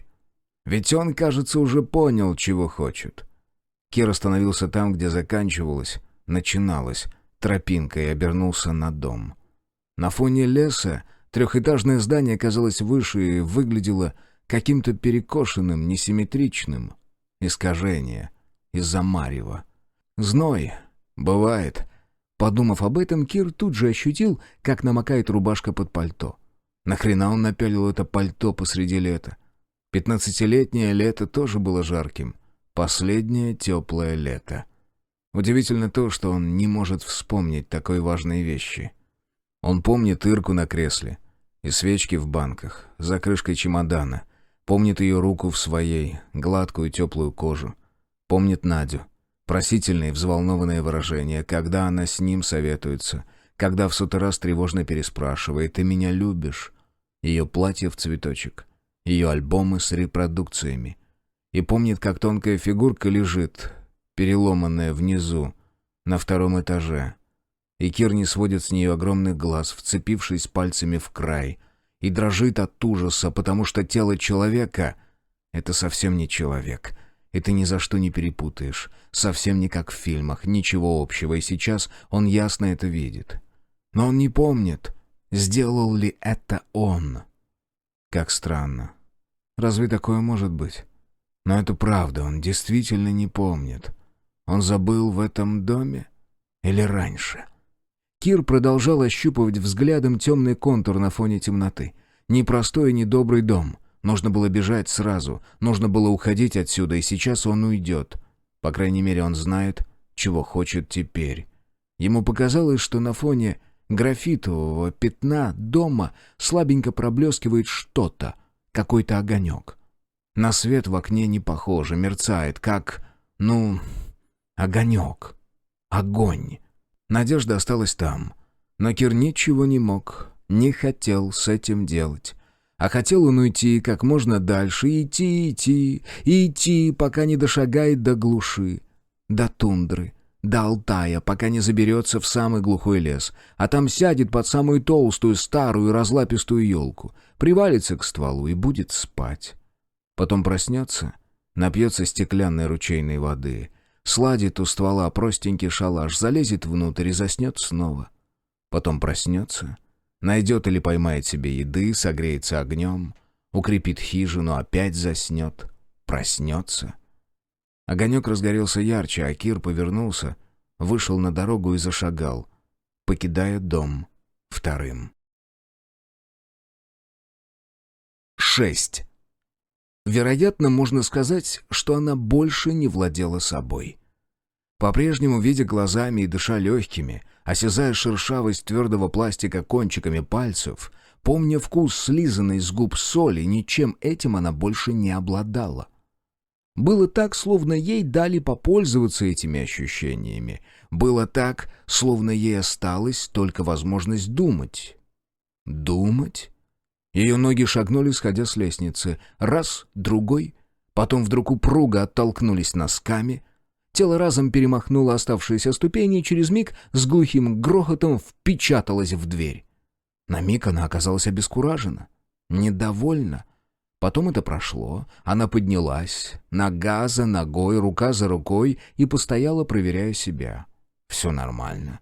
Канистры валялись тут же, с ними тоже ничего не случилось. Она выпрямила руку над головой, разогнув запястье, низко присела и подпрыгнула.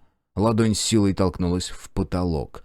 Гулкий удар разнесся по лестничному колодцу, и ему вторил всплеск шелеста и шороха, щелканье и шуршание, как будто множество неких незаметных существ прыснули в разные стороны и затаились по углам. Опустившись обратно на пол, она спружинила икрами и заметила, что ей что-то мешает. Ткань в цветочек. Было неудобно выдирать ее из-под вещи, надетой сверху, но просто не пришло в голову снять сперва одно, а потом второе, а после вернуть первое обратно. Сложно. Надо проще. Она дернула так, что остатки материала лопнули и слезли с ее плеч, оставив на мышце над ключицей глубокую багровую полосу. Можно было бы, наверное, считать, что она больше не была собой, если бы можно было посчитать, что когда-то она собой была. Но это не так. Она обманывала. Она очень старалась сделать все как надо, стать правильной, но от нее самой во всем этом было не так много. Ей казалось, что настоящая она никому не понравится, что надо обязательно что-то улучшить, надо стараться. Глупо. Посмотрите-ка на нее сейчас. Рука поднялась отдельно от ее намерения, растопырила пальцы и повертела перед глазами, давая ей посмотреть на себя сейчас. Сейчас осталось совсем мало. Только то, что в сознании, в мыслях, а это мало. Вот теперь она поняла, это ясно. Мысли — это очень малая часть нас, а по правде вообще не мы. Рука сама по себе сжалась в кулак, вскинулась к плечу и оттуда, распрямившись в локте, врезалась в дверь. Почему?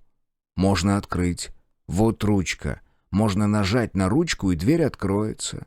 На 3 крайних костяшках лопнула кожа. Ее тело раздумчиво подняло руку, какое-то время изучало кровоточащие ссадины. Потом высунула язык и лизнула. Она почувствовала, как губы растягиваются в стороны. Раньше она так улыбалась. А теперь ей просто захотелось это сделать. Ей. Настоящей. Неправильной. Не той, которой она должна стараться быть. Подлинной. Ей. Подлинная она, подумав, нажала на ручку и толкнула дверь вперед. Интересно, зачем ей туда? В сознании ответа на этот вопрос не оказалось, но настоящий в конце концов виднее. Она покрутила головой... Снова обнаружила канистры, подцепила обе пальцами одной руки и шагнула внутрь. Там было неинтересно. Все выставлено такими ровными рядами, тихо и пахнет теплом. Ровные ряды были очень, очень ровные. Она бросила канистры, подскочила на месте, в прыжке выставила ногу, оттолкнулась от одного ряда и влетела в противоположный, сминая его и разваливая, рассыпая предметы по полу, превращая в беспорядок. Падая на пол, свернулась, перекувыркнулась несколько раз и, остановившись, выпрыгнула в воздух.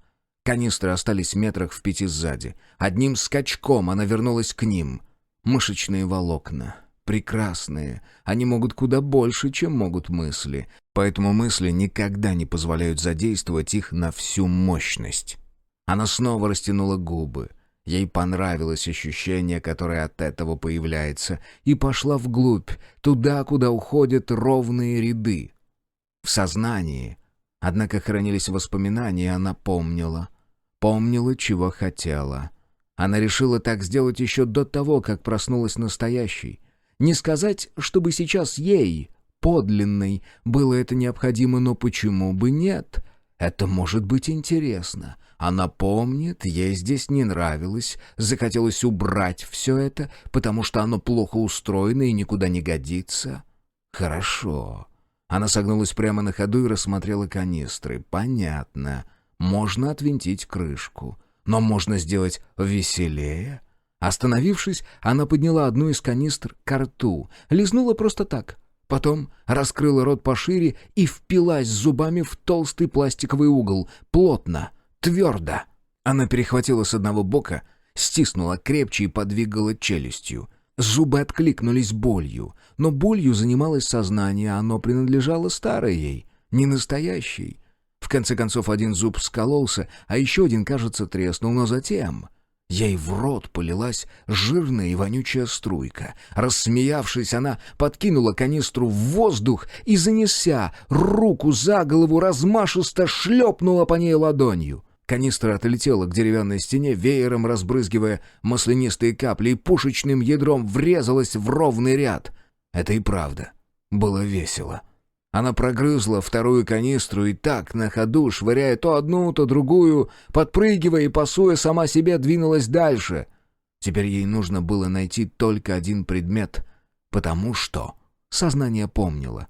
Содержимое канистр не загорится само по себе. Она чувствовала, что где-то здесь этот предмет для нее обязательно отыщется. 0. Яра приезжает домой в таком состоянии, что краши в гроб кладут. В последние полчаса она едва заставила себя все-таки не рисковать и объехать 2 группы и 2 одиночек. На морально-волевых, называл это ее тренер в юности. А она называла «Твою мать, не могу больше, капец». Когда она останавливается перед дверью подъезда и ставит ступни на твердую землю, ей кажется, что асфальт у нее под ногами одновременно качается и продолжает прокручиваться спереди-назад, подобно конвейерной ленте. Но это еще не конец конца света. Потому что стоит Яре просунуть голову в дверь и послушать, а потом включить фонарик на шее, а потом уже не так, чтобы бесшумно затащить вел по 11 ступеням, как ее сердце пропускает удар.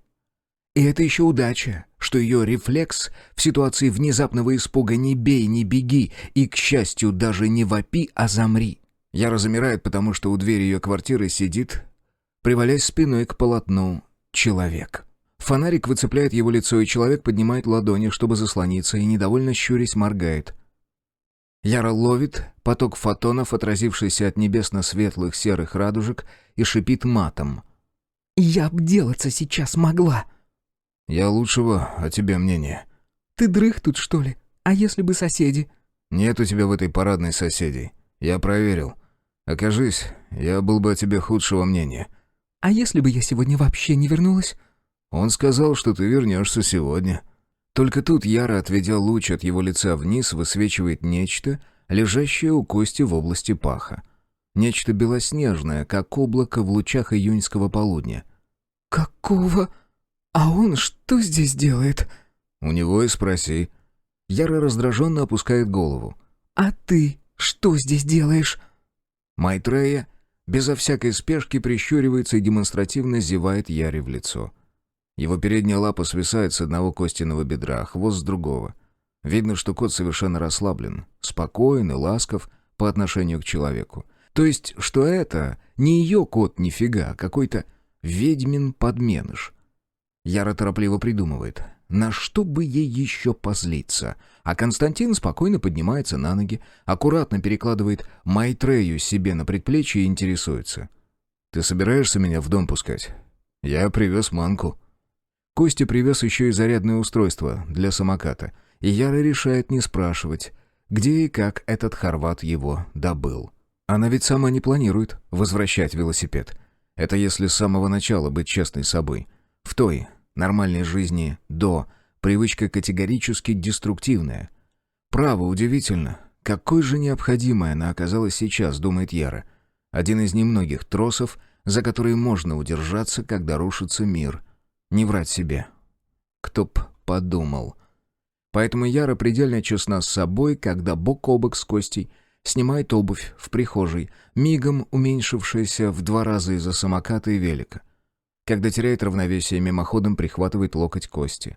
Когда тянется через него, чтобы повесить на крючок жилет. Когда безо всякой нужды смотрит на Костину. Нет, не спину. Собака. Хотя и на спину тоже. И сразу одергивает себя и идет на кухню, где Майтрея манерно вылакивает половину майонезной банки воды, потом по-свински сжирает утреннюю скумбрию из своей тарелки, потом деликатно допивает воду и идет на подоконник. На улице уже стемнело. Яра вовремя замечает, что Костя тянется к выключателю и бьет по рукам. «Мы же не будем...» Недоверчиво начинает Константин, и Яра перебивает рисковато. «Еще как будем. Я лично планирую прожить как можно дольше, и надеюсь, ты тоже». «Как скажешь». Соглашается гость и следует за ней к кухонным шкафам.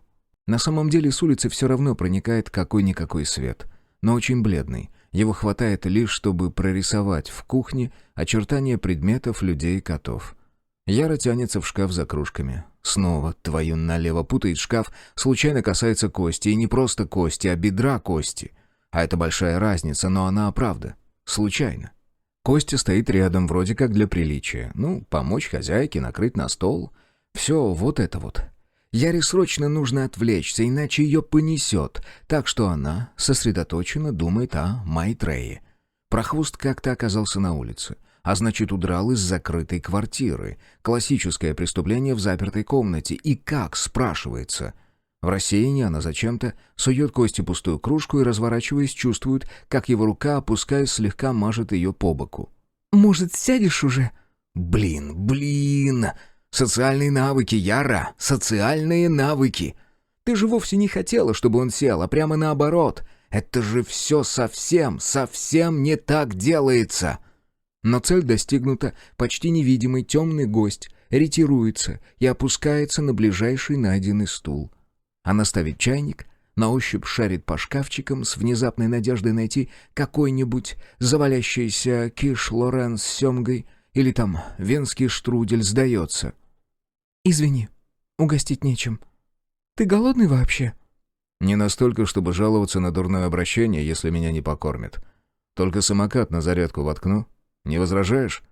Поскольку Яра предельно, кристально, до последней крошечки честна с собой, она вынуждена вспомнить, что подрезанный у стаи 20-килограммовый самокат — это здоровенная и мощная зверюга с соответствующим объемом аккумуляторной батареи. Раньше, чем к утру, такая махина не зарядится. Следует ли обратить на это внимание Константина? Чайник отщелкивает кнопку, и она, наклонившись, чтобы не промахнуться, разливает кипяток, а потом доходит до стола и осторожненько ставит кружку перед гостем. Когда ездил на работу, я проходил всегда мимо такой кофебудки. Знаешь, негромко произносит темный силуэт, который Яра толком и не видит, а больше домысливает. Брал у них самое большое ведро, пол-литра, что ли. Оттуда до офиса было минут 7 пешком, и к тому моменту, как я доходил, ведро как раз заканчивалось. И я двигал прямиком к офисной кофеварке. За следующей порцией. Такие речи Яре совсем не нравятся. Ностальгия по милой славной прошлой жизни — это табу. Будешь кукситься — быстро сдуешься. «Сейчас будет про то, как прекрасно тебе жилось до бестии, и как здорово было бы вернуться обратно в маму». По косвенным признакам она догадывается, что Костя подносит кружку к лицу и принюхивается. Что поделать, я любил кофе. А он исчез чуть ли не первым. Уж не знаю от чего. «Все любили кофе. Вот от чего. Природный баланс хищника и добычи». Придвинув стул к стене, Яра на ощупь садится, приваливается к спинке и вытягивает вдоль стола гудящие ноги. И мне действительно неплохо жилось до бестии. Уж извини, но это так. Думаю, право на второй шанс в чудесном новом мире заслуживают не только отверженные и угнетенные. Яра морщится. Вот сейчас сил у нее уже нет. В смысле совсем, в смысле нет. Точка. Нет. «Я ничего такого не...» «Нет, ты очень даже...» Спокойно перебивает голос из мрака, и дно кружки негромко стукает о стол. «Ты, похоже, считаешь, что лишь самые ущемленные и травмированные спасутся. Религиозная логика». «Слушай, я...» «Очищение страданием. Рабочая идея для всякого общества, в котором большинство не удовлетворено и живет не так хорошо, как хотело бы. Извини, что раскрываю тебе глаза, но это лишь выдумка более успешного меньшинства. В действительности она не работает». «О, ты говорил, вроде у тебя внедорожник был». «Сил нет. Вообще нет, но Яра все равно начинает заводиться. Еще этого жизнеобучающего дерьма ей в ее собственном, пардон, excuse me, переправьте на «в чужом доме» не хватало. У нее, кстати, сдать на права так за всю жизнь руки и не дошли. Был. «Не Бэха случайно? Х6, да?» Х5. Почему это важно?» «Да так. Слышала краем уха, что на БМВ много мудаков ездит. Но это, конечно же, не может быть правдой. Нет, это просто выдумка неудовлетворенного большинства». Отведя душеньку, Яра довольна собой еще примерно 2,5 секунды. Через 3 она теряет запал, а через 4 расстраивается окончательно, но уже поздно. Еще через секунду из темноты за столом напротив раздается тихий, не злой смешок, и Яра понимает, что за эти мгновения человек у нее на кухне решил стать тем из двоих, кто умнее. «Славься во веки веков, славься, Хорватия, да заплодоносят галстуками все твои рощи и леса». Предположим, права ты. Почему тогда мне, разнеженному нормальной жизнью, избалованному столь гнусными излишествами, как кофе на вынос, покамест позволено еще коптить небо? Яра делает вид, что думает. Хотя в этакой темнотище она может делать какой угодно вид. Константин вряд ли различает на ее месте что-то, кроме размытого черного пятна. Вот Майтрея, который вдруг решает, что на сегодня насмотрелся и с мягким стуком соскакивает на пол, а оттуда запрыгивает на стол, а оттуда перешагивает на Константина, светится во мраке путеводным белым пятном. Окей.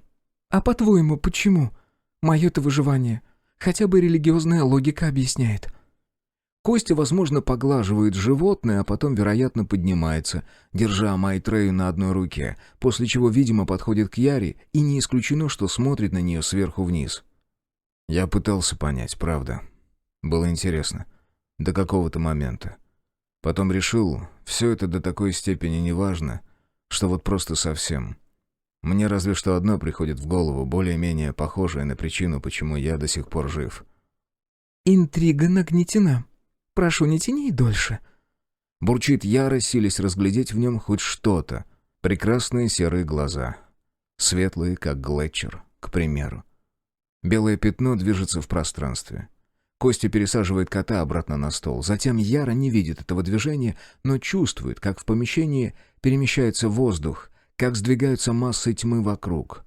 Костя наклоняется и облокачивается о столешницу одной рукой. «Какой бы ни была моя жизнь...» — говорит голос совсем рядом. Так рядом, что он даже не похож на Костин. «Я никогда не привязывался к тому, что имею». Яра вздрагивает сильно всем телом. К ее щеке притрагиваются пальцы. 3. Теплые. Костя не отнимает руки, и Яра замирает неподвижно, как птица напротив змеи.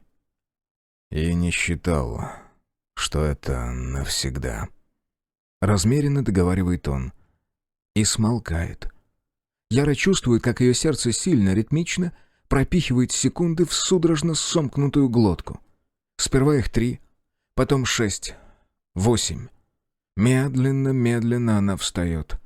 Коротко, едва слышно, но он почувствует. Вдыхает. 10. Воздушные массы приходят в движение. У них объем и плотность тела. Крепкого, сильного тела. 11. Ладонь ложится на ее бок, огибает его, спускается по спине, притягивает, побуждает придвинуться. Шероховатая Костина зипка. Яра не видит, но знает, что она кирпичного цвета. Это кофта, а молния металлическая. Она не видит, но знает, стянуть собачку молнии до самого низа. И под кирпичной кофтой и под серой футболкой кожа светлая и гладкая, как слоновая кость, покатые грудные мышцы. Чертова зипка, убирайся, проваливай прочь. 13. Костя так и не отнимает пальцев от ее лица, как будто этот контакт заменяет ему зрение. Разогретая ладонь под Яриной одеждой поднимается по позвоночнику до самой шеи и обхватывает ее сзади. Яра резко подается навстречу, прижимается к его животу голым своим. Это невозможно. Это просто невозможно терпеть. Когда она сдирает с него долбанную зипку, то едва не слышит треск рукава. 14. 15. Короткий, яростный акробатический этюд. Яра выпутывается из джинсов для того, чтобы тут же обхватить Костю одной ногой. Внутри плещет расплавленный металл. Черно-огненная магма стекает внутри живота вниз и, пульсируя, собирается в одном месте. Яра зарывается ладонями под серую футболку, подушечками пальцев, впивается в лопатки, и Костя подхватывает ее за бедра. В кромешном мраке делает несколько шагов, и Яра вновь удивилась бы, как он разбирает, где дверь, откуда знает, куда идти. Не будь ей сейчас всецело на это плевать. 16, 17, 18. Темная комната ничуть не светлее темной кухни, и Константин ударяется ногой о диван, укладывает, роняет Яру. Диван в сложенном виде очень короткий и узкий, но ей по-прежнему плевать. Они так и не успели доснять одежду. Яра с силой дергает, раздается сухой хруст рвущихся швов, и в тот же миг ее запястья перехватывают, поднимают за голову, прижимают предплечьем к спинке дивана, а свободной рукой Костя... Яра ахает, у нее сдавливает горло. Спустя миг, спустя 19 и 20, ее заливает волна жара. прокатывается от паха до ушей. Шея горячо. Хлынувшая к лицу кровь, и Яра вырывается из-под Костиной руки и вдавливается в него так плотно, словно тоже хочет занять чужое тело, словно у них тут идет борьба за выживание, и стонет, увы, куда громче 30 децибел, а потом в голос, а потом кричит, и плевать. К утру ощущения такие, будто ее прокрутили в стиральной машине. Каждая мышца хранит остаточное напряжение. В голове всплывает всякое. Разные картинки. Наиболее яркие моменты. Но самый яркий — это момент прямо сейчас, когда она лежит на с грехом пополам разобранном диване в доме, который с грехом пополам привыкла считать своим на расстоянии ладони от другого человека. На окне осталась только одна штора. Яра тихонько ухмыляется себе под нос. Вторую штору она вчера сорвала. Случайно. Было опять громко. Но окно выходит на заброшку, и ей вполне успешно удается подавить вспыхнувшую панику и не вскочить его занавешивать. То здание пустует, во всем городе почти не осталось людей. Никто не увидит, а если увидит, так пусть завидует молча. Тем временем за окном посветлело достаточно, чтобы Яра могла извлечь из этого все возможные выгоды. Приподнявшись на локте с волосами, рассыпанными по груди текучим соломенным снопом, она так и этак разглядывает Костю, лежащего на животе и отвернувшегося.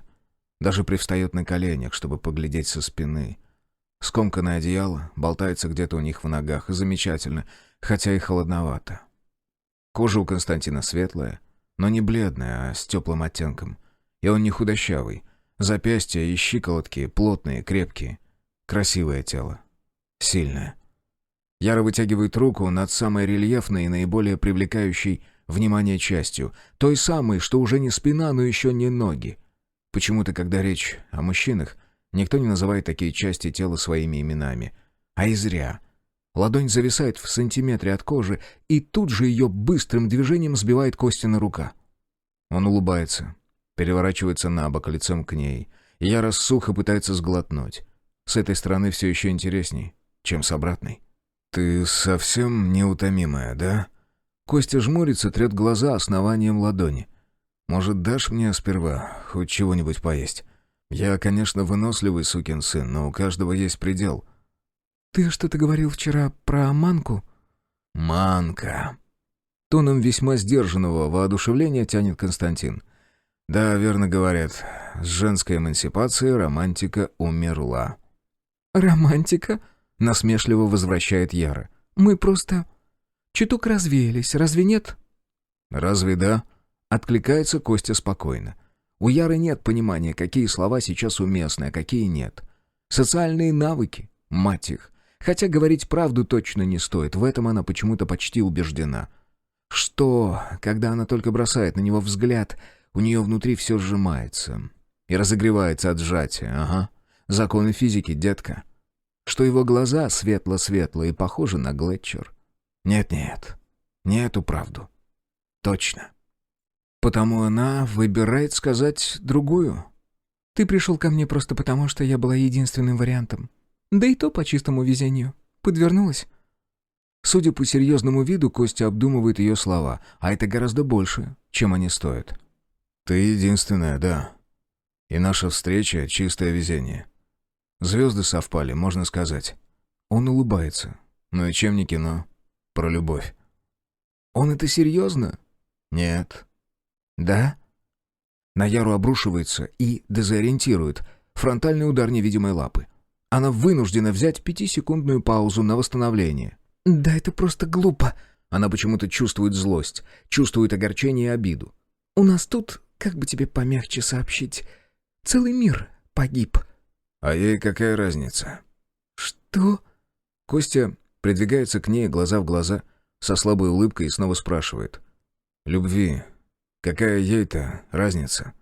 «Мужик, да мы с тобой всего лишь...» «Да-да, всего лишь чпокнулись, походя», — ухмыляется Константин. «Я уже понял, насколько высока твоя оценка, благодарю. А в прежнем мире, значит, водилось что-то более сложное, с большой буквы, не глупое, в чем было больше смысла». Он качает головой. Игры, правила, Ролевые маски, пыль в глаза, выяснение отношений. Для нас с тобой ненужное просто отсеялось. Осталась только суть, ради которой у мальчиков с девочками все и затевается уже несколько тысяч лет. Как? Нет? Блин, да ты о чем вообще? Яра таращит на него глаза. Какие игры, а? Какое выяснение отношений? Мы сейчас запросто можем быть последними здоровыми людьми в городе. Значит, естественный отбор сделал за нас всю работу. Константин с довольным видом пожимает плечами, переворачивается на спину и, закинув локоть за голову, серьезным видом устремляет взор в потолок и нацеливает туда же указательный палец. «Большое спасибо, дорогой Дарвин. В целом меня устраивает. Упрямая зараза, но зато какие ноги!» Это смешит и злит Яру одновременно. Ей очень хочется хотя бы намекнуть, как невыносимо ее раздражает, когда, говоря о людях, упоминают эволюцию, естественный отбор, поскольку с тем же успехом можно экстраполировать правила жизни аляскинских волков на йоркширских терьеров. А хуже всего то, что она не может найти серьезных возражений. Ну, то есть могла бы, наверняка, придраться-то есть к чему. Но разве по сути Костя не прав? Так или иначе, мальчики и девочки выбирают себе в пару лучшее из того, что могут достать. А сейчас просто живые. Это уже лучшие из лучших, чемпионы, высшая лига. Правда, Яра сомневается, что ты вообще что-то там выбираешь, когда в тебя врезается, сносит и заставляет смешно корчиться червяком на иголке любовь. Но о ней у нас тут речи нет. Что бы там ни несла эта романтическая хорватская особь. «Все бы ничего», — недобрым тоном начинает Яра, наконец устремляя тяжелый, с прищуром взгляд на Костин профиль. «Только коли уж у тебя естественный отбор правит бал, то это не про взаимное удовольствие, а про размножение. Ну и что ты будешь делать, если...» Внезапно на нее, как снег с крыши, обрушивается целый сугроб ужаса. «Ё-моё! А и правда? Что если...» В последние 6 месяцев рыскания по магазинам и складам презервативы были последней вещью, которую ей пришло бы в голову искать. Сама эта мысль настолько абсурдна, что Яру пробивает на нервный смех. Классное название для какой-нибудь голливудской ахинеи из вселенной Марвел «Конец света в поисках последнего кондома». Константин чуть поворачивает голову на подушке и косится на нее. «Да я не против», — совершенно спокойно говорит он. Яра обалдевает. «Чего?» «Это нормально. Ни один здоровый, взрослый человек не может быть против». Терпеливо и раздельно, по словам, проговаривает Костя, словно она иностранка. «И я не против. Детей. Вообще даже за. Расслабься». Потеряв дар речи, Яра молча пялится на него. Нет, ну он охренел, то есть он ничего плохого-то не сказал, и вроде как даже наоборот, но все равно... «Какого?» Костя бросает на нее еще один взгляд искоса, поджимает губы и, спустив тяжелый вздох, снова переворачивается лицом к ней.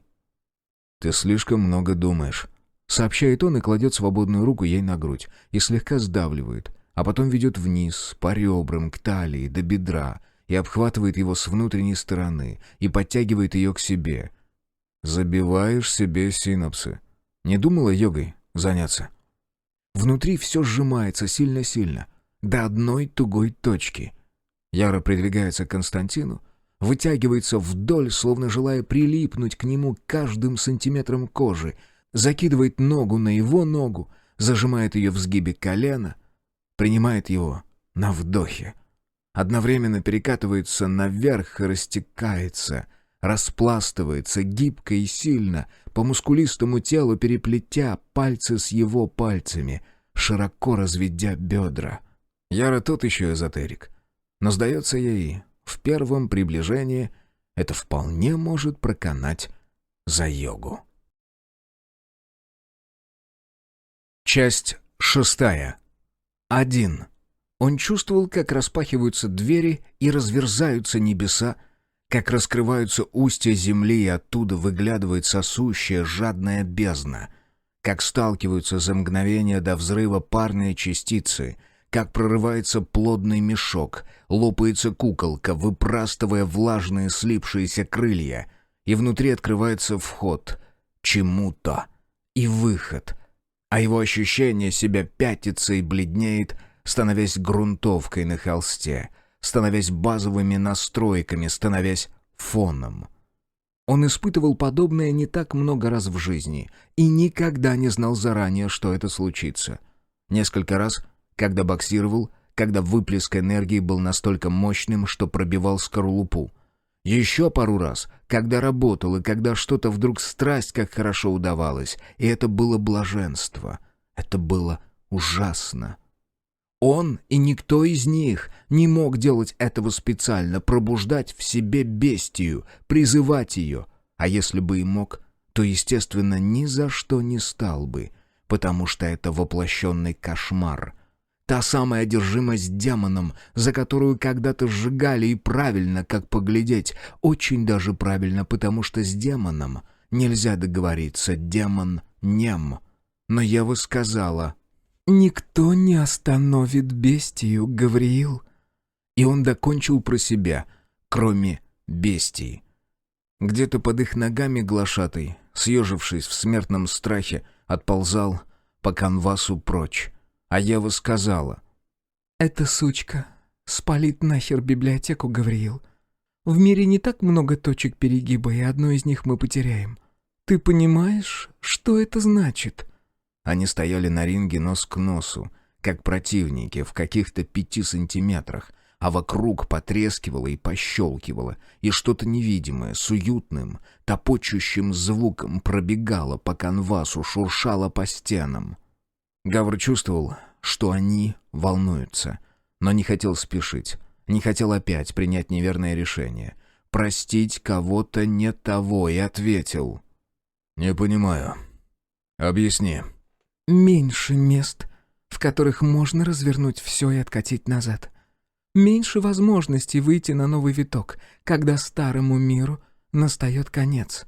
Это лобильность, понимаешь, маневренность. Без разворотных точек все просто остановится и останется остановившимся». «Ты сама позвала сюда гостей?» «Не я». Она покачала головой, и в темных, почти черных глазах заколыхался густой глубокий бархат. Закачались галактики. «Позвали хозяева». «Что за хозяева?» «Это сильное место. Излишек силы порождает артефакты. Вроде игрового поведения у взрослых животных. Хозяева — вариант таких артефактов». «Они живут в доме?» Губы цвета переспевших, лопнувших ягод улыбнулись. «Они и есть дом. И они все сделали правильно.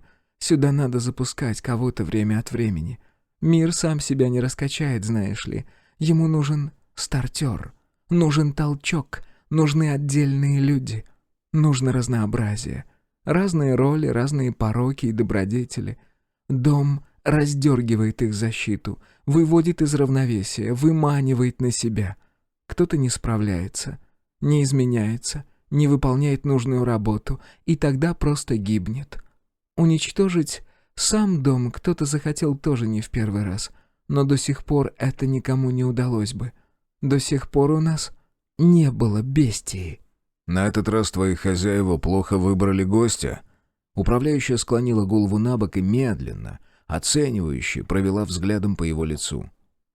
«Может и нет», — раздумчиво проговорила она. «Ведь сейчас у нас не одна бестия, а сразу две. Не в том ли смысл второй, чтобы посмотреть, чем могла бы стать первая, если бы ее не держали в строгом ошейнике?» Гавр заметил, что ему становится жарко. Ничего не значит, но все-таки мокрая насквозь рубашка уже не холодила кожу. «А ты... какова твоя роль во всем этом?» Становилось все яснее, что контролировать это он не сможет. Кожа начинала гореть, уши, загривок, ладони. Клюквенные губы разомкнулись. Кончик языка не раздвоенный, нет. Гавр специально посмотрел, высунулся и прижался к верхней. Управляющая посмотрела куда-то в сторону. «Здесь я просто связующее звено. Храм бестии справедлив и действительно дает желаемое. Мне в том числе. А мои желания нормальны». «Женщина, одумайся. Ты как лопнувший гранат на солнце. Ты настолько далека от нормы, что мне страшно стоять с тобой рядом». Ева глубоко вдохнула, Затем опустила взгляд, словно прислушиваясь к шороху, стрекоту, шлепкам и посвистам, наполнившим спортзал. «Они молодые, любопытные», — заметила она. «Хозяева любят поиграть. По сути, они свободные бестии, детеныши. Такие обычно могут почти все». «Так этот дом у нас песочница богов», — беззаботно произнес Гавр, чувствуя, как от напряжения начинает сводить живот, и вспоминая про пистолет в ящике прикроватной тумбочки, и понимает, что никто не даст ему за ним сходить. В первую голову он сам, она в нем не даст. «Как поэтично». «Станет еще поэтичней, когда тут до неба заполыхает». Рисковато парировала управляющая и внезапно обхватила его одной рукой за шею, пригнула голову Гавра к своей и повелительно проговорила в самое ухо. «Давай, буди ее, иначе не справимся». Вот дерьмо. На мгновение Гавр закрыл глаза. В ушах бухало так, словно он только что пробежал спринт. Это нужно успокоить, подумалось, с таким пульсом не живут. Обволокло запахом, восточным, пряным, тяжелым. В ушной раковине еще шипели, шелестели, шуршали отзвуки ее голоса. И Гавр ощущал, как воздух вокруг его тела нагревается, начинает колебаться прозрачным маревом от внутреннего жара, который вот-вот пойдет наружу. Его качало на самом краю. Хотя он действительно никогда не призывал бестию, ведь это действительно невозможно, она сама решает посетить человека и делает это тогда, когда заинтересуется происходящим вокруг него. Или нет? Тогда она приходит от скуки. Или же когда носитель вдруг выходит на новый уровень мастерства или постижения, когда переживает нечто такое, что ей вдруг тоже захочется попробовать на вкус, или когда ей нечего делать кроме, или Бог его знает когда еще. Но призвать бестию означает призвать хаос. Неуправляемую силу, договориться с которой невозможно. Бестия приходит и уходит, когда хочет, и делает, что хочет. Она разрушительна и глуха, и использовать ее не получится. А может, пусть его полыхает. Из последних сил тихо проговорил Гавр. «Иди сюда», — ответила на это управляющая и еще ближе притянула его голову.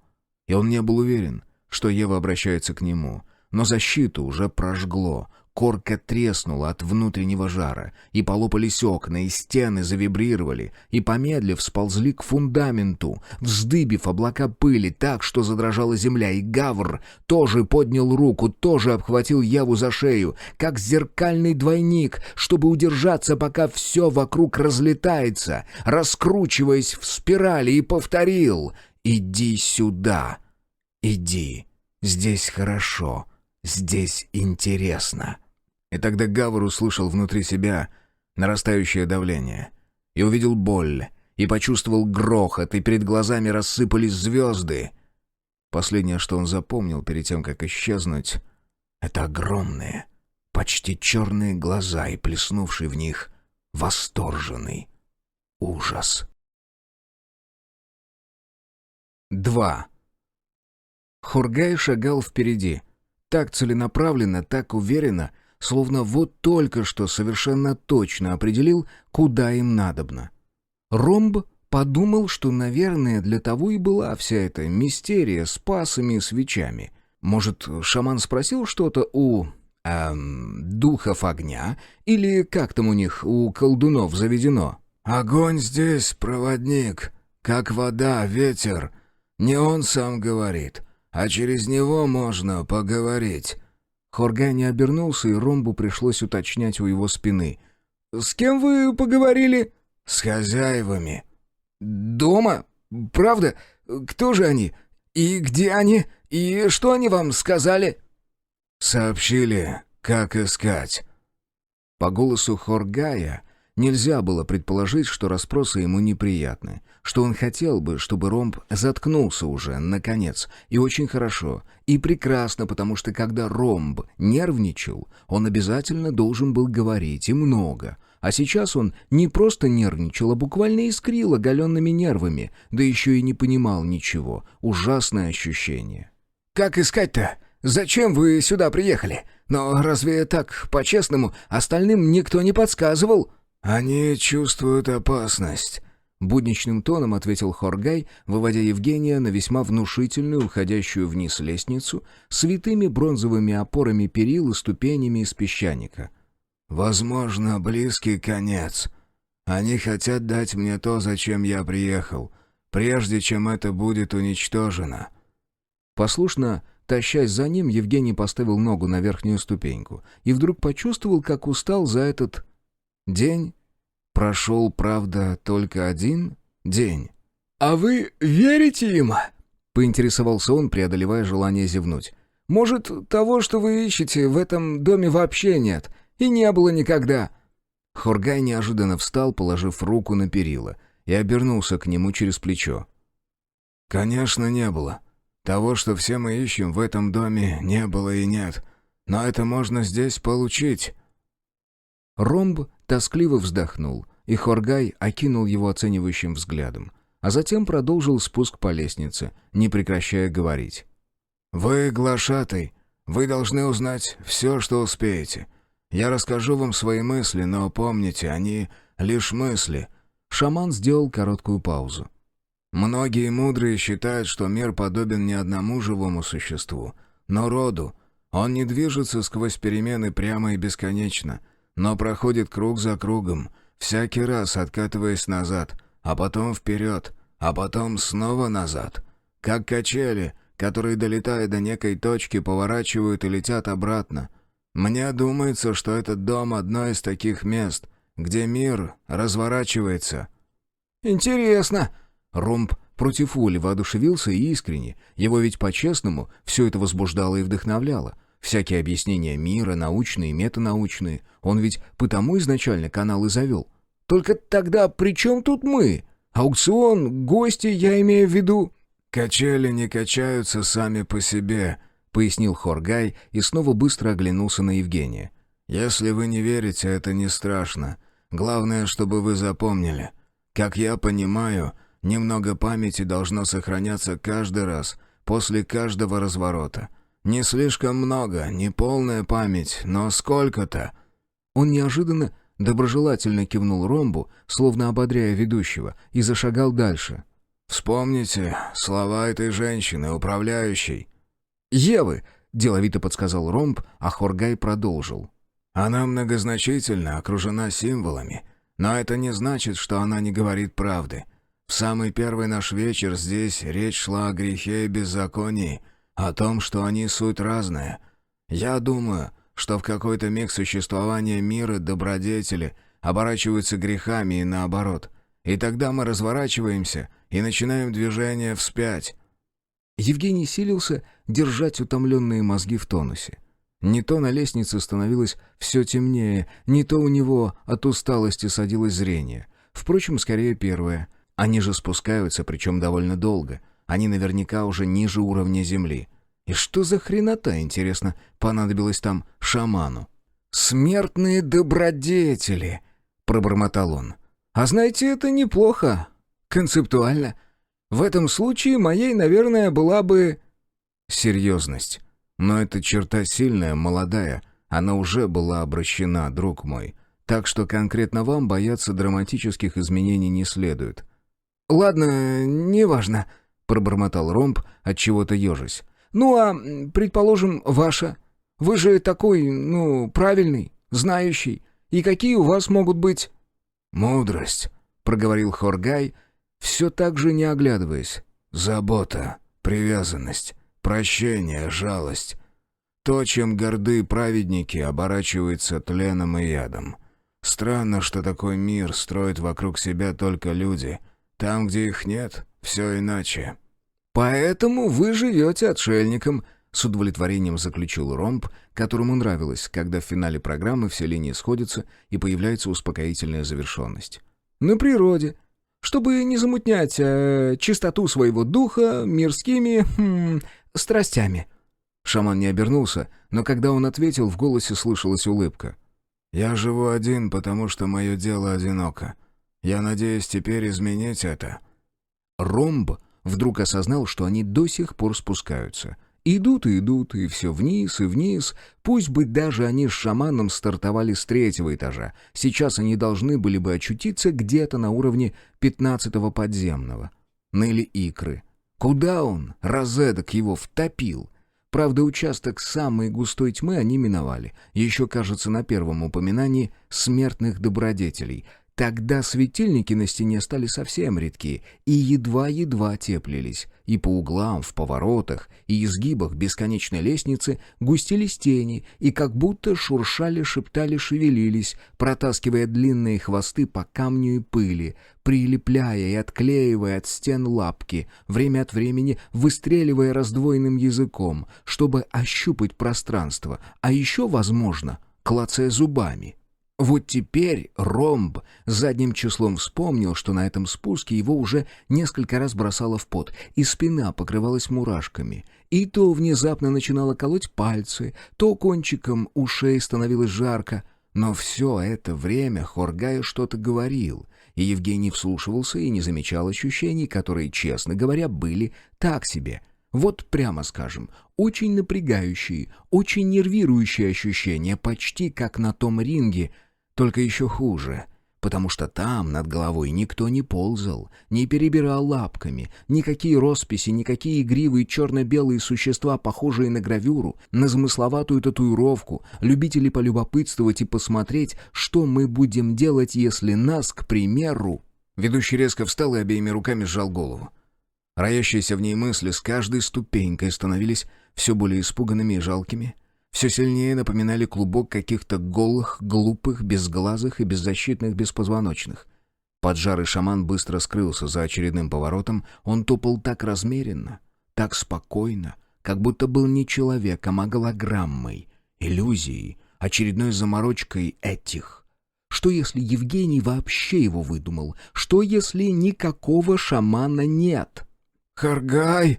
— слабо позвал Ромб, и спустя целую бесконечные шаги впереди и внизу стихли. «Хоргай! Что вам здесь нужно? Чего вы хотите от этого дома?» Еще одна бесконечность родилась и умерла на месте. Хоргай не вернулся, не поднялся обратно, но в конце концов до Ромба донесся его ответ.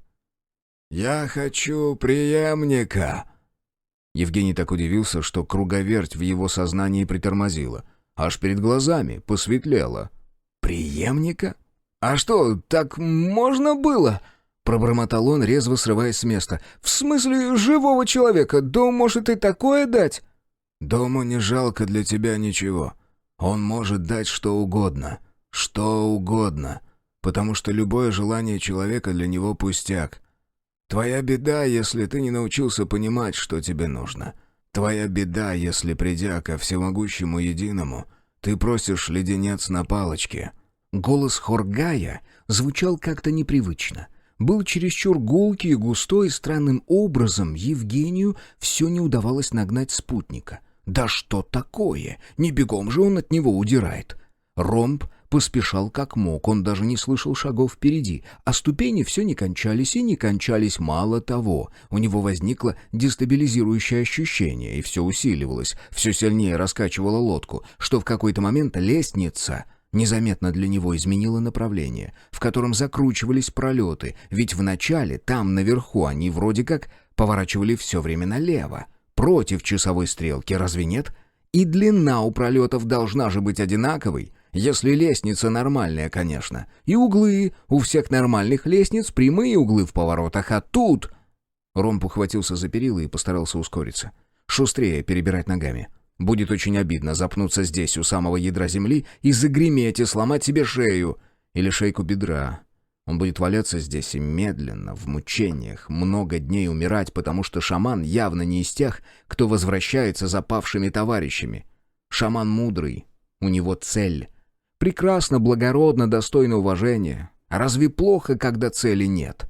Он, Ромб, приехал сюда не ради участия в аукционе, не ради того, чтобы что-то заполучить. Он хотел посмотреть, узнать. Ему просто было интересно. Потом почему-то мысли в голове успокоились. Ромб с некоторым удивлением поймал себя на том, что ему не так уже и страшно, и даже почти не тревожно, хотя призрачные лапки по-прежнему здесь топают себе тихонечко по стенам и потолку, шуршат себе тихонечко хвостами или надкрылками, или вибрисами, или пусть даже щупальцами. Ну и что? Ну и что? Им тоже интересно. Ему почудилось, либо что-то невидимое, лапка, вибриса, щупальце, действительно погладила его по затылку. Ромб вывернул из-за очередного ненормального, непрямоугольного загиба лестницы и едва не влетел в спину Харгая. Лестница упиралась в двери. Перед ними не было ни площадки, ни тамбура. Ступени фактически втыкались в тяжелые створки. Шаман стоял на пороге, придерживая рукой одну створку и вглядывался в помещение за ней. «Может, это не всегда беда?» — проговорил Ромб ему в затылок. «Это, может, наоборот, высший уровень, когда встречаешься со всемогущим, улыбаешься ему, приветствуешь вежливо и просишь леденец на палочке». Харгай повернул голову, не убирая руки с двери, и улыбнулся. «Да, это уровень ребенка». «Да», — согласился Евгений и мотнул головой на дверь. «Так мы заходим или что?» «Придется снова нарушить правила дома», — проговорил шаман, и блогер прищелкнул языком. «А не нарушенные разве еще остались?» Прямо над его головой кто-то ответно щелкнул, длинным-предлинным, возможно, скрученным в спирали липким языком. «Ну и что?» И Ромб пожал плечами. «Да ладно, это ведь всего лишь игра. По-моему, хозяева и сами иной раз не прочь жульничать». 3. Его тело наливалось энергией и плотностью, движения делались сильнее, быстрее и точнее, обретали новую хлесткость, о которой когда-то на тренировках он мог лишь мечтать. Он чувствовал это, даже не двигаясь, просто стоя и держа руку на шее женщины. Он мог бы сломать ее щелчком 2 пальцев и видел по глазам, что женщина это знает. Он не стал, потому что женщина не боялась. Она улыбнулась ему. Ему захотелось забраться в этот красный рот. Он поднял вторую руку, надавил пальцами на четкие, как нарисованные губы, провел из стороны в сторону. Женщина попыталась отдернуть голову, что-то сказала. Ему стоит ее слушать? Зачем? Ему это не нужно. Он надавил сильнее и отметил на ее лице теперь что-то новое. Ему безразличны выражения, он не читает их. Он знает страх, боль, возбуждение, ликование, ярость. Больше ничего. В действительности больше ничего и нет. Они просто делают вид, имитируя разнообразие. Лицедеи, врунишки. Он оттолкнул ее лицо, повернул корпус, огляделся. Здесь интересно. Женщина ухватила его за предплечье. Что? Он захотел стряхнуть ее, отбросить в сторону ненужным предметом, лучше даже раздавить. Но она была упорна и не боялась. Вот это на ее лице, это не страх. Он точно знает, он видел много страха. Она возбуждена и еще что-то. Она что-то ему показывает. Это нетерпение? Досада? Почему? Он недовольно оттолкнулся от пола и отскочил в сторону от женщины с красными губами. Перемахнул через веревочное заграждение, широкими прыгающими шагами обошел зал. Ненадолго заинтересовался канатами. Когда-то он играл в таком месте. Присев, оттолкнулся и, выстрелив в воздух с места, сделал переворот и уверенно приземлился туда же. Здесь неинтересно. Здесь скучно. Зачем он здесь? Женщина с красными губами продолжала что-то говорить, стоя внутри черного квадрата за натянутыми веревками. Она повторяла одно и то же, раз за разом одно и то же. И от нечего делать он стал прислушиваться, постарался вникнуть. «Ну что? Что ты хочешь? Что? Ты раздражаешь меня. Скоро я захочу скусить с тебя лицо». А она все не унималась. И новым высоким скачком после 4 оборотов в воздухе он перенес мощное пружинистое тело обратно, в черный квадрат, ухватился за эту женщину и хорошенько ее встряхнул. И тут же мотнул головой, потому что она хлестнула его ладонью по щеке, прокричала что-то. А? Так это его имя. Вот что. Ну хорошо, и что? Ева. Ева, верно? Все орало и орало ему в лицо, точно он был глухим. Все швыряло и швыряло ему его имя, точно камни в львиное логово. Один за одним и постепенно Гавр начал... Нет, не приходить в себя. Он уже в себе был, но теснить вновь пришедшее. То, что явилось вот только сейчас, и чему уже было скучновато, что уже подумывало, не распороть ли женщине переднюю сторону. Так хоть какое-то развлечение. Так можно будет посмотреть, что внутри. «Идем!» — настаивала Ева, и Гавр повторил за ней. «Идем!» И снова. А потом сжал и разжал кулаки, возвращая контроль, попружинил на ногах, покрутил шеей, а затем повторил снова. «Идем. Там будет игра. Ты само несложное. Несложное тебя привлекает. Тебе любопытно. Хочешь ты или нет, ты тянешься к сложному. Тебе оно нужно, и поэтому ты любишь играть». И с этого все начинается. Усложнение начинается с любопытства, с игры. Так идем же. Сейчас ты еще простое, но тебе понравится. Идем. Будет больно и весело. Тебе понравится. Ева подняла к нему руку, и Гавр взял за нее, и, удерживая рвущуюся наружу силу, смиряя желание пронестись вперед, сметая все без разбора, позволил себя повести. 4. «Библиотека?» — озвучил вслух ромб и, не удержавшись, повторил более экспрессивно. «Библиотека? Так глубоко в подземелье? Господи! Да я ведь уже был в ней сегодня. Можно же было просто дойти до леса и...» Стеллажи уходили вправо и влево и словно растягивались, будто бы истончались в перспективе, в скрученном и искривленном пространстве превращаясь в направляющие, в путеводные нити, в струны. В библиотеке пахло покоем и мудростью, пахло корицей и книжными корешками, сливающими полушариями на рулонных картах, тесненной кожей, торфяным виски и цейлонским чаем, возможно, холодным, но, может быть, и горячим. Тишина в библиотеке была такой плотной и густой, что ее хотелось врезать столовым ножом, зачерпнуть, намазать на страницу и съесть. Хоргай повернул к нему голову. «Вы знаете, что мы умрем?» Вообще, когда-нибудь...» Ромб нервозно поправил очки. Да. Вас не удивляет, что до того у каждого из нас будет своя жизнь, и все мы придем к смерти разными путями?» «Я чувствую, что вы подталкиваете меня к какой-то идее», — пожаловался Ромб. «Но нельзя ли оформить ее чуть менее метафорично?» Шаман еще какое-то время смотрел на него, а потом слабо улыбнулся, отворачиваясь. «Мы все тут не более чем метафоры, глашатай». Тут Евгению пришлось напрячь силы, потому что после этих слов Хоргай чесанул вперед так резво, словно время для разговоров окончательно и бесповоротно истекло.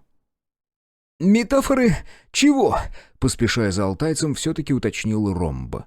С обеих сторон их обступали и, казалось, сдавливали высокие стеллажи, забитые доверху книгами, стопками, папками, тубусами, а еще какими-то меморабилиями, вещицами типа глобусов, микроскопов и окуляров, циркулей и линеек, кистей и мастихинов, и резцов, и молотков. Ромб даже поварешку во всем этом нагромождении успел углядеть, пока они стремительным шагом продвигались вперед.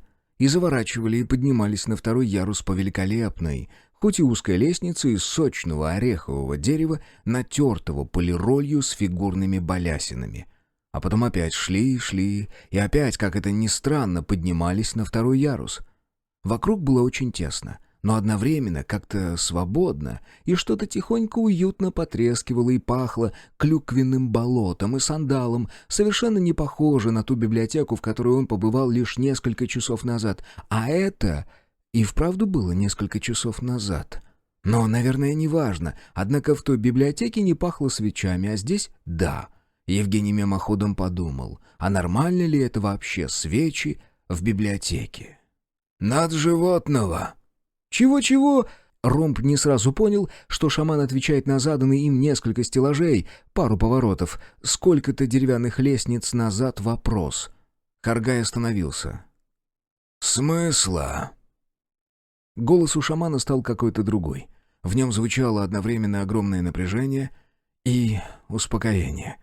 Ромб положительно не понимал, как такое можно испытывать одновременно, но затем, выступив из-за спины Харгая, проследил за его взглядом, и узкий проход меж книжными шкафами открывался в небольшой читальный зал. 6 одинаковых небольших столов, 2 ряда, на каждом лампа. «Ух ты! Та самая!» — чуть не воскликнул Ромб, с зеленым плафоном. Горела только одна, и камерное огороженное пространство как будто сворачивалось в ее золотистом свечении. За столом под ней сидел с книжкой ребенок. Мальчик или девочка не разберешь, но лет 5-7, максимум 10, у Ромба своих не было, так что определить возраст он затруднялся. Ребенок при их приближении не шевельнулся, а вот Харгай, чем-то настороженный, вскинул голову и склонил на бок. Евгений тоже прислушался и тоже, кажется, уловил шум, грохот даже. И шаги быстрые, тяжелые, нечеловечески тяжелые, невозможно быстрые. Ну, здрасте, теперь у нас орки на очереди, да? Затем Евгений почувствовал запах, но тут уже ему стало не до шуток, потому что, и уже тут он был уверен как никогда, ни в одной библиотеке мира не должно пахнуть бензином. Харгай быстро подошел к читающему ребенку, молча опустился перед ним на колени и протянул руку. Ребенок, наконец, заметил их. Он забавно сдвинул брови, окинул шамана заинтересованным взглядом, еще поколебался, но все же вложил в его ладонь свою. Шум и топот все нарастал, будто кто-то на нижнем ярусе передвигался скачками, да еще поставил себе целью как можно больше всего разрушить и поломать по пути. Поднявшись, Харгай помог ребенку выйти из-за стола, подвел к Ромбу. «Выведите его отсюда и позаботьтесь». «Что?» Ведущий с ужасом поглядел сперва на мальчика или девочку, затем на сбрендившего шамана. Уважаемые, погодите-ка, мы так не договаривались. Наследник ваш, я ничего такого у дома не просил, стало быть, вам его и...» «Он уже знает очень многое», — перебил Харгай, взяв Ромба за руку, почти насильно всунул в нее ручонку девочки или мальчика. «Я пожелал его таким. Они все такие, они лишь не знают, что знают это. Дальше дело будет за его личным опытом, и больше я ничего не могу ему дать». Треск дерева вперемешку со звуками чьего-то голоса послышался совсем близко. Ромба окатило бензиновой вонью, а шаман, разворачиваясь к проходу между шкафами, поддернул рукава свитера до локтей и прибавил. «Лишь не позволить помешать ему». «Почему я?» «У вас есть чувство юмора», — донеслось до ведущего, а Харгай уже шел к шкафам. «Что?» — возопил Евгений, стремительно приближаясь к крайнему пределу непонимания и возмущения. Но тут прямо за шкафами что-то грохнуло и треснуло, а потом, спустя момент пугающей тишины, совсем тихо чиркнуло. Чиркнуло очень знакомым звуком. «Вот, видите?» — послышалось из-за книжной стены, из-за полированного ореха.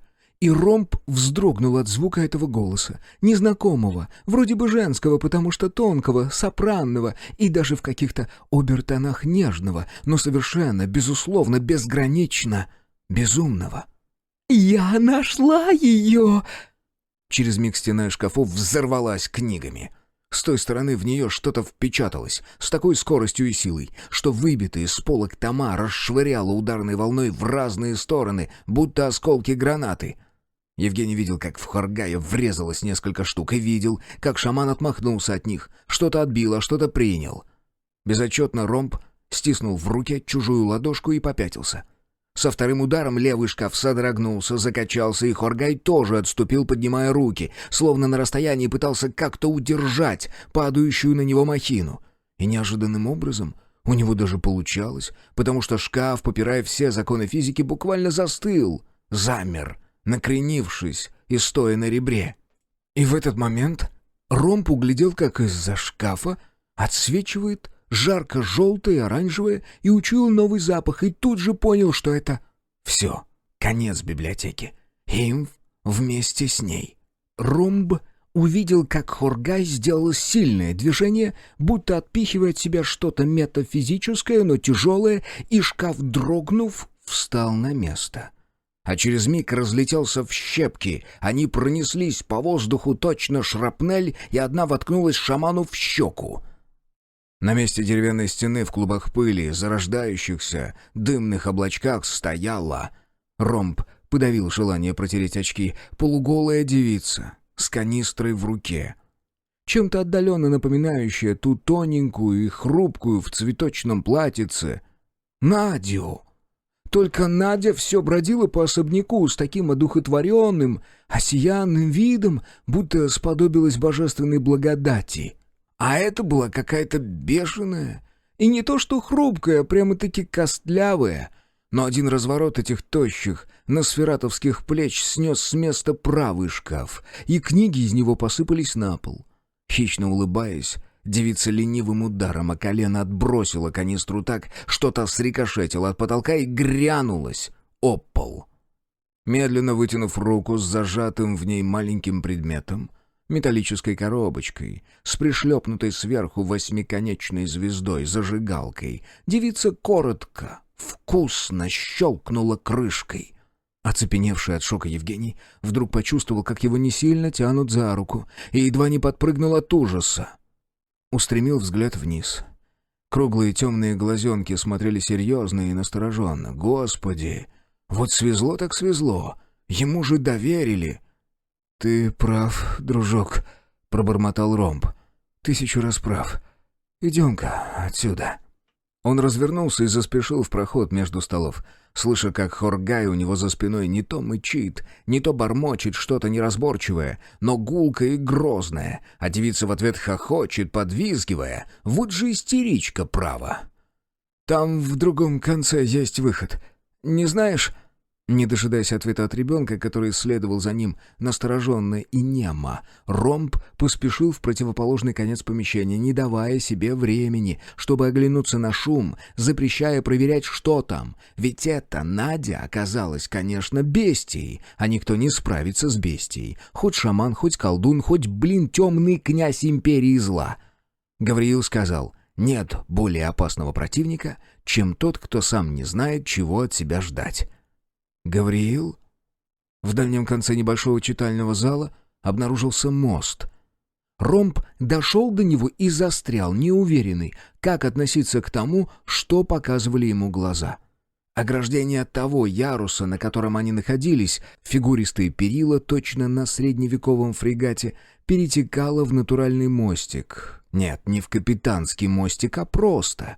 Он был прямой, шириной где-то в метр, и стягивал одну половину библиотеки с другой, судя по всему, такой же. А под мостом были еще стеллажи, и полки, и еще стеллажи, и тоже полки, и все это на приличном расстоянии вниз. Позади же... И Евгений почувствовал это затылком. Вот прямо сейчас что-то уже полыхало.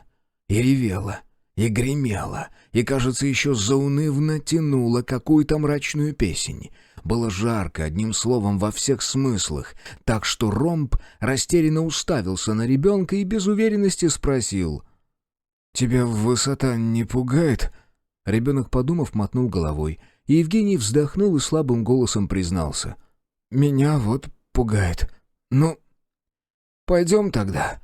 Он подождал, пока наследник зайдет на полированный деревянный настил, 1, 2, 3 раза глубоко вдохнул, дав малышу пройти несколько шагов, и под страшный грохот и топот, вопли и вой, несущиеся ему в спину, тоже ступил на мост. Больше всего Евгений боялся, что мост начнет раскачиваться, поскольку страдал еще и морской болезнью. Но дерево держалось крепко, и совершенно непонятно за что, кстати, держалось. Тут не было ни вант, ни опор, ну да ладно.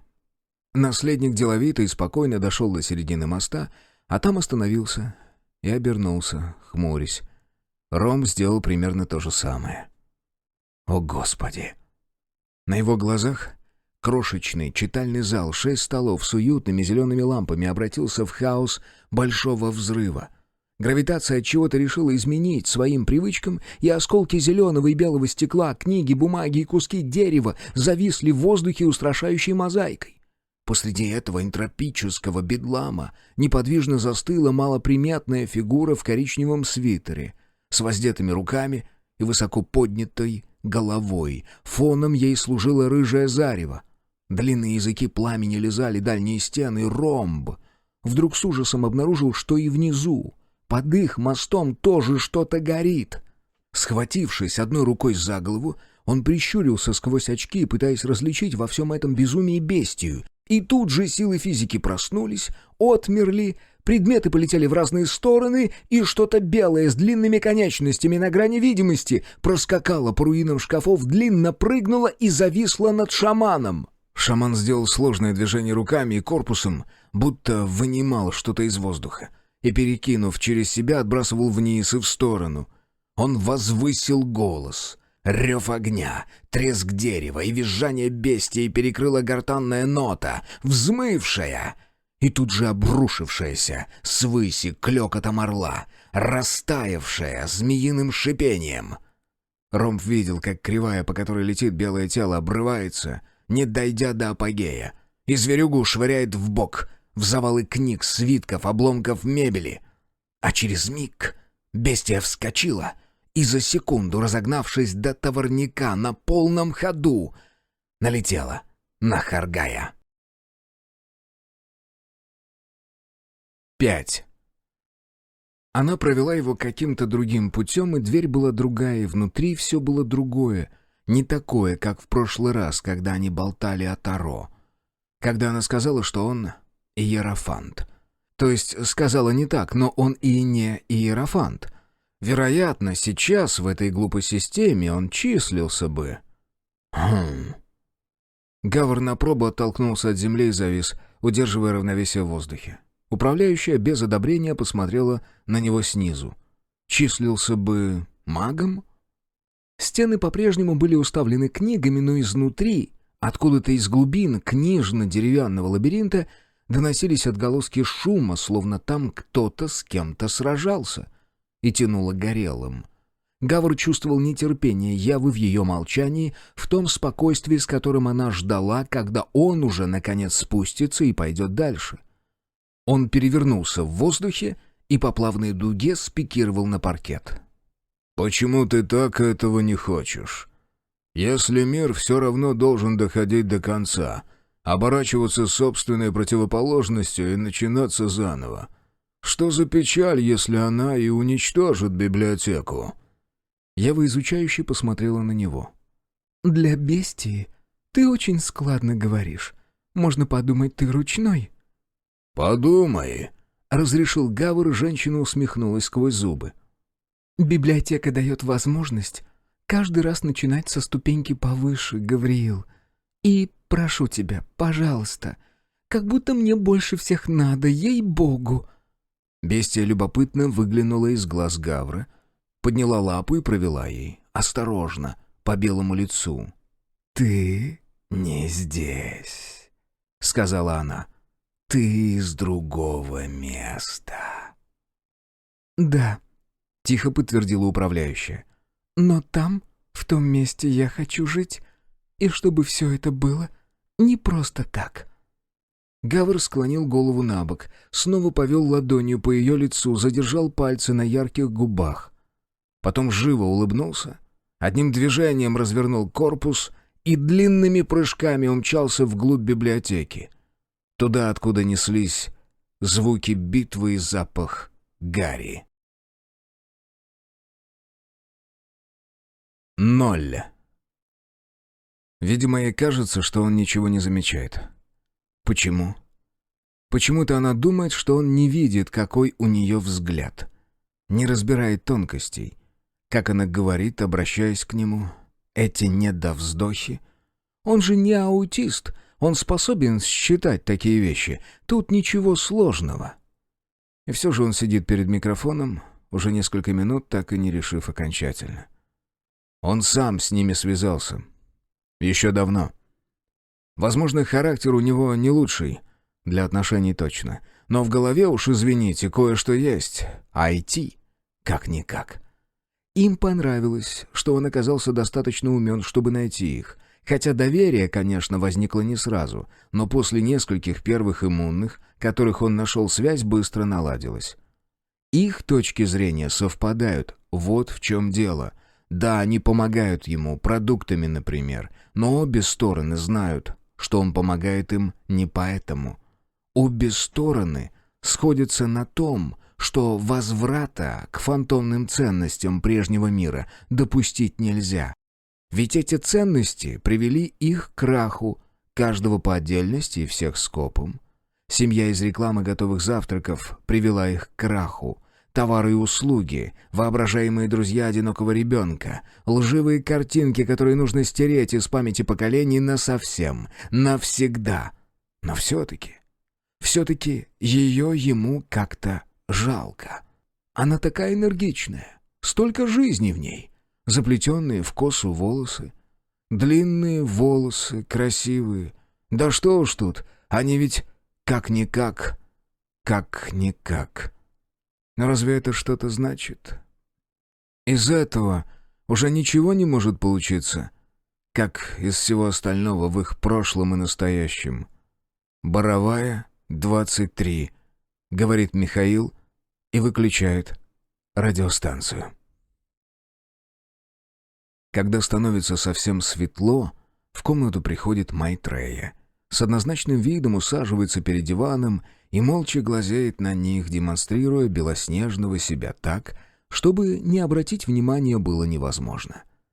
Яра в притворной досаде стонет, хотя на самом деле у нее нет сил на новые свершения. Поднимается и идет кормить кота и менять лоток, чего вчера не сделала. Костя встает следом за ней, направляется на кухню и начинает там кашеварить. В результате через 20 минут кот сыт и доволен, а они вдвоем сидят друг напротив друга с 2 тарелками манки, украшенной следовым количеством сгущенного молока из заветного тюбика. «Идиллия», — вздыхает Яра, вздымая ложку над тарелкой и медитативно роняя с нее плюхи каши. Даже на то, чтобы запариться по поводу будущего, у нее сейчас сил нет. Даже на то, чтобы понапрягаться из-за чего-нибудь. Константин сидит напротив с голым торсом. Дразнит ее, наверное, компенсируя дефицит сгущенки. Они неимоверно лениво доедают, декадентски медленно пьют чай, потом Костя глядит, что там самокат, зарядился ли. «Можем сегодня у меня переночевать», — предлагает он. «У меня еще вафли есть. И перед окном постоять можно». «У меня кот», — напоминает Яра. «Ну, значит, бери с собой кота». «Мне делать нечего таскать кота туда-сюда». «А давай как будто сегодня отпуск». Нарочито оживленным голосом, будто свежайшую и замечательнейшую идею озвучивает Костя. «Никакой охоты за едой, никаких полезных и разумных занятий. Чем ты обычно занимаешься? Учишься в шахматы? Тренируешься на выносливость?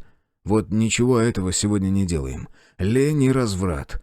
Прокатимся на байке по острову. Поглядим на аборигенов. Как тебе?» «Как идиотизм». «Вот и отлично!» Кивает Костя, и они безответственно заливают грязную посуду водой, но не моют, а идут мыться сами. И стоят вдвоем в одном душе. Но ничего такого, Яре просто нравится водить пальцами по... Нет-нет, ничего такого. А потом она открывает целую банку консервов и оставляет Майтреи на ужин и на завтрак с запасом. Бросает в рюкзак 2-ю банку, и они с Костей одеваются и выкатывают самокат и выходят из парадной. Будь оно все как обычно, перед выходом Яра, в соответствии со своими правилами, подошла бы, соблюдая предосторожности, к окну и посмотрела, что там на улице. Но в отпуске правила так легко забываются. Часть 7. 1.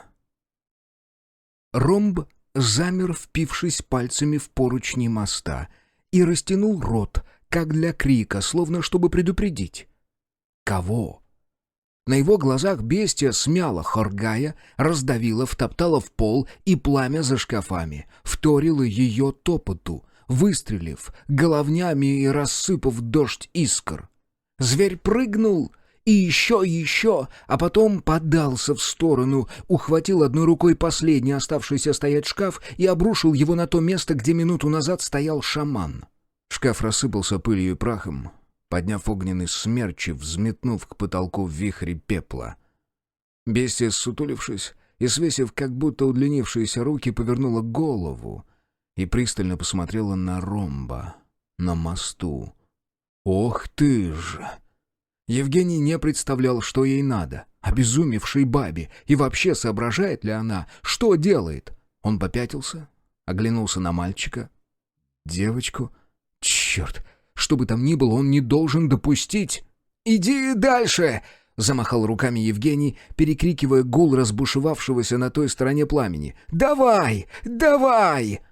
Но тут, на противоположном конце моста, теряющемся то ли в дыму, то ли в тумане, туман в библиотеке, показались еще двое. Ромб едва не вскрикнул. Первый была точно управляющая, он узнал ее по жилету и широким белоснежным рукавам, а второй... Оставалось заключить, что вторым был Гавриил, но, понимаете ли, этот Гавриил, он... Гавриил на дальнем конце моста оторвался от пола и взмыл вверх и вперед. Ромб только сейчас поднял голову и без особого уже удивления отметил, что не видит потолка. Свод, если и был, то терялся, все в той же дымке, в тумане или, шайтан разбери, может, и облаках. Фигура боксера прочертила в дымном воздухе широкую гиперболу над ребенком, над запрокинувшим голову ромбом и грохнула о дощатый настил. Сооружение под ногами ромба затряслось, и он со всей мочи впился в поручни. Заодно бросил взгляд вниз, а лучше бы нет, и понял, что пожар распространился по нижнему ярусу. Там постепенно занимались книжные шкафы, массивные кожаные кресла трескались и оплавлялись, и даже паркет. Мост за спиной Евгения завибрировал, к нему кто-то бежал. «Да что вы здесь застряли? Бога ради!» Ромб ошалело обернулся и тут же напоролся на взгляд почти черных, но нет, глаз. «А это кто?» Только через пару секунд ведущий сообразил и выдавил. «Это наследник Харгая. Он попросил у дома...» «Харгай мертв?» Евгений дернулся глянуть в ту сторону, где худосочное бестия в бледном теле обнаженной девицы как раз распрямилась, по очереди закинула руки за голову и потянулась, а потом расправила плечи и с улыбкой поглядела на Гавриила Петровича. Языки пламени за ее спиной уже поднимались в 2 человеческих роста и трещали, и гудели, как десяток дымоходов. «Мертв он? Я вас спрашиваю». «Да, боюсь, что да». «Тогда помогайте мне». Повелительное наклонение не оказало на ромба никакого эффекта. Он так и продолжал пялиться на Гавра, который, как ни странно, тоже разминался. Покрутил шеей, подвигал плечами вперед-назад, пару раз встряхнул руками. Мост вновь завибрировал, и в следующий миг ведущего с силой дернули за шиворот. «Вы не слышите?» — рявкнула управляющая, и он с запозданием вспомнил ее имя — Ева. «Хотите тоже погибнуть здесь?» «Но Гавриил...» «Забудьте про Гавриила», — отрезала женщина и рывком развернула его к себе. «Ему сейчас никакого проку от таких, как мы с вами. Вам дали задачу сохранить ребенка. Моя задача — спасти хоть что-то от смысла, что еще можно спасти. И это одна и та же задача. Понятно?» Евгений заморгал, потом быстро глянул на вжавшегося в перила наследника и несколько раз мелко кивнул. «Вы умница!» — рыкнула Ева. «Давайте теперь за мной». 0. Болит голова. Болит, боль. Яра стонет. Голова сильно болит, болит так сильно, как будто близка смерть. Мысли путаются. Почему? А почему она лежит голая? Костя? Где он? Нет, где она? Над головой потолок. Странный потолок. Это не ее квартира. Это наверняка не Костина квартира. Хотя тамошний потолок она не разглядывала, но было бы очень удивительно, если бы по Костиному потолку ползали такие необычные, причудливые, словно нарисованные графитовым карандашом существа. В квартирах обычно не бывает таких созданий на потолках. Это можно считать почти доказанным. Это не квартира, а что же тогда? И почему? Почему она так странно думает? Где-то поблизости, но не очень близко, скажем так, в отдалении, что-то слабенько пощелкивает, чуть трещит, будто перегорающая нить лампы накаливания. Яра высовывает кончик языка, водит туда-сюда. Губы покрылись влажным плотным налетом типа молочной пенки. Хочется пить. Хочется? Хочется. При мысли о воде ее моментально охватывает жажда. Нестерпимая, иссушающая, до тошноты, до бессильных слез. Пить. Пожалуйста. Воды. Почему бы ей просто не встать, не сходить на кухню и не... Но это ведь не квартира. Напоминают неведомые зверушки на потолке. Наверное, здесь нет кухни. Как думаешь? Яра завороженно пялится на то, как они перемещаются по, наверное, белому полю, точно по холсту. Существ так много, и они столь необычно выглядят, что глазу никак не уцепиться за какое-то одно. Взгляд то и дело соскальзывает с одного на другое, и оттого Яре все не удается понять, чем же они заняты. Ой, они зубастые. Вот одна зверушка прыгнула с места и куснула другую за хвост. Или себя. На треугольной мордочке, это же морда, кусаки расплывается радостная улыбка. Ну, в смысле, пасть растягивается. Но это как улыбка. Стоп, Яра, стоп. Тебя опять несет. Ты ведь хотела встать, сходить на кухню за водой. Но ты не можешь этого сделать. Почему? Почему ты думаешь, что не можешь? Ты связана. Наверное. Ой, какая тревожная мысль вдруг откуда-то. Ты связана? Где-то рядом? Нет, не то чтобы, а как бы недалеко, в каком-то соседнем помещении. Продолжает потрескивать перегорающая лампочка. Или это искрят близкие контакты между реальностями, так что нет-нет, да возникнет пробой. Дуговой разряд, ток в отсутствии проводника. И вероятности сблизятся. Миры прильнут друг к другу гранями. Сообщающиеся сосуды, обмен информацией, полный авалон, полнейшая шамбала. Ценой запредельного усилия Яре удается сконцентрироваться настолько, чтобы собрать разбегающиеся, сворачивающиеся молочной пенкой мысли, и она садится. Да, так просто. Просто поднять корпус, и вот она села. Она не связанная. И она не совсем голая. На самом деле на ней что-то типа пододеяльника. Пододеяльника? Она одета в пододеяльник? Эта мысль настолько смешная, что Яра начинает корчиться и сотрясаться в беззвучных спазмах. Не громче 20-30 децибел, Яра. Ты же не хочешь снова нарушить правила? Она хохочет так, пока щеки не становятся мокрыми от слез. Пока не приходится закусить кулак, и графитовые зверьки на потолке резвятся, разделяя ее веселье. Потом она снова садится ровно и обводит взглядом помещение, в котором находится, но через мгновение дошедшая от глаз информация оказывается избыточной. Яра забывает увиденное. Надо сосредоточиться на малом. Она осторожно отводит одну ногу в сторону и начинает опускать, и опускает, и опускает, так долго опускает, что просто капздец как долго. Видимо, ее ложе очень-очень высокое. Ложе. Что это еще за слово? Наконец подушечка Яриной босой стопы касается прохладного, каменного, мраморного. О, она в Италии. Это Ибица. Пола, и Яра принимается аккуратно переносить вес. Возникает рука.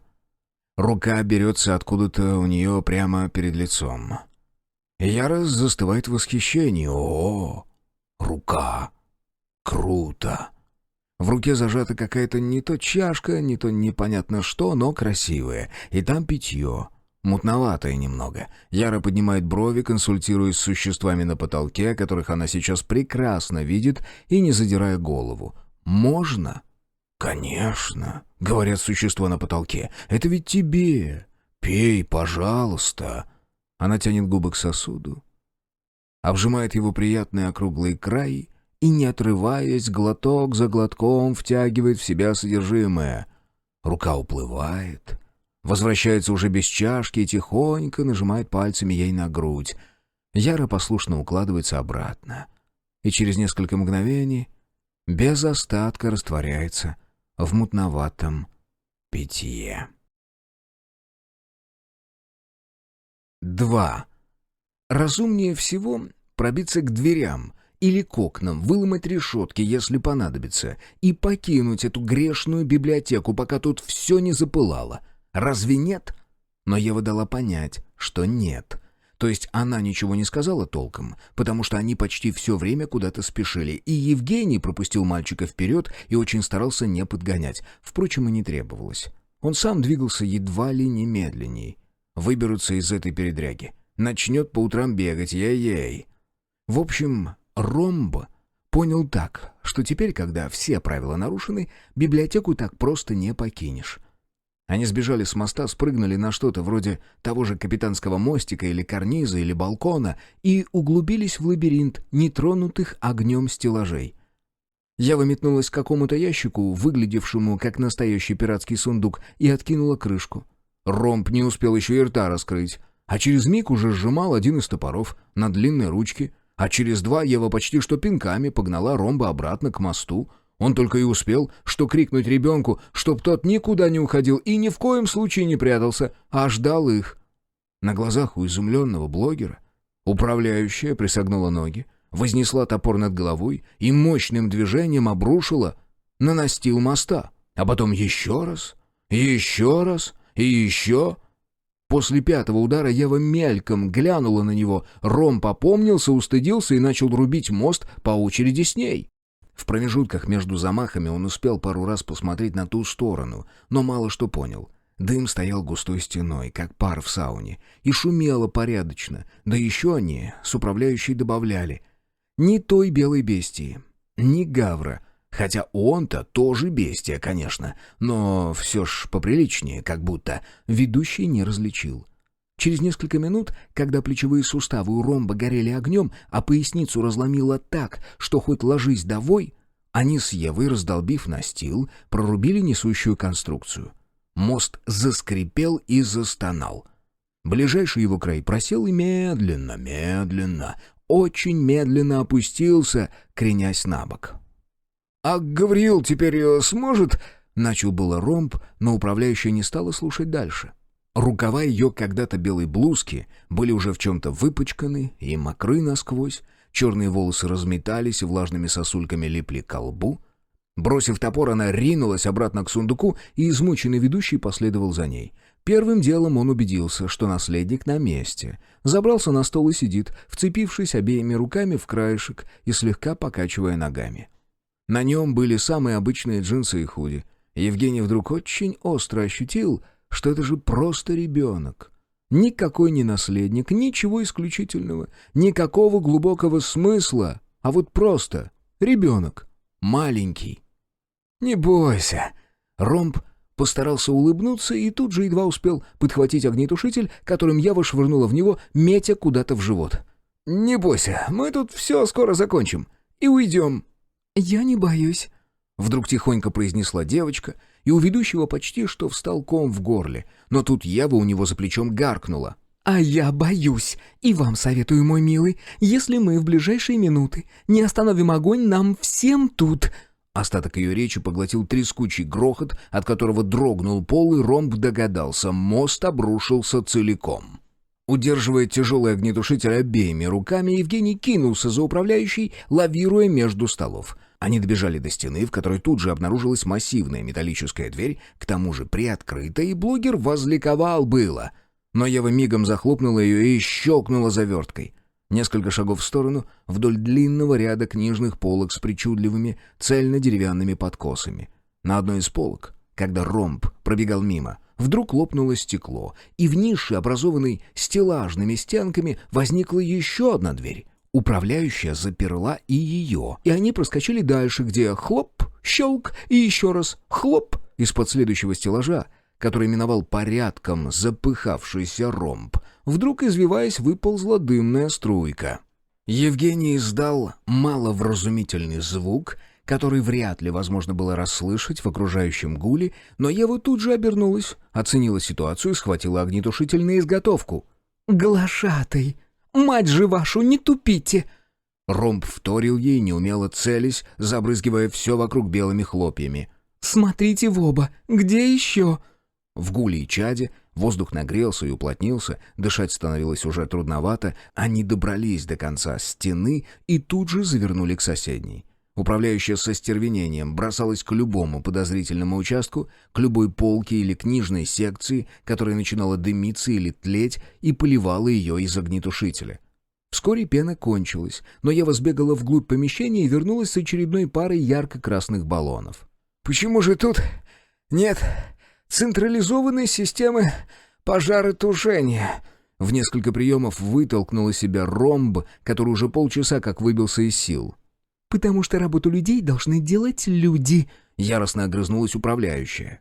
Как-то незаметно они обошли помещение, и при очередном повороте взгляду Ромба внезапно открылась пропасть на противоположном берегу, которой бесконечно далеком торчал щепастым огрызком обломанный кусок моста. На противоположном берегу полыхало и гремело. Там бушевало пламя, трещали в клубах черного дыма стеллажи, и Евгению, случайно взглянувшему на управляющую, вдруг почудилось, что в глазах ее стоят слезы. Но явно только почудилось. А через миг... «Боже!» Из дыма и огненных всполохов вдруг кубарем вылетело и проехало по обрубку моста что-то человекоподобное. Что-то в одних брюках и, кажется, майке, а может и нет. Существо грохнулось на спину, но уже через миг скачком перевернулось на четвереньки, и вовремя. На мост тут же выпрыгнуло другое, и длинным скачком срезало дистанцию между ними вдвое. Первое бестие — гавр — уже стояла на ногах и, мощно оттолкнувшись, взлетела в воздух и опустилась в начале моста ближе к огню, но дальше от противника. «Все-таки, мне кажется, мы должны помочь», — выдавил Ромб. «Я помогаю, как могу, идиот!» Ева выбросила через перила очередной опустевший баллон и согнулась, упершись в колени и тяжело дыша. Евгений машинально проследил взглядом за падающим огнетушителем и вскрикнул. Под их балконом... Внизу, за балясинами ограждения, разливалось огненное море. Он немедленно почувствовал горячую волну духоты. Они же тут, наверху, как на сковороде. Они и жарятся. Более худая и гибкая бестия на том конце разбежалась в 3 шага, обманно метнулась в одну сторону, в другую, и вдруг подъехала противнице под ноги. Та подпрыгнула, было, но недостаточно шустро, и они вцепились и покатились кубарем в самое пекло. До ушей Евгения долетел чей-то визг, а затем рев, то ли боли, то ли ярости. В следующее мгновение он почувствовал, как балкон, на котором они стояли, сотрясся до основания, будто в стену особняка врезалось огромное таранное орудие. «Ну что за сучий день?» — прошипела управляющая, распрямляясь и отирая лоб, отчего по нему размазалось сажистое пятно. Удар повторился, как если бы соседнюю стену крушили цепным ядром для сноса зданий. Мурашки облепили Ромба липким ледяным слоем. «Что?» Ева стояла, сморщив лицо и слегка наклонив голову, точно прислушивалась. «Они подбираются к ее сути», — сипло, прерывисто и не вполне понятно проговорила она. «Стержень, все такое. Сейчас будет решаться главное». «Главное?» — жалко переспросил Ромб и, хватаясь за воздух в тщетной попытке уловить логику происходящего, бросил взгляд на ту сторону пропасти, где сквозь рев огня кто-то вроде бы скулил, или рычал, или скрежетал зубами, или бил противника головой о пол, или все сразу. «Кто победит?» Ева шумно и резко выдохнула, подхватила так и валяющийся у ног топор. «Вы верно дурак, Ромб», — неожиданно спокойно произнесла она, и Евгений едва расслышал за воем и гулом и грохотом и... Хотя вот уж этого никак не могло быть, настойчивой плотной пульсацией, ритмичными ударами басов 135 в минуту не реже. «Кто победит, это известно, и было известно еще до начала схватки. Вопрос теперь в том, какой ценой это произойдет и что уцелеет после победы». Она мазнула по нему взглядом вскользь, прищурившись из-под ладони на дальнюю сторону пропасти, и бросила. «Стены вот-вот не выдержат. К ребенку. Живо!» 0. Когда Яра в следующий раз открывает глаза, мыслить она с самой первой секунды начинает удивительно чисто и ясно. У нее над головой какая-то лепнина. Потолок украшен ей по периметру помещения, а в центре осталась розетка от люстры, хотя самой люстры нет. Нет и часов, нигде, никаких, хотя она явственно слышит их мерное утешительное тиканье. Свет не слишком много, дают бра на стенах, на левой и на правой. Вдоль стен антикварные на вид шкафы резного дерева, деревянные витрины со стеклами и какие-то невообразимые стулья с благородной гобеленовой обивкой пыльного оттенка. В целом комната не слишком велика, но и не мала. Возможно, в мире до того мира, который был до, это называлось салон или там гостиная. И лежит Яра не на кровати. Как ни странно, это стол. Очень высокий и поразительно крепкий. Такие делали, наверное, 200 лет назад. Для того, чтобы втащить такой в кабинет, потребовалось бы, пожалуй, человек 6, крепких, плечистых. 6 человек. Яра вспоминает: «Господи!» Она вышла из парадной первая. На одном плече у нее болтался рюкзак, и она еще хотела придержать Косте с самокатом дверь. Косые желтые лучи, необычайно ясное утро. Потом она увидела их во дворе. Они сидели напротив дома, 3 на лавочке, еще 2 на покореженных детских качелях, а одна мелкая, с тенями для век цвета марганцовки, стояла, прислонившись спиной к стволу осины. Под солнышком. 6. Бритые головы, крашеные головы. Серьги во всех местах. Дыры, отверстия, татуировки. Шрамы, рвань, цепи, булавки, синяки, бахрома, кожа, металл. В руках полицейская дубинка, шокер, кастет, травмат. И у крайнего, 6-го, почему-то полотенце. Один взгляд на весь этот раскардаш. Но она сразу догадалась, сразу поняла, кто это.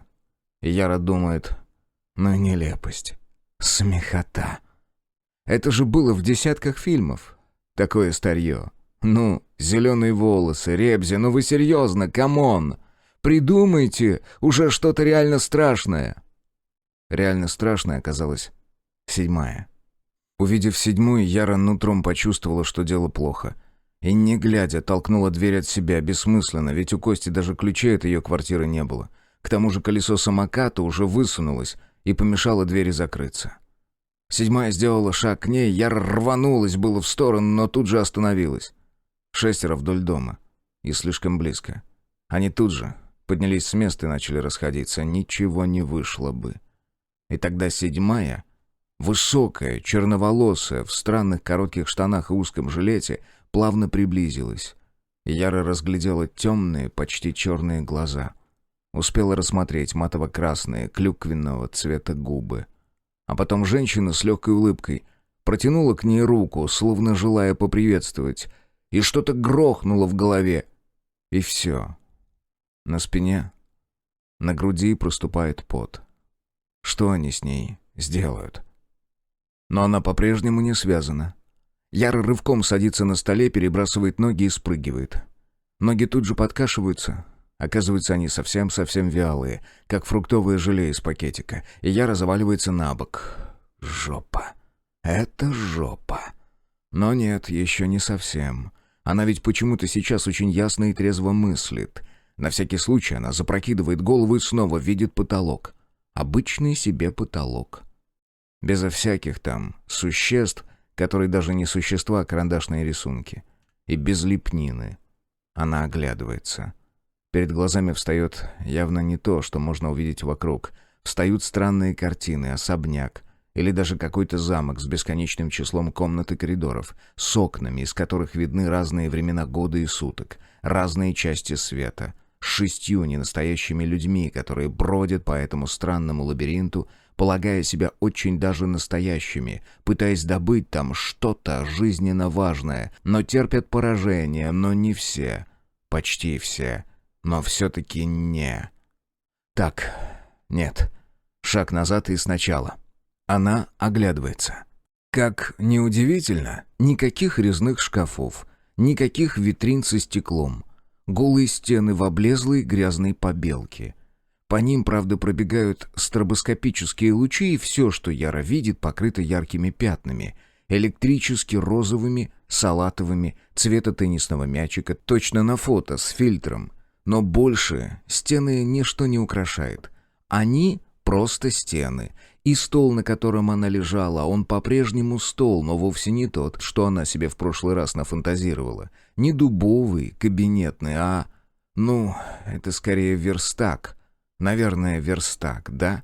Патологоанатомический стол, Яра. Не морочь себе голову. Она подбирает ноги, выбрасывает руки вверх, и из кончиков ее пальцев вырываются нити глянцевой, точно мыльный пузырь паутины. Нет, не вырываются. Ничего подобного. Тебя снова несет, Яра, хватит. Самоконтроль и самодисциплина. Ты знаешь себя вдоль и поперек. Когда несет, бросаем этот поток мыслей, делаем шаг назад и возвращаемся к предыдущему абзацу. Жесткий самоконтроль. Жесткий самоконтроль. Она уцепляется за край стола и кое-как подтягивает себя в условно-вертикальное положение. Стоять можно, бежать нет. Но ничего, это пока. Позже еще посмотрим. Внезапно Яра обнаруживает в себе бездну желания выбраться отсюда. Это парадоксально. 195 дней до того она зубами выгрызала себе право на жизнь. Ни единого дня не сомневаясь, что конец близок. Не сегодня, так завтра. Не на 83-й, так на 131-й. Она добывала еду. Бегала на крыше, придумывала аж целый список правил и соблюдала их, прекрасно понимая, что все это лишь отсрочка. Все вокруг заразились и умерли. Ее мама, ее знакомые, соседи. Значит, ее ждет то же самое. Но почему-то сейчас совсем другое дело. Сейчас она знает, что, возможно, на свете еще остались места, где все не так, где можно не выживать, а жить. И мысль об этих местах, уже улетучившись, продолжает туц-туц-туц у нее в голове плотной ритмичной бочкой, продолжает искриться неоновыми бликами, розовыми бликами, голубыми бликами, глянцевыми бликами, раскрываться множеством Мандельброта, бесконечной радужной мандалой. Самоконтроль, Ярослава. 2 шага назад. Итак, мысль про сейчас. Сейчас совсем другое дело. Сейчас Костя. Сейчас почему-то перед глазами всплывает 7-я. Та женщина с очень четко прорисованным, будто приклеенным на лицо сверху ртом клюквенного цвета. По волосам цвета вороного крыла пробегают, пульсируя в темпе 135 ударов в минуту, электрические волны. 7-я улыбается доброжелательно, уверенно и спокойно. И что-то говорит ей. Яра точно это знает, хотя 7-я не размыкает губ. В этот момент Яра сперва не уверена, но затем со все нарастающей паникой понимает, что 7-я действительно стоит у нее перед глазами. Реальная 7-я проступает из-под воображаемой, будто утопленница, всплывающая из темной, усеянной желтыми листьями воды. Яра вздрагивает. Она свихнулась? Да? Энтеогены. Вещества. Различные комбинации ингибиторов моноаминоксидазы и диметилтриптамина, если быть буквалистом. Довольно специфическая стимуляция психики. Ну и наркотический эффект. Конечно. Вы имеете опыт приема веществ? Поскольку к вящему Яриному шоку 7-я явно задала не риторический вопрос, Яра с усилием сглатывает и кое-как скрипит. «Нет». «Конечно», — кивает женщина с клюквенными губами, словно вопрос был лишь для проформы. «В таком случае, да даже если бы и да, вы, боюсь, охвачены странными переживаниями. Немного не вовремя, поскольку насущные проблемы будут вас отвлекать. Или наоборот, переживания под энтеогеном будут отвлекать от насущных проблем. Зависит от расстановки приоритетов». Мило улыбаясь, женщина кивает сама себе. Пребывая в легком эйфорическом оцепенении, полным весьма приятных оптических иллюзий и этно-трансовых ритмических рисунков, конги, бонги, джембе, Яра все же осознает, что 7-я стоит по другую сторону высокого стола, с которого Яра только что так спортивно рухнула. причем почти в ее же позе, навалившись на уложенные на столешницу предплечья, только Яра-то держится так, по причине вялых мускулов ног, а седьмая — вряд ли. Но в итоге их лица разделяют сантиметров 20, не больше. Яра видит, как в темных, но не черных, это почему-то важно, зрачках отражается блик. Вовсе не от бра, а от огоньков несколько куцых свечек, которые пристроены на подоконнике единственного в помещении окна. Вместо стекол, у которого вовсе не многогранные кристаллы, как было только что. Жесткий самоконтроль, шаг назад, а листы фанеры. Она на пробу ощупывает языком губы, затем хрипло повторяет. «Энтеоген?» «Ну, аналоги аюаски, господи!» — отмахивается женщина. «Да не так важно. Вы спросили бы лучше про насущные проблемы». Яре не хочется казаться тупее, чем она сейчас есть, но... «Насущные проблемы?» Женщина снова кивает, поджав губы с видом, одновременно слегка досадующим и слегка сочувственным. Потом подается вперед на локтях. «Вы же понимаете, у кого находитесь?» «Это какой-то промышленный объект». «У кого, я сказала? У кого?» Яра думает. Думать тяжело, хотя ее разум очень ясен и чист, почти безгранично. Отвлекают цвета и звуки, тиканье часов, реальность, колыхающаяся и закручивающаяся спиралями ДНК, поднимающаяся прямым лучом в космос, нет, не поднимающаяся. Шаг назад. Самоконтроль. Еще шаг назад. Давай. 2 шага назад, и ответ освещает ее фронтальную кору диодными вспышками, и Яру окатывает холодным душем прозрения. «Я у очищающих», — говорит она вслух, и только в этот миг понимает, что из всех страхов сбылись, как всегда, и бывают самые худшие. Она не попалась стае, не сдохла, заразившись бестией, не стала членом стаи сама. Очищающие. Боже мой. «Да». 7 снова кивает. «Так что времени у вас не очень много. Очень скоро вы будете использованы в ритуале. Поэтому, если не возражаете, давайте подумаем прямо сейчас. Встань, перед вами выбор. Какое из достижений гибнущего человечества спасти и передать внеземной цивилизации? Вы выбрали бы...» Женщина выжидающе наклоняется вперед, и Яра, машинально отпрянув, моргает. «В ритуале?» — сипит она. «Вы опять не про то спрашиваете», — сокрушенно цокает языком 7. «Прошу, сосредоточьтесь, это важно. Итак, вот мир людей погибает». Несмотря на веселенький антураж вокруг, у Яры кружится голова и начинает подташнивать. Она вспоминает питье из странной чашки, прикладывает к образу чашки слова этой женщины про вещества, наркотический эффект. Она поэтому не связана. Она конечностями-то еле шевелит. И поэтому ее тошнит, думает Яра, хотя прекрасно знает, что не поэтому, тошнит ее от страха. «В каком ритуале?» Хочет крикнуть она, но вместо крика выходит что-то жалкое. Женщина напротив закатывает глаза. «Скажем, что-то вроде сжигания чучела масленицы, проводы плохих времен, попытка приблизить начало хороших. Символизм ничуть не хуже любого другого, а практический смысл в том, чтобы уничтожить вашу ДНК. Ведь вы, очевидно, иммунны к бестии». «Зачем?» — шепчет Яра и изо всех сил пытается подчинить свои ноги собственному же волевому усилию. В принципе, не так плохо. Она уже может стоять прямо, не опираясь о стол. Она бегала каждый день. У нее разогнанный метаболизм. Любое вещество должно быстро выводиться. Люди с иммунитетом к вирусу — это не пожранные птицами апокалипсиса семена старого мира. Если дать им проклюнуться, он прорастет вновь, такой же, какой был. То бишь, вновь возродится именно таким, который довел себя до гибели. 7 говорит в ровном темпе, распевно и выразительно, словно читает с листа. Миссия очищающих в спасении, но отнюдь не в спасении гнилого и смрадного, порочного и избыточного. Смысл их деятельности в том, чтобы способствовать основательному очищению человечества, вплоть до базовых настроек, до звериного начала, снести культуру, соскрести старую краску с холста подчистую, освободив его для нового старта. Какого старта? Если всех нормальных вы убьете, новый старт — это стаи, что ли? Говорить и думать связно очень трудно. Мешает бешено. Драйвовый коктейль испуга с блаженным движем. Кровь шипит и переливается, точно после крепкой выпивки, с газированной выпивкой. Чего она с института не делала, но там не было так весело, так угарно. Нет, шаг назад, Яра, очнись.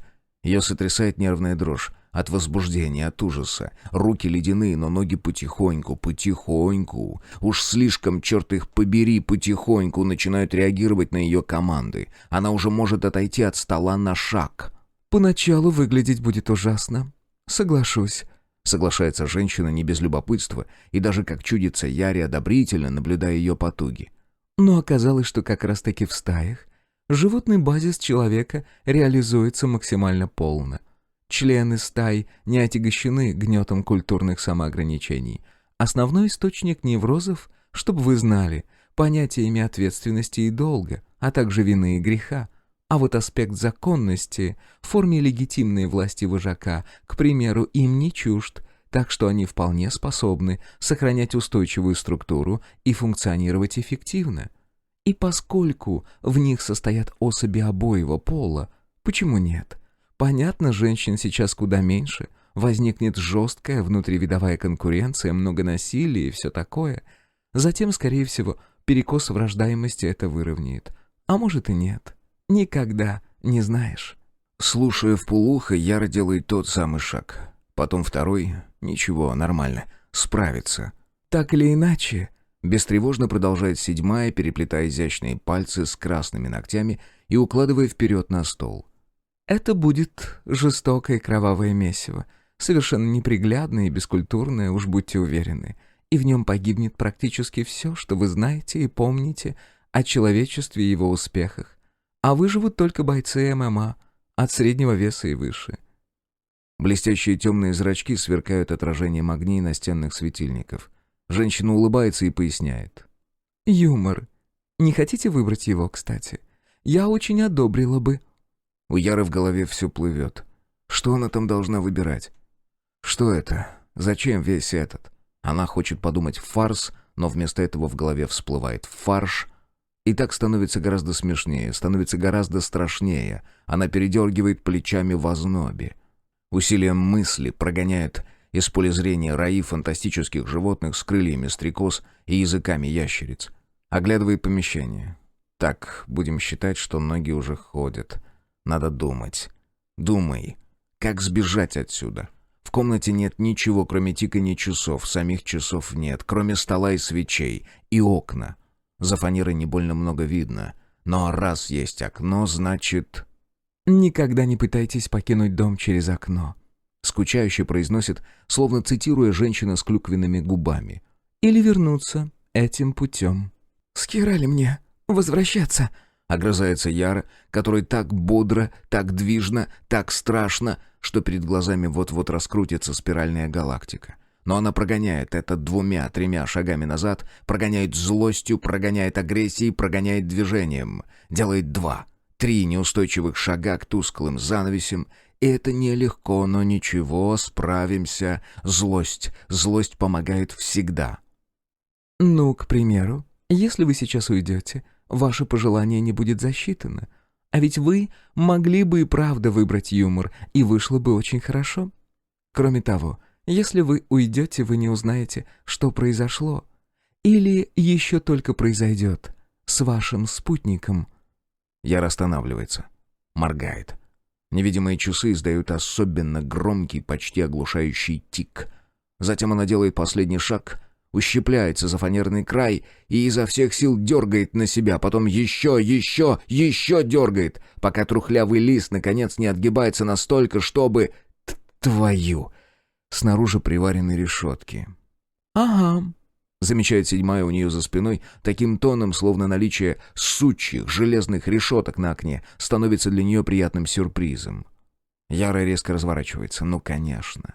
Эта тварь не стала бы так просто стоять тут и смотреть, имея у Яры реальный шанс сбежать. 7-я оттого и не мешает ей разминать ноги, возвращать подвижность мышцам и суставам, что знает. Все это не пригодится. Яра в бешенстве разворачивается и жжет, палит, пепелит 7-ю взглядом. Та смотрит в ответ спокойно и оценивающе, потом поднимает руку в воздух и громко щелкает пальцами. Прислушивается, склонив голову на бок. Один мой знакомый, интересный человек, кстати, весьма достойный, считает, что ад — это место, где ничего нет. Или время, возможно. Пространство и время, наполненные идеальной предельной пустотой. За дверью, видимо, что-то вроде коридора, и на полу там что-то вроде половиц. От макабрически развеселого смертного ужаса Ярин слух обострился настолько, что она слышит скрип каждой. Она слышит приближение людей. В этом смысле ад на земле не настанет до тех пор, пока тут что-то остается и продолжается. Не отвлекаясь на звук шагов, преспокойно гнет своя женщина с клюквенными губами. Так что даже описанное мной развитие ситуации, то с бойцами ММА, не должно вас огорчать. До тех пор, пока где-то что-то есть, у этого чего-то остается шанс измениться. «Эгей! Да мне насрать на землю!» — беззвучным ликующим криком кричит Яра. «Насрать на человечество, на ад, на все! Я должна выжить! Я не собираюсь умирать! Не хочу, мне еще рано, ясно?» Дверь распахивается. Яра снова видит эти чучела. 3 из 6. Стоило бы, наверное, лечь обратно и прикинуться парализованной, но, говоря словами папани-самоубийцы, хорошая мысля приходит опосля. Уворачиваться нет смысла, и она просто стоит, смаргивая с ресниц бенгальские огни. А 3 подходят. Надо сказать, они ведут себя несоответственно образу, никак не в духе всего этого дурацкого подросткового бунта с красными и синими ирокезами, бритыми висками, заклепками на одежде и татуировками на лице. Они спокойны и собраны, даже функциональны, как будто стараются как можно четче выполнить какую-то работу и при этом быть малозаметными, как будто их роль чисто техническая.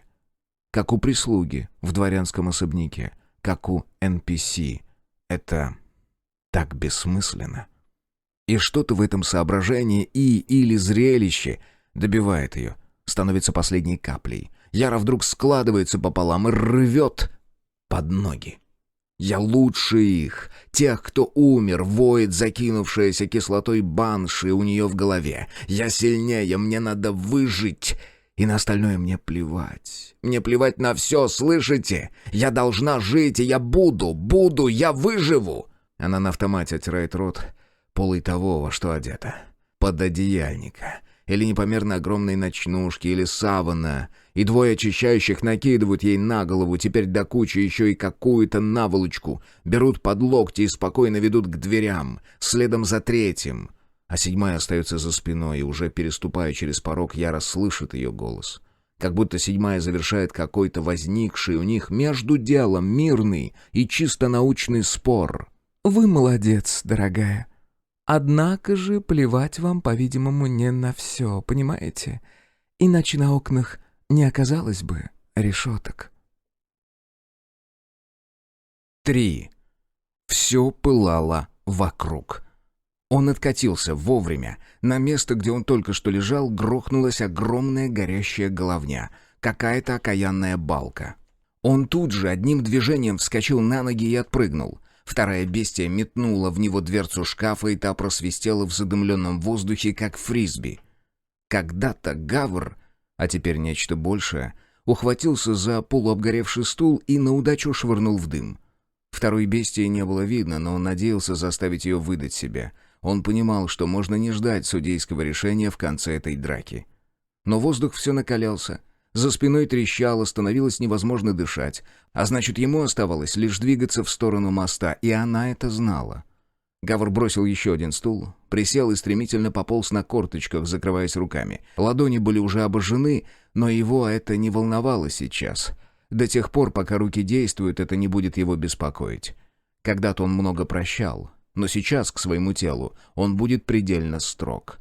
Он различил просвет впереди И в эту же секунду она налетела сбоку. Гавр уже почти сидел на полу, так что падать ему было некуда. Они просто врезались вдвоем во что-то жарко тлеющее и отскочили. На миг разъединившись, и вторая бестия, худая, жилистая, прыгнула и промахнулась. Гавр рванул с места. В 3 длинных шага вылетел на край яруса, к остаткам деревянного ограждения, к мосту, но нет, зараза, нет, лишь к короткому обломку моста.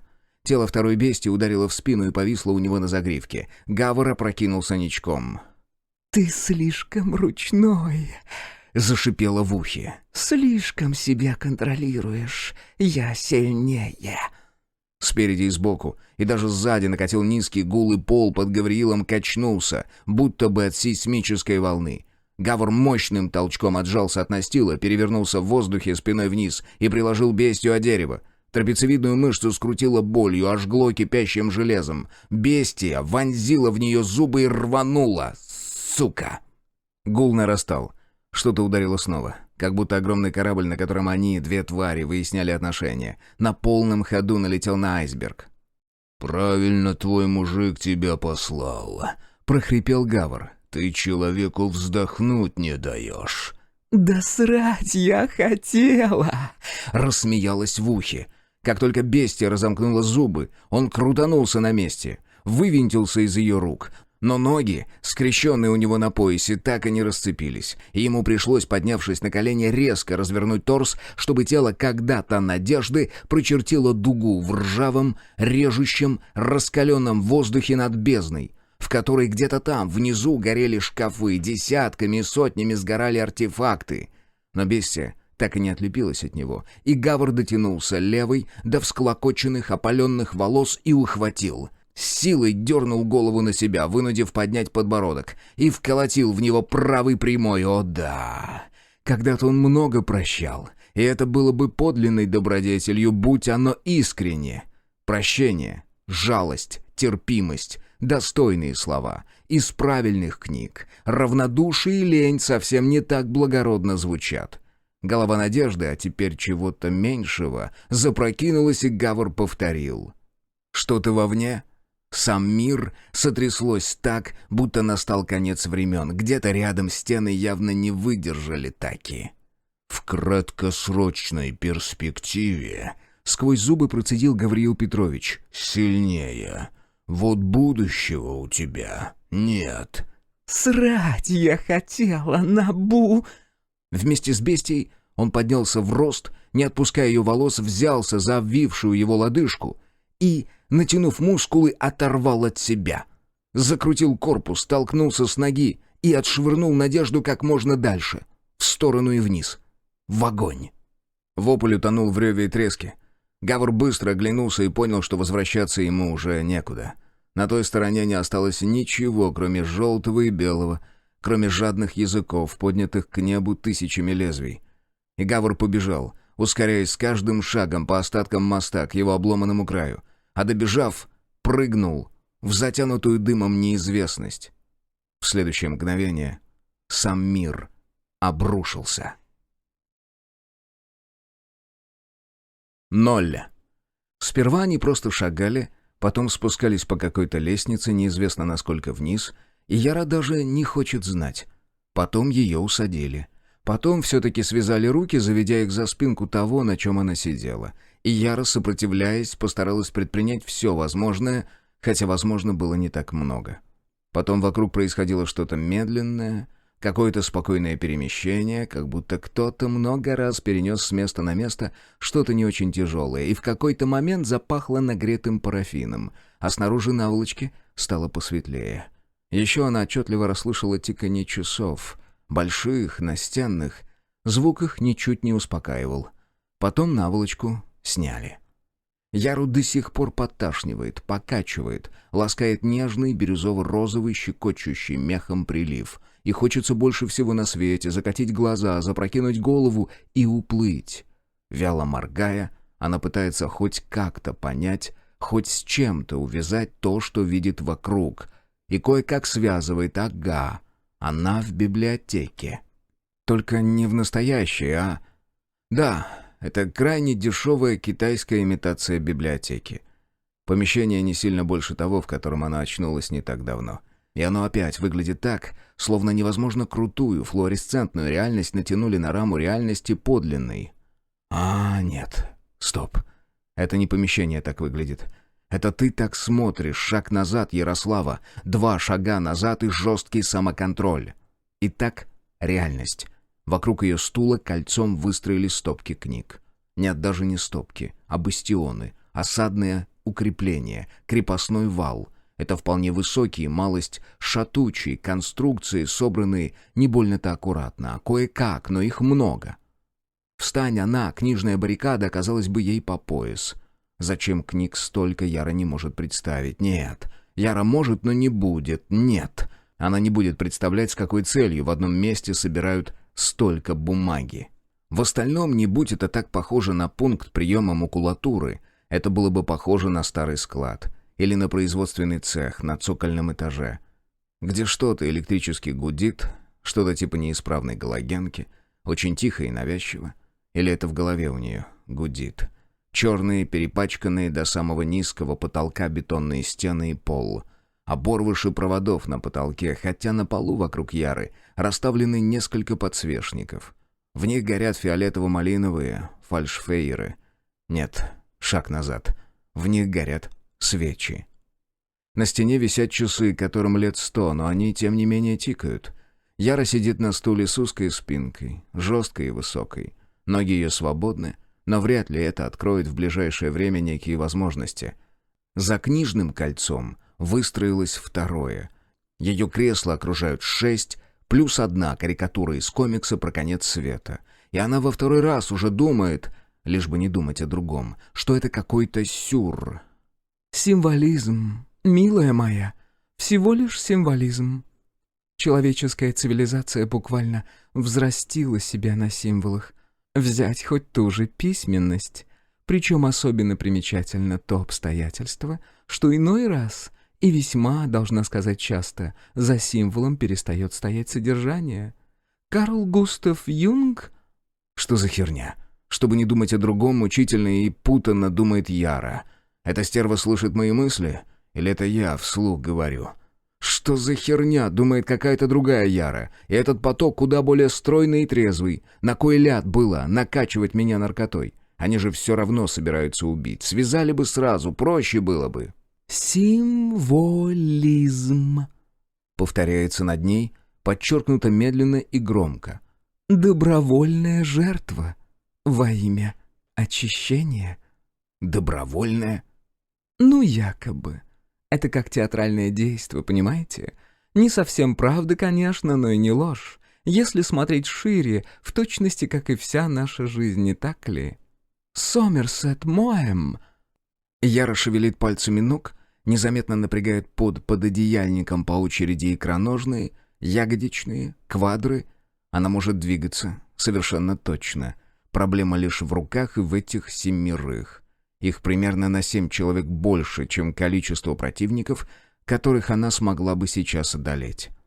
Внезапно она начинает подозревать, что чернота на полу и стенах, проступающая из-под аполисцирующих фильтров, это не грязь. В этот момент делать шаг назад становится больше некуда. Позади, неожиданно трезво понимает Яра, реальность. Одна из фигур с короткими вихрами цвета питона, торчащими в разные стороны, предположим, женщина, приближается сбоку и сзади, где, видимо, специально оставлен проход, симметричный тому, что виднеется спереди. Яра вздрагивает, но женщине надо всего лишь убрать ее волосы, и она делает это даже осторожно, с почти профессиональной сноровкой. Может быть, в жизни до она была парикмахером в каком-нибудь креативном местечке для молодежи, где так и принято. Ходить с красными патлами в обляпанном масляной краской переднике, смутно одухотворенным взглядом, с вытатуированными на горле и ниже на манер ожерелий цепями и анхами. Женщина собирает уже грязные русые пряди в жгут, переплетает по всей длине и скалывает, намертво прикрепляя к Яриному черепу. А сверху на все на это надевает тоненькую шапочку на резинке, как в операционной. Яру передергивает. потому что, вспомнив про свою ДНК, она понимает смысл этой шапочки. Непонятно только, почему было наволочку не оставить. Или она у вас многоразовая, одна на всех? Она хочет сию же секунду заорать, но почему-то знает, что делать этого не надо. Правило. Не кричи сейчас. Чернота на полу и стенах, что доходит почти до потолка. Это гарь. Это копоть. Ни один из 6 до сих пор не произнес ни слова. С ней говорит только седьмая. И сейчас она стоит по правую руку от Яры, облаченная в какую-то куклукс-клановскую херню в пол с капюшоном. Хотели меня напугать, суки? Думает Яра и старательно злится. Злится изо всех сил, потому что у сук получилось. Все-таки странно, что они молчат. Покой гостя, пребывающего в библиотеке, не может потревожить никто, кроме управляющей. Всплывает в голове у Яры, и непонятно, что это. Цитата из какой-то тети Любиной книжки, наверное. Она не хочет думать о другом, но другое начинает думаться само. Они ждали ее. Как они выяснили, где она живет? Это знал только Костя. Где же он? Не менее интересен вопрос греховности и беззакония, Безмятежно продолжает вещать седьмая. и то, и другое — человеческие, культурные конструкты. Не знаю, замечали ли вы, насколько эти понятия разнятся. Как два круга, которые накладываются друг на друга лишь малой частью своих площадей. «Заткнись, пожалуйста, тварь, мать твою!» — думает Яра. «Какого хера я должна это слушать?» Красноволосый отступает в круг, но теперь к ней через проход спереди приближается другой. Мужчина в кожанке и перчатках без пальцев. «Ох, черт, а ведь нет!» — понимает Яра, фиксируя взгляд на этих перчатках. «Это же совсем не перчатки, это же татуировка. У мужчины полностью забиты кисти, от запястья до кончиков пальцев. Вечные шоферские митенки». Яре хорошо их видно, потому что руки у мужчины подняты, потому что он держит в них канистру. Канистру. Яре снова хочется очень громко закричать. Ее начинает колотить, но она из последних сил не подает виду. «И правильно, милая», — советует седьмая и слегка наклоняется к ней. «согласно задумке организаторов, ваше сознание должно блуждать в слишком далеких местах, чтобы оценить значение этой канистры для вашего будущего. Уж не знаю, почему это не так. Видимо, вы подлинный мастер самоконтроля». В этот момент на периферию Яриного зрения едва не выбегает порезвиться табунчик розовых пони с крылышками, но она умудряется приструнить копытных, она мастер самоконтроля. «Они вообще молчаливы. Это добавляет веса», — продолжает ее не розовая собеседница. «Но с вами не разговаривают отчасти и поэтому. Не разубеждайте их». «Да ты, сволочь, против меня или за?» — чуть не дергается Яра, не сводя взгляда с белых кончиков пальцев, которые сжимают пробку, которые отвинчивают пробку, которые снимают пробку с канистры. Она предприняла все возможное, когда ей связывали руки. По мере сил напрягала мышцы и по мере сил выгнула запястья. В итоге веревки натянуты слабовато, и она жарко благодарит Господа за то, что они именно веревки, а не, скажем, пластиковые кабельные стяжки. Наверное, тут опять какой-нибудь символизм. Лучше вернемся к различиям между грехом и преступлением. Обращали ли вы внимание, что ни в одной законодательной системе не находит отражения феномен предательства, при том, что это деяние совершенно однозначно заклеймено как грех почти во всех культурах, возможностей и механизмов для того, чтобы классифицировать его как правонарушение, просто-напросто не существует. Не странно ли? Каин и Авель. Яра неистово и незаметно раздергивает веревки на запястьях. «Предательство», — повторяет про себя она, — «предательство». «Константин? Нет, пожалуйста, нет, не он». «Ты ведешь себя как больная», — орет Яра внутри Яры. «Что ты тут сидишь? Ненормальная, тебя сейчас обольют кислотой, бензином обольют. Они хотят тебя сжечь, нахрен. Вскакивай со стулом вместе и беги». Но она медлит. Отчего-то она догадывается, что не должна допустить появления на собственном лице осмысленного выражения, и не допускает. Но ей хочется посмотреть на седьмую. И та, словно догадываясь об этом, обходит бесполое существо с бритым черепом. И еще одно с огромными, блестящими пластмассовым золотом серьгами. И становится прямо перед ней. Яра цепляется взглядом за взгляд почти черных глаз и вдруг понимает. 7-я работает в режиме радиодиктора с единственной целью — отвлечь ее внимание. Не дать ей подпрыгнуть, закричать, не дать очищающим понять, что она полностью осознает происходящее. «Ну-ну, не с единственной. Мне будет приятно, если мои слова в будущем дадут вам и какую-никакую пищу для размышлений». «Но почему остальные 6 тебя не слышат?» — не понимает Яра. Дрожа мелкой дрожью, поскольку веревки поддаются слабо, поскольку человек в якобы шоферских перчатках педантично опускает пробку в карман и воздевает откупоренную канистру над головой. 7-я наклоняет голову и пристально глядит на нее из-под лобья. Глаза в глаза. «Не только они, моя дорогая. На самом деле и вы меня не слышите». Она вдруг склоняет голову набок, словно реагируя на некий звук, тихий и далекий. В действительности из всех присутствующих меня может слышать только он. С беззвучным стоном Яра выкручивает левый большой палец из сустава так, что теперь кисть можно протащить в веревочную петлю. И максимально торопливо, максимально скрытно высвобождает руку. У нее не осталось моральных сил гадать, что там еще за «он». Но чтобы удивиться, оказывается, их еще хватает, потому что 7-я чуть поворачивает голову к двери и издает вообще непонятно зачем он сейчас звук «кс-кс-кс».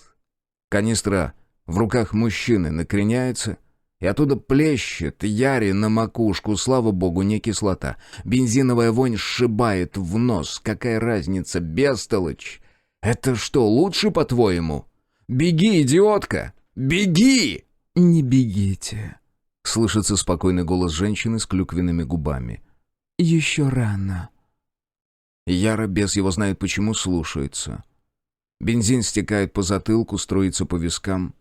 Она успела выдрать вторую руку неповрежденной, но, видимо, поздновато. Яра уже готова зажмуриться, но все же находит в себе силы и нет уж, хер вам. Она никогда не делает так, не закрывает глаза и сейчас не закроет. Выкусите, падлы! Где-то внутри или снаружи помещения раздается едва слышный хлопок, и электрическое гудение прекращается. Затем часы на стене тикают в последний раз и смолкают. В конкретно взятом подвале все время мира останавливается. Через миг краем глаза она улавливает движение справа, у двери. Очень-очень низко у двери. На деле она и не заметила бы, если бы это движение не производило нечто белое. Очень белое. Белоснежное. У Яры спирает дыхание. Дамоклова канистра застывает в неподвижности, а потом возвращается вниз, потому что... Майтрея. Майтрея, какого фига? Элегантным текучим движением загибает гладкое тело за дверное полотно и через все помещение направляется к ее стулу, вышагивая степенно, но с видом крайне занятым, словно сановный царедворец. 6 голов поворачиваются синхронно перемещению белого ватного облачка. Кот доходит до Яры. Легко, почти не отталкиваясь, заскакивает ей на колени и усаживается там лицом к очищающим. Яра застывает. 6 очищающих застывает. 7 застывает, хотя Яра прекрасно видит блеск в ее глазах, и блеск этот веселый, почти озорной. Яра молится, чтобы Майтрея не начал вот прямо сейчас, как он это любит, потому что вдруг это их каким-то боком оскорбит, и они озвереют, и ах, черт, нет, он все-таки начал. Кот стремительно заваливает зад на бок, выставляя на обозрение очищающих брюхо и все, что дальше, вытягивает заднюю лапу, как минутную стрелку на 2 часа и принимается с пристрастием вылизывать свои гениталии. Шофер нерешительно приподнимает бензин. Затем поджимает губы, ставит канистру на пол, к другой такой же, и отступает на несколько шагов. Остальные 5, помедлив, тоже отходят. Как видно, выждать и обдумать. Мелкая дрянь, что с тенями для век марганцовочного цвета раздраженно хмурится. «Да не может быть», — отупело думает Яра. «Они тут собрались заживо сжечь человека», — думает Яра. «Неужто им жалко кота?» И ни одного только человека, а еще и множество книг, среди которых есть воистину неплохие. Поддакивает 7-я и улыбается ей. Очищение от культуры. Помните? Я говорила. Кота им не жалко. Их нервирует символизм. Про него тоже говорила. Даже у лучших из нас есть свои совершенно дурацкие слабые места. Зверям в этом смысле проще, конечно. Теперь подумайте. О чем? Яра напряженно глядит на нее в ответ, уже свыкнувшись с тем, что женщина слышит ее мысли, уже приняв как данность, что она, не исключено что, еще и невидимая, а то и, вполне возможно, несуществующая, но почему-то держит ее сторону. А подумав, действуйте. Благожелательно доканчивает 7-я. Кивает и плавным шагом в своей балахонистой накидке удаляется за дверь. Изящная кисть с тонкими мраморными пальцами и красными ногтями напоследок задерживается на дверной ручке, словно желая привлечь к ней внимание наблюдателя, но через миг исчезает и она. Еще с долю секунды Яра тормозит. Потом внезапный вопрос, который же и ответ озаряет ее изнутри. Откуда здесь кот? Майтрея нашел способ линять из квартиры, но он вряд ли удирает далеко. И это помещение, в котором она находится, это заброшенное, явно нежилое помещение с бетонными стенами, это же... Яра рывком высвобождает руки, обдирая кожу, и выстреливает со стула, словно это батут. Одновременно грубо, зато крепко хватает кота поперек тела левой рукой, пульсирующей болью, и в 3 нарастающие длины шага оказывается у двери. За прошедшие 195 дней в заброшке напротив своего дома она побывала один единственный раз. К началу конца света она уже 2 года с чем-то, как развелась с Мишей и переехала, но в жизни до старая фабрика или типография, или склад, или что оно там, никакого интереса для Яры не представляло. Да и после не особенно. Однако когда все твое существование сводится к бесконечному поиску еды и чего-то полезного, игнорировать потенциальный источник того либо другого, торчащее у тебя прямо под боком, глупо. Она прекрасно запомнила смутное ощущение чьего-то присутствия, вроде населенности призраками. Воистину странное, поскольку в те дни уже творилось такое, что призраки при желании легко могли заселить полгорода. И с чего бы им, спрашивается, зависать в типографиях? Еще она прекрасно запомнила все двери, встретившиеся ей на пути, потому что опасалась убийц, насильников и сквозняков, которые могут заблокировать тебя в помещении без окон навечно. И то, если есть на дверях запоры и в каком они состоянии. И планировку здания.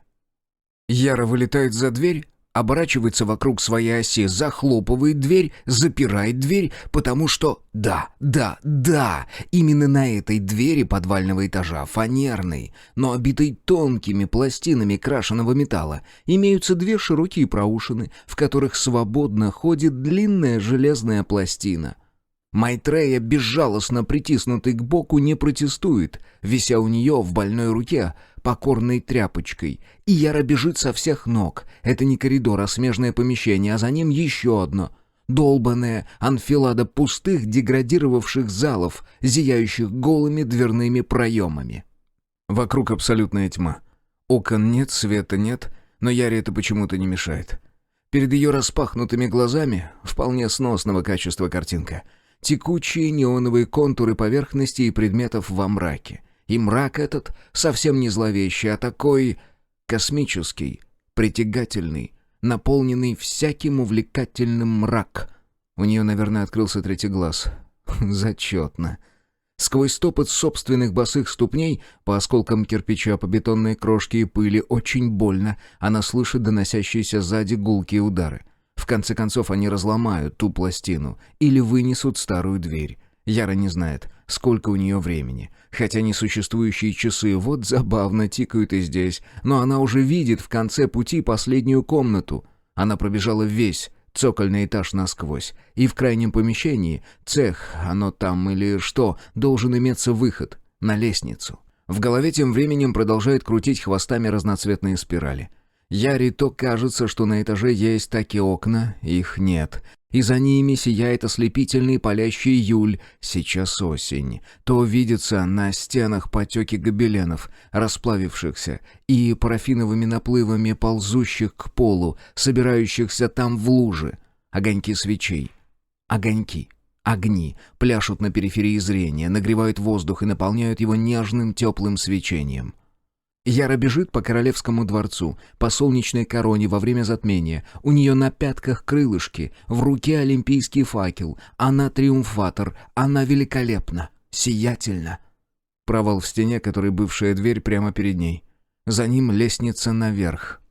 Яра влетает в последнее помещение и видит там, в контурах, в гранях, в неоновых очертаниях, у ближайшей стены составлен ряд канистр. На неэкспертный взгляд третьего глаза Яры канистры предназначены для разного содержимого. Еще в помещении имеется ванна. Резиновая. Нет, пластиковая. Какая-то любопытная ванна стоит у противоположной стены. Еще здесь грубые стеллажи с какими-то ящиками пластмассовыми на защелках, а под ними пакеты с тряпками. «Дорогая моя», — укоряет третий глаз голосом седьмой, — «тебе совсем не нужно здесь задерживаться. Да, возможно, тут твоя одежда, но лучше остаться живой с голым задом, нежели умереть в пристойном виде, не так ли? Хотя, разумеется, с этим согласились бы не все». Эмилиано Сапата... Яра оттормаживается разодранными в кровь стопами, подбирается к стеллажам и пакетам. Ее одежда действительно здесь. Это отдельный тючок в полиэтиленовом пакете. Какого хера? Злобно и одновременно смешливо думает Яра. Вы продавать ее собирались? Сами носить? А как же ДНК, сучьи вы гады? Как же ваше гребучее очищение? На нижней полке ближайшего стеллажа стоит корзинка. Ненатурально миленькая пластиковая корзиночка из гиперотоваров для дома и сада, и в ней... Яра не сдерживает ликование и счастливо взвизгивает. На минуточку ставит кота на пол и тут же нацепляет любимый Кассио. Продевает голову в резиновую стропу фонарика, а с помощью спайдерка распарывает пакет. Быстро влезает в джинсы, напяливает остальное, шнурует ботинки, сует нож в карман. Все это очень больно делать с вывихнутым пальцем. Но с ним она разберется попозже. Кот! Где, блин, опять кот? В противоположном конце анфилады помещений грохочет. «Майтрея!» Да ведь этот дурацкий зверь никогда не реагировал на свое имя. Она включает фонарик на шее, и третий глаз гаснет. Яра крутится вокруг своей оси, ведя лучом как маяк, и когда луч касается противоположного угла, видит кота. Кот не один. В Ярином сердце сверхновой взрывается любовь. Яркая, мощная вспышка буквально сотрясает помещение так, что со стен осыпаются искристые хлопья золотого и розового глиттера. Ясное дело, галактическое вселенское переживание счастья обусловлено остаточным влиянием энтеогенов на мозг. Тем не менее, Яра бросается к человеку, который свален на пол грудой частей тела, и, упав рядом с ним на колени, с восторгом убеждается, что эти части пребывают в анатомическом единстве, хоть и закреплены для верности пластиковыми кабельными стяжками. В момент рассудок Яры предельно проясняется и вновь становится предельно четким, дисциплинированным и самоконтролируемым. Поняв, где именно находится, она одновременно понимает: нет, не Константин навел очищающих. Она вспоминает, как прощалась с Михаилом в прихожей. Предательство? Да, но не Костя. Сейчас она рада получить этому подтверждение. Еще больше она рада тому, что Костя связан, стало быть, его не поили этим мутным молоком единорога, и он дышит, то есть его разум, вероятно, трезв, хоть и пребывает в режиме shutdown mode. Наверное, очищающие оставили второго иммунного на потом. Может, как-то будет задействована ванна. Долбежка в другом конце здания становится чаще и интенсивнее, но радость Яры по ранее перечисленным поводам почти безгранична. Она встает с колен, прихватывая Майтрею, и поворачивается к двери на лестницу. «О боже! Ну нельзя же так!» — говорит Майтрея, заглядывая Яре в глаза своими круглыми, тепло-ореховыми. «Неужели ты так его и покинешь?» Яра подбирается и стартует с места. «Конечно, можно», — отвечает белоснежному Бодхисаттве седьмая. «Можно и нужно. Что она на горбу его попрет, по-твоему? Мужик ведь в отключке, да, килограммов на 85 потянет. Сгибнут ведь оба. Яра вылетает из помещения, и да, тут лестница. Возносится по ступеням до самого верха. Она помнит, здесь есть запасной выход. Сразу с площадки первого этажа, так и есть. Выход есть. Двери в нем нет. Путь чист и свободен. Яра выглядывает наружу. Снаружи уже ночь, и это очень кстати. Она вырубает фонарик, чтобы не светиться ни в прямом смысле, ни в переносном.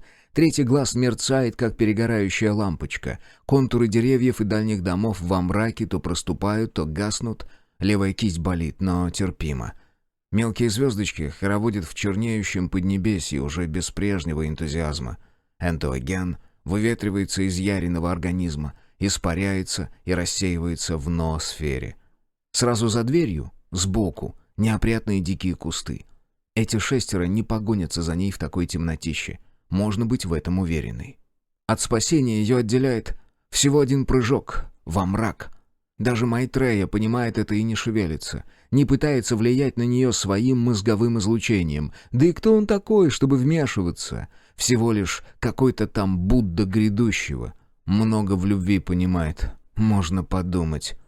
Яра со свистом выдыхает сквозь сомкнутые зубы, крутится на месте, скатывается по лестнице, вновь оказывается в последнем помещении. Очищающие почему-то больше не грохочут дверью, хотя и топота на этаже не слышно.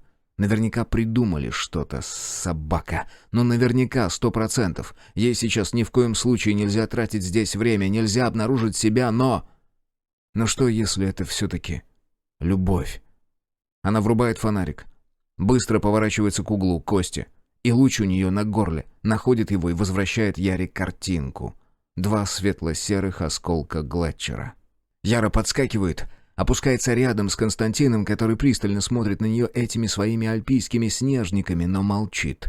Пока она, выпустив из рук кота, пилит пластиковые стяжки спайдерка. Он по-прежнему не говорит ни слова, и Яру пихает в грудь очередная невидимая лапа страха, подозрение, что с Костей успели что-то сделать, что с ним теперь что-то не так.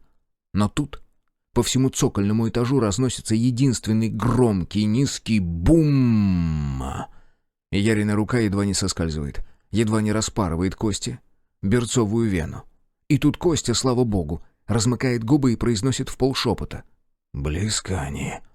«Если ты сейчас скажешь, чтобы я тебя бросала и уходила, то, знай, я брошу», — шипит Яра, переключаясь на его руки. Константин смолкает.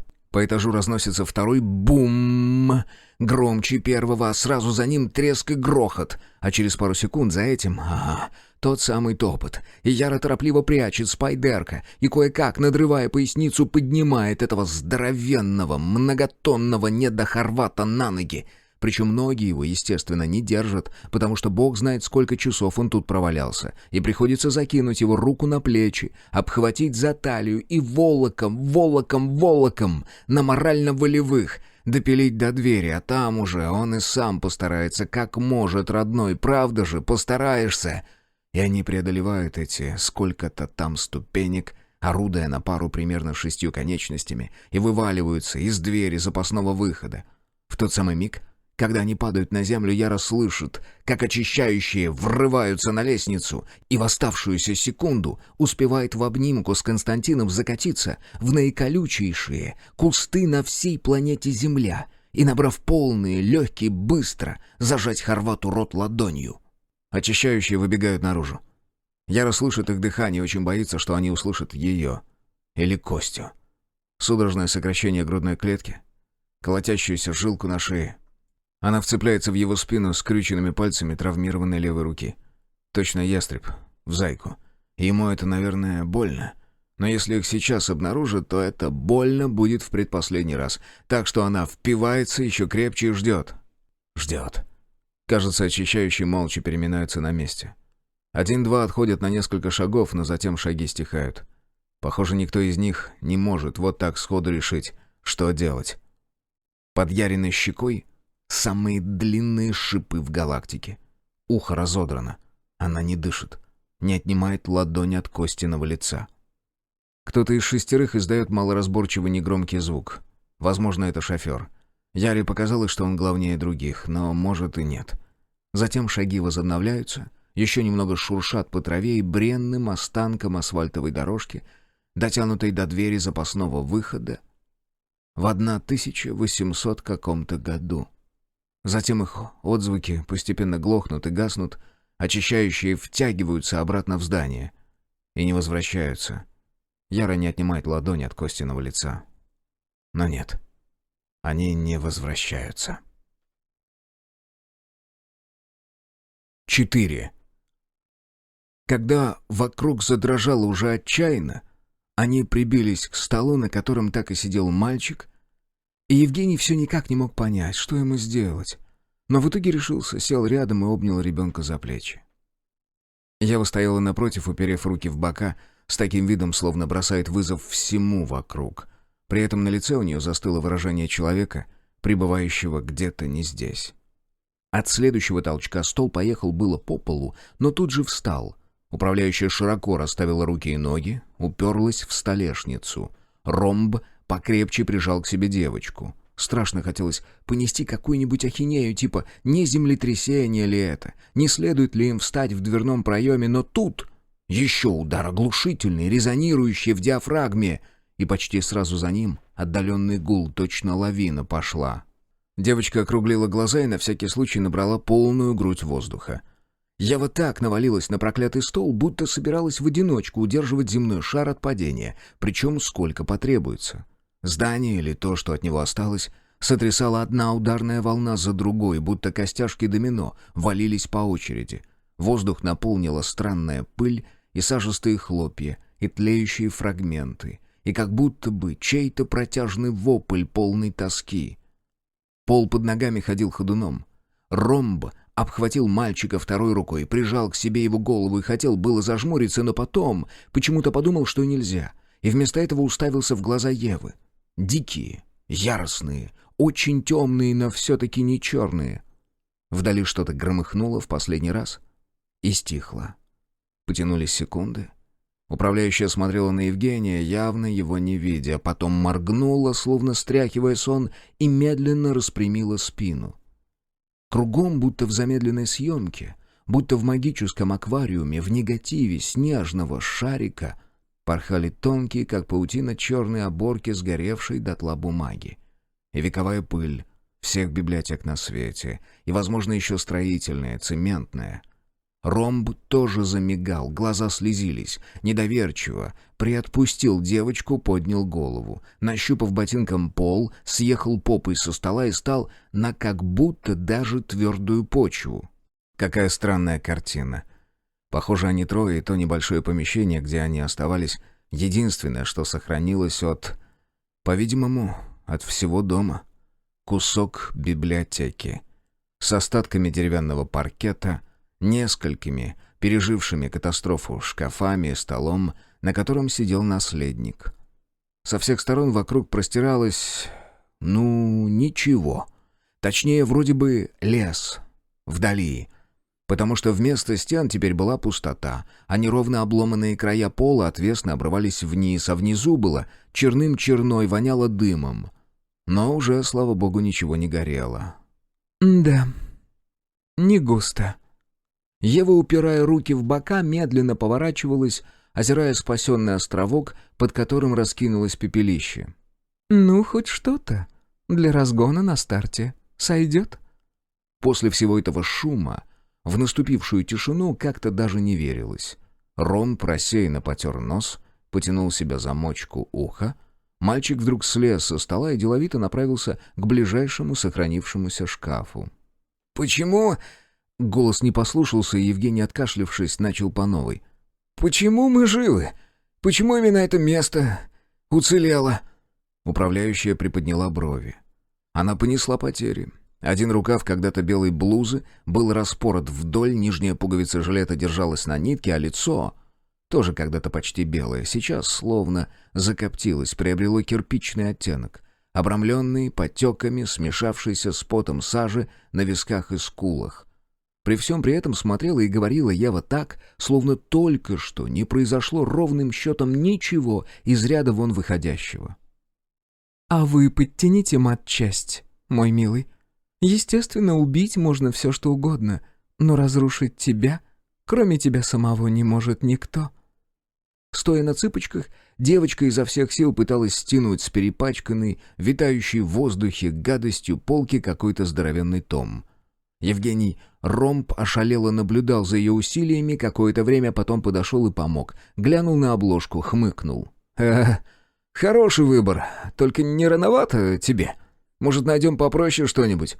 Мальчик недовольно нахмурился, мотнул головой и протянул руку за томищем. В этот миг со стороны ближайшего обрыва послышался какой-то звук, и Ева наклонила голову и вытянула шею. А еще через миг рванула с места. Ромб прям-таки обомлел, в несколько длинных шагов достигла края. Чего? Ромб предпочитал не думать о том, на чем держится их маленький библиофильский оазис, слишком страшась узнать, что ни на чем, просто парит себе без опоры, бросилась на живот и вытянула руки вниз. «Святый, Боже, святый, крепкий!» — скороговоркой пробормотал Ромб, когда до него вдруг доперло, и тоже поспешил к краю.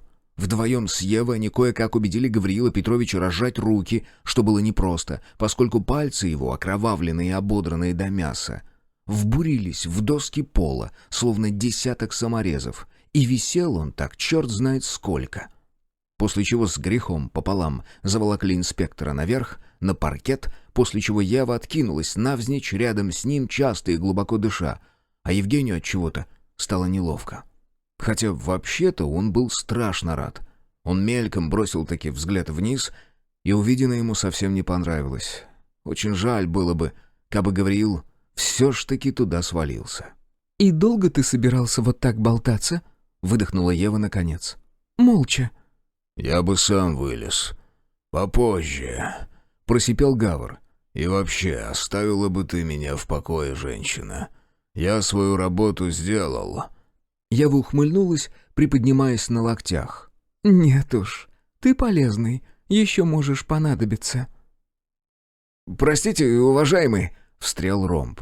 «Так я правильно понял, что Гавриил как бы...» Ведущий воровато оглянулся на девочку, которая уже вновь сидела за столом, погрузившись в чтение. «Ну, убил эту нашу... Надежду!» «Бестию? Что вы, мой дорогой?» Управляющая села и принялась со светским видом приглаживать волосы. «Неужто вы не знаете? Убить их нельзя, только разрушить, да и то...» Она цокнула языком.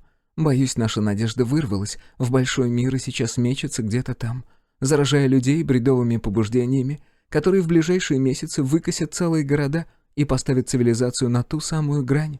Снова». Евгений растерянно перевел взгляд на чумазого, окровавленного, измолоченного Гавра, но тот тоже, сев, лишь пожал плечами. Ром вгляделся повнимательней. Сейчас ни одна черта в Гаврииле Петровиче не выдавала способности совершать 20-метровые прыжки, метать шкафы и швырять людей в огонь. Однако... Ева потянулась к нему и утешительно погладила по плечу. «От этого нельзя открещиваться, глашатай. И бороться не надо, напротив. Лучше обращаться со зверем хорошо, и тогда он останется с тобой. А он все равно останется, но хотя бы будет послушен». Она легко поднялась на ноги и протянула руку Гавру. «Гавриил, вы ведь приехали, как я и просила, на своей машине?»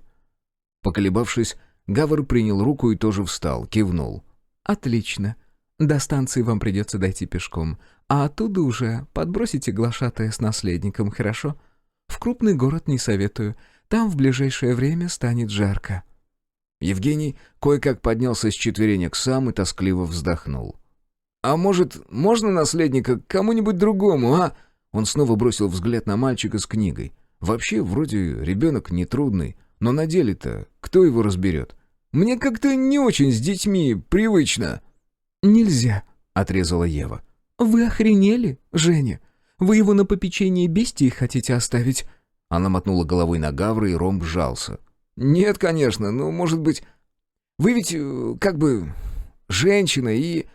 Управляющая закатила глаза, от души улыбнулась, взяла ладонь ведущего в свои и сделала несколько дружеских, похлопывающих, растирательных движений.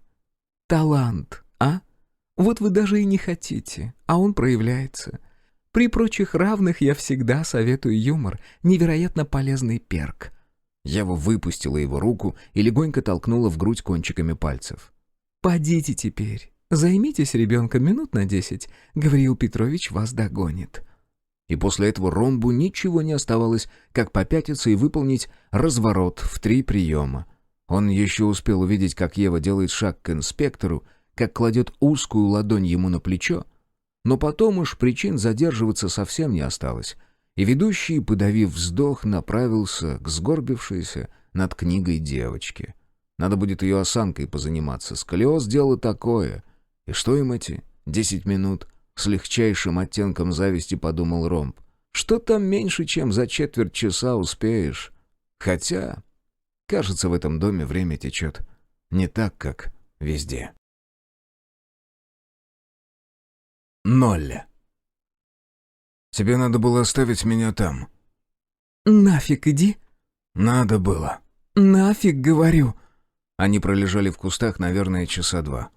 Очищающие так больше и не вылезли. Яра не понимает, отчего ж эти недоделанные символисты настолько хреново действуют в условиях неопределенности. «Неотъемлемое свойство обилия глубины смыслов, моя милая. Тормозят оперативное реагирование. Многозначность символа исключает спонтанность. Очередное ограничение, накладываемое культурой на животную сущность человека. Нельзя не заметить, что согласно собственной же теоретической базе, очищающие насквозь прогнили и довершить свою деятельность должны массовым самоуничтожением. Впрочем, до этого еще далеко». Морщась, Яра думает, что вместо 3-го глаза, закрывшегося так же внезапно, как прорезался, энтоген походу оставил ей в наследство воображаемую школьную училку. «Отнюдь!» — возражает 7-я, которая сидит рядом с ними, прислонясь к доисторической чугунной оградке старого сквера и меланхолично созерцает занимающуюся янтарем полосу неба в перспективе между домами. «Как раз сейчас я вас покину». «Вы уже и покинули. Еще в подвале. Зачем вернулись?» Яра искоса смотрит на Костю. Вид у него мятый, конечно. Она не помнит, как именно вырубили ее, но Константина, похоже, просто огрели чем-то по виску. Ссадина там короткая и неглубокая, но Яра видит, что самочувствие у него неважное. Иногда он сбивается с шага, иногда притормаживает и, похоже, пережидает тошноту. Она знает, что это пройдет, но пока ему тяжело. Хорошо, что она рядом. Выбравшись из кустов, они сперва ковыляли, затем брели, а впоследствии уже довольно прилично шли еще часа 2 по ночи. По тьме. Присели передохнуть ненадолго, потом шли дальше и сейчас вот снова отдыхают. Они не сговаривались, но путь их лежит, очевидно, домой к Константину. Вроде как само собой подразумевается, что они немного поживут у него. Яра вот прям даже и не знает, готова ли к такому стремительному развитию отношений. Но я приятно удивлен. Продолжает Костя их диалог, который ведется с такими перерывами, будто он космонавт, а она ЦУП. То, что между котом и мной ты сделала выбор в пользу меня, дорогого стоит. «Вы не ответили на вопрос. А мне интересно, чтобы ответили». 7-я улыбается. Яра отмечает это периферийным зрением, хотя глядит на Константина. «Я чувствую, что именно ваш ответ мне понравится». Майтрея так и остался на цокольном этаже той заброшки. Наверное, Яре очень жалко, и уже заранее его не хватает. Хотя почему-то сомнений в том, что с ним все будет в порядке, у нее нет. Оказывается, божественное ощущение. Когда был уверен, что уже все, а не все. «Ты мне нужен», — недовольно произносит Яра. «Ты полезный. Друг с другом больше шансов выжить. И у меня есть кое-какие идеи насчет того, что делать дальше. Если впишешься, вдвоем будет проще». Костя подтягивает ноги и опускает голову между колен. Видимо, его опять тошнит. «Что делать дальше?» Невнятно вторит он. «А что, уже есть какое-то дальше? По-моему, мы тут просто чуток развеялись, разве нет?» «Вот я хочу, чтоб не просто», — хмуро заявляет Яра и, недовольно поглядев на скрюченного хорвата, опускает руку ему на шею, упираясь пяткой ладони в затылок. «Сопротивляйся. Давай, нажимай. Ну?» Хорват пару секунд соображает, потом, сориентировавшись, напрягает мышцы шеи, давя на Ярину ладонь снизу вверх. Через сколько-то секунд совместных усилий терапия более-менее помогает. и Константин, промаргиваясь, поднимает голову. Вроде уже не такой зеленый. На какой еще вопрос краем мозга задумывается Яра? Да, было. Что-то такое там, на кислотно-неоновой вечеринке в подвале с пироманами. Ей как раз в тот момент померещилось, что разработчики Киберпанка 2077 выпустили апдейт с новой локацией «Эрмитаж на Ибице» в канун Дня Всех Святых и затолкали ее оцифрованную личность внутрь. «Если кто-то хочет, чтобы было непросто, так это всегда женщина», — качает головой Константин. «Мне следует поостеречься. Так вот и просыпаются люди одним прекрасным утром с кольцом на пальце и 2 ипотеками». Вряд ли в ближайшие десятилетия в этом мире будут в ходу кольца. И ипотеки. «Все равно. Совместные планы на будущее, ты мне нужен. Очень смахивает на отношения, знаешь ли». Отношения — это статус для интернетов. Яра морщит нос. Вот тоже хрень. Кто это придумал так называть вообще? Прогнозирую, что отношения тоже вряд ли будут популярны в ближайшее время. «Как с тобой сложно». Вздыхает Костя и безмятежно поворачивает к ней голову. «Но, ладно». Яра ежится, хмурится, бросает на него тяжелый взгляд, который тут же вязнет в 2 светло-серых, почти белых, так похожих на Глетчер. «Да чтоб его!» «Ладно». — ворчит она. «Ладно». «Ладно». Ну и ладно тогда». Константин коротко кивает с видом человека, который по результатам брифинга уяснил как минимум тему брифинга, чем вполне удовлетворен. Человек из мира «до», вымерший вид, после чего энергично растирает лицо и не слишком быстро встает. «Что ж, в таком случае погнали». 7 тоже встает, не переставая улыбаться, и одобрительно оглядывает Константина, задержавшись на плечах и в особенности... Нет, не задержавшись, Ярослава, это тебе показалось, на заднице. А затем говорит. «Спасибо. Этого мне достаточно». Яра пытается сосредоточиться, уточнить, разобраться, но Константин уже поджидает ее, даже протягивает руку, чтобы помочь подняться, хотя сам-то не без труда справился. Она поворачивает голову, бросить последний взгляд на женщину с губами цвета перезрелой клюквы, и та улыбается, и слегка игриво, фривольно даже помахивает пальцами поднятой ладони. Вот сейчас Яра абсолютно уверена. 7 вполне целенаправленно оценивает со спины разворот Костиных плеч и не без удовольствия. «Да, совсем неплохо», — слышит Яра. «Что ж, удачи вам, моя дорогая». Яра отворачивается всего на минутку. Тоже взглянуть на Константиновы плечи. А когда вновь оглядывается, 7 уже нет. Эпилог 1.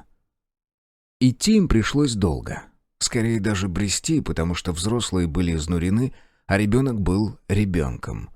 Хотя Ромб испытал жаркую благодарность уже хотя бы за то, что спасенный кусок библиотеки все же не висел в воздухе, а покоился на волшебным образом не обвалившихся остатках 2 и 1 этажей.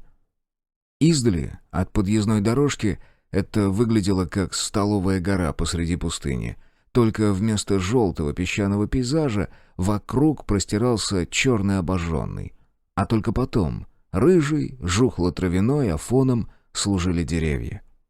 Еще один повод испытывать благодарность появился, когда на противоположной конце столовой горы обнаружилась чудом сохранившаяся лестница, которая свела их 3 на голое пепелище, в пыль и прах. Потом впереди шагал Гавр. Бестия явно покинула его, и инспектор с трудом передвигал ноги.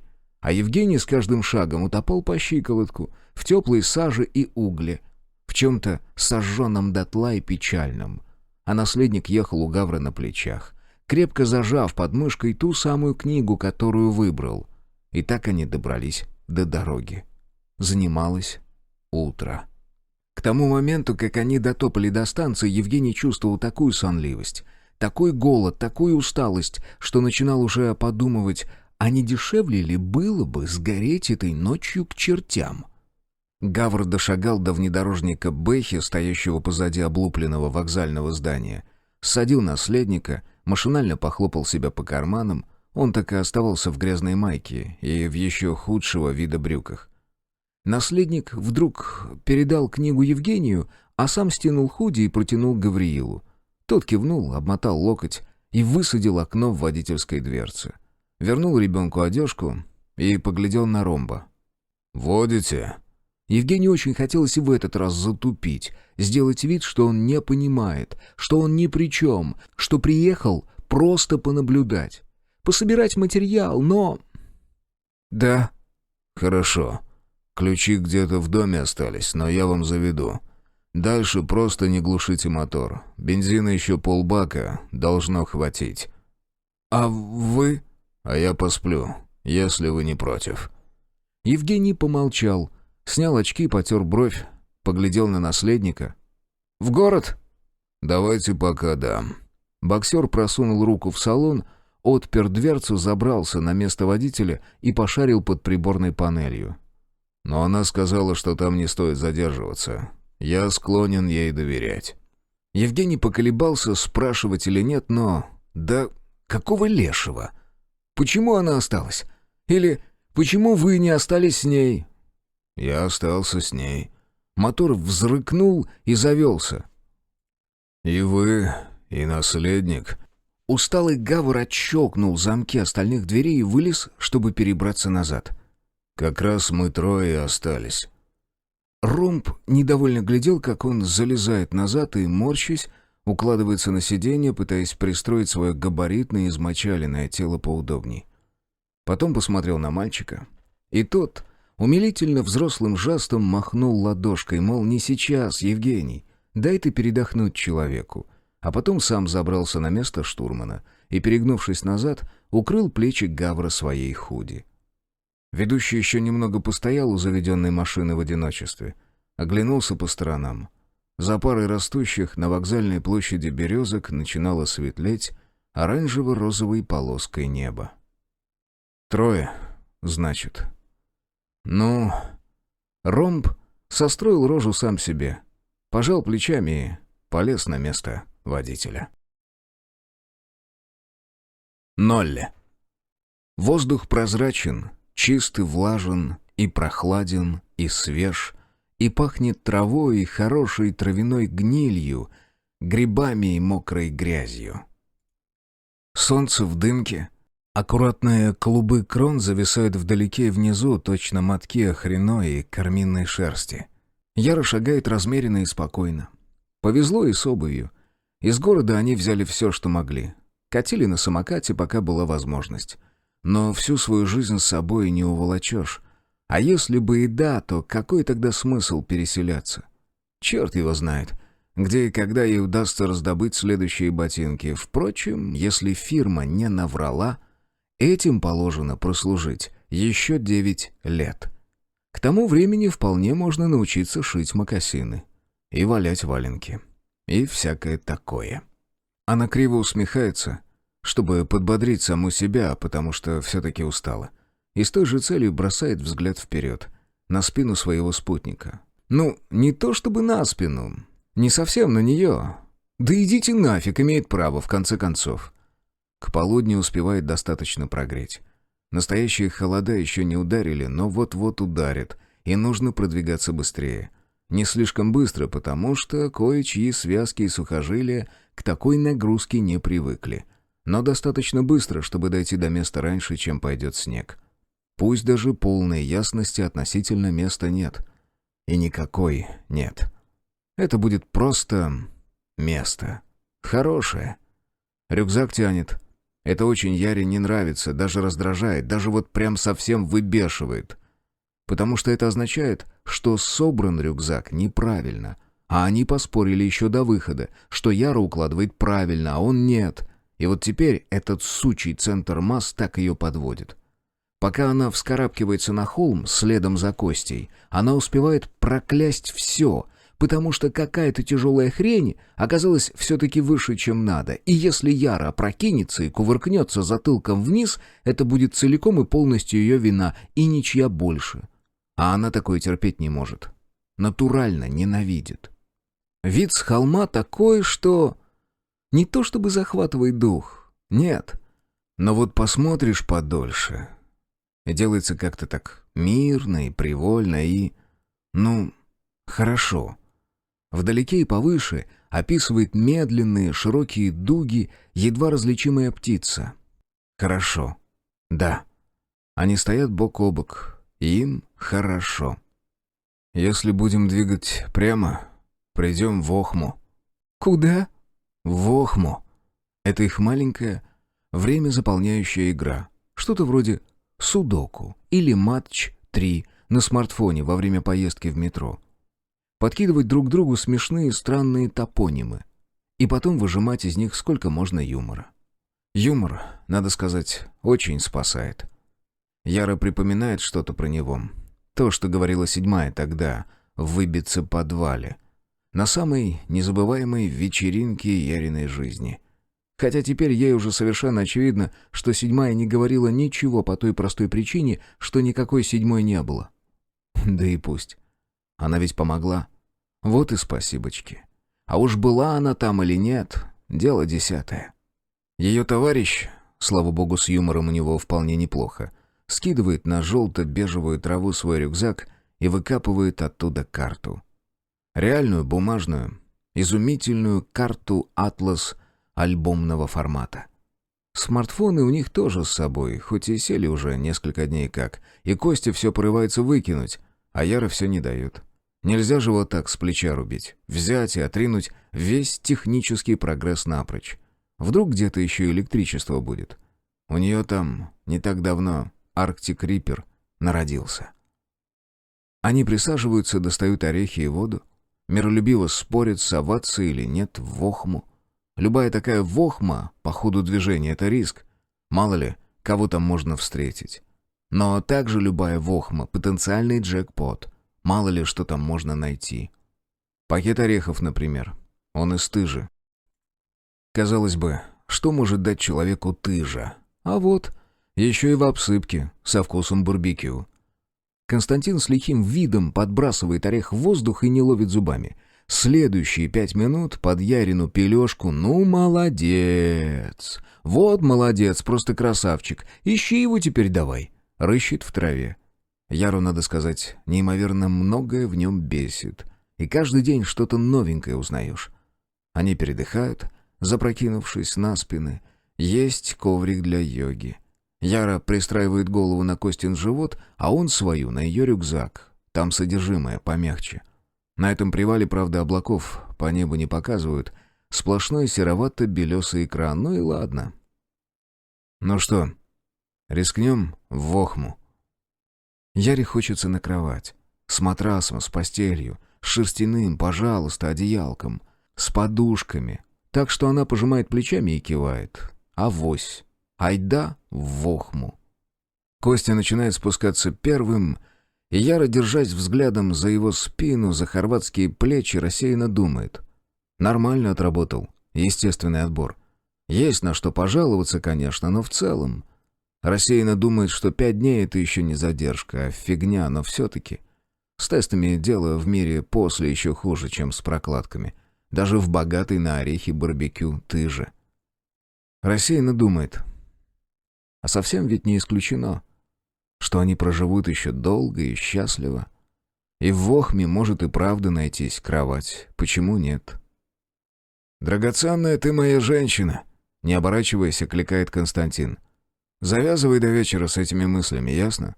Дырку мне в штанах прожжешь». Яра ухмыляется и молчит. Каждый день ее бесит в нем что-то новое. -1. Она стояла перед ступеньками, ведущими к центральному входу, и со слабой улыбкой на губах смотрела, как гости уходят. Оглянулся только один из троих, но ее не увидел. Что-то мягко толкнуло ее в спину. Надавило. Отпустило. Она почувствовала, как по телу пробегает слабая электрическая волна, как расширяются зрачки и вздыбливаются мелкие волоски на шее сзади, как нервные окончания возбуждаются и тут же успокаиваются. Дом позади расправил легкие, вдохнул и выдохнул. Она машинально опустила взгляд. огладила несуществующую складку на бедре, снова подняла глаза и уже не сводила их с подъездной дорожки. 2 ставших рядом автомобиля только-только выпустили изнутра пассажиров. Плюс-минус 5, иногда 3, а бывает и 7. По-разному. Воздух на миг словно заискрил, вспыхнул неоном, кислотными полосами на сетчатке, но тут же вновь сделался по-зимнему спокойным и прохладным над белым одеялом снега, уложенным вокруг дома и до самых деревьев. Она коснулась мягкого меха, размеренно почесала пальцами под компактной покатой челюстью. Маленький белоснежный зверь коротко глянул вверх, а затем прижмурил чайного цвета глаза и свесил с ее руки переднюю лапу. И она сделала шаг навстречу гостям и произнесла: «Добро пожаловать в храм Бестии».